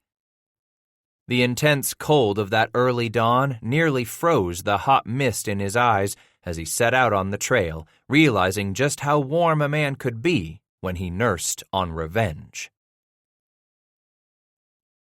Stopping only long enough to blow and catch his wind or get a drink of water that first day, Bass didn't eat until evening. After chewing on some dried strips of venison, he bent over the bank and cracked the thick scum of ice forming along the Yellowstone. He drank long and deep, knowing how vital it was to quench his thirst several times a day in this high, dry, cold land. Every bit as important, if not more so, as it was to take in water during the heat of late summer, just as crucial as such a thing could be in Apache country. Water might mean the difference between his keeping up with the raiders or never even standing a chance of catching them, the difference between life and death, alone as he was in this winter wilderness. He stood again, his weary bones protesting, pushing his face on into the brutal slash of that drying west wind. A while after the sun went down ahead of him, the wind died, no longer tormenting the valley, nor rawhiding his leathery face. Throughout the day's march, he had stopped here and there long enough to swipe one mitten or the other over his face, scouring the frost from his eyebrows and lashes, scrubbing the icicles from his mustache and beard where they collected as his heaving gusts of breath froze in a coating over his face. All day hauling his little travois onward in the path of the falling sun. Then, as twilight deepened the hues of that snow covering the nearby hills to shades of rose and lavender, he lunged to a stop, weary, exhausted, thirsty so quickly again, his heart rising to his throat in frustration and fear as he peered down the raiders' trail. The hoofprints turned sharply to the left, following the gentle slope of the bank toward the river. The trampled snow he had been following disappeared through a wide notch in the brush and cottonwood. It would make a fine spot for an ambush, the sort of place where one or two of the warriors would lie back after the others had gone on, waiting there in hiding for the white man, if they suspected they were followed. But the more he stared at that wide breach in the brush along the bank, at that gentle descent the slope made as it fell away to the shallow ford, as he studied the skeletal trees up and down the river listening, Scratch grew all the more certain these warriors were so cocky they didn't even give a good goddamn if they were followed by one lone trapper. So maybe he should let the sons of bitches know he was coming. "Hannah!" He listened to the voice echo back at him from the low hills lying south of the river. The deepening cold swallowed that plaintive sound quickly as a mist began to form at the river's surface. Then Bass whispered, "I'll find you yet, Hannah. I swear it, by God." At the river's edge, he stared across the Yellowstone. A thickening ice had rimed itself along both banks in a scum more than 2 feet wide. He bent and chopped himself a wide hole, then leaned out and drank. The drops froze on his face as he stood to swipe off that thin crusting with a mitten. And Lord, how that hurt, too, merely rubbing his nose and cheeks with the stiffened wool of his mitten. Hannah was somewhere on the other side now, and the thieves were on the south bank of the Yellowstone with her and the horses. How far ahead he had no way of knowing, but if he hesitated here, one thing was certain. He never would get the mule back. He never would catch up to the raiders. He never would see the startled looks on their faces as he rained his retribution down upon them. Just the way Asa McCafferty's avenging angels would rain fire and brimstone down upon the unholy come their judgment day. If he camped here, he might as well give up. But if he crossed now and pushed on into and through this night, he might just stand a chance of catching them somewhere west of the ford, catching them sometime tomorrow.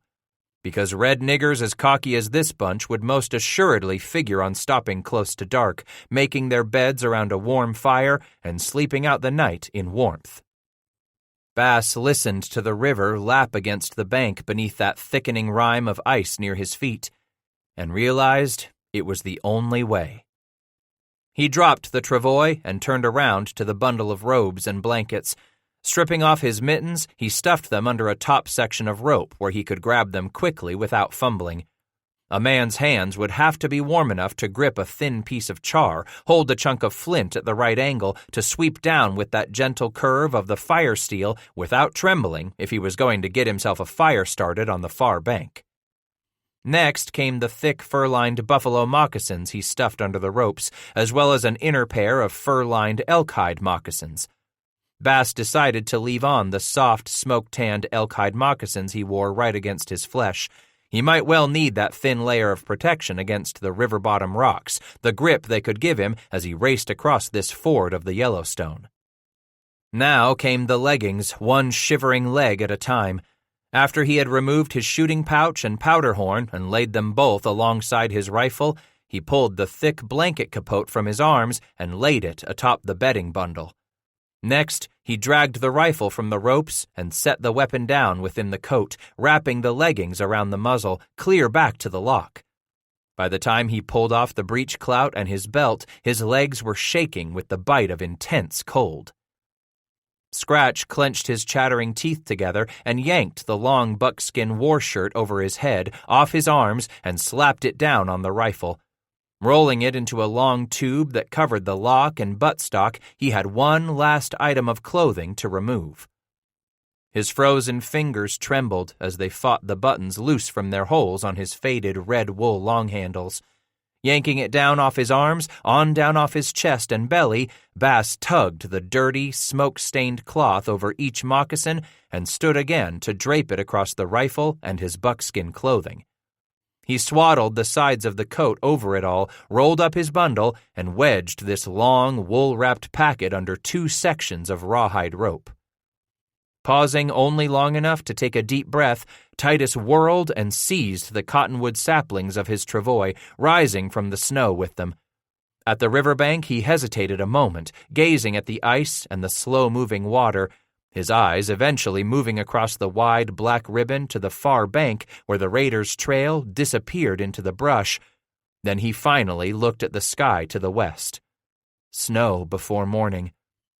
If it stormed hard enough and he hadn't caught them by sunup, his chances ran somewhere between slim and none that he would have a trail clear enough to follow.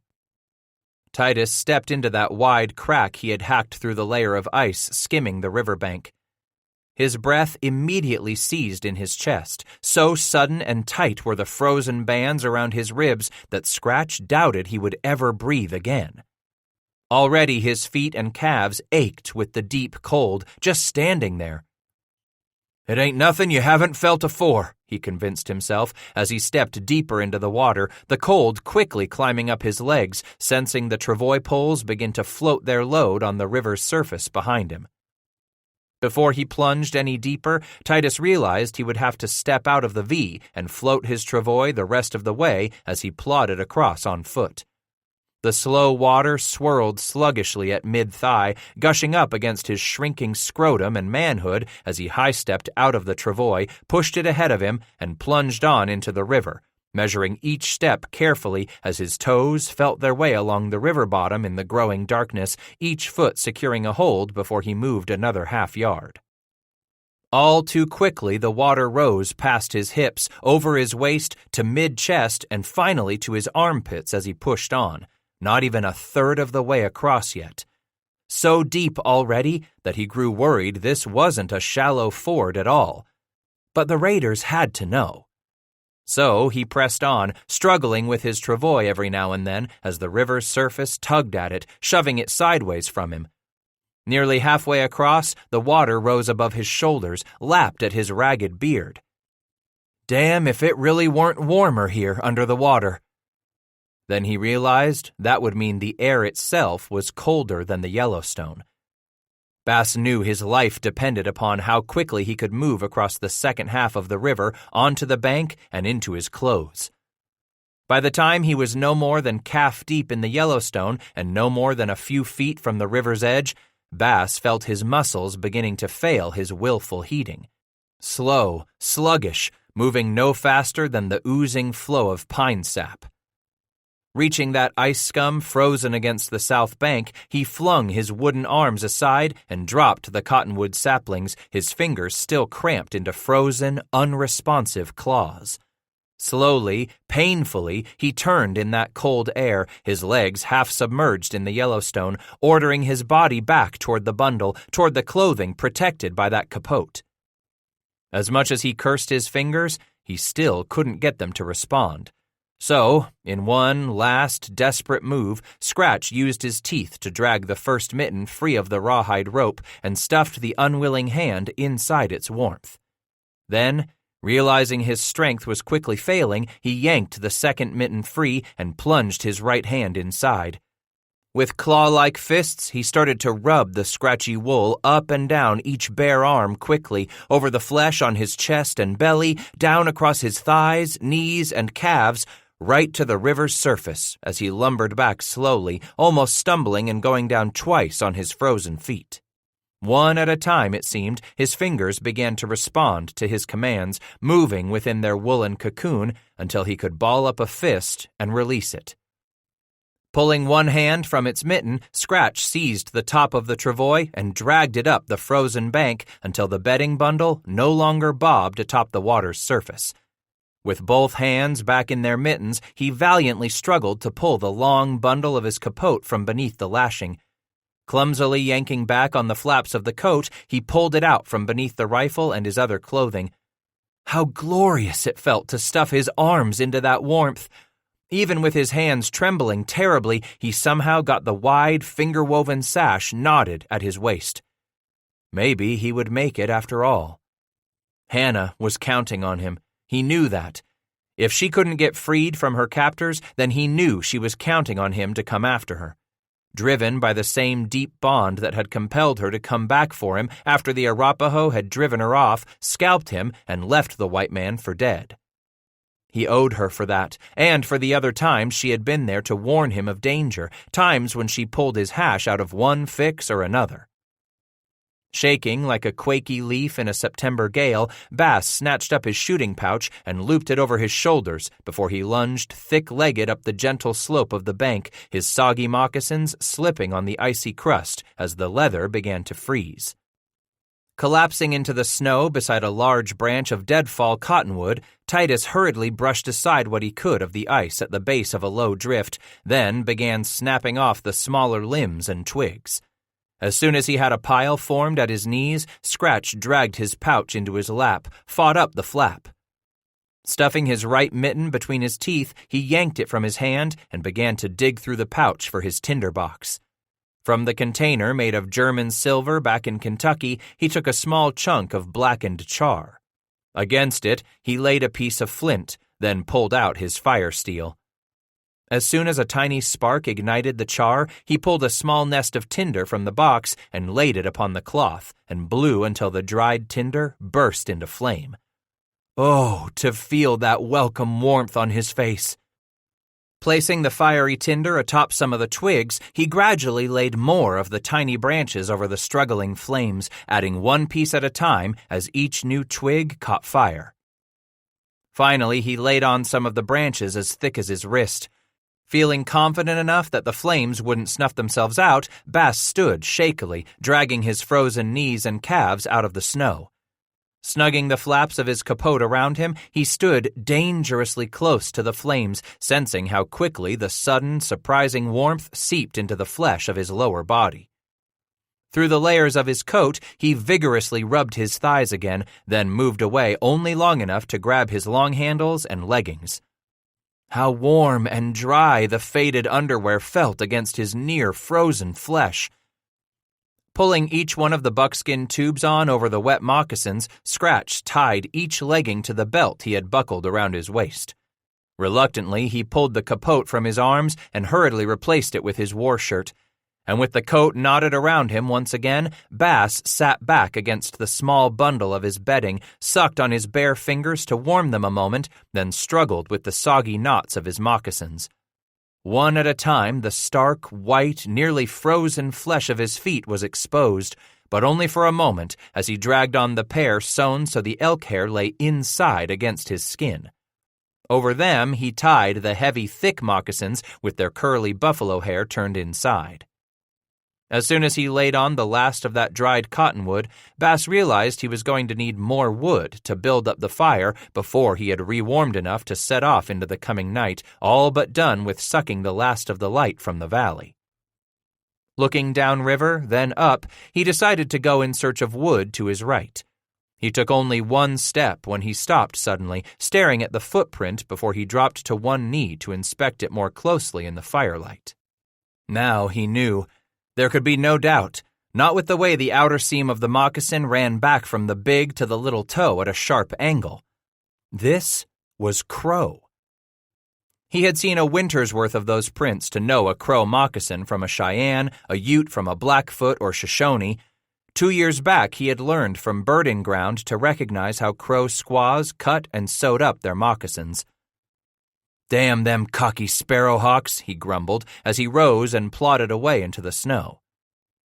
Dragging back more deadfall, Scratch snapped off all the limbs and branches he could break with his hands, the sole of his feet, or hack loose with the small axe. In minutes he had the sort of fire that would warm a half-dozen men. And as he gazed off to the west and that band of indigo blue shrinking to black, Scratch was sure they were warming themselves around a fire right then, too.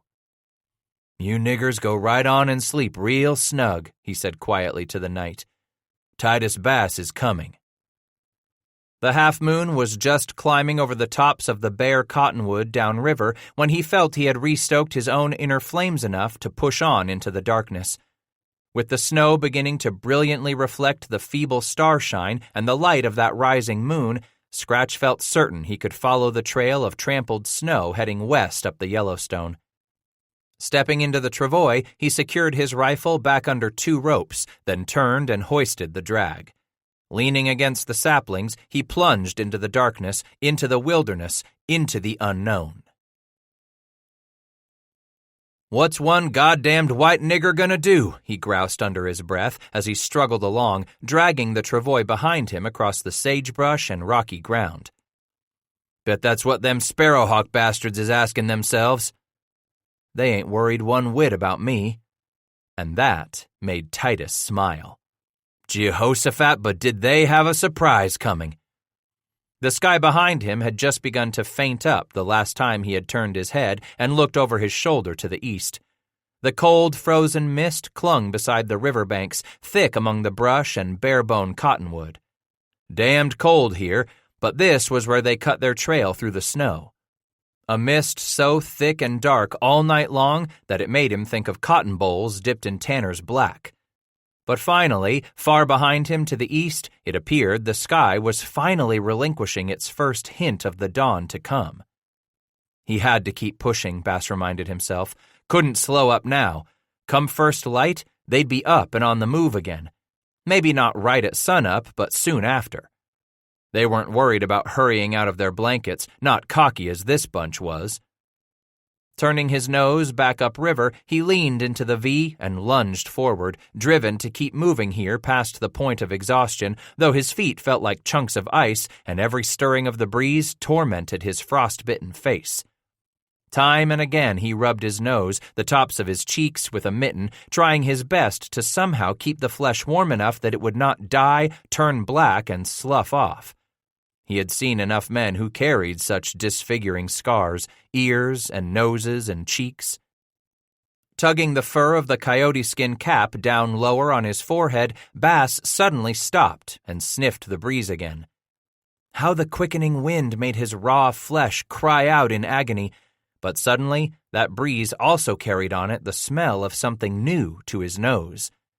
He'd be boiled for the devil's tater if that didn't smell like fire smoke. Damn if that didn't take the circle.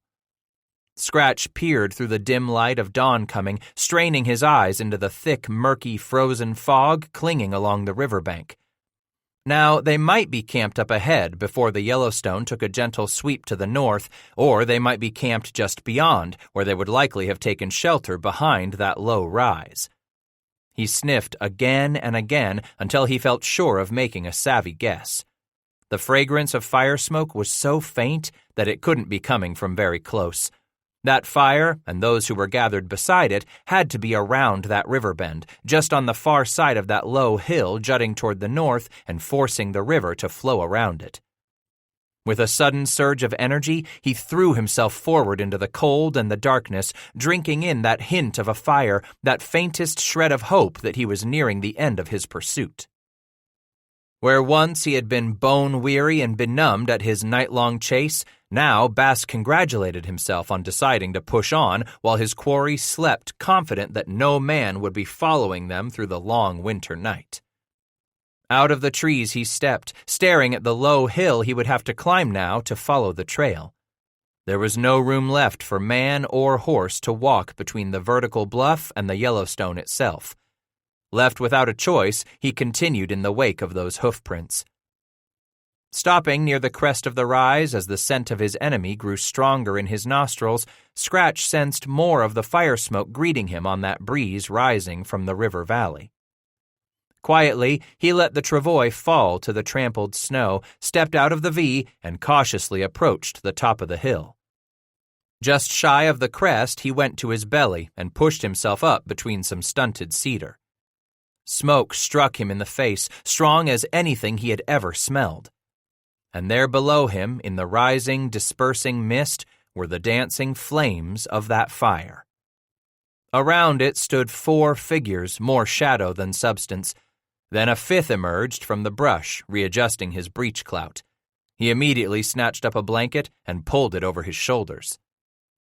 For a moment more, Bass watched them talking around that fire, some of them gesturing. Then finally, 2 of the Crow turned away and began rolling up buffalo robes, while another pair started kicking snow into their fire pit, snuffing the flames and sending up an eruption of thick smoke.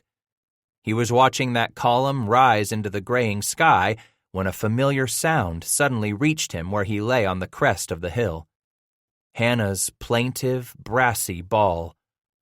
Off to the side, he watched the 5th warrior attempting to approach the mule secured to a tree trunk. As the man inched closer, she began to swing her rump toward him, preparing to kick, but he deftly leaped away. 5 times he attempted to maneuver in like that without success. Then the warrior lunged to the side and swept up a chunk of deadfall about as long as his arm. With this held overhead, he dashed toward the mule. Leaping onto his knees, Bass let out a pained howl just as Hannah scree-awed again, loud enough that she drowned out her master's call from the hilltop. It felt as if he had been smacked between the eyes the moment that piece of wood cracked against her head. He felt his stomach lurch, empty and cold, as he watched the mule stumble sideways. The Indian with the club quickly stepped in and yanked her lead rope loose from where he had tied it against a low-hanging branch. Strutting in victory, the warrior pulled the stunned mule toward the other ponies and horses as the faint trickle of laughter drifted up the side of the hill and reached his ears with a cruel clarity. Before he could rise from his knees to get to his feet, the stunned trapper watched the 5 Indians leap atop their horses, turn about, and head out, riding off toward the west once more, into the shadows of pre-dawn. Far enough out of reach that it made him ache to his core. He had managed to stumble here too late to save her. 24. Bass dived into the brush the instant he spotted the blackened tops of those buffalo hide lodges, dropping his travois. Here, just past midday, a thick pall of fire smoke clung to the bone-bare branches of the leafless cottonwood, clotted in a dirty halo about the graceful whorl of poles that rose above every lodge. The air barely moved, not so much as a sigh of wind in the valley of the Yellowstone now. Cursing himself for not spotting the low-hanging smoke earlier, Scratch knelt there in the brush, his heart hammering against his ribs. What with the way the low, heavy clouds had moved in right after sunrise and the way the air barely stirred all morning, a man didn't have a chance of spying that camp smoke rising from every fire pit, no chance of smelling the village before he bumped right into it. Titus glanced across that 10 yards separating him from the travois and his rifle. Then, back at the village, if they saw him, they saw him. He'd damn well need that gun if they did anyhow. Bass quickly crabbed out to the bundle, crouching behind it to reach up so he could grip the buttstock, pulling the rifle free of the 2 ropes. Then, in a crouch, he scurried back to his hiding place in the brush. Sure enough, the raiders' trail had brought him right to the village. He swallowed at the scratchy knot in his throat, his mind galloping, digging away at his options the way he'd scratch at a troublesome mosquito bite that refused relief for anything longer than a moment. Then, Titus decided that he had left himself no other choice. After all, what had he stumbled all these miles through the snow for? Why had he crossed the Yellowstone and damn well froze himself to death? If not to confront the horse thieves, then why had he trudged on through the night so he could catch up to the raiders while they rested? Through those trees lying between him and the village drifted the tatters of laughter and trilling tongues, cheers and war whoops. Dogs joined in and children shouted too. Then he heard Hannah's bawl, and remembered the way it had torn him apart that morning just before dawn as he'd watched the Crow warrior smack his mule across the head with that piece of firewood. With that remembering, Bass knew why he had endured the miles and hours, the icy snow and the river crossing. He had come to reclaim what was his. Licking at the ooze of blood seeping from the wide crack in his lower lip, Scratch slowly swiped the mitten down his face, feeling the agonized torment the harsh wool sanded through his wind-burned, frost-bitten flesh. He stood and pulled that mitten from his right hand under his left armpit, stuffing his fingers into his shooting pouch so he could scoop out a half-dozen .54 caliber lead balls. Plopping them into his mouth, he tongued them over so they would lie between his cheek and gum, then squared the pouch where it hung beneath his right elbow. After looking to the priming powder on both the rifle and the pistol he stuffed back into his sash, Titus laid the long weapon across the crook of his left arm and stepped out of the brush, striding purposefully along the ground trampled not only by the pony raiders returning to this village, but by a growing number of converging trails. At that moment, it began to snow lightly, huge ash-curl flakes swirling down on the still, frozen air. The heavy fragrance of fire smoke slapped him in the face, reminding him that he was one walking into a village to confront the many who had done him wrong. Licking at the oozy lower lip, the wound yelped in pain as he entered the thick belt of cottonwood and brush behind which the tops of the lodges disappeared. A few more steps, and he realized the village actually sat across a narrow river that dumped itself into the Yellowstone. For no more than the measure of a few heartbeats, he stopped among the leafless willow and studied the lodges on the western bank. Then looked at the river itself and the ford leading down to it. After drawing back the rifle hammer to full cock, Bass dragged the pistol from his sash and moved out of the brush, down the trampled, muddy snow to the ford. Straight into the icy water that swirled around his ankles, then up his calves to splay the bottom of his capote out upon the river surface as he reached midstream. A woman coming down to the bank upriver to his left stopped, watched for a moment, then turned about and lunged up the trampled snow, shouting. Her shrill cry sent a trio of magpies bursting from the low branches hanging over the far side of the crossing. Knots of children suddenly emerged from the open places between the lodges, hurrying for a glimpse of him as he reached the west bank. A half-dozen horsemen whooped up out of the thickening snow, halting with a cascade of icy clods, brandishing their weapons and shouting at him. Camp guards.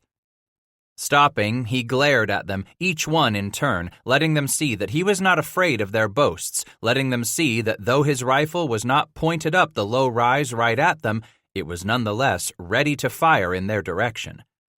He brought the pistol arm up and rested the long barrel of the heavy rifle across the left wrist, and pushed on up the rise toward the outlying lodges as more of the curious gathered to watch his approach. Around to his left poured 3 horsemen, piercing the thick grove of cottonwood, perhaps seeking to sweep behind him. Bass turned, his knees slightly bent, whirling and bringing up the rifle's muzzle. One of the riders signaled the other 2, and they all 3 halted. Then the one sent the pair across the river. "No, you stupid red nigger," Scratch growled at the horseman. Then he quickly stuffed the pistol back into his belt and raised that left hand, holding up one finger. Quickly, he brought that finger down to jab at his own chest. "There's only one of me." Yanking the pistol back out of his sash, Scratch continued to the top of the low rise as children, women, and dogs began to part before him, opening a wide gauntlet for the stranger. Faces emerged out of the crowd, heads poking around others, children staring out between the legs of adults, dogs slinking behind him to sniff warily at his heels until he wheeled and swung the heavy iron muzzle of the rifle at one of the curs, catching the animal in the ribs, bowling it over, driving the dog off, yelping and whimpering with its tail between its legs. "Titus!" Sounded something like his name. Bass whirled again on the crowd and started moving once more, the hair prickling on the back of his neck. As he pushed ahead through the widening gauntlet, his eyes searched the faces, spotting a man forcing his way through the pack to stand in the open some 20 feet away between the 2 columns. "Titus!" "Birding ground?" He quickly looked over the man wrapped in a heavy wool blanket. "That really you?" "Me, Titus!" the man-woman shouted, and came hurrying across the snow as fast as his blanket would allow. The blanket opened as birding ground reached the trapper, revealing the beautiful dress the man-woman wore, heavily decorated with elk milk teeth.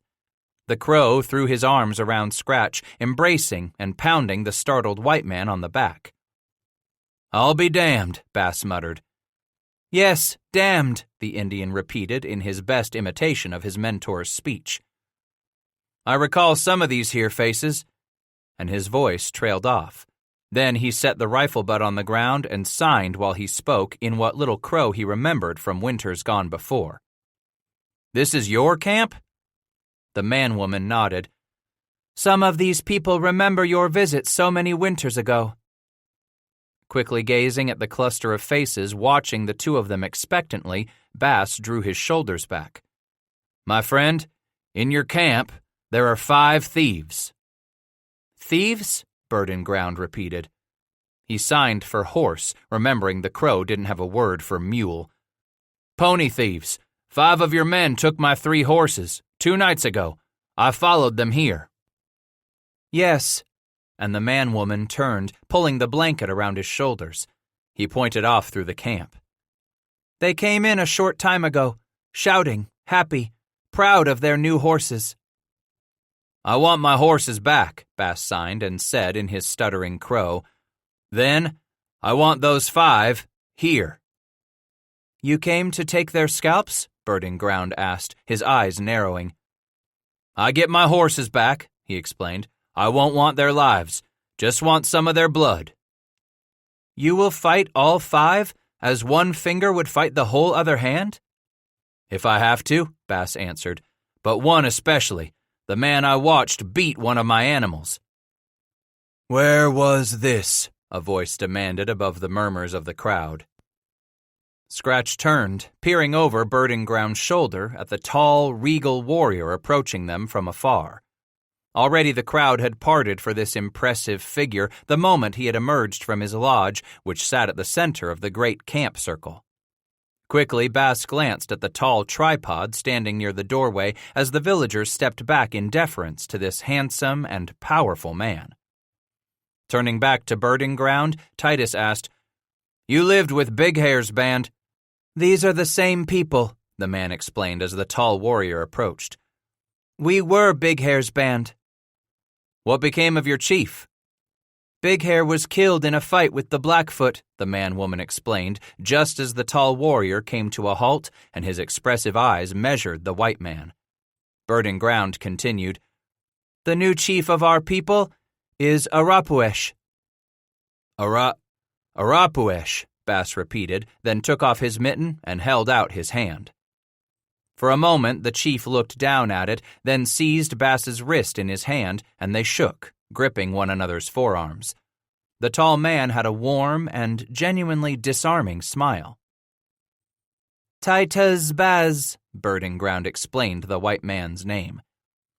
After repeating the foreign sounds for himself, Arapuesh pointed at the fur cap pulled so far down over Bass's head it reached clear to the eyebrows, hung below his ears on both sides.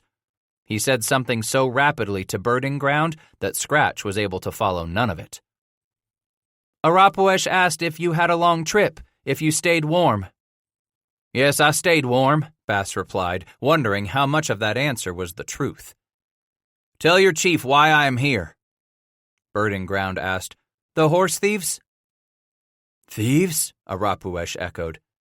"Yes," the Crow man-woman told the chief. "The white man followed the men who stole his horses. Their trail led him to our camp."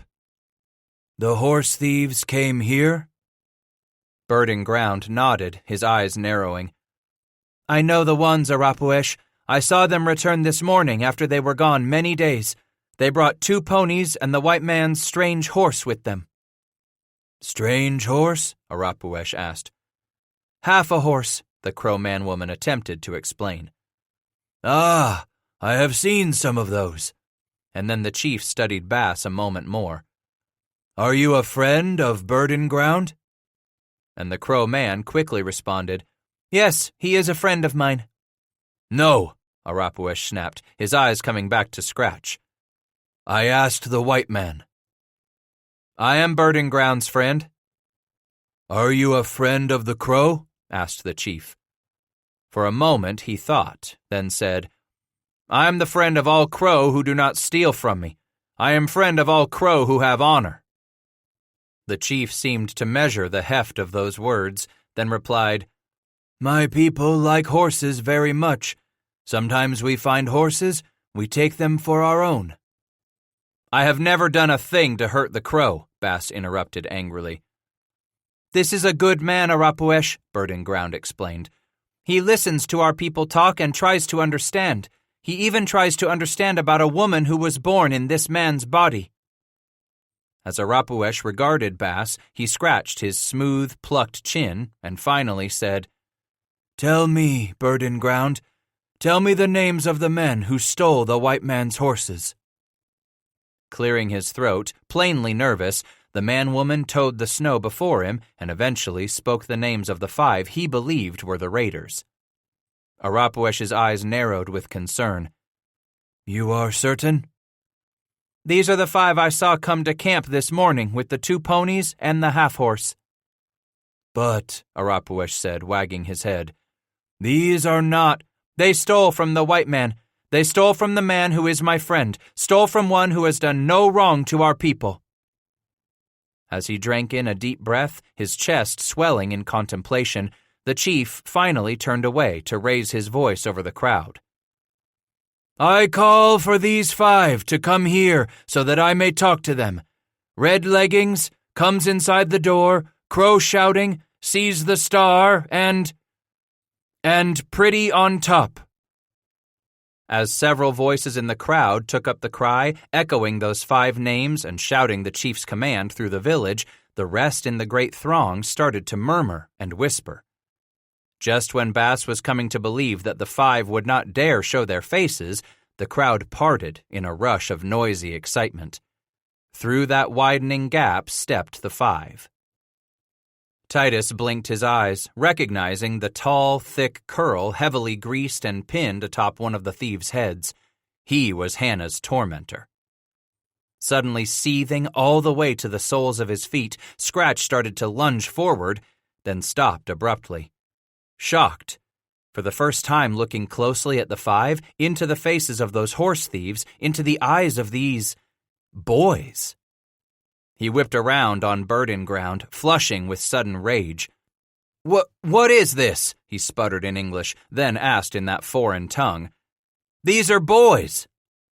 "Boys," the chief repeated in Crow as the 5 came to a stop near Arapuesh, eyeing the white man suspiciously. "Yes, they are boys." "We are men now," disputed the one with the tall, greased curl on his head.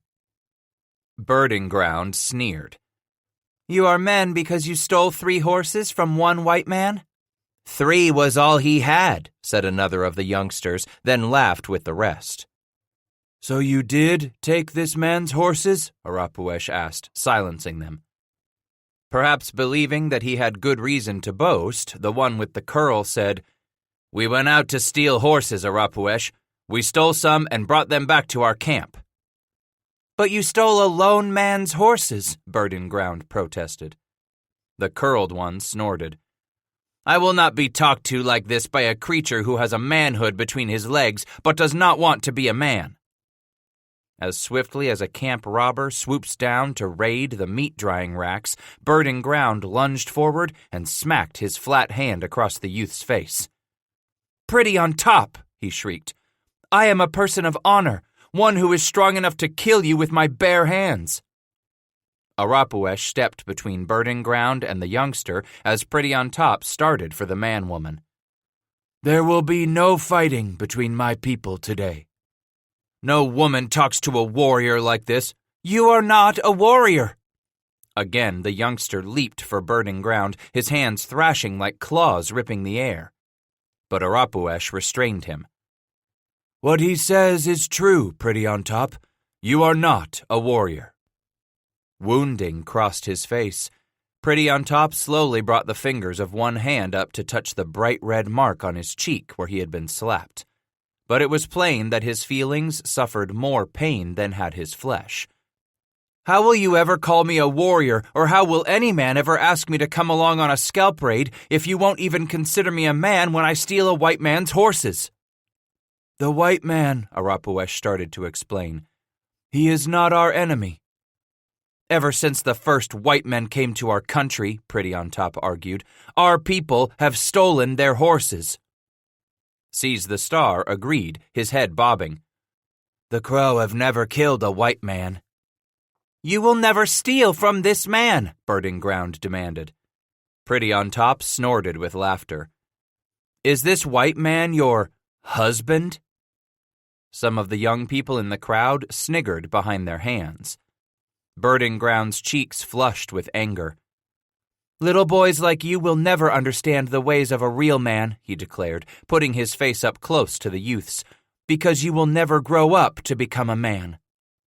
This time, the tall adolescent swung his arm back, ready to slap the older man, when his wrist was suddenly caught in the trapper's mitten.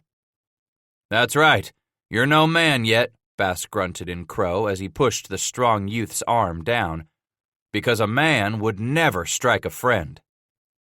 Pretty on Top seized the wrist of the hand the white man had clamped on him, and for a moment they glared into one another's eyes. "You are no friend of mine," and he tried to fling Bass's arm aside. Instead, Scratch slowly released his grip. "I am a friend of the Crow. I am a friend to all men of honor and bravery." He turned to look into the face of Arapuesh, saying, "Until the Crow blacken their faces against me, I will be a friend to your people.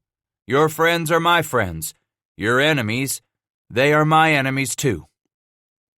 "My people, we are not many," the chief exclaimed as he laid his hand on the big youth's shoulder. "We cannot afford to turn away any man who says he is our friend, any man who says he will stand against our enemies with us." Some of the women in the crowd trilled their tongues in approval, and several of the old men raised their voices in triumph. "It was good you came to us this winter," Birding Ground said. With a smile, Scratch replied, "I did not intend to visit your camp this soon." With his strong hand, Arapuesh turned to Pretty on Top so that he stared the tall youth directly in the eye. "We have this problem of the white man's horses." "They are our horses now," the youth barked in protest. Birding Ground lunged up to shout, "You stole from a friend of ours!" "You've never stolen a horse in your life," Red Leggings snapped as he came to stand beside Pretty on Top. Arapuesh laid his other hand on Red Leggings' shoulder. Now he clamped his hands down hard and said to them, "We do not steal from those who are our friends." The 5 youths started to sputter in protest, but the chief dug his fingers into the shoulders of the 2 until their knees began to buckle and they howled in pain. "But we went out to risk our lives," Pretty on Top wailed. "We wanted to show our people we were brave enough to go on a pony raid of our own." And Comes Inside the Door agreed. "If the older warriors weren't going to ask us along on the raids they were leading, then Pretty on Top said we would have our own raid to show our bravery." "And you all were very, very brave," Arapuesh declared. "No man or woman in this camp will question your courage. From this day, all will know that you 5 are brave enough to start on the path that will make you warriors. And all of our people will know that you 5 are wise, that you are men of honor who will do what is right." For a moment, the youths looked at one another. Then Pretty on Top asked, "You are ordering us to return the white man's horses?" "You tell me," the chief said. "What would a true warrior do? One who did not care about his own wealth, but only about the wealth of his people." "But a warrior grows rich by going to war," Crow Shouting protested. "And one day you will go to war," Arapuesh replied. "So tell me, what would an honorable man do?" Pretty on Top hung his head a moment, and when he spoke, the words came out as if they had a bitter taste on his tongue. "He would return the horses to the white man." In a loud voice, the chief asked, "Is that the answer for all of you?" The other 4 muttered their agreement. Clapping his hands on the 2 shoulders of the youngsters standing before him, Arapuesh roared with approval. "You 3, go bring me the white man's animals." Crow Shouting sees the star and Comes Inside the Door immediately turned away and pushed their way through the crowd. As they left, the chief announced in his booming voice, "Today, the heart of our people has been strengthened. Whenever a man does an honorable act, all our people are made stronger for it. And when a man does something that reflects well upon our people, we will reward his good works." Wildly cheering, the throng responded, singing and whooping. Arapuesh continued, "As chief of our people, I will honor these 5 young men who have shown their bravery in going out to prove their courage. And I will celebrate these 5 because they have today shown us they are indeed men who do what is right for our people. They are men of honor." Again, the crowd raised its collective voice of approval. "Birding Ground, I want you to take these 5 young men who exemplify Crow courage and honor to the place where my own ponies graze among our herds. Let them choose from among those animals that belong to me, all but my war pony and the horse that my wife loves so dearly."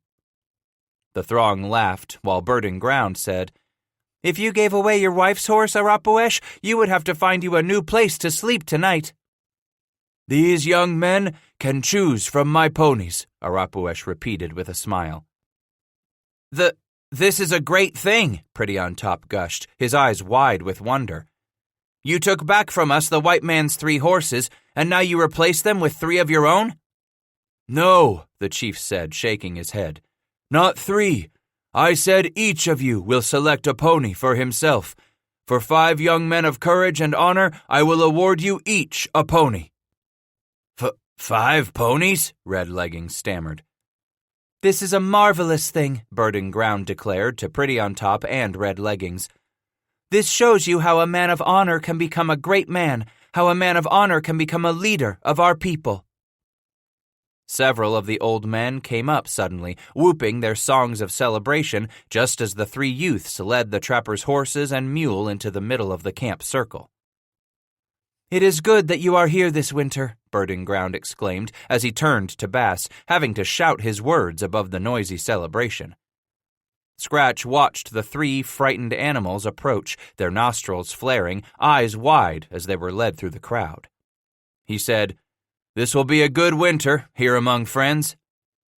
"Your guns will help make us strong come spring when the Blackfoot raid from the north again." But the trapper wagged his head and explained, "By spring I must be far from here." "The beaver are not good in Absarica?" the chief said as he moved close. "I have far to travel to the place where all the white men gather next summer," he tried to explain. "This is the place my people choose to live," Arapuesh said.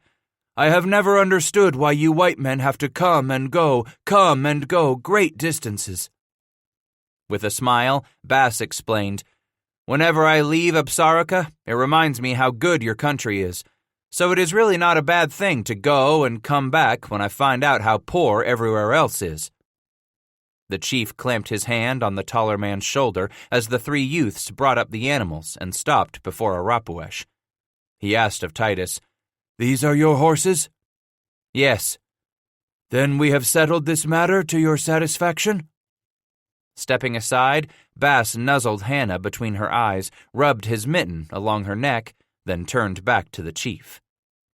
"Arapuesh," he said, "there is something that still troubles me." His brow furrowing, the chief said, "Tell me, so we can put this matter behind us." Scratch thought a moment on how to express it, then said, "Your war pony? You care very much for it?" "I care for it the way I would care for a true friend," the chief answered. Scratch nodded. "Then you would not want to see someone strike your horse between the eyes with a tree branch?"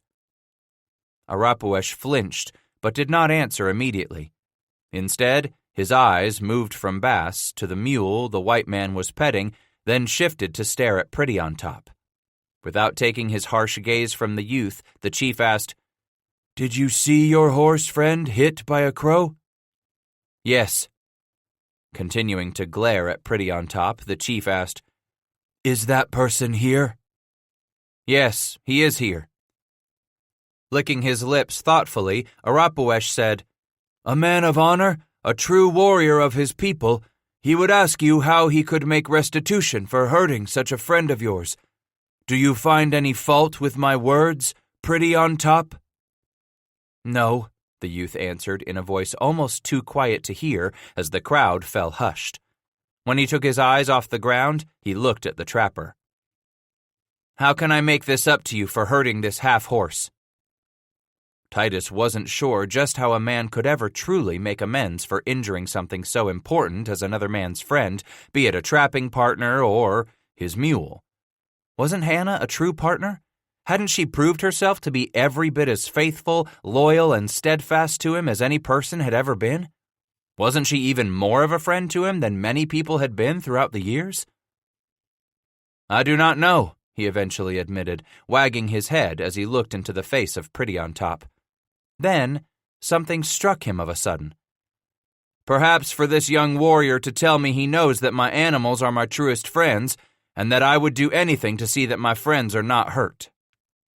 Contrite, the youth dropped his eyes. "I am truly sorry."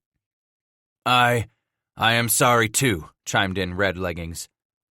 Arapuesh turned to the trapper. "No, this cannot be enough to pay you for the cruelty to your animal, for the hurt to your friend." But Bass surprised them, saying, "Yes, their apology is enough, Arapuesh." He watched the shock strike all the faces around him. Some of the bystanders even clamped hands over their mouths in amazement. Arapuesh asked, "Is this true, what you are saying?" "Pretty on Top, I think he has grown many years this morning. He is older beyond his winters now for it. I believe he is already a true Crow warrior, a man of honor and courage. So I will consider this matter settled, Arapuesh, if Pretty on Top will tell me that he will be a true friend to me." Many of the old, wrinkled, scarred, and weathered warriors in the crowd yelped and cried out with shrill songs of celebration, raising their thin, reedy voices to the snowy sky overhead. "Pretty on top?" the chief turned to ask. "You have heard the white man?" "I will be honored to be this white man's friend," the youth interrupted in a flurry, his lips quivering, betraying the emotions he fought to hide. Pretty on Top stepped away from Arapuesh, stopping in front of the trapper and his mule, where the youngster placed his right fist over his heart while he held his left arm out to the white man. Bass immediately laid his right fist over his heart and held out his left arm. They gripped fiercely and looked one another in the eye. "You are my friend, Pretty on Top?" "I am your friend," the youth replied. "Until I die, your friends are my friends." Bass nodded, feeling the mist in his eyes. "And your enemies? They are my enemies." As the throng burst into cheers, Arapuesh stepped up and slapped them both on the back. "We will celebrate tonight. A feast, for a true friend has returned to visit." Turning to Bass, the chief leaned close to say in the white man's ear, "It makes my heart happy to hear that you will spend your winter among us. The better for me to come to know this stranger who has proved to be a man of dignity and honor himself, a man who is strong enough, brave enough, that he dares to be both merciful and generous too." He squinted into the light of that early summer sun. Dragging the wide-brimmed hat off his head, Scratch tugged on a wide corner of the black silk bandana he had tied around his neck, swiping his face with it. Suddenly recalling how so simple a touch had caused his flesh so much agony last winter. Up ahead at the far side of the valley, he studied that thin line of dust rising against the distant hills, and wondered if they might be Indians, a war party of Bannock, maybe so a small band of Snake on their way to rendezvous too. Turning to glance over his shoulder in worry, Bass found he hadn't limbed himself against the pale sky, placing him and the animals right along the horizon so that he stuck out in plain view. No, he always did his best to ride somewhere on down the slope some so that he would not be spotted by any distant pair of roving eyes. He always crossed a ridge or divide through some saddle or swale low enough so that he couldn't be spied right against the sky. He was thirsty, his mouth gone pasty. Through the long morning, the animals had dampened the leather harness, soaking it with their sweat. Instead of slapping the hat back down on his head, he laid it atop the large saucer-shaped horn at the front of the Spanish saddle and grabbed for the bottom of the buckskin war shirt. He tugged it up over his head and off both arms, then turned and lashed it to the back of the saddle there with his capote. At this season, it was still cold enough early in the morning on this high desert west of the southern pass that a man started out his day shivering, later went to sweating as the sun climbed high, then ended his day shivering all over again as he started his fire, ready to climb into his sleeping robes. The cloth shirt he had bought from Bill Williams more than a year ago had faded with so many washings along the banks of streams, vigorously rubbing the material with sand scooped from the creek bed, beating it against the rocks. No more damned knits, he had vowed, never again. Which made him remember how he and McCafferty had stripped off all their clothing at one campsite south along the Healy in Apache country, plopping their cloth and leather garments down upon a series of huge anthills, where they sat out the day completely naked but for their hats and moccasins, content to watch the huge red creatures swarm over the tiny lice that had burrowed into every seam of their clothing. He had vowed he'd never again travel with any man who was infested with graybacks. After all, it was only a matter of time before the lice from one host migrated on over to Titus Bass. No more damned knits. Those distant horsemen beneath the thin cloud of dust on the horizon were traveling from north to south. As he sat there studying their ragged line of movement, Scratch could see that they were riding for the same spot off to the southwest where he himself was headed. He squinted into the high, bright light. Just across that low range of hills to the west of him, down there the Big Sandy dumped itself into the green, and those emerald-tinged waters continued their tumble south to the Colorado. Glancing back up at the sun, as if to curse its blinding glare, he pulled his hat back over the faded blue bandana of silk, then rocked his horse into motion, tugging on the long lead rope that played back to Hannah's neck. In turn, she tugged on the lead rope running back to the pack horse. What with those unexpected travelers, it was better for him to cross this upper dogleg of the valley and scoot west a bit more before he plunged on south. Keep as much distance as he could between him and those riders. Maybe he would try catching up come later in the afternoon, drawing close enough to them by the time the strangers went into camp that he could slip up on them and from a safe distance see if they might be foe or friend. For a child out here on his lonesome, the chances were far greater that he would run onto a foe than he would bump into a friend. Friend. How good the word sounded, and how it made his already heavy heart ache with more longing. Friends to rendezvous with, tell tall stories to, companions to regale with his windies and whoppers and outright bald-faced balderdash. Friends who didn't mind when he grew thick-tongued and stumble-lipped as he drank deep to the bottom of his cups and finally threw up or passed out. One good, gut-busting revel a year. Every man was due at least that. Jehoshaphat, but to lay eyes on friends he hadn't seen for a full year? That was cause enough to celebrate, to drink until he got sick and blacked out then and there in the dirt among the sage and the saddles and the sand thorns. Titus hadn't seen Jack and Caleb and all the others since last summer after Sublet headed east and those two big company brigades set off for their fall hunt. Why, he hadn't seen a white face since late last autumn when he had bumped into that big outfit run by Bridger and Fitzpatrick up in Crow Country. They had already punched their way into and back through Blackfoot territory and were headed east to winter up over toward the Powder River when Scratch spotted the smokes of all their fires and cautiously rode off the hills to investigate.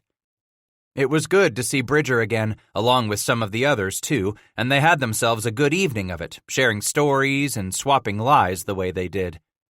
The young Bouchway had explained how his bunch had even run across Asa up there north of the Three Forks country. We was partners. Didn't know you ever rode with him, Bridger had admitted. For a time we did. He say what he was doing up there all by hisself? How he was getting along? Fitzpatrick had wagged his head. Had him a few pelts on them pack horses of his, but it didn't seem to me he was up there to trap, that for certain. Man like him gotta be crazed to figure he can last out the Blackfeet much longer up that way all on his lonesome. Maybe he's eager to get his hair raised, Bridger added. Bass had stared at the fire, thinking back on things gone wrong between two men, and said, I don't figure I'll ever see that whitehead nigger again. Brushing one flat palm across the other quickly, Bridger said morosely, That's a nigger what's good as dead already, Scratch. Ah, Asa, he thought now, as he dropped down into the bottom below the narrow saddle, feeling the grass brush the bottoms of his moccasins. Why, Asa? Why? He halted at midday just on the other side of that low saddle, loosened cinches, and let the three critters graze in the lush spring growth as he chewed at some of the meat he had cooked over last night's fire before moving on to sleep a few miles from where he had supped. Just out of caution, in new country, a man ate one place, made a cold camp, and slept out the night in another. As he ate, he watched that distant line of dust rise against the glorious summer blue painted across the canvas above the western hills. Close enough now to calculate there couldn't be more than 20 riders, maybe 24 at most. Not likely to be a small band of Snake traipsing south for the white man's rendezvous in Willow Valley. Might so be some damned Bannock. He knew they was the sort to skedaddle if the odds wasn't real long in their favor, the sort what laid into any white men if the red niggers could raise some horses and plunder, maybe even some scalps if their medicine was right that day. God damn them Bannocks. Not good Injuns like them Crow. They was the sort to take a man in, make him welcome, put him up in one lodge or the other till the chief's two sisters sewed together a buffalo hide shelter something on the order of a white man's lean-to. A half-domed affair with a big flap that covered the wide entrance, which he could tie up during the day or lash down for protection from the cold at night, or when a new snowstorm came slashing through the valley. He'd barely gotten used to the dwelling last winter when it came time for the village to move a few miles upstream away from the Yellowstone. The camp had begun to stink something awful from all the gut piles, rotting meat, and human offal piling up back in the trees. Maybe as much as a half-dozen times, Arapuesh's band would move each winter, finding themselves another place that offered open water, plenty of firewood and grass for their pony herds, along with some protection against the possibility of attack. As winter deepened, it seemed the Crow grew more relaxed, less concerned about their most fearsome enemy. Too damned cold now, the snow drifted too deep for the Blackfoot to try anything as foolish as a major assault on a village in the heart of Absarica, home of the Crow.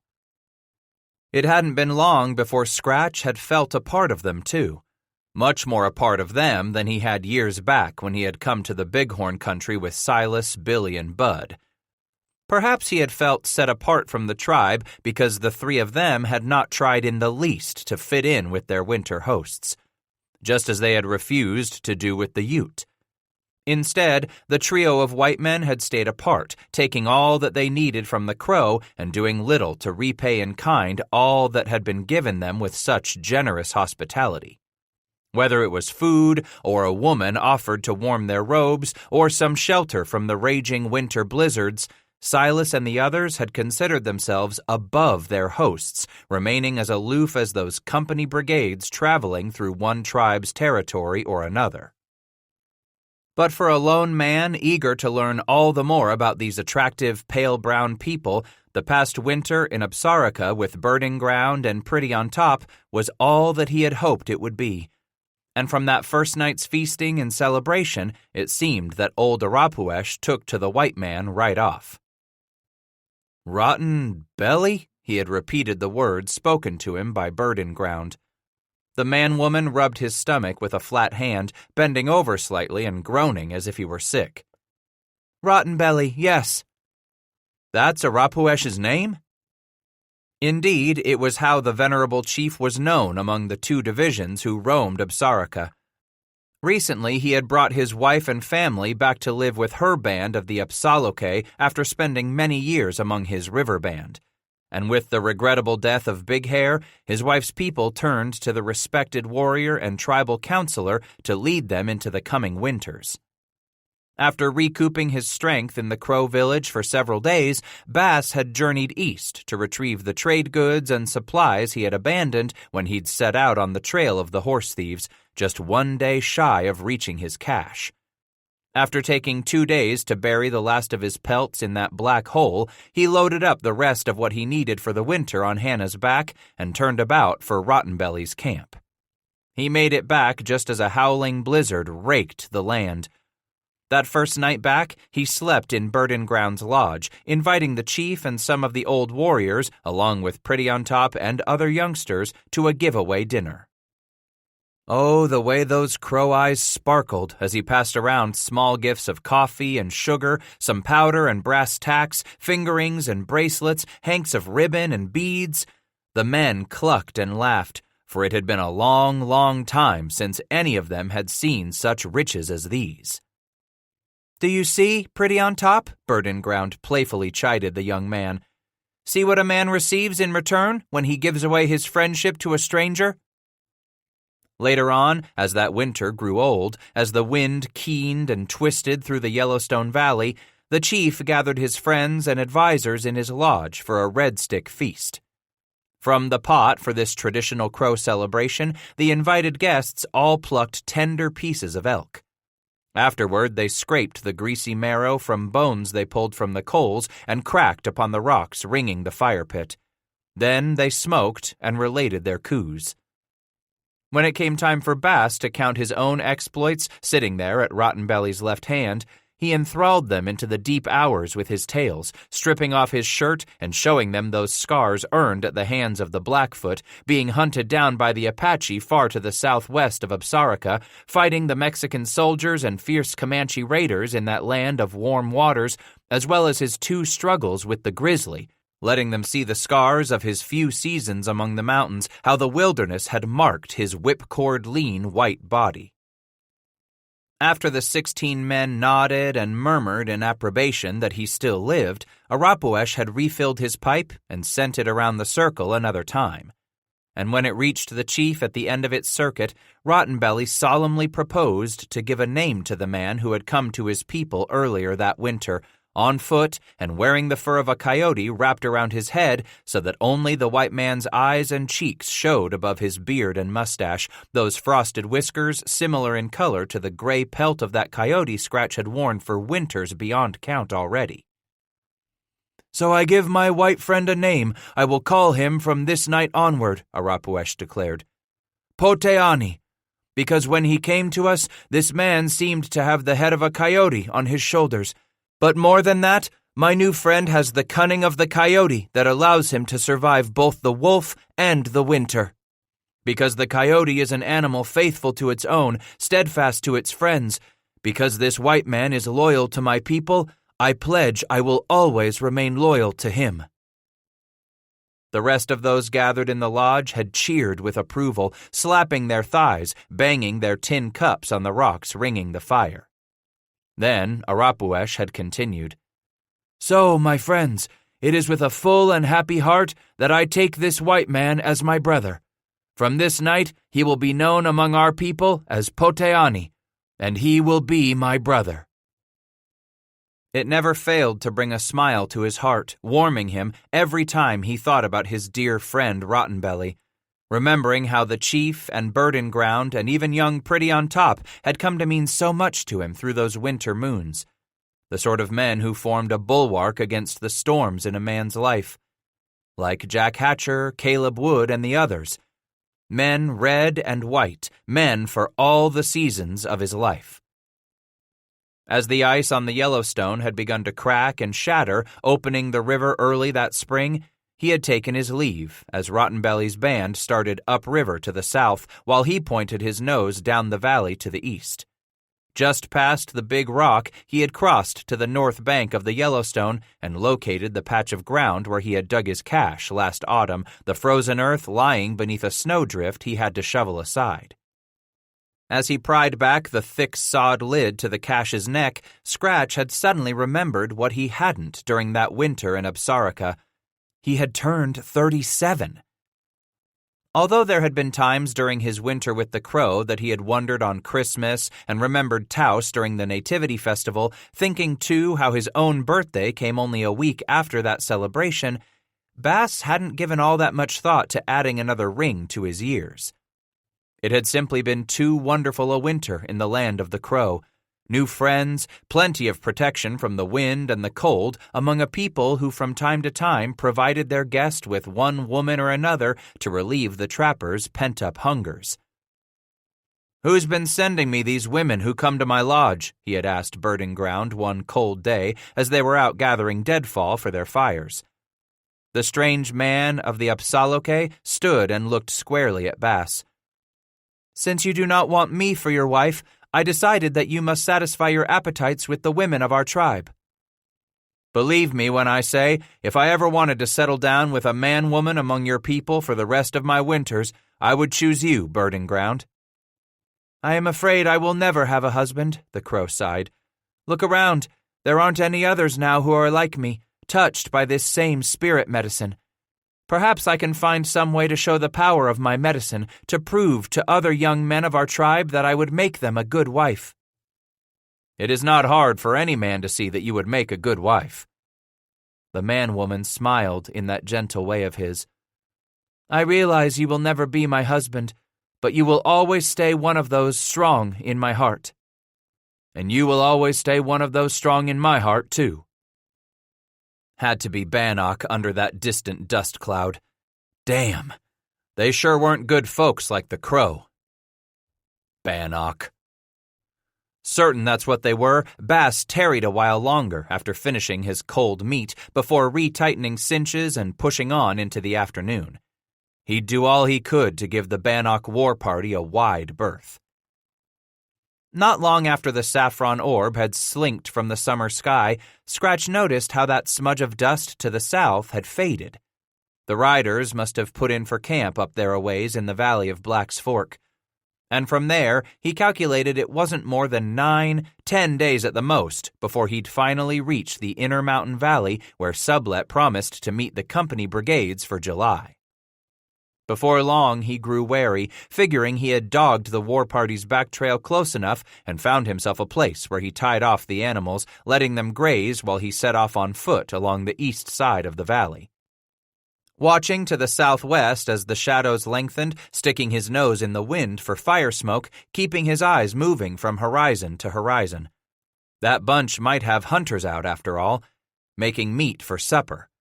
It wouldn't pay to have a run-in with one or two of the bastards, then find himself tracked by the rest as they tried to run him down. Goddamned Bannocks. Who the hell did they think they was, anyway? He'd been run down by the best of 'em, riding day and night with the Apache breathing down on his ass. No way these here Bannocks ever come close to measuring up to Apache. He stopped there in the shadows of the man-sized willow that bordered the coulee and sniffed again. Wood smoke. His mouth went dry. That weren't no summer thunderstorm grass fire. No, that was a smell altogether different. This was wood smoke. Even had the smell of broiling meat braided around the edges of that stronger scent. And that made his dry mouth water. Then Bass remembered that he was slipping up on some thieving red bastards, scolding himself that he'd better forget his feed bag for now. After checking the priming in both the rifle and pistol for the 5th or 6th time, Titus angled down the side of the coulee toward the river valley, hanging with the cover offered him by the thick, leafy brush. Less than a half hour later, he stopped suddenly, his nose greeted by horse sweat wafted on that cooling breeze nuzzling its way down the riverbank. Another 20 yards, and he heard them. Parting the willow with the rifle's muzzle, Titus spotted the horses. Son of a bitch if that wasn't a white man's tack on that piebald. Not no braided buffalo hair hackamore. And that roan. Hell if he hadn't seen it before. One of the horses on the far side of the bunch whinnied low as a figure stepped out of the tree shadows and headed for the piebald. Scratch's heart stopped then and there in his chest. Rufus Graham! The figure wheeled at the call of his name, yanking on the pistol he had stuffed into the wide, colorful sash at his waist. Don't shoot me, Rufus! As Bass rose to his feet there in the thick willow, he watched the horses part, listened to the ground reverberate with running feet. At the far side of the clearing, where a wary Rufus Graham stood frozen, there suddenly appeared the other 5. Titus didn't know when their ugly, hairy faces had ever looked prettier. "Egod, boys!" Jack Hatcher yelped as he stepped closer, a wide slash of a grin splitting the lower half of his bearded face. "If it ain't Titus Bass his own self, riz right up from the dead." 25. The 6 of them had near pounded him to black and blue there in that little clearing as the horses snorted around them. "Looky here, boys," Hatcher roared as he grabbed hold of the front of Bass's shirt, cocking his head this way, then that, looking at Scratch from different angles. "If this nigger ain't graying up like a old barn owl."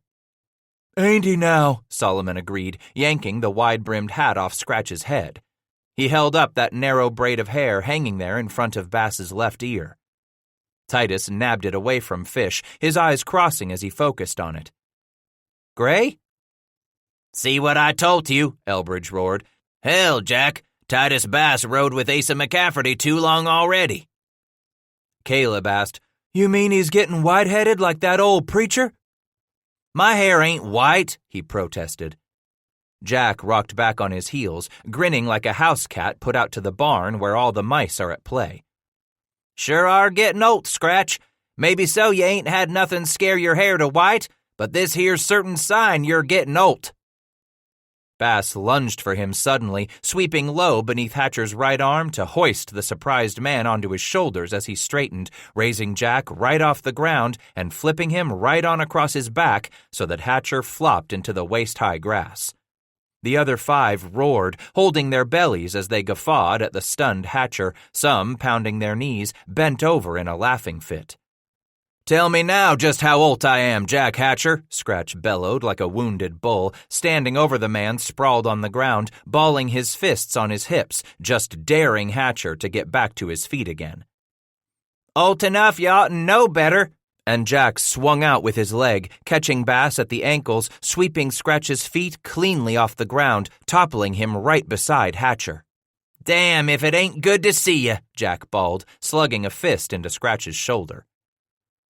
We had you figured for gone under, Rufus declared as he dropped to his knee nearby. Isaac lunged up, saying, You seed hair or hide of McCafferty? Nah, Scratch answered as he slowly got to his feet, dusting off his leggings. Heard of him, from Bridger's bunch. Said they saw him last fall. Up to Three Forks? Solomon asked. On north of there a good ways, Asa run onto him.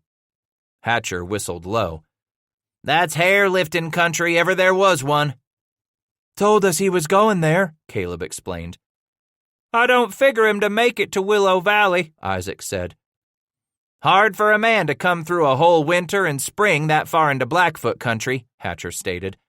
Damn, but I'm glad to see you again, Scratch. He looked round at those 6 faces. It's damned good to lay these old eyes on you boys, too. Bet you've got some lies to tell, don't you? Elbridge asked. Me? He replied with mock indignation. Everything I'm going to tell you fellers tonight at the fire going to be the God's truth. You hear that, Jack? Caleb roared. Let's see, I wrastled with old Ephraim. Ah, hell, I already told you boys about that, Scratch grumped.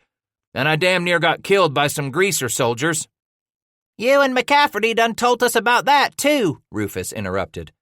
So Hatcher lazily looped an arm over Bass's shoulder.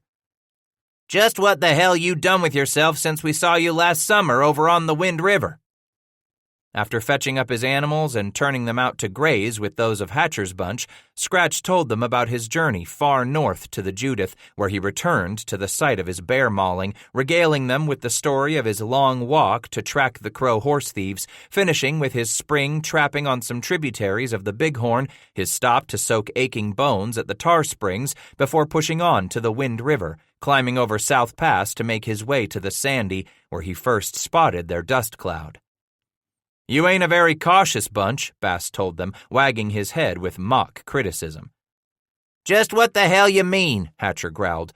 We knowed we didn't have to be careful when it was only a bone-headed horse's ass named Titus Bass following us.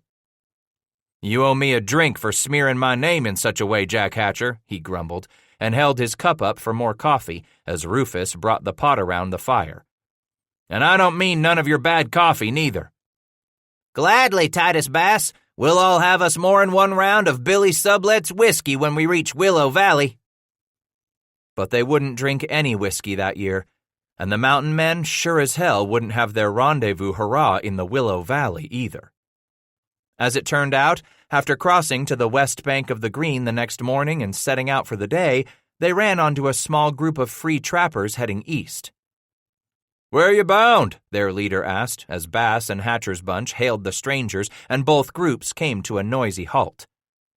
For rendezvous in Willow Valley, Jack cried exuberantly. Ain't you going? Not to be no rendezvous in the Willow, their leader replied. We was coming south from the lower Snake country where we trapped this past spring. Near Sweet Lake we was, interrupted another of the strangers. The first man continued.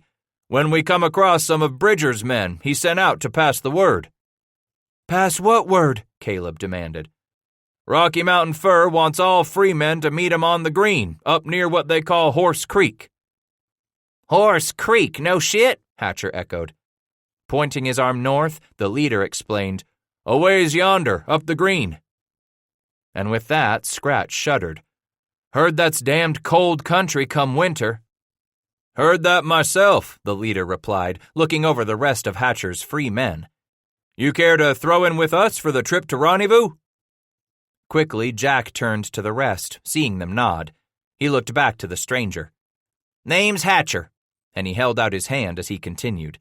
I figure we might as well all ride up the Green together. As each of the free trapper bands reached the growing encampment nestled down in the fertile, grassy bottoms along the Green near the mouth of Horse Creek, one or another of the company bushways made a point to come over to explain this change of site.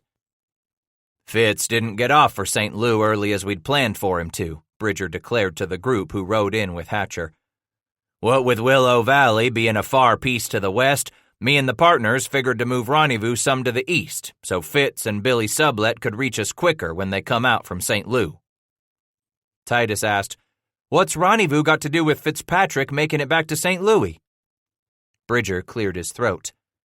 When we bought out Smith, Jackson, and Sublet last year, we promised 'em we'd have a man back to St. Lou arranging for supplies afore March each spring when a mule train's got to make its start west. Just like it was when Sublet hisself went back. Trouble was, we didn't get Fitz away from the mouth of the Powder this spring as soon as we wanted to. Bass felt concern taking root within him. "Jim, you don't figure there won't be no trader this year, do you?" The younger bushway shook his head and smiled. "Fitz ain't the sort to cash hisself, boys. He'll make it back just fine. Sides, Smith, Jackson, and Sublet are savvy fellers. They know we're all needin' supplies to make out the next year." "That's right," Titus worked to convince himself. "Sublet and the rest gotta know every man out here needs provisions, year in, year out." Jack bellowed like a bull with its bangers caught on cat claw brush. "We'll damn well go under we don't get powder and lead." "Whiskey and tobacco," Rufus whimpered. Bass agreed and echoed, "Whiskey and tobacco, some coffee and sugar, too. Why, hell, how's a man to winter up without the trader's supplies lessen he's got a band of friendlies to hunker in with, or he points his nose south for the greaser diggin's?" Bridger nodded, shoving his floppy felt hat back onto his head. "I know how you feel, boys. Just 'member, we all suffer the same in this. Seems we just have to wait together and keep our eyes peeled for Broken Hand." They did keep their eyes locked on the eastern horizon for Tom Fitzpatrick, William Sublet, and those wagons every man was sure the trader was bound to bring back for a second trip to the mountains. Day after day after day they kept up their vigil, while July grew old and August loomed close. Even the unflappably gruff Henry Frabe finally grew concerned enough to seek out the services of an aging shaman traveling with a small band of Crow who had come in to trade with the white men. Frapp said he told the old boy he'd give him some tobacco and coffee if he'd do his medicine and figure out what happened to Fitz. He's figuring Broken Hand went under, never made it back to St. Louis, Scratch explained to the others late one afternoon when he returned to the spot where he was camped with Hatcher's men. "That medicine man come up with an answer for us?" Isaac asked. Bass nodded as he settled at the fire. "The old goat was at it for more'n a day. Just a while back he come to Frapp and told 'em all that Fitz ain't dead." "That's some plumb fine news," Caleb hooted, stomping a foot. Jack shushed the sudden clatter and noise. "But if he ain't dead, where's he? And where's the whiskey?" "That old crow says Fitzpatrick ain't gone under, but he's on the wrong trail." "On the wrong trail?" Rufus squeaked. "Hell, we ain't gonna get no whiskey now," Elbridge groaned as he slapped his forehead and turned away with utter disgust. Hatcher flapped his hands again for quiet. "What's that mean, wrong trail?" "Ain't no one knows," Scratch answered with a shrug. "So Frapp's going out in the morning to look for Fitz." Biting on his lower lip, Solomon advised, "There ain't a snowball's chance in hell Frapp gonna find Fitz out there to the east." "Not in time for us to have a rendezvous," Graham complained. "Shut up, goddammit," Hatcher demanded again. "To hell with rendezvous." Caleb leaped to his feet, hulking over Hatcher, bristling like a spit-on hen. "To hell with rendezvous?" Jack glared up at his friend. "Damn right. We got bigger problems, boys." He waited a minute as Wood turned back to the group and the others settled around the fire to hear what their leader had to say. "For a man to miss rendezvous one's thing, but for a man to figure him out a way to get through the winter in Injun country without supplies, that's the real fly in this nigger's ointment." "Jack's right," Bass replied. "Like I said when we come in and Bridger told us the trader wasn't here yet, man's got to make one of two choices." As Hatcher looked them over, the rest stared into the fire as afternoon's shadows grew longer. "So what's it gonna be, fellers?" Elbridge drew himself up and jutted out his proud chin. Taos. There we'll find workman's lightning and Mexicals. What about them soldiers? Graham worried. That is a problem, Hatcher agreed thoughtfully. Scratch grumbled. Damn, but me and Asa really boogered things good down there, didn't we? Weren't none of your fault, Jack scolded. Any one of us done the same if we was jumped by a greaser soldier. Especially when you was jumped same time you was crawling the hump of some Mex whore, Rufus roared. Maybe so we can slip into Workman's place one night, Solomon suggested, holding his hands up for quiet. Ask him about the lay of the land with the governor's men. If things don't look good, Bass continued, you can skedaddle back north. We? Jack chimed in. You mean you ain't gonna come to Taos with us for the winter? Scratch shook his head and snorted. Ain't gonna be healthy for this child down there for a couple winters yet. So if we care to slip on down to Taos for the winter and supply up, Hatcher commented as he turned on Bass, what you gonna do for your own self? For long moments he stared at the fire, poking a long stick into the flames. When he brought out the fiery end of that dry limb and peered at it, Scratch said, I got friends back in Crow Country. I'll winter up there. You'll be all right without no supplies? Hell yes, Titus answered. Might run low on ball and powder afore next summer, but I'll get by. Sides, fellers, just think what Sublet's gonna have to pay us next summer for beaver. Woo-hee, Caleb cheered. Isaac said, And ain't there gonna be a heap of it too come next year? When you was over visiting Bridger, Jack inquired, turning to Bass, you hear any word from the company Bouchways on where they'll join up for next rendezvous? Heard talk about Pierre's Hole, Bass replied, but I don't figure they've decided hard on it. That ended up being the best any of those few hundred men gathered on the green could do, company trapper or free man. Nothing more than talk about and dream on next summer, next rendezvous, next time they'd see Billy Sublet's trade caravan coming in. But with the way a man planned for, anticipated, and downright lusted after each annual gathering for a whole year, it was all he could do to calmly accept that there would be another autumn, another winter, and another spring of wading knee-deep in icy mountain streams before he would trade some of his furs in for whiskey, for enough foo-for-raw to get him laid with a bright-eyed squaw gal. It was purely painful there in the valley of the Upper Green after Henry Frabe pulled out to look for partner Fitzpatrick as each new day of August came and went. When Tom Fitzpatrick did not show up in St. Louis by the agreed-upon date, the partners of Smith, Jackson, and Sublet proceeded with their initial plans of entering the Santa Fe trade. By the time the eastbound Fitzpatrick reached the settlement of Independence, he learned that the three partners had already come through with a caravan bound not for the mountains, but for Mexico. There was little other choice but to gallop after the wagon train. Somewhere in that hot, waterless country of what is today southwestern Kansas, he caught up to the three partners. They told Fitzpatrick he would have to join them all the way to Taos, where they would outfit him with supplies for the Rocky Mountain Fur Company. By then, the caravan had entered the most dangerous and deadly water scrape on the Santa Fe Trail. Far out ahead of the wagons, searching for water in any of the few sandy, dry river bottoms, Jedediah Smith was confronted by some Comanche buffalo hunters. Although his life oozed out on the end of a deadly 14-foot buffalo lance, his body was never found. Even with Smith missing, Jackson and Sublet proceeded on to Taos, where they disbanded their partnership after turning over some $6,000 in supplies to Fitzpatrick. While Jackson headed west to California and his own fortunes, Sublet turned back for St. Louis to begin gathering finances and goods for his 1832 trading venture to the mountains. Leaving Tom Fitzpatrick to load up what little he had been given on the backs of the mules he purchased in Taos, he hired some extra hands eager to go north into the Rockies and made for the mountains, already more than a month late and with little hope of finding the company brigades and the free men still gathered, still awaiting his arrival. Without any coffee and not so much as a twist of tobacco. And whiskey? Only in a man's dreams was there any whiskey. It was shaping up to be another long, dry year. What few bands of friendly Flathead and Shoshone showed up didn't hang around long.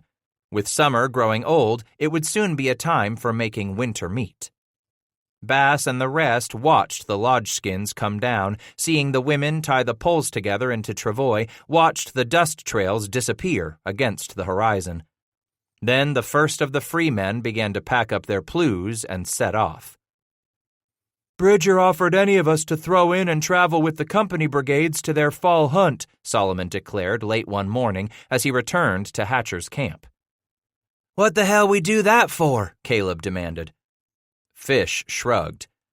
He says Frapp's gonna find Fitzpatrick, and when he does, Fitz is gonna have supplies for Rocky Mountain fur. Only way any free man's gonna get supplies is he's gonna have to be hanging close to a company brigade. The hell with them, Rufus griped. Elbridge asked, We'll go to Taos, right, Jack? We're gonna drown that goddamned sublet in beaver next summer, Hatcher declared. Pierre's hole gonna be ass-deep in beaver, that's certain, Bass exclaimed. That evening, Jack suggested his bunch pull out come morning. He cupped a hand at his ear and grinned in the fire's light. I hear them beaver calling to me from the bayou. Isaac giggled and squeaked in a high voice. Jack Hatcher, why don't you come catch me in your trap, Jack Hatcher? The rest guffawed and went back to tearing hunks off their antelope steaks using only their fingers and knives, wiping grease on their long hair to give it the same sheen a warrior gave his long braids with bear oil. A sudden gust of wind slashed through their camp that twilight just then, scattering tiny coals like a swarm of fireflies dipping and swirling through camp until they snuffed themselves out. In that surprising silence, Scratch quietly said, You fellas don't s'pose that Ace has gone under, do you? Jack cleared his throat, tonguing the chunk of meat to the side of his mouth. He ain't showed up at all, has he? Bass looked around at the others, eager perhaps to find something in their faces to hang his faint hope upon. Maybe he went on down to Willow Valley, boys, and didn't get no word about Rendezvous getting moved over here on the green. Caleb shook his head, absently replying, I don't figure Asa McCafferty for the kind to sit there in Willow Valley all by hisself for long. Most likely, he's gone and got hisself. But Wood was suddenly interrupted by a stern glare from Hatcher. Nothing was spoken, only that gaze of disapproval. Wood coughed, then corrected himself. What I mean to say is, maybe he's gone off on his own like he always does, somewheres. Bass wiped his bloody knife across the front of his right legging, long ago grown black beneath rubbings of old grease. With a thickened voice, he said, S'pose you're right, Caleb. Ace has always been a contrary cuss. Asa's set to do what's on his mind and his mind alone, Jack agreed. Man decides to go to Blackfoot country, Bass continued, attempting to console himself. Then what he leaves behind shouldn't go counting on seeing that nigger again, lest they're plain, ignorant-headed fools. He knowed what he was doing, Caleb explained apologetically. Wasn't no way you was going to keep him from where he was bound to go. Solomon declared, When Asa said God was telling him to go to Blackfoot country, I knowed there was no use in me wasting my breath telling him not to. We all know of fellers what don't come into Rendezvous each year, Jack said sadly. But I'm damned happy to see your face here with us again, Titus Bass. He looked up through his swimming eyes, a knot of sour sentiment clogging his throat, making it hard for him to speak. Eventually, he said, I figure that's what Ace has done. Picked him his way to die. About the most important thing a man can do in his life, Hatcher agreed. Except for choosing how he's going to live his life, Scratch replied. I suppose choosing the way he's going to die runs close. Elbridge exclaimed, You said yourself, Scratch. That Asa knowed there was Bridger's brigade he could hang close to if and he wanted to be sure he was safer. Wagging his head, Bass disagreed. That wasn't Asa's way. He damned well wouldn't have stayed anywhere near no company men. Nah, Asa had him something real serious stuck in his craw what made him go up there all brassy and bold, marching into Blackfoot country all on his lonesome. So if McCafferty chose him this way to die, Isaac commented, Then it's for the rest of us to drink us a toast to him and go on with our own living." "But we ain't got no whiskey to toast him," Rufus bellowed. "Then we'll drain our cups for him come next summer in Pierre's hole," Caleb reminded them. "Yep," Bass agreed hauntingly.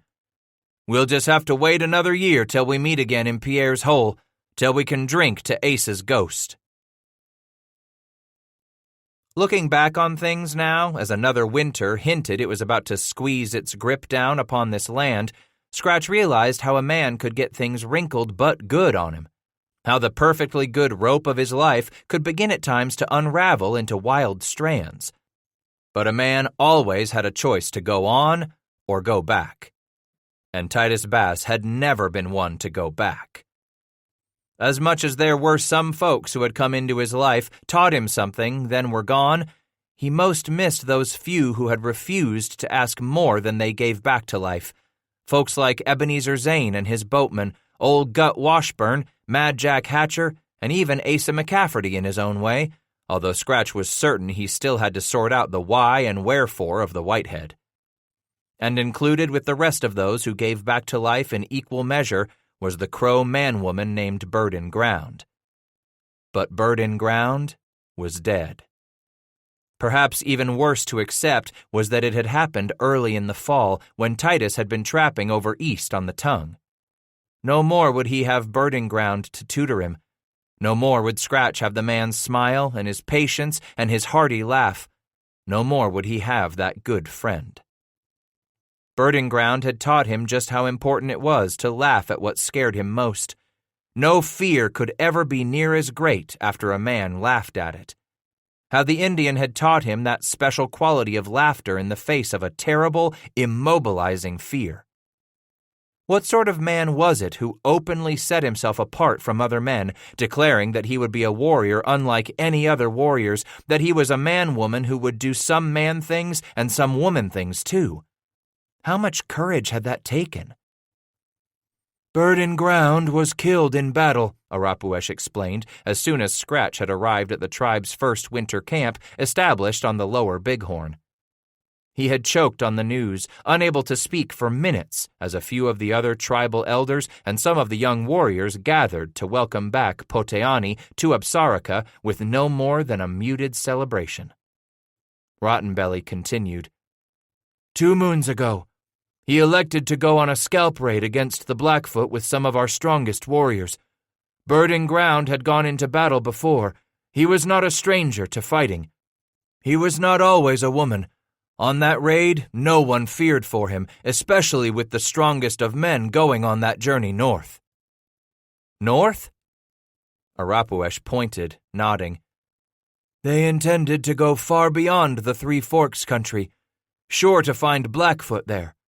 Bird in Ground said it was time for him to ride against the enemy, time to make his man side strong once more." "Yes," Scratch replied. "He told me he always raided against the enemy once a year or so." "For this journey, he asked a young man to go with him, someone to hold and care for his war pony," Arapuesh explained. "He asked Pretty on Top to go to war with him." Bass's eyes slowly shifted to the youngster standing nearby, silent as a winter night. "You went on the raid with our friend Bird in Ground?" "He made me proud," Pretty on Top answered, his sad eyes misting over. "No man ever before asked me to go with him on a raid against our most terrible enemy." Swallowing hard against the sour ball collecting in the back of his throat, Scratch said, "To ask you to go with him? He must have been very proud of you." Titus watched Pretty on Top struggle to keep from spilling his emotions, just the way the Crow elders taught this same detached stoicism to every young man hoping one day to become a warrior. Scratch said, "You became a good friend not only to Bird in Ground," Titus declared, "but to me." The youth bit at his quivering lower lip. Suddenly, something cold in Bass's gut reminded him, and just as quickly he was sure he knew to the day when Bird in Ground was killed. It made the hair bristle at the back of his neck, made it prickle down his arms. merely to be in the presence of something he did not understand, to be standing right here, sensing the undeniable presence of something far, far bigger than any of them. Earlier that autumn, Scratch had been trapping the tongue when late of an afternoon he had gone cold. As much as he had tried, he could not shake the trembling. So extreme was it that he finally gave up trying to set his traps in that narrow river valley and shuffled back to camp. There he had laid more wood on the fire, set the coffee over the coals to reheat, then squatted close to the flames with a blanket clutched around his shoulders. Although the fire grew hotter, it failed to warm him. Shuddering with an icy emptiness, Scratch had snatched up a buffalo robe and wrapped it around himself head to knee, its furry warmth turned inside. When the coffee began to steam, he poured himself a cup and drank it down despite how it scalded his tongue. But as warm as it was momentarily, even the coffee could not drive away that deep inner chill. Its icy fingers seemed to penetrate right to the very marrow of him. Finally, after more than 3 hours of shaking like an aspen leaf in an autumn gale, Scratch sensed the chill suddenly departing. Instead of the icy fear and the confusion clinging to his very core, he felt a warming sense of tranquility come over him. No longer was he so frightened of this uncanny cold. How was he killed? Pretty on Top gazed up at the trapper evenly, saying, "One of our men was wounded and fell from his pony during the battle. With some men on horseback, others fighting on the ground, there was so much confusion and noise, no one really noticed the man fall at first, not until the enemy began to withdraw with their wounded and what ponies we hadn't taken from them." Rottenbelly continued, "That's when our men noticed that one of our warriors had fallen behind the Blackfoot lines." "This was Birding Ground, the one who fell among the Blackfoot?" "No," and Pretty on Top shook his head. "It was one of my uncles, but while others stopped a moment to decide what to do, Birding Ground rushed forward without waiting, without fear. He killed 2 of the enemy who came back to kill my uncle, then picked the man off the ground and started back to our side with him." "That's when the enemy started shooting at Birding Ground," Arapuesh explained. "All of the Blackfoot trained their weapons on him." The youngster took up the story. "We watched the arrows fall around Birding Ground as if nothing could touch his body while he stumbled forward under the weight of my uncle. But then, one of the enemy reloaded his medicine iron, like the long one you carry, and pointed it at Birding Ground. As the weapon roared, we saw him start to stumble, but he caught himself and hung on to the wounded man as he kept on coming for our side. Just to see Birding Ground's valor, that's when more of our warriors were rallied again," Rottenbelly exclaimed proudly. "Many of us rushed forward, racing right past him and the man he was carrying to safety, charging the Blackfoot." "They drove the enemy back for good at that moment," Pretty on Top said. "But Birding Ground slowly came to a stop on his wobbly legs. I ran to him, reaching him just before he fell as he laid the wounded man out. I got there when he collapsed, unable to stand, sitting there singing his prayer song.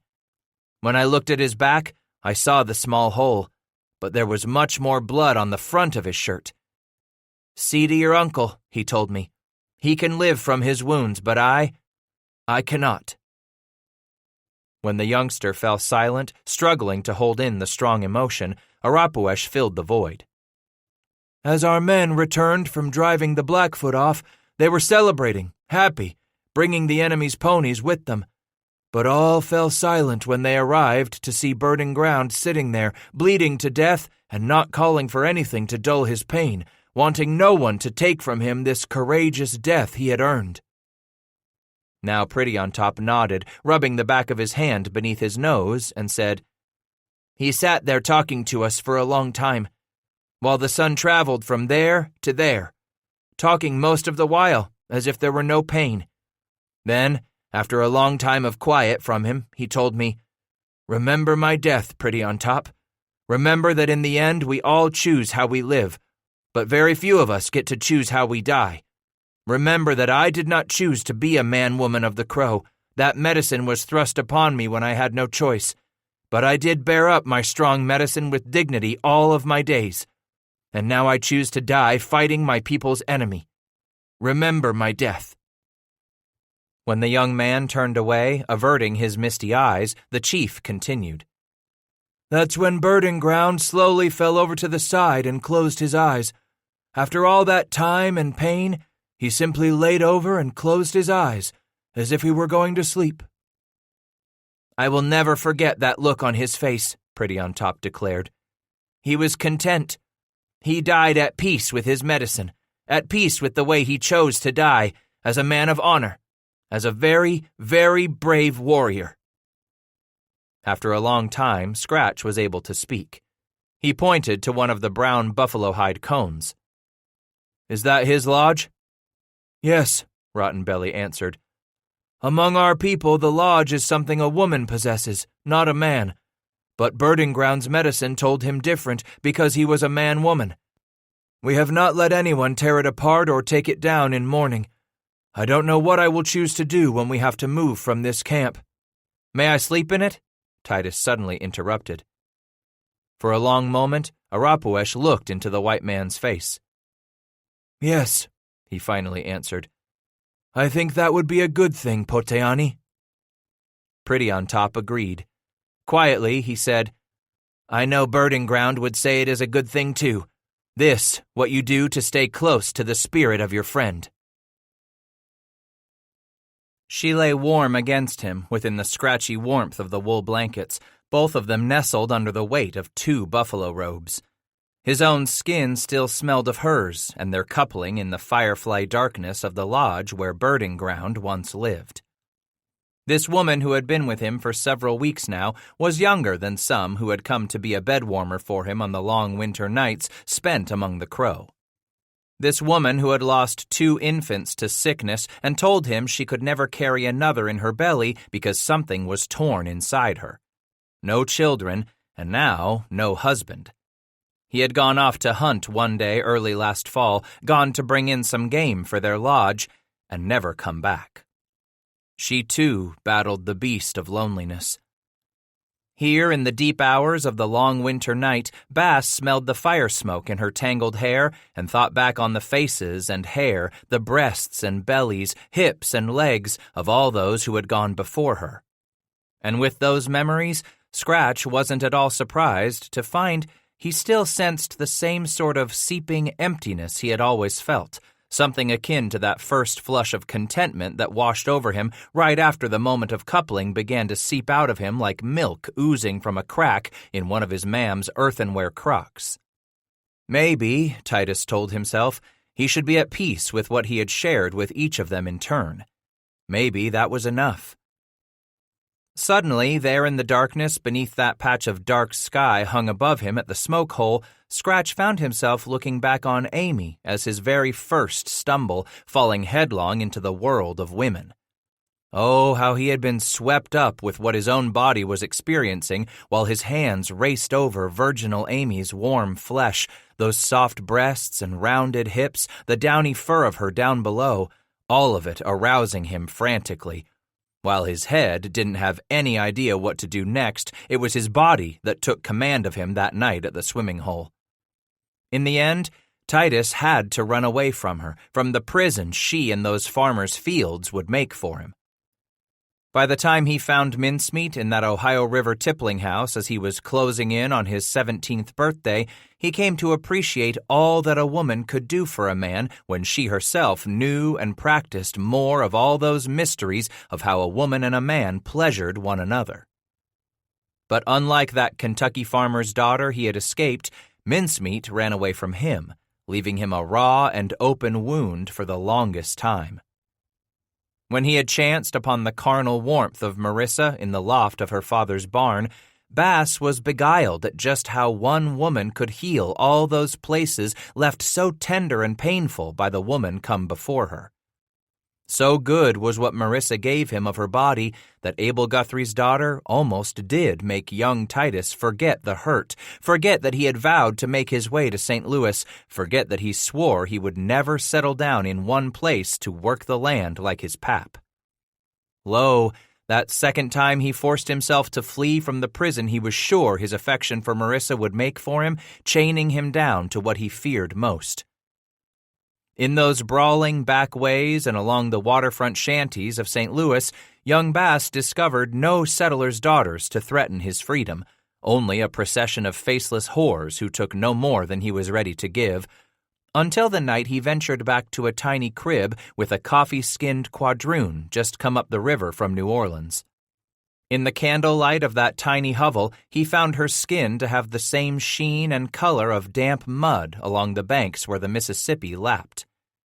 Each time he visited the mulatto, Titus reluctantly promised himself that he couldn't love a whore who lay with other men. But when he wasn't with her, he was forced to admit that he couldn't stop thinking about her, nor that pleasure she brought him. How good she made him feel about himself.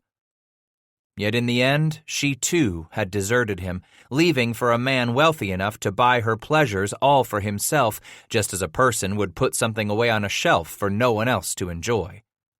All Titus had left were the memories of the quadroon and the blue silk bandana she had tied around his neck.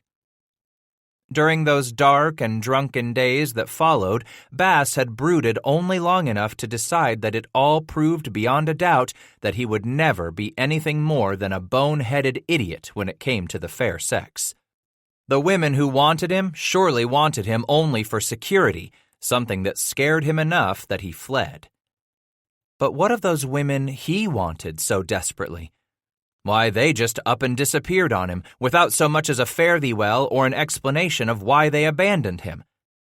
Each time it happened, his not knowing why served only to crust another thin layer of scar over his heart, like the layers of an onion, every new crust protecting the others below it.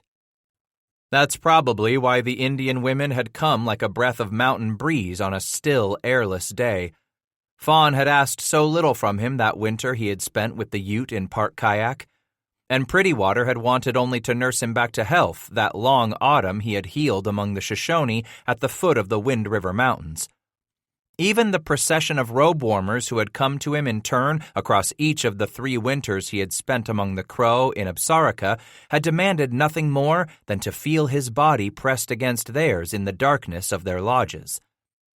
Maybe it was better that he think of them as meaning nothing more to him than those whores like Conchita down in Taos, women who walked into his life and stayed for but a moment, only to take away a little of that constant agony of his loneliness.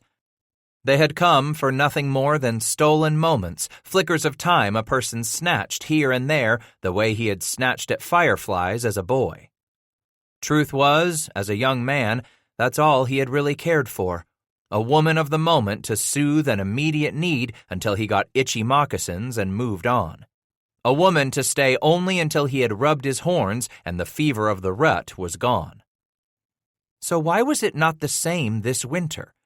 Why was he no longer able to curl up with a warm brown body, take his pleasure and give the woman hers, then sleep the rest of the night away without remorse? Why the hell had he begun to feel as if something was missing?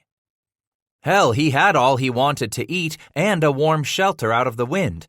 He had him a good mule and horses and a darn fine rifle and traps. And when it came to friends, why, Scratch figured no man could go any finer than the men Titus Bass called friend, both white and red. Besides, he didn't answer to no bushway, and he sure didn't bow and scrape to no gussied-up, apron-stringed Eastern gal with her should do this and shouldn't do that. So why the hell was he lying here in the dark next to this warm, pretty, naked woman and grappling with something a man of his spare talents had no damned business grappling with? There had never been any doubt that he was the sort who stumbled through anything dealing with women, stubbing his toe and stumbling, yet somehow managing on in his own bumbling way, somehow just getting by when it came to the fairer sex. After all, right from day one back at that swimming hole in Boone County, Kentucky, when he had crawled atop his first woman, Titus Bass had been in way over his head. And the best he ever figured he could do was tread water till, maybe so, he found himself a full-time night woman who would keep his lodge warm and his pots boiling when he came back from seeing to his traps every evening. A woman who would listen when he wanted her to listen to what he had to say, a woman who would talk when he wanted to hear that gentle sound of a female's voice, so appealing after so many seasons of nothing but deep, bass-toned bullock voices there at his ear. The sort of gal who'd be there, knowing when he wanted to scream and when he wanted to cry. The sort of woman what'd know the difference. Were these feelings troubling him this winter after so many winters gone before it, simply because he had turned 38? Did a man start thinking of so weighty a matter as that of finding a full-time night woman for himself when he had added a certain tally of rings and his hair had started to gray? Could that be the reason he was dwelling on why he hadn't already found himself one good woman, wondering when he'd stop making the rounds of one roll in the robes after another? Was this brooding late at night on such things just one more sign of his getting on in his years? In the late winter darkness, his skin slightly moist where it lay right against hers, he strained to remember the faces of those gone before this one. Most names he could recall, but strained to conjure up the eyes and nose and mouth of Amy, Abigail Thresher, Marissa Guthrie, even the quadroon and those women who had taken him into their lodges and allowed him between their legs season after season after season. If he tried hard enough, staring long enough at that place where the poles were bound one to the other, he figured he just might come up with a composite of their faces, putting them all together in some murky memory puddle the way rain made earth colors run. The best eyes and nose, the warmest lips and the rounded breasts, all of them thrown in and stirred up in his remembrance the way his mam would stir up her stew of so many ingredients. Unable to remember any one of them alone any longer now, Scratch had to satisfy himself that he could recall just enough to put them together into a watery, filmy, half-focused face, all mouth and breasts, hips and legs. But because he failed to draw up a clear image of any one of them from the past, lately Scratch had become certain he would never be worthy of having just one for the rest of his days. He had no right to want just one woman to last him all the seasons yet to come in his life. If he could not pay homage to all that the many had given him from the past, then Titus figured he was certain he had no right to hope for finding that one woman who would stand at his side through those seasons yet unborn. Perhaps, he decided, he had been blessed enough. So maybe it was enough to accept what he did of each new day, thanking that which was larger than all of them there at the end of each day granted him. With all that he had been given already, to want a full-time night woman for the last of his years was simply more than he had the right to ask. And so, Titus consoled himself that dark morning as he had been consoling himself for many nights this winter now grown old, doing his best to push the loneliness back, to push away the emptiness that cried out within him, its voice become louder and louder while spring loomed on the far horizon. Oh, how he hungered for white faces as he floated adrift in this sea of copperskins. Like a dry man not knowing when he would next have a drink of water, Scratch thirsted for white voices and white laughter and the soul-healing potion of strong, saddle-varnish liquor. If he did not have a woman come to fill those empty places in his soul, at least he knew there would always be friends and voices, laughter and whiskey to soothe those raw and oozing places in his life. Perhaps he would have enough of all the rest, so that one day he would eventually forget this deepest, most secret need of all. 26. More and more with every turn of the seasons, Titus Bass came to know that no matter how long or hard the winters of his life, spring was always sure to come. Sure enough, a little earlier than normal last autumn, Hannah and his horses had furred up just like the creatures of the wild. And they kept their heavy coats longer into the spring, too. Although the skies domed a brilliant blue overhead as the air began to warm, large fields of snow lasted long on the north-facing slopes. The thaw came late to the Yellowstone country, that 8th spring of his come out of St. Louis. By the time he made ready to leave Arapuesh's band, Titus Bass was packing 2 more large bundles of beaver hung from the elkhorn pack saddle on Hannah's back. He had kept himself busy through the long months of short days. When she brayed at him in protest at the load, he said, "Don't know if that means you're ready for the trail or you're squawking at me for packing you after you ain't had much of nothing on your back all winter." He stepped up to her muzzle and grasped it between both hands and cocked her head so she could gaze at him with one eye. "Now you know I ain't no damned Ned. Ain't never been one what plants his nose under a robe all winter, no matter how warm the women's might be. Never has Titus Bass been a child to lay around camp all through a robe season." She rolled that near eye and brayed at him again. "I suppose that means you and me both about ready for the trail, old girl. But first, we best pay our respects." As Scratch slowly approached Rotten Belly leading his 3 animals, the chief emerged from his door, stretched lazily, then stepped around to the side of the lodge where the morning sun would warm him with its full glory. He sat, leaned back in his warmest buffalo robe, and closed his eyes, and didn't even open them as the trapper came to a stop at his elbow. "I hear the sound of heavy horses," the chief said without looking up. "We are ready to go, my friend." "You were happy this winter?" Scratch thought a moment, glancing over at the lodge where he had spent many a night with the widow. "I had all I needed. Yes, Arapuesh." "So you'll come back our way soon?" "I want to hunt the waters north of the Yellowstone next fall," Bass replied. "Yes, I think it will be a good thing to come find your camp when the winter winds begin to blow." With a long sigh, the chief finally looked up into the bright morning light and shaded his eyes with a flat hand. "You will stay safe, won't you, Poteani?" "I will." "Because I cannot talk you out of riding west from Absaraka, you must promise me that you will stay safe so that my eyes can look upon my old friend again come next winter." Kneeling beside the chief, Bass pulled off his mitten and laid the hand on Rotten Belly's arm under that buffalo robe. The chief looked up at him, and Titus said, "I'll be back soon. You know how short the seasons are up this far north when winter lasts so long." Arapuesh knifed his hand through the flap in his robe and laid it on Bass's arm, saying, "My prayers go west with you. When you leave Absaraka in that direction, there is so much danger that can find a man alone." Standing, Scratch said with a smile, "I'm not looking to die just yet. I'll watch behind me." Closing his eyes again, Rotten Belly said, "See you in the winter." "See you then, my friend." It took better than 4 days to ride down the Yellowstone to his cache, what with all the drifted snow and the boggy bottom ground, having to double back here and there.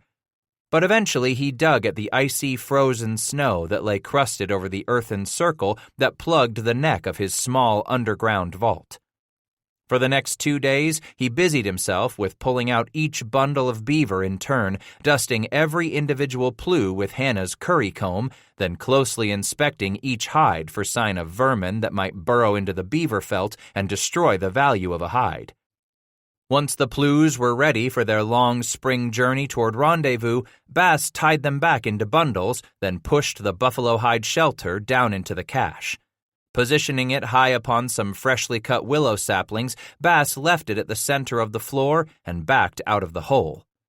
Reweaving a network of narrow limbs, he finished his labors by muscling the round earthen lid back over the hole. That night, he built a fire atop his cache and the next morning scattered the ashes before he took up Hannah's lead rope and rose into the saddle. Turning toward the Yellowstone, Bass headed west until he reached the crossing used for years without count by the massive herds blanketing these northern plains. "Man knows what to look for. He can always find a buffalo crossing," he said to Hannah, having taken to talking to her more and more with every day of his enforced separation from other humankind. "Don't you know a man can't hardly go wrong if he lays his nose along a buffalo trail?"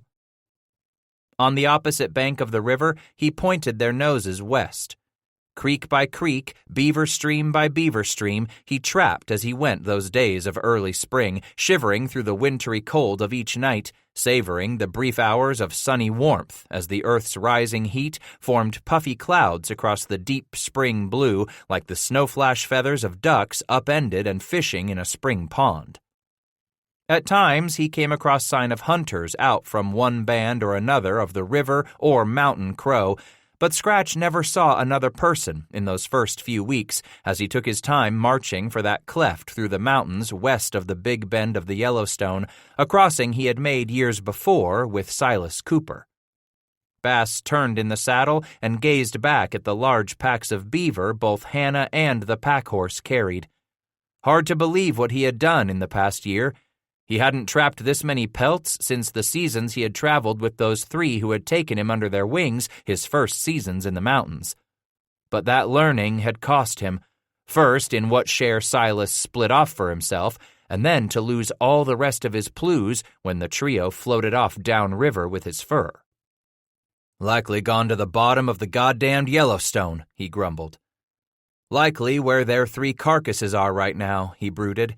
"All them plues and all that work." Then he scolded himself.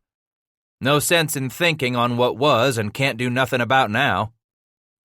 Titus turned around, putting his face into the cold slash of wind, and tucked the long flaps of the capote back around his legs. As Scratch rocked gently in the Spanish saddle, his horse steadily carried him higher up the winding switchbacks that took him in and out of patches of timber and across broad, open, grassy meadows where he flushed up small herds of elk, spooking the creatures back into the shadows where they warily watched the 3 strange animals slowly climb out of sight as the sun sank lower against the far curve of the earth. Across that last saddle before he reached the pass, Scratch discovered so much snow still crusted in the open places that it stretched all the way to the far line of mountain and sky. He reined up, cautious. For a few moments, he calculated how much light he still had himself in the day, then turned and looked behind at the beckoning timber where he could get out of the constant, cutting wind. Better to try sloughing his way across that deep snowfield come morning when the animals were fresh and they had more hours of daylight to work the ground. Besides, the cold temperatures would refreeze the top layer of the snow and make it far better going right after dawn than it would be now after the high sun had mushed the icy crust. "Come on, girl," he crooned to Hannah as he reined the horse around sharply and clucked to the mule to follow. That night, he lay awake by the dying fire, listening to the wind moaning above him in the pines, remembering how the wind called to him at times as if in warning. Stirred by something he couldn't reach out and touch, Bass kicked free of his robes and went over to Hannah. He led her closer to the saddle horse and tied the mule's long lead rope in a loose loop around the horse's neck. Then he played out the long rawhide rope knotted around the horse's neck and trudged back to his bedding. There, he wrapped the end of the rope beneath his capote belt and stuffed himself back between the robes. Closing his eyes once more, Bass laid the long flintlock between his knees, tucking the pistol against his chest as he made a warm place for his cheek against the dark, curly hump fur.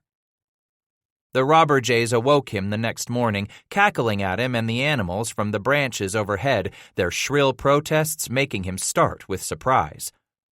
Blinking into the new light just then warming the eastern plains below him, Titus threw back the robes and blankets, then glanced up the slopes toward the snowy saddle where the first rosy rays of light angled up from beyond the east, striking the snowfields and turning them a pale, blood-tinged pink. He'd slept longer than he had wanted, angry at himself because he had planned to be at the edge of the frozen pass just as soon as it was light enough to make their crossing. Promising himself some coffee on the far side, Scratch tied up his bedding, then stepped out into the open where he dampened the ground. After pulling up some thick branches of the gray sage, he went to the animals. He dragged off the dirty, greasy, trail-sweated chunks of canvas he laid over their backs on those coldest of nights, the better to help those creatures preserve some of their own body heat.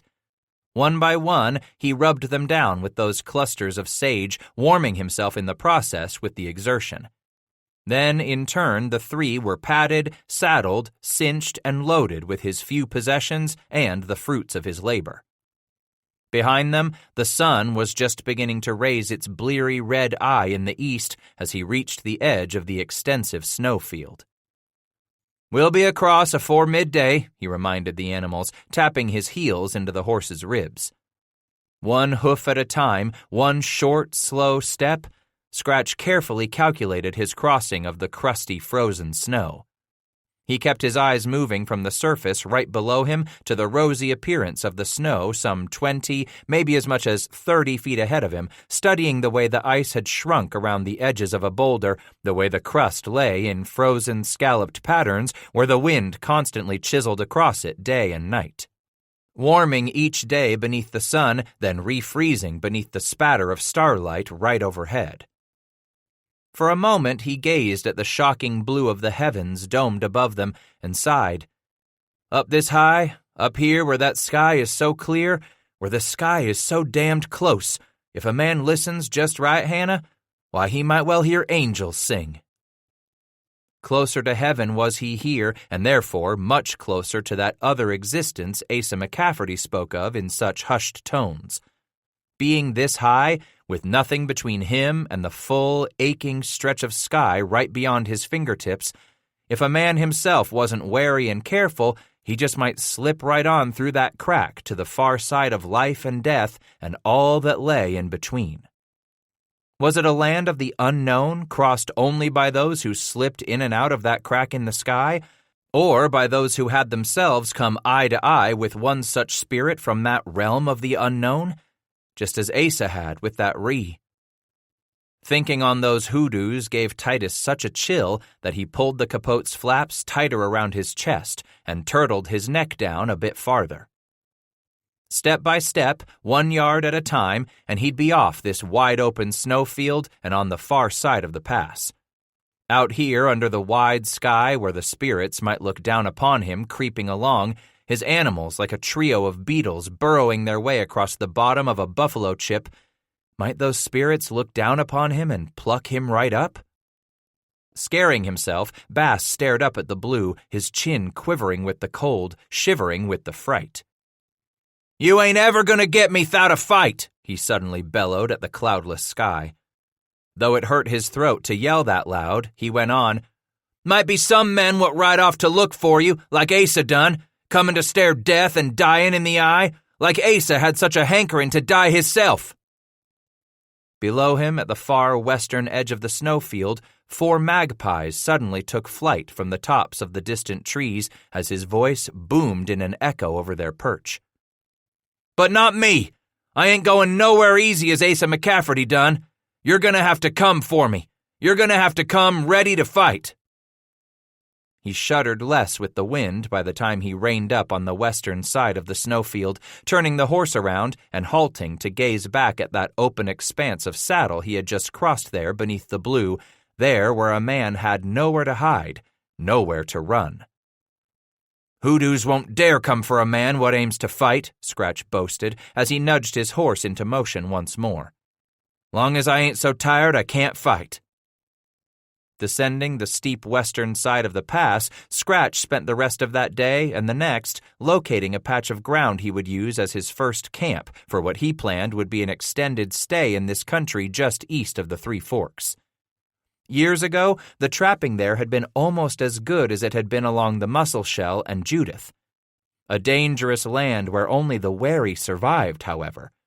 But by the time he ran across a site that offered good cover, grass, wood, and water, Bass hadn't crossed any trails nor come across any sign that would tell him the Blackfoot routinely made this valley part of their travels.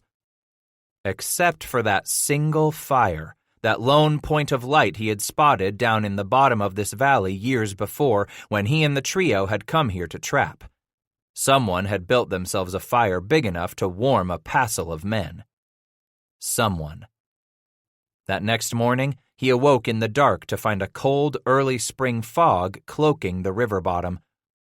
Overhead, no more than a matter of feet, hung a foreboding layer of low clouds threatening to drizzle at any moment. It and the fog were both as cold and gray as ash flake in a long-dead fire. Stirring out of the robes and blankets, Bass stomped feeling back into his feet, then crabbed over to his packs to dig out the buffalo hide moccasins.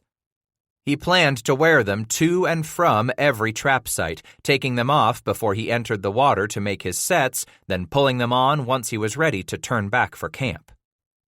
Looking again to the priming in both pistol and rifle, he stuffed the camp axe and a tomahawk into the back of his belt, where his skinning knife hung in its rawhide scabbard. Throwing the heavy buffalo hide sack bearing a dozen American and Mexican traps over his shoulder and clutching his long bait sticks under his arm, Bass lunged forward through the frosty grass as the dark canopy limned a thin line of sunny blue behind the jagged eastern skyline above his valley camp.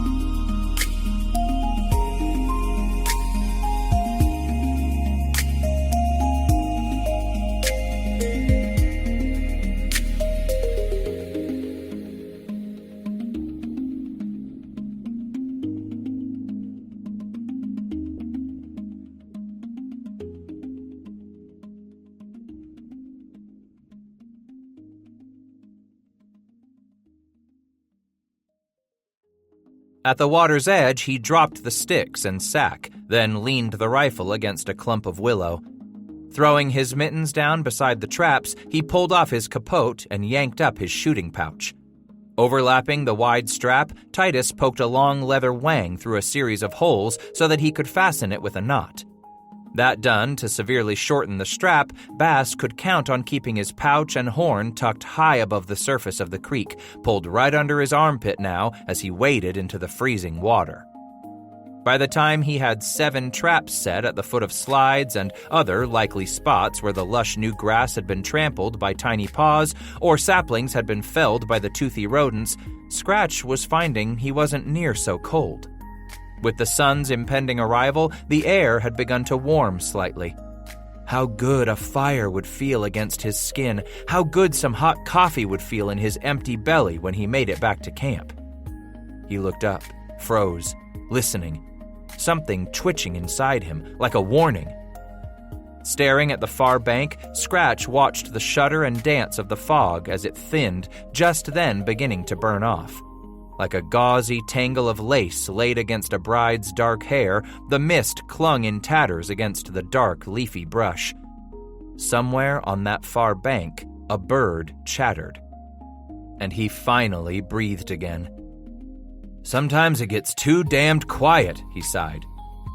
Bending again to work at the shelf he had been scraping away with the camp axe a few inches below the water's surface, Titus watched the way the light glittered across the slowly moving surface of the water.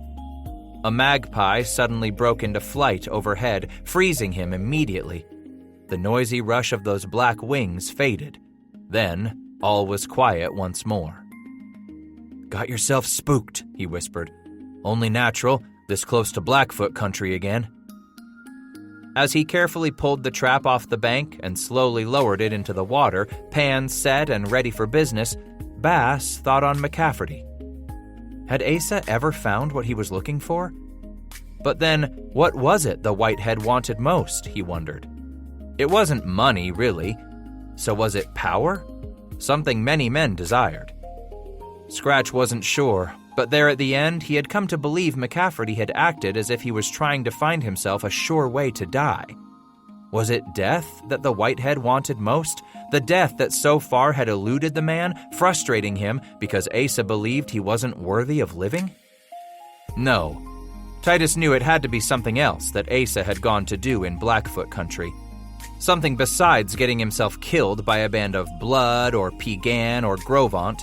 Just riding into that country to find some warriors to cut him down and hack off his hair wasn't the neat, tidy end to McCafferty's story, Bass decided. He struggled to make sense of why some folks did what they did with their lives, then decided such metaphysical matters were simply beyond his reach.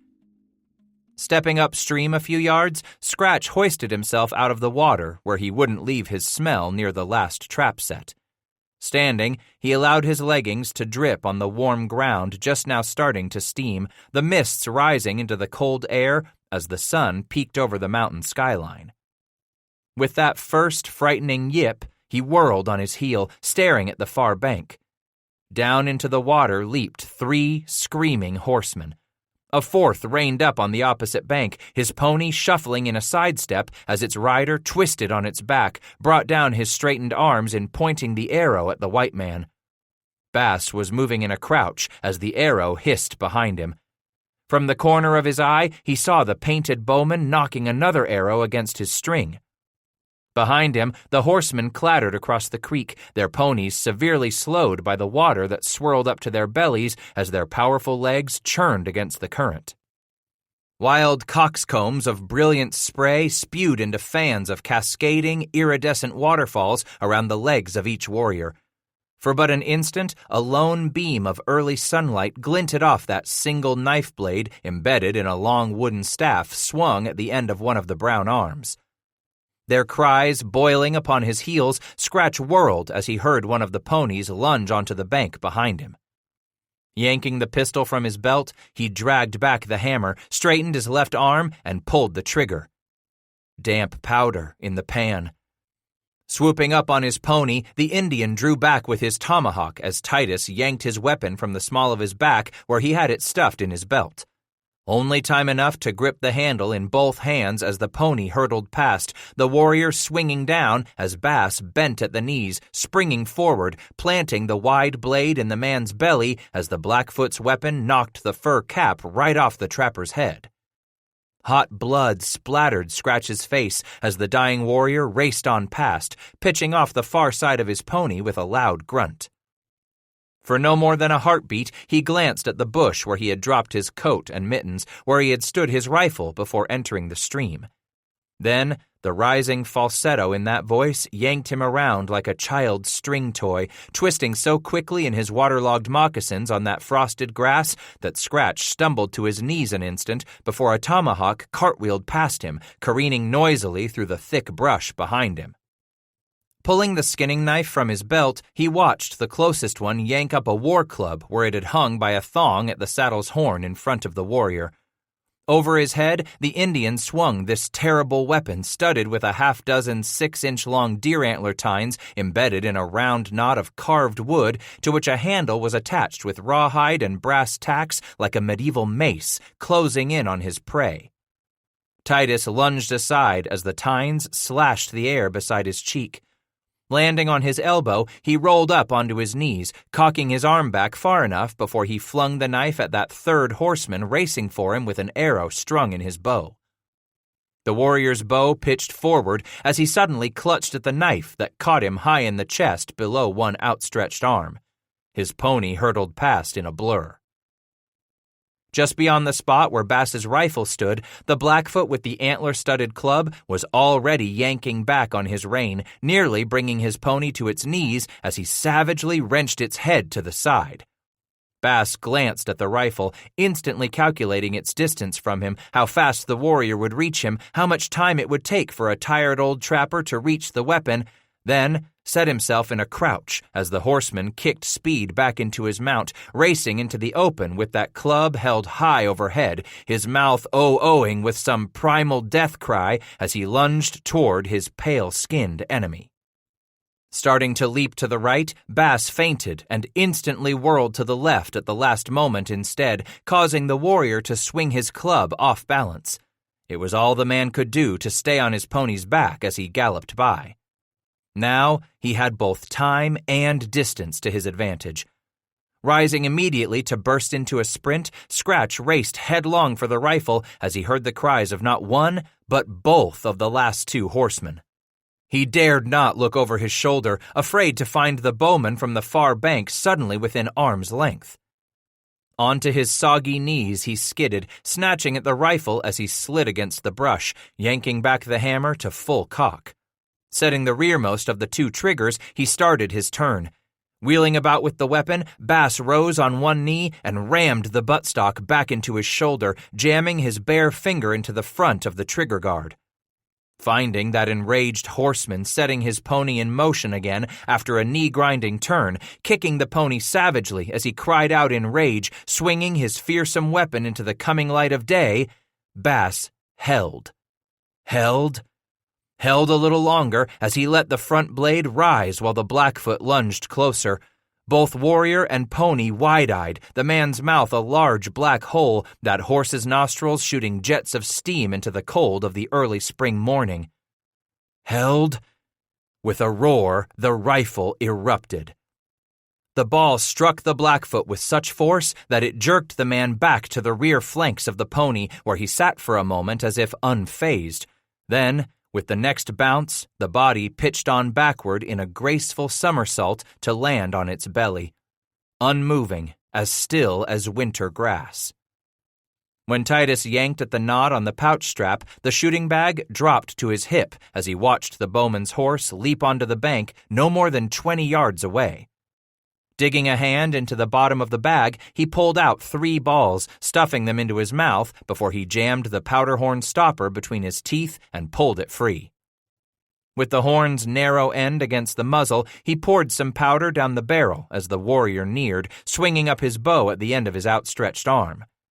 Pressing his lips against the rifle's muzzle, Bass spat a single ball down the barrel at the same moment he yanked the ramrod from its brass thimbles along the underside of the forestock. No time to prime the son of a bitch. Without any conscious thought, acting only on animal instinct, Scratch reversed the rifle, gripping both hands around the end of the barrel, starting its swing into the air as the bowman leaned off his pony, smacking that short elk-horn bow against the white man's temple at the very moment Titus planted the rifle butt in the horseman's belly. Stunned into seeing hot red stars, Scratch pitched to his knees, part of him yelling out to the rest, ordering him to move, to get off his knees, to forget the nausea and the shower of lights, and get himself out of danger. Stumbling up onto one knee, he wobbled to the side and fell over, his head in as much pain as the day he had been scalped by the Arapaho. Feeling as heavy as his trap sack, Titus feared he wouldn't get his head off the ground before the warrior got to his feet.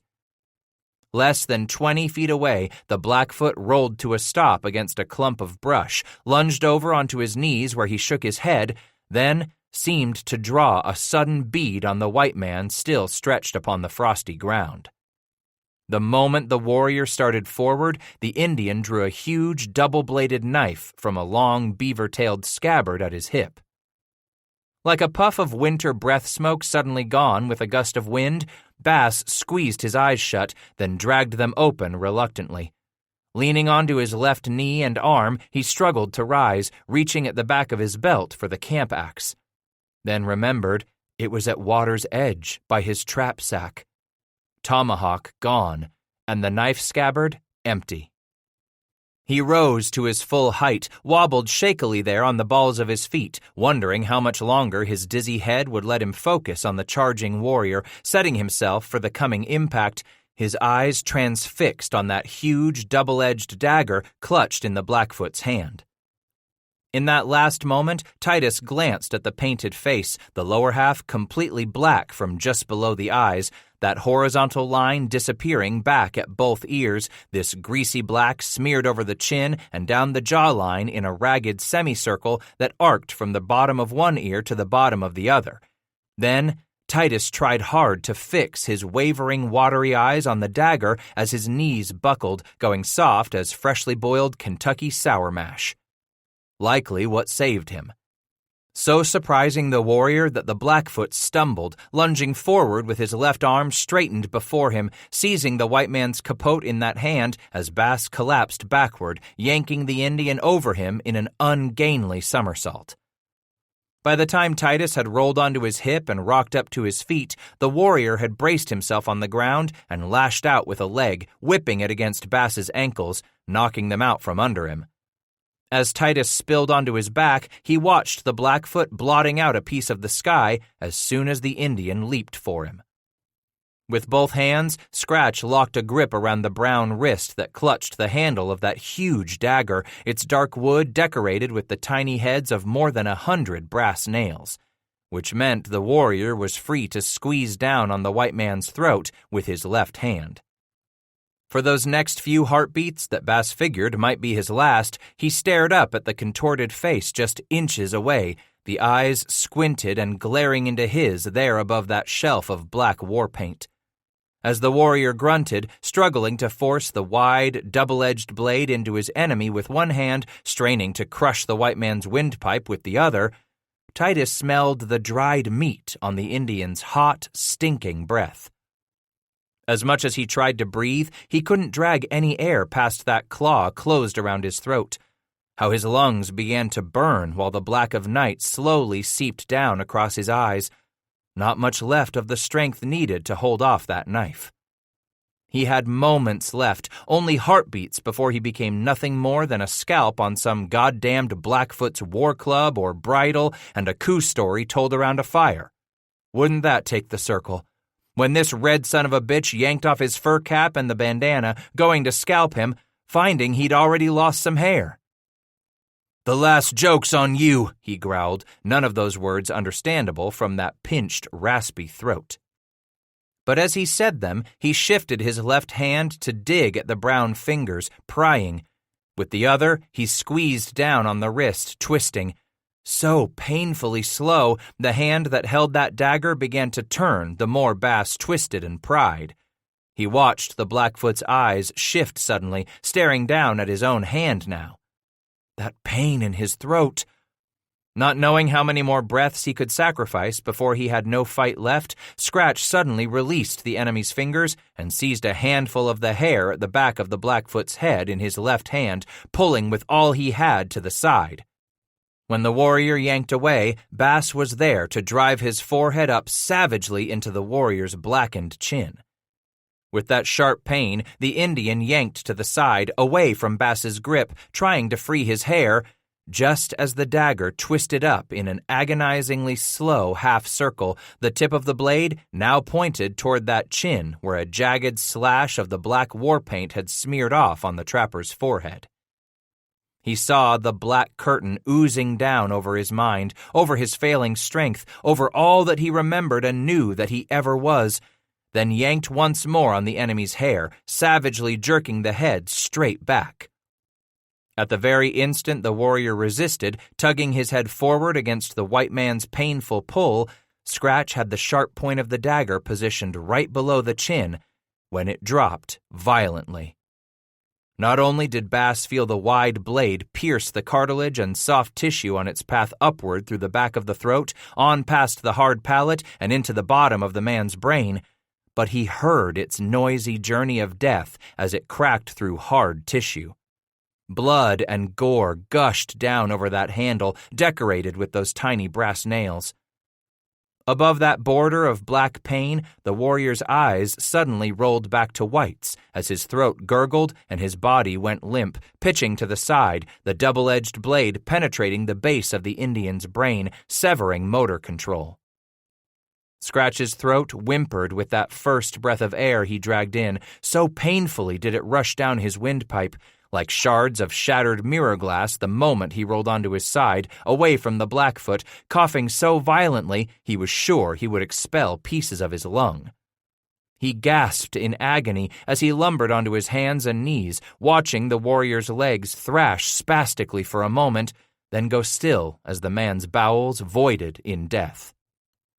How it hurt to drag in anything larger than a tiny breath as his heart thundered in his ears like the beating of a war drum, the vapor hanging gauzy in front of his face as he looked about that small clearing. 4 of them. So much blood beginning to slicken the frosty ground. Dead men come to kill him.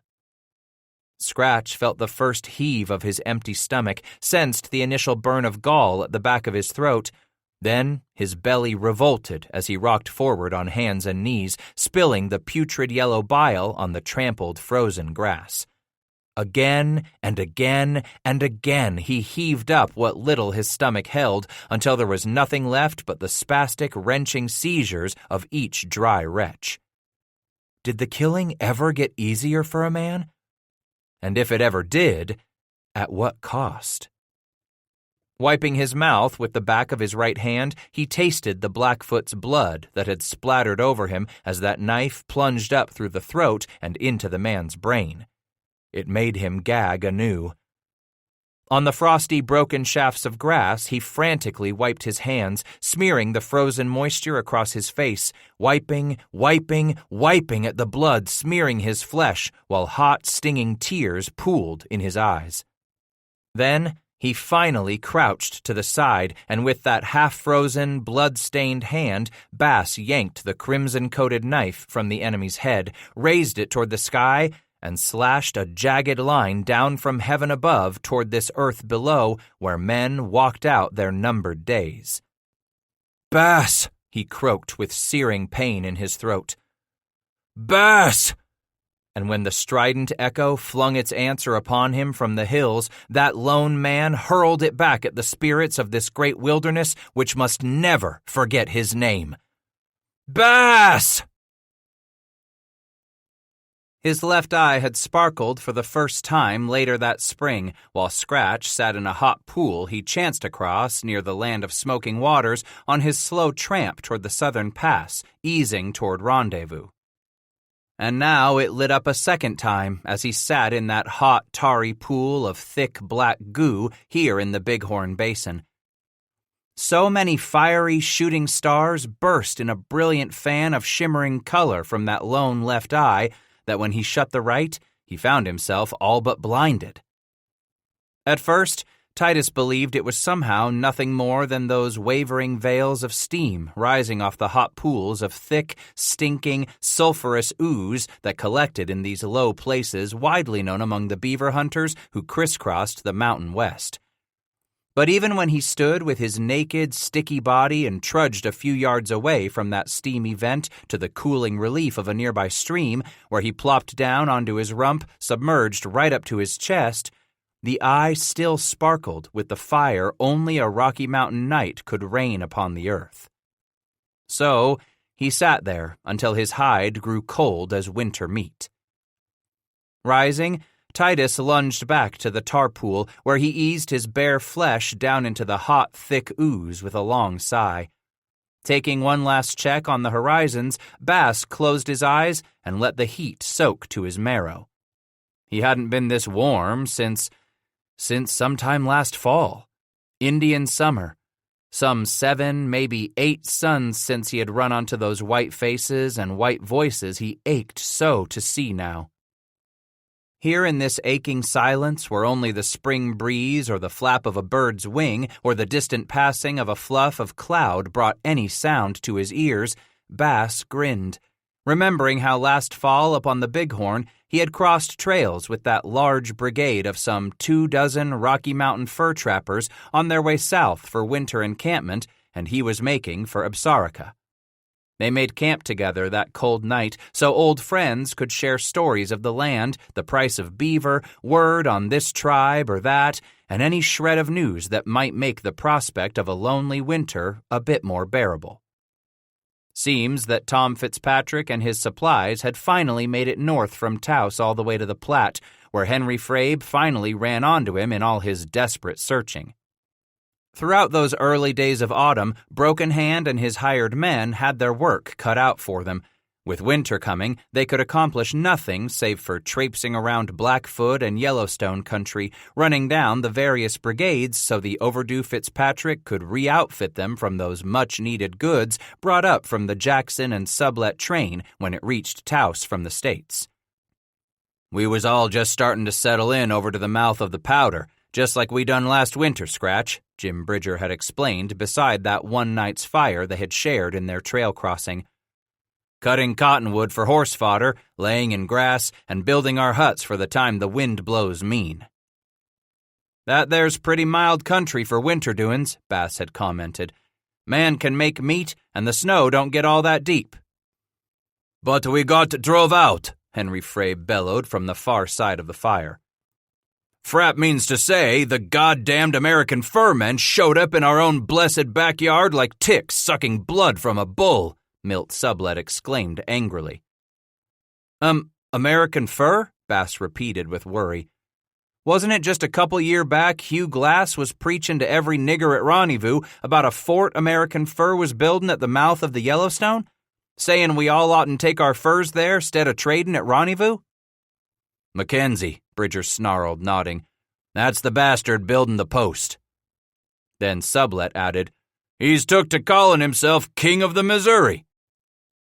"Now the son of a bitch sent out 2 fellers named Vanderburg and Drips to run down our brigades," Tom Fitzpatrick spoke up for the first time as he whittled on a green bough.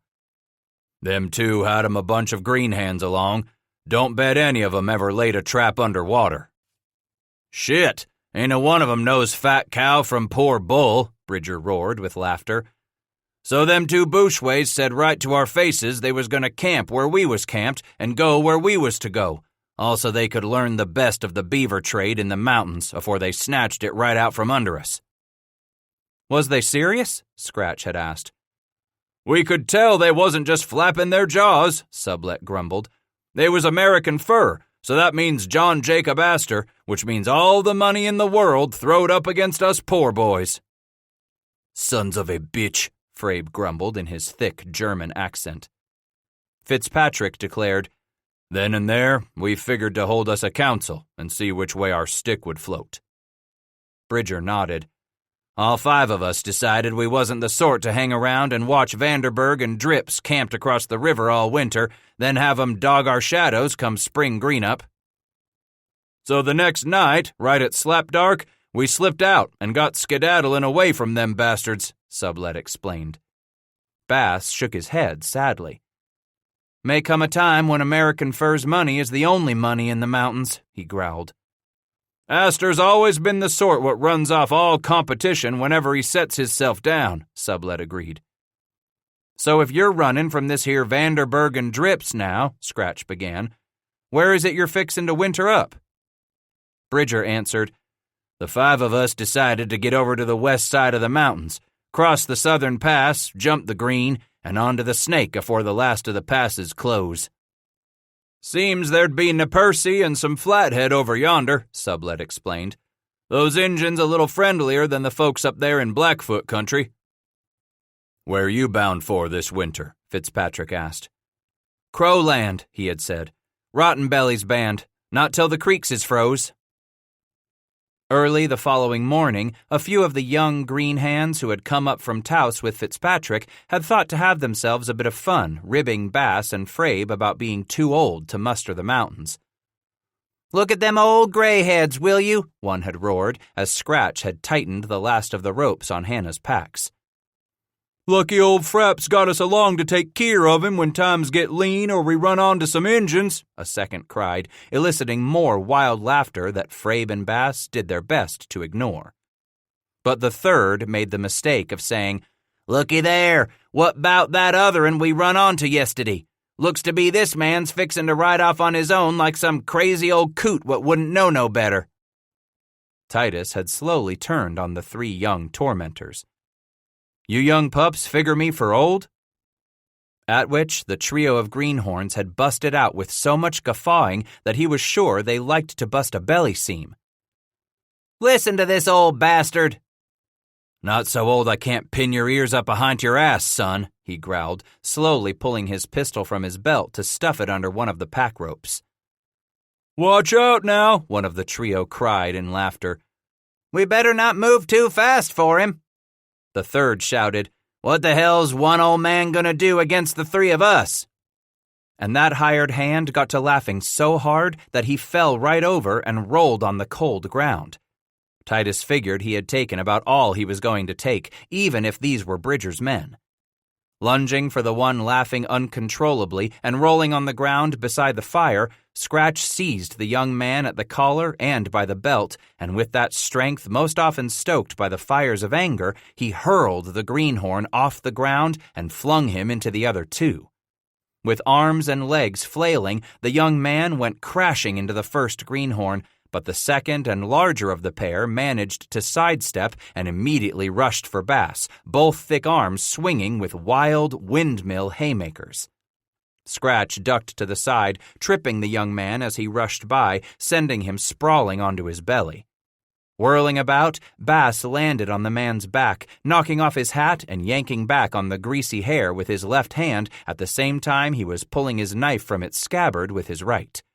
He pressed the blade against the taut, outstretched neck just hard enough that a little blood began to bead along the razor-sharp metal. Scratch! Scratch! Bridger cooed the moment he reached the scene. Get this crazy old man off me, Bridger! A few yards away, the other 2 tormentors were bellowing and bawling like newborn calves until Frabe told them to shut up. Calmly, Scratch said, I figure to show this brassy young'un how a old man whips a ignorant greenhorn, Jim. Bridger replied, Shame of it is, Bass, we need every man we got, now that American furs come to the mountains. Even this'n what don't know his own asshole from a badger den? Maybe so we can teach this'n something afore he gets his hair raised, Sublet said as he came up, doing his best to stifle a laugh. Cut him, I say, Frabe grumped. The young nigger's got it coming, boys. He was rawhiding me and Bass here. And Scratch added, Said we was too old for the mountains. You ain't too old, the greenhorn whimpered there beneath the veteran mountain man. Damn well knocked all 3 down, did you? Bridger asked as he stroked his beard. I did, Jim, but I was fixin' to kill only one of 'em. Bridger walked over slowly, thoughtfully cupping his chin in one hand as he stared down at the greenhorn. Being old back east where you come from is one thing, mister. Yes, the man whined plaintively with wide, frightened eyes as Bass tugged back on his hair again, exposing more of the young man's white flesh and maintaining the blade's pressure against the neck. Then the bushway knelt at the young man's head.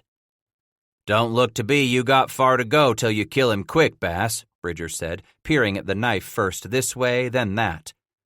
Where you got it now, you'll cut right through his windpipe slick as crap through a goose, if I know how sharp you keep your knives. It's sharp, Jim. Damned sharp.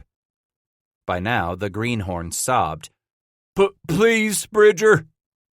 The bushway gazed down at the newcomer to the mountains. Are you paying attention to what this here cast-iron mountain nigger's teaching you? I'm trying. Like I said, being an old man back east is one thing, son, Jim said as he stood slowly and rubbed his knees. But any old man you run onto out here got him the hair of the bear in him. There's a damned good reason he's got old out here in these mountains while a lot of lil young shits like you gone under and got themselves rubbed out. Sublet said, You ever again run onto a man old as Titus Bass here, you best figure that son of a bitch has managed to live all those years out west 'cause he's tough enough to take all what the mountains can throw at him. For a moment, the greenhorn's eyes rolled back toward Scratch. Yes, sir, Mr. Titus Bass, sir. Scratch wobbled the knife blade back and forth a little more against the flesh of the neck. You got something to say to me, son? I'm sorry I talked bad about you being old. With such swiftness that it startled the youth, Bass pulled the knife away, releasing the youngster's hair so suddenly that his chin smacked the ground. Scratch stood, taking his knee from the middle of the young man's back. Slowly rolling onto his hip and rising onto his knees, the greenhorn rubbed his neck with his hand, then held that hand out before him to stare at the blood on his palm. You damn well could have killed me. I was fixin' on it, but you pulled your own hash from the fire. Looking up at Bridger, the youngster gasped, All right, I figure I didn't have no room to be talking like that to this fella. Like I told you, one thing you're going to learn out here, Bridger explained as he pulled on his woolen mittens. If you don't know who you're talking to, or you don't know what the devil you're talking about, you bloody well better keep your goddamned mouth shut and your ears open. Otherwise, Milt Sublet added, your scalp might soon be hanging on some red nigger's lodge pole. With a snort, Henry Frabe growled, Or better yet, your hair be hanging from some old man's belt. Spring had mellowed as Bass wandered south, hankering to have himself another look at Park Kayak. Maybe so to run onto that band of Ute after all these years, see if Fawn had found herself a man. Lord, but that was a good woman what deserved a decent man to see after her. But he hadn't found the Ute, hadn't run across any bands of Shoshone either when he turned around and headed back north toward that country where the Crow roamed. Horse thieves that they were, in the end, they had always done right by him. Climbing across the foothills of the Wind River Range late that spring, he had fashioned a hat out of the fur of a kit beaver caught in one of his traps down on the Poposha. Nowhere big enough to warrant a man's trading it at the coming rendezvous planned for Pierre's hole, Scratch dug out the sinew he kept among his possibles and made himself a respectable replacement for the rubbed and worn coyote skin cap that had seen him through many a winter. By the time he found himself at the southern end of the Wind Rivers, turning west to make for the far side of the Tetons, Titus had attracted a trio of troublesome coyotes who followed him whenever he left camp to see to his traps. For days now, he'd been feeding them with beaver carcasses and the bones of the game he brought down. Then, a few days back, he awoke to find his pack horse down, eyes open wide, barely breathing. A dark, gummy blood had gushed from its anus. He knelt at the pony's head, rubbing an ear. As much as he had wanted to mourn what its loss would mean, Titus knew there was nothing he could do to save the animal. Eventually he stood, pulling the pistol from his belt. You're likely ed up inside with something terrible. The only thing for him to do was finish the job nature herself had begun. What with all he fed them, the coyotes faithfully stayed with him. In fact, the trio had dogged his back trail so relentlessly, Titus thought it strange that they weren't loping around his camp this morning, making a nuisance of themselves as he went about packing for the day's journey. Maybe so he ought to put another 3 or 4 sons behind him before he looked for a likely stream to trap. Seemed like summer was here, and he had miles to go before he would reach Pierre's hole. Best to put some more country behind him. Sensing time slipping away from him like river-bottom sands, Scratch hurried to lash a pair of packs behind his saddle so they rested on the horse's flanks, then turned to hang all the rest from Hannah's elk antler pack saddle. From the look she gave him, the mule didn't much like the idea of carrying most everything on her back. The early sun was already climbing off that red smear of horizon far to the east. Damn, but he was burning daylight. No sooner had Bass gathered up Hannah's lead rope and crawled into the saddle than the mule set up a noisy bawl. She yanked the rope from his hand so swiftly, Bass almost lost his rifle, and by the time he had swung out of the saddle and laid the long weapon on the ground, the mule was wildly pitching about in a ragged circle, dipping her nose almost to the ground as she threw her hind legs into the air, hee-rawing loud enough to wake the dead, or at least scare away every winged thing for miles around. When he dodged out of her way, then immediately dived in to grab hold of her bridle, Hannah swung her big head in his direction, batting him out of her way as she passed on over the trapper, one of her small hooves landing squarely on his left foot. "God damn!" he screeched as he collapsed in pain, making almost as much noise as the mule while she bucked and jumped about the small meadow. Sweeping up his rifle to use as a crutch, Bass hobbled out of her way, muttering unearthly curses on all those dim-witted brutes created to trouble man. Collapsing at the side of the clearing, it took only minutes for him to cut the moccasin off the foot, finding it already bruised and swelling, while the mule went right on acting as if she were possessed of the devil. He clambered clumsily to his feet, stumbling and hopping over toward the animal as she flung the loads on her back this way and that. If he didn't know better, Titus guessed she was trying to get herself out from under all those heavy packs he had just fixed atop her. Seizing a hitch rope, he hung on with one hand as the other frantically grappled at the first knot. Up and down she jolted him along with her loosening burdens until he suddenly freed the last knot and everything exploded off the mule, including him. In the midst of the scattered bundles of possibles and plues, he sat up, dusting himself off. "There now, you cussed animule, let's just simmer down some," he coaxed gently as she slowed her wild jig, eyeing him constantly. Bass got to his feet, standing on that good leg with the rifle propped under an arm as he hobbled over to the mule. "You're old bag of bones, you are, gal, and you could sure put a man in a fine fix up here." After stroking her muzzle, he patted his way down her side to find the ugly gash opened up along her spine, as if someone had worked a knife back and forth to get that jagged slash in her hide. And that's when it struck him. Wheeling about on that one good foot, he stumbled back to the packs, went to his knees, and dug at that small bundle of his possibles until he found it. "Damned sure," he grumbled, angry at himself for not packing any better in his haste to be on their way that morning, too much in a hurry to see that certain possessions were kept from shifting, from working themselves loose. Like the Blackfoot dagger he had taken off that red nigger weeks ago, plain enough to see how it had been jostled enough that it spilled from its beaver tail scabbard, then cut right through the waterproof sheeting, then on through the mountain goat saddle pad until its point began to jab along Hannah's backbone.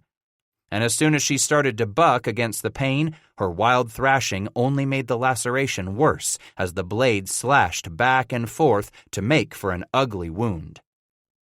After pushing some moistened tobacco leaf into the wound and covering it with a patch of beaver fur, Scratch sensed a weary loneliness come over him. The new sun was only then beginning to climb high enough off the hills that its warming rays had just started to descend down the border of thick green timber ringing this tiny meadow. Maybe there would be time enough to put the miles behind him for the day after he had rested here a bit longer. He could chance to let some of that pain ooze out of Hannah's wound, to rest his swollen foot, to close his eyes and dream on things that had been, to dream on what was to be. Before him danced images of those Crow women moving in and out of Bird and Ground's lodge that cold winter day not long after Bass had arrived. Although the entire village was packed and ready to move on, a large crowd gathered around this solitary lodge still standing.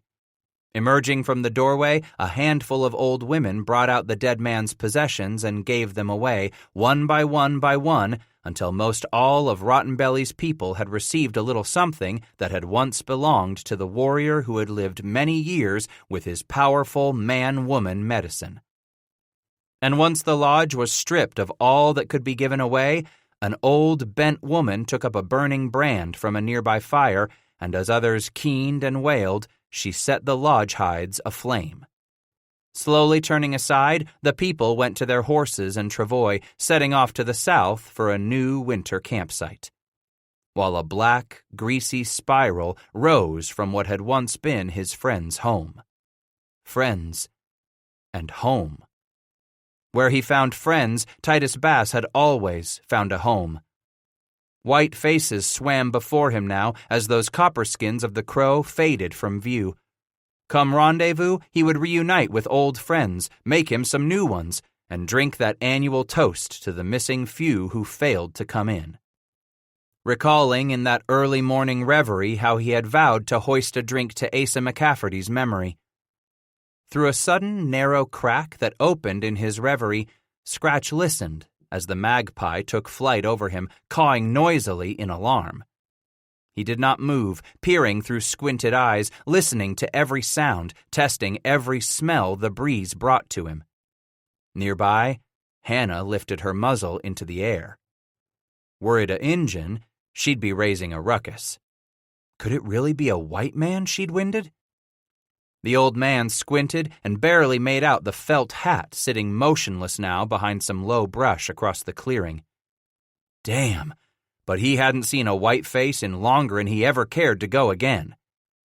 Sudden hope fluttered in his chest like the rush of 1,000 pairs of wings, raising his own spirit as high as that seamless blue belt stretched far above him, higher than his spirit had been in a long, long time.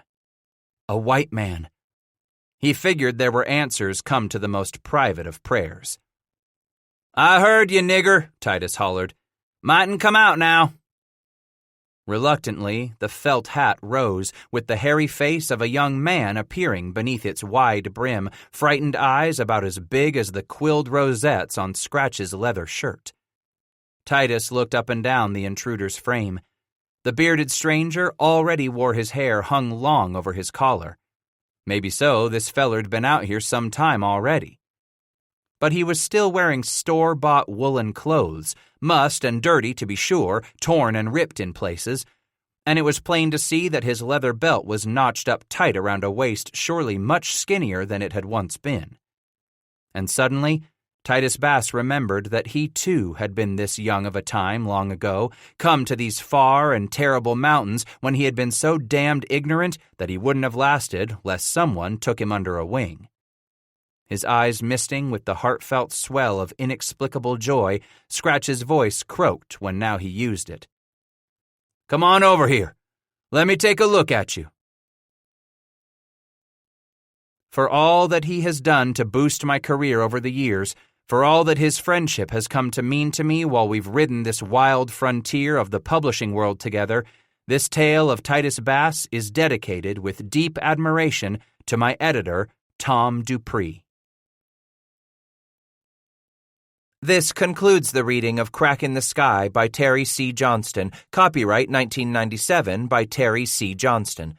This book was read by Alex Boyles. This unabridged recording was published by arrangement with International Literary Properties, LLC, and was produced in 2025 by Blackstone Publishing, which holds the copyright. Neither this recording nor any portion of it may be reproduced or used for any purpose without prior written authorization from Blackstone Publishing. For a complete listing of our titles, visit our website at www.blackstonepublishing.com. Thank you.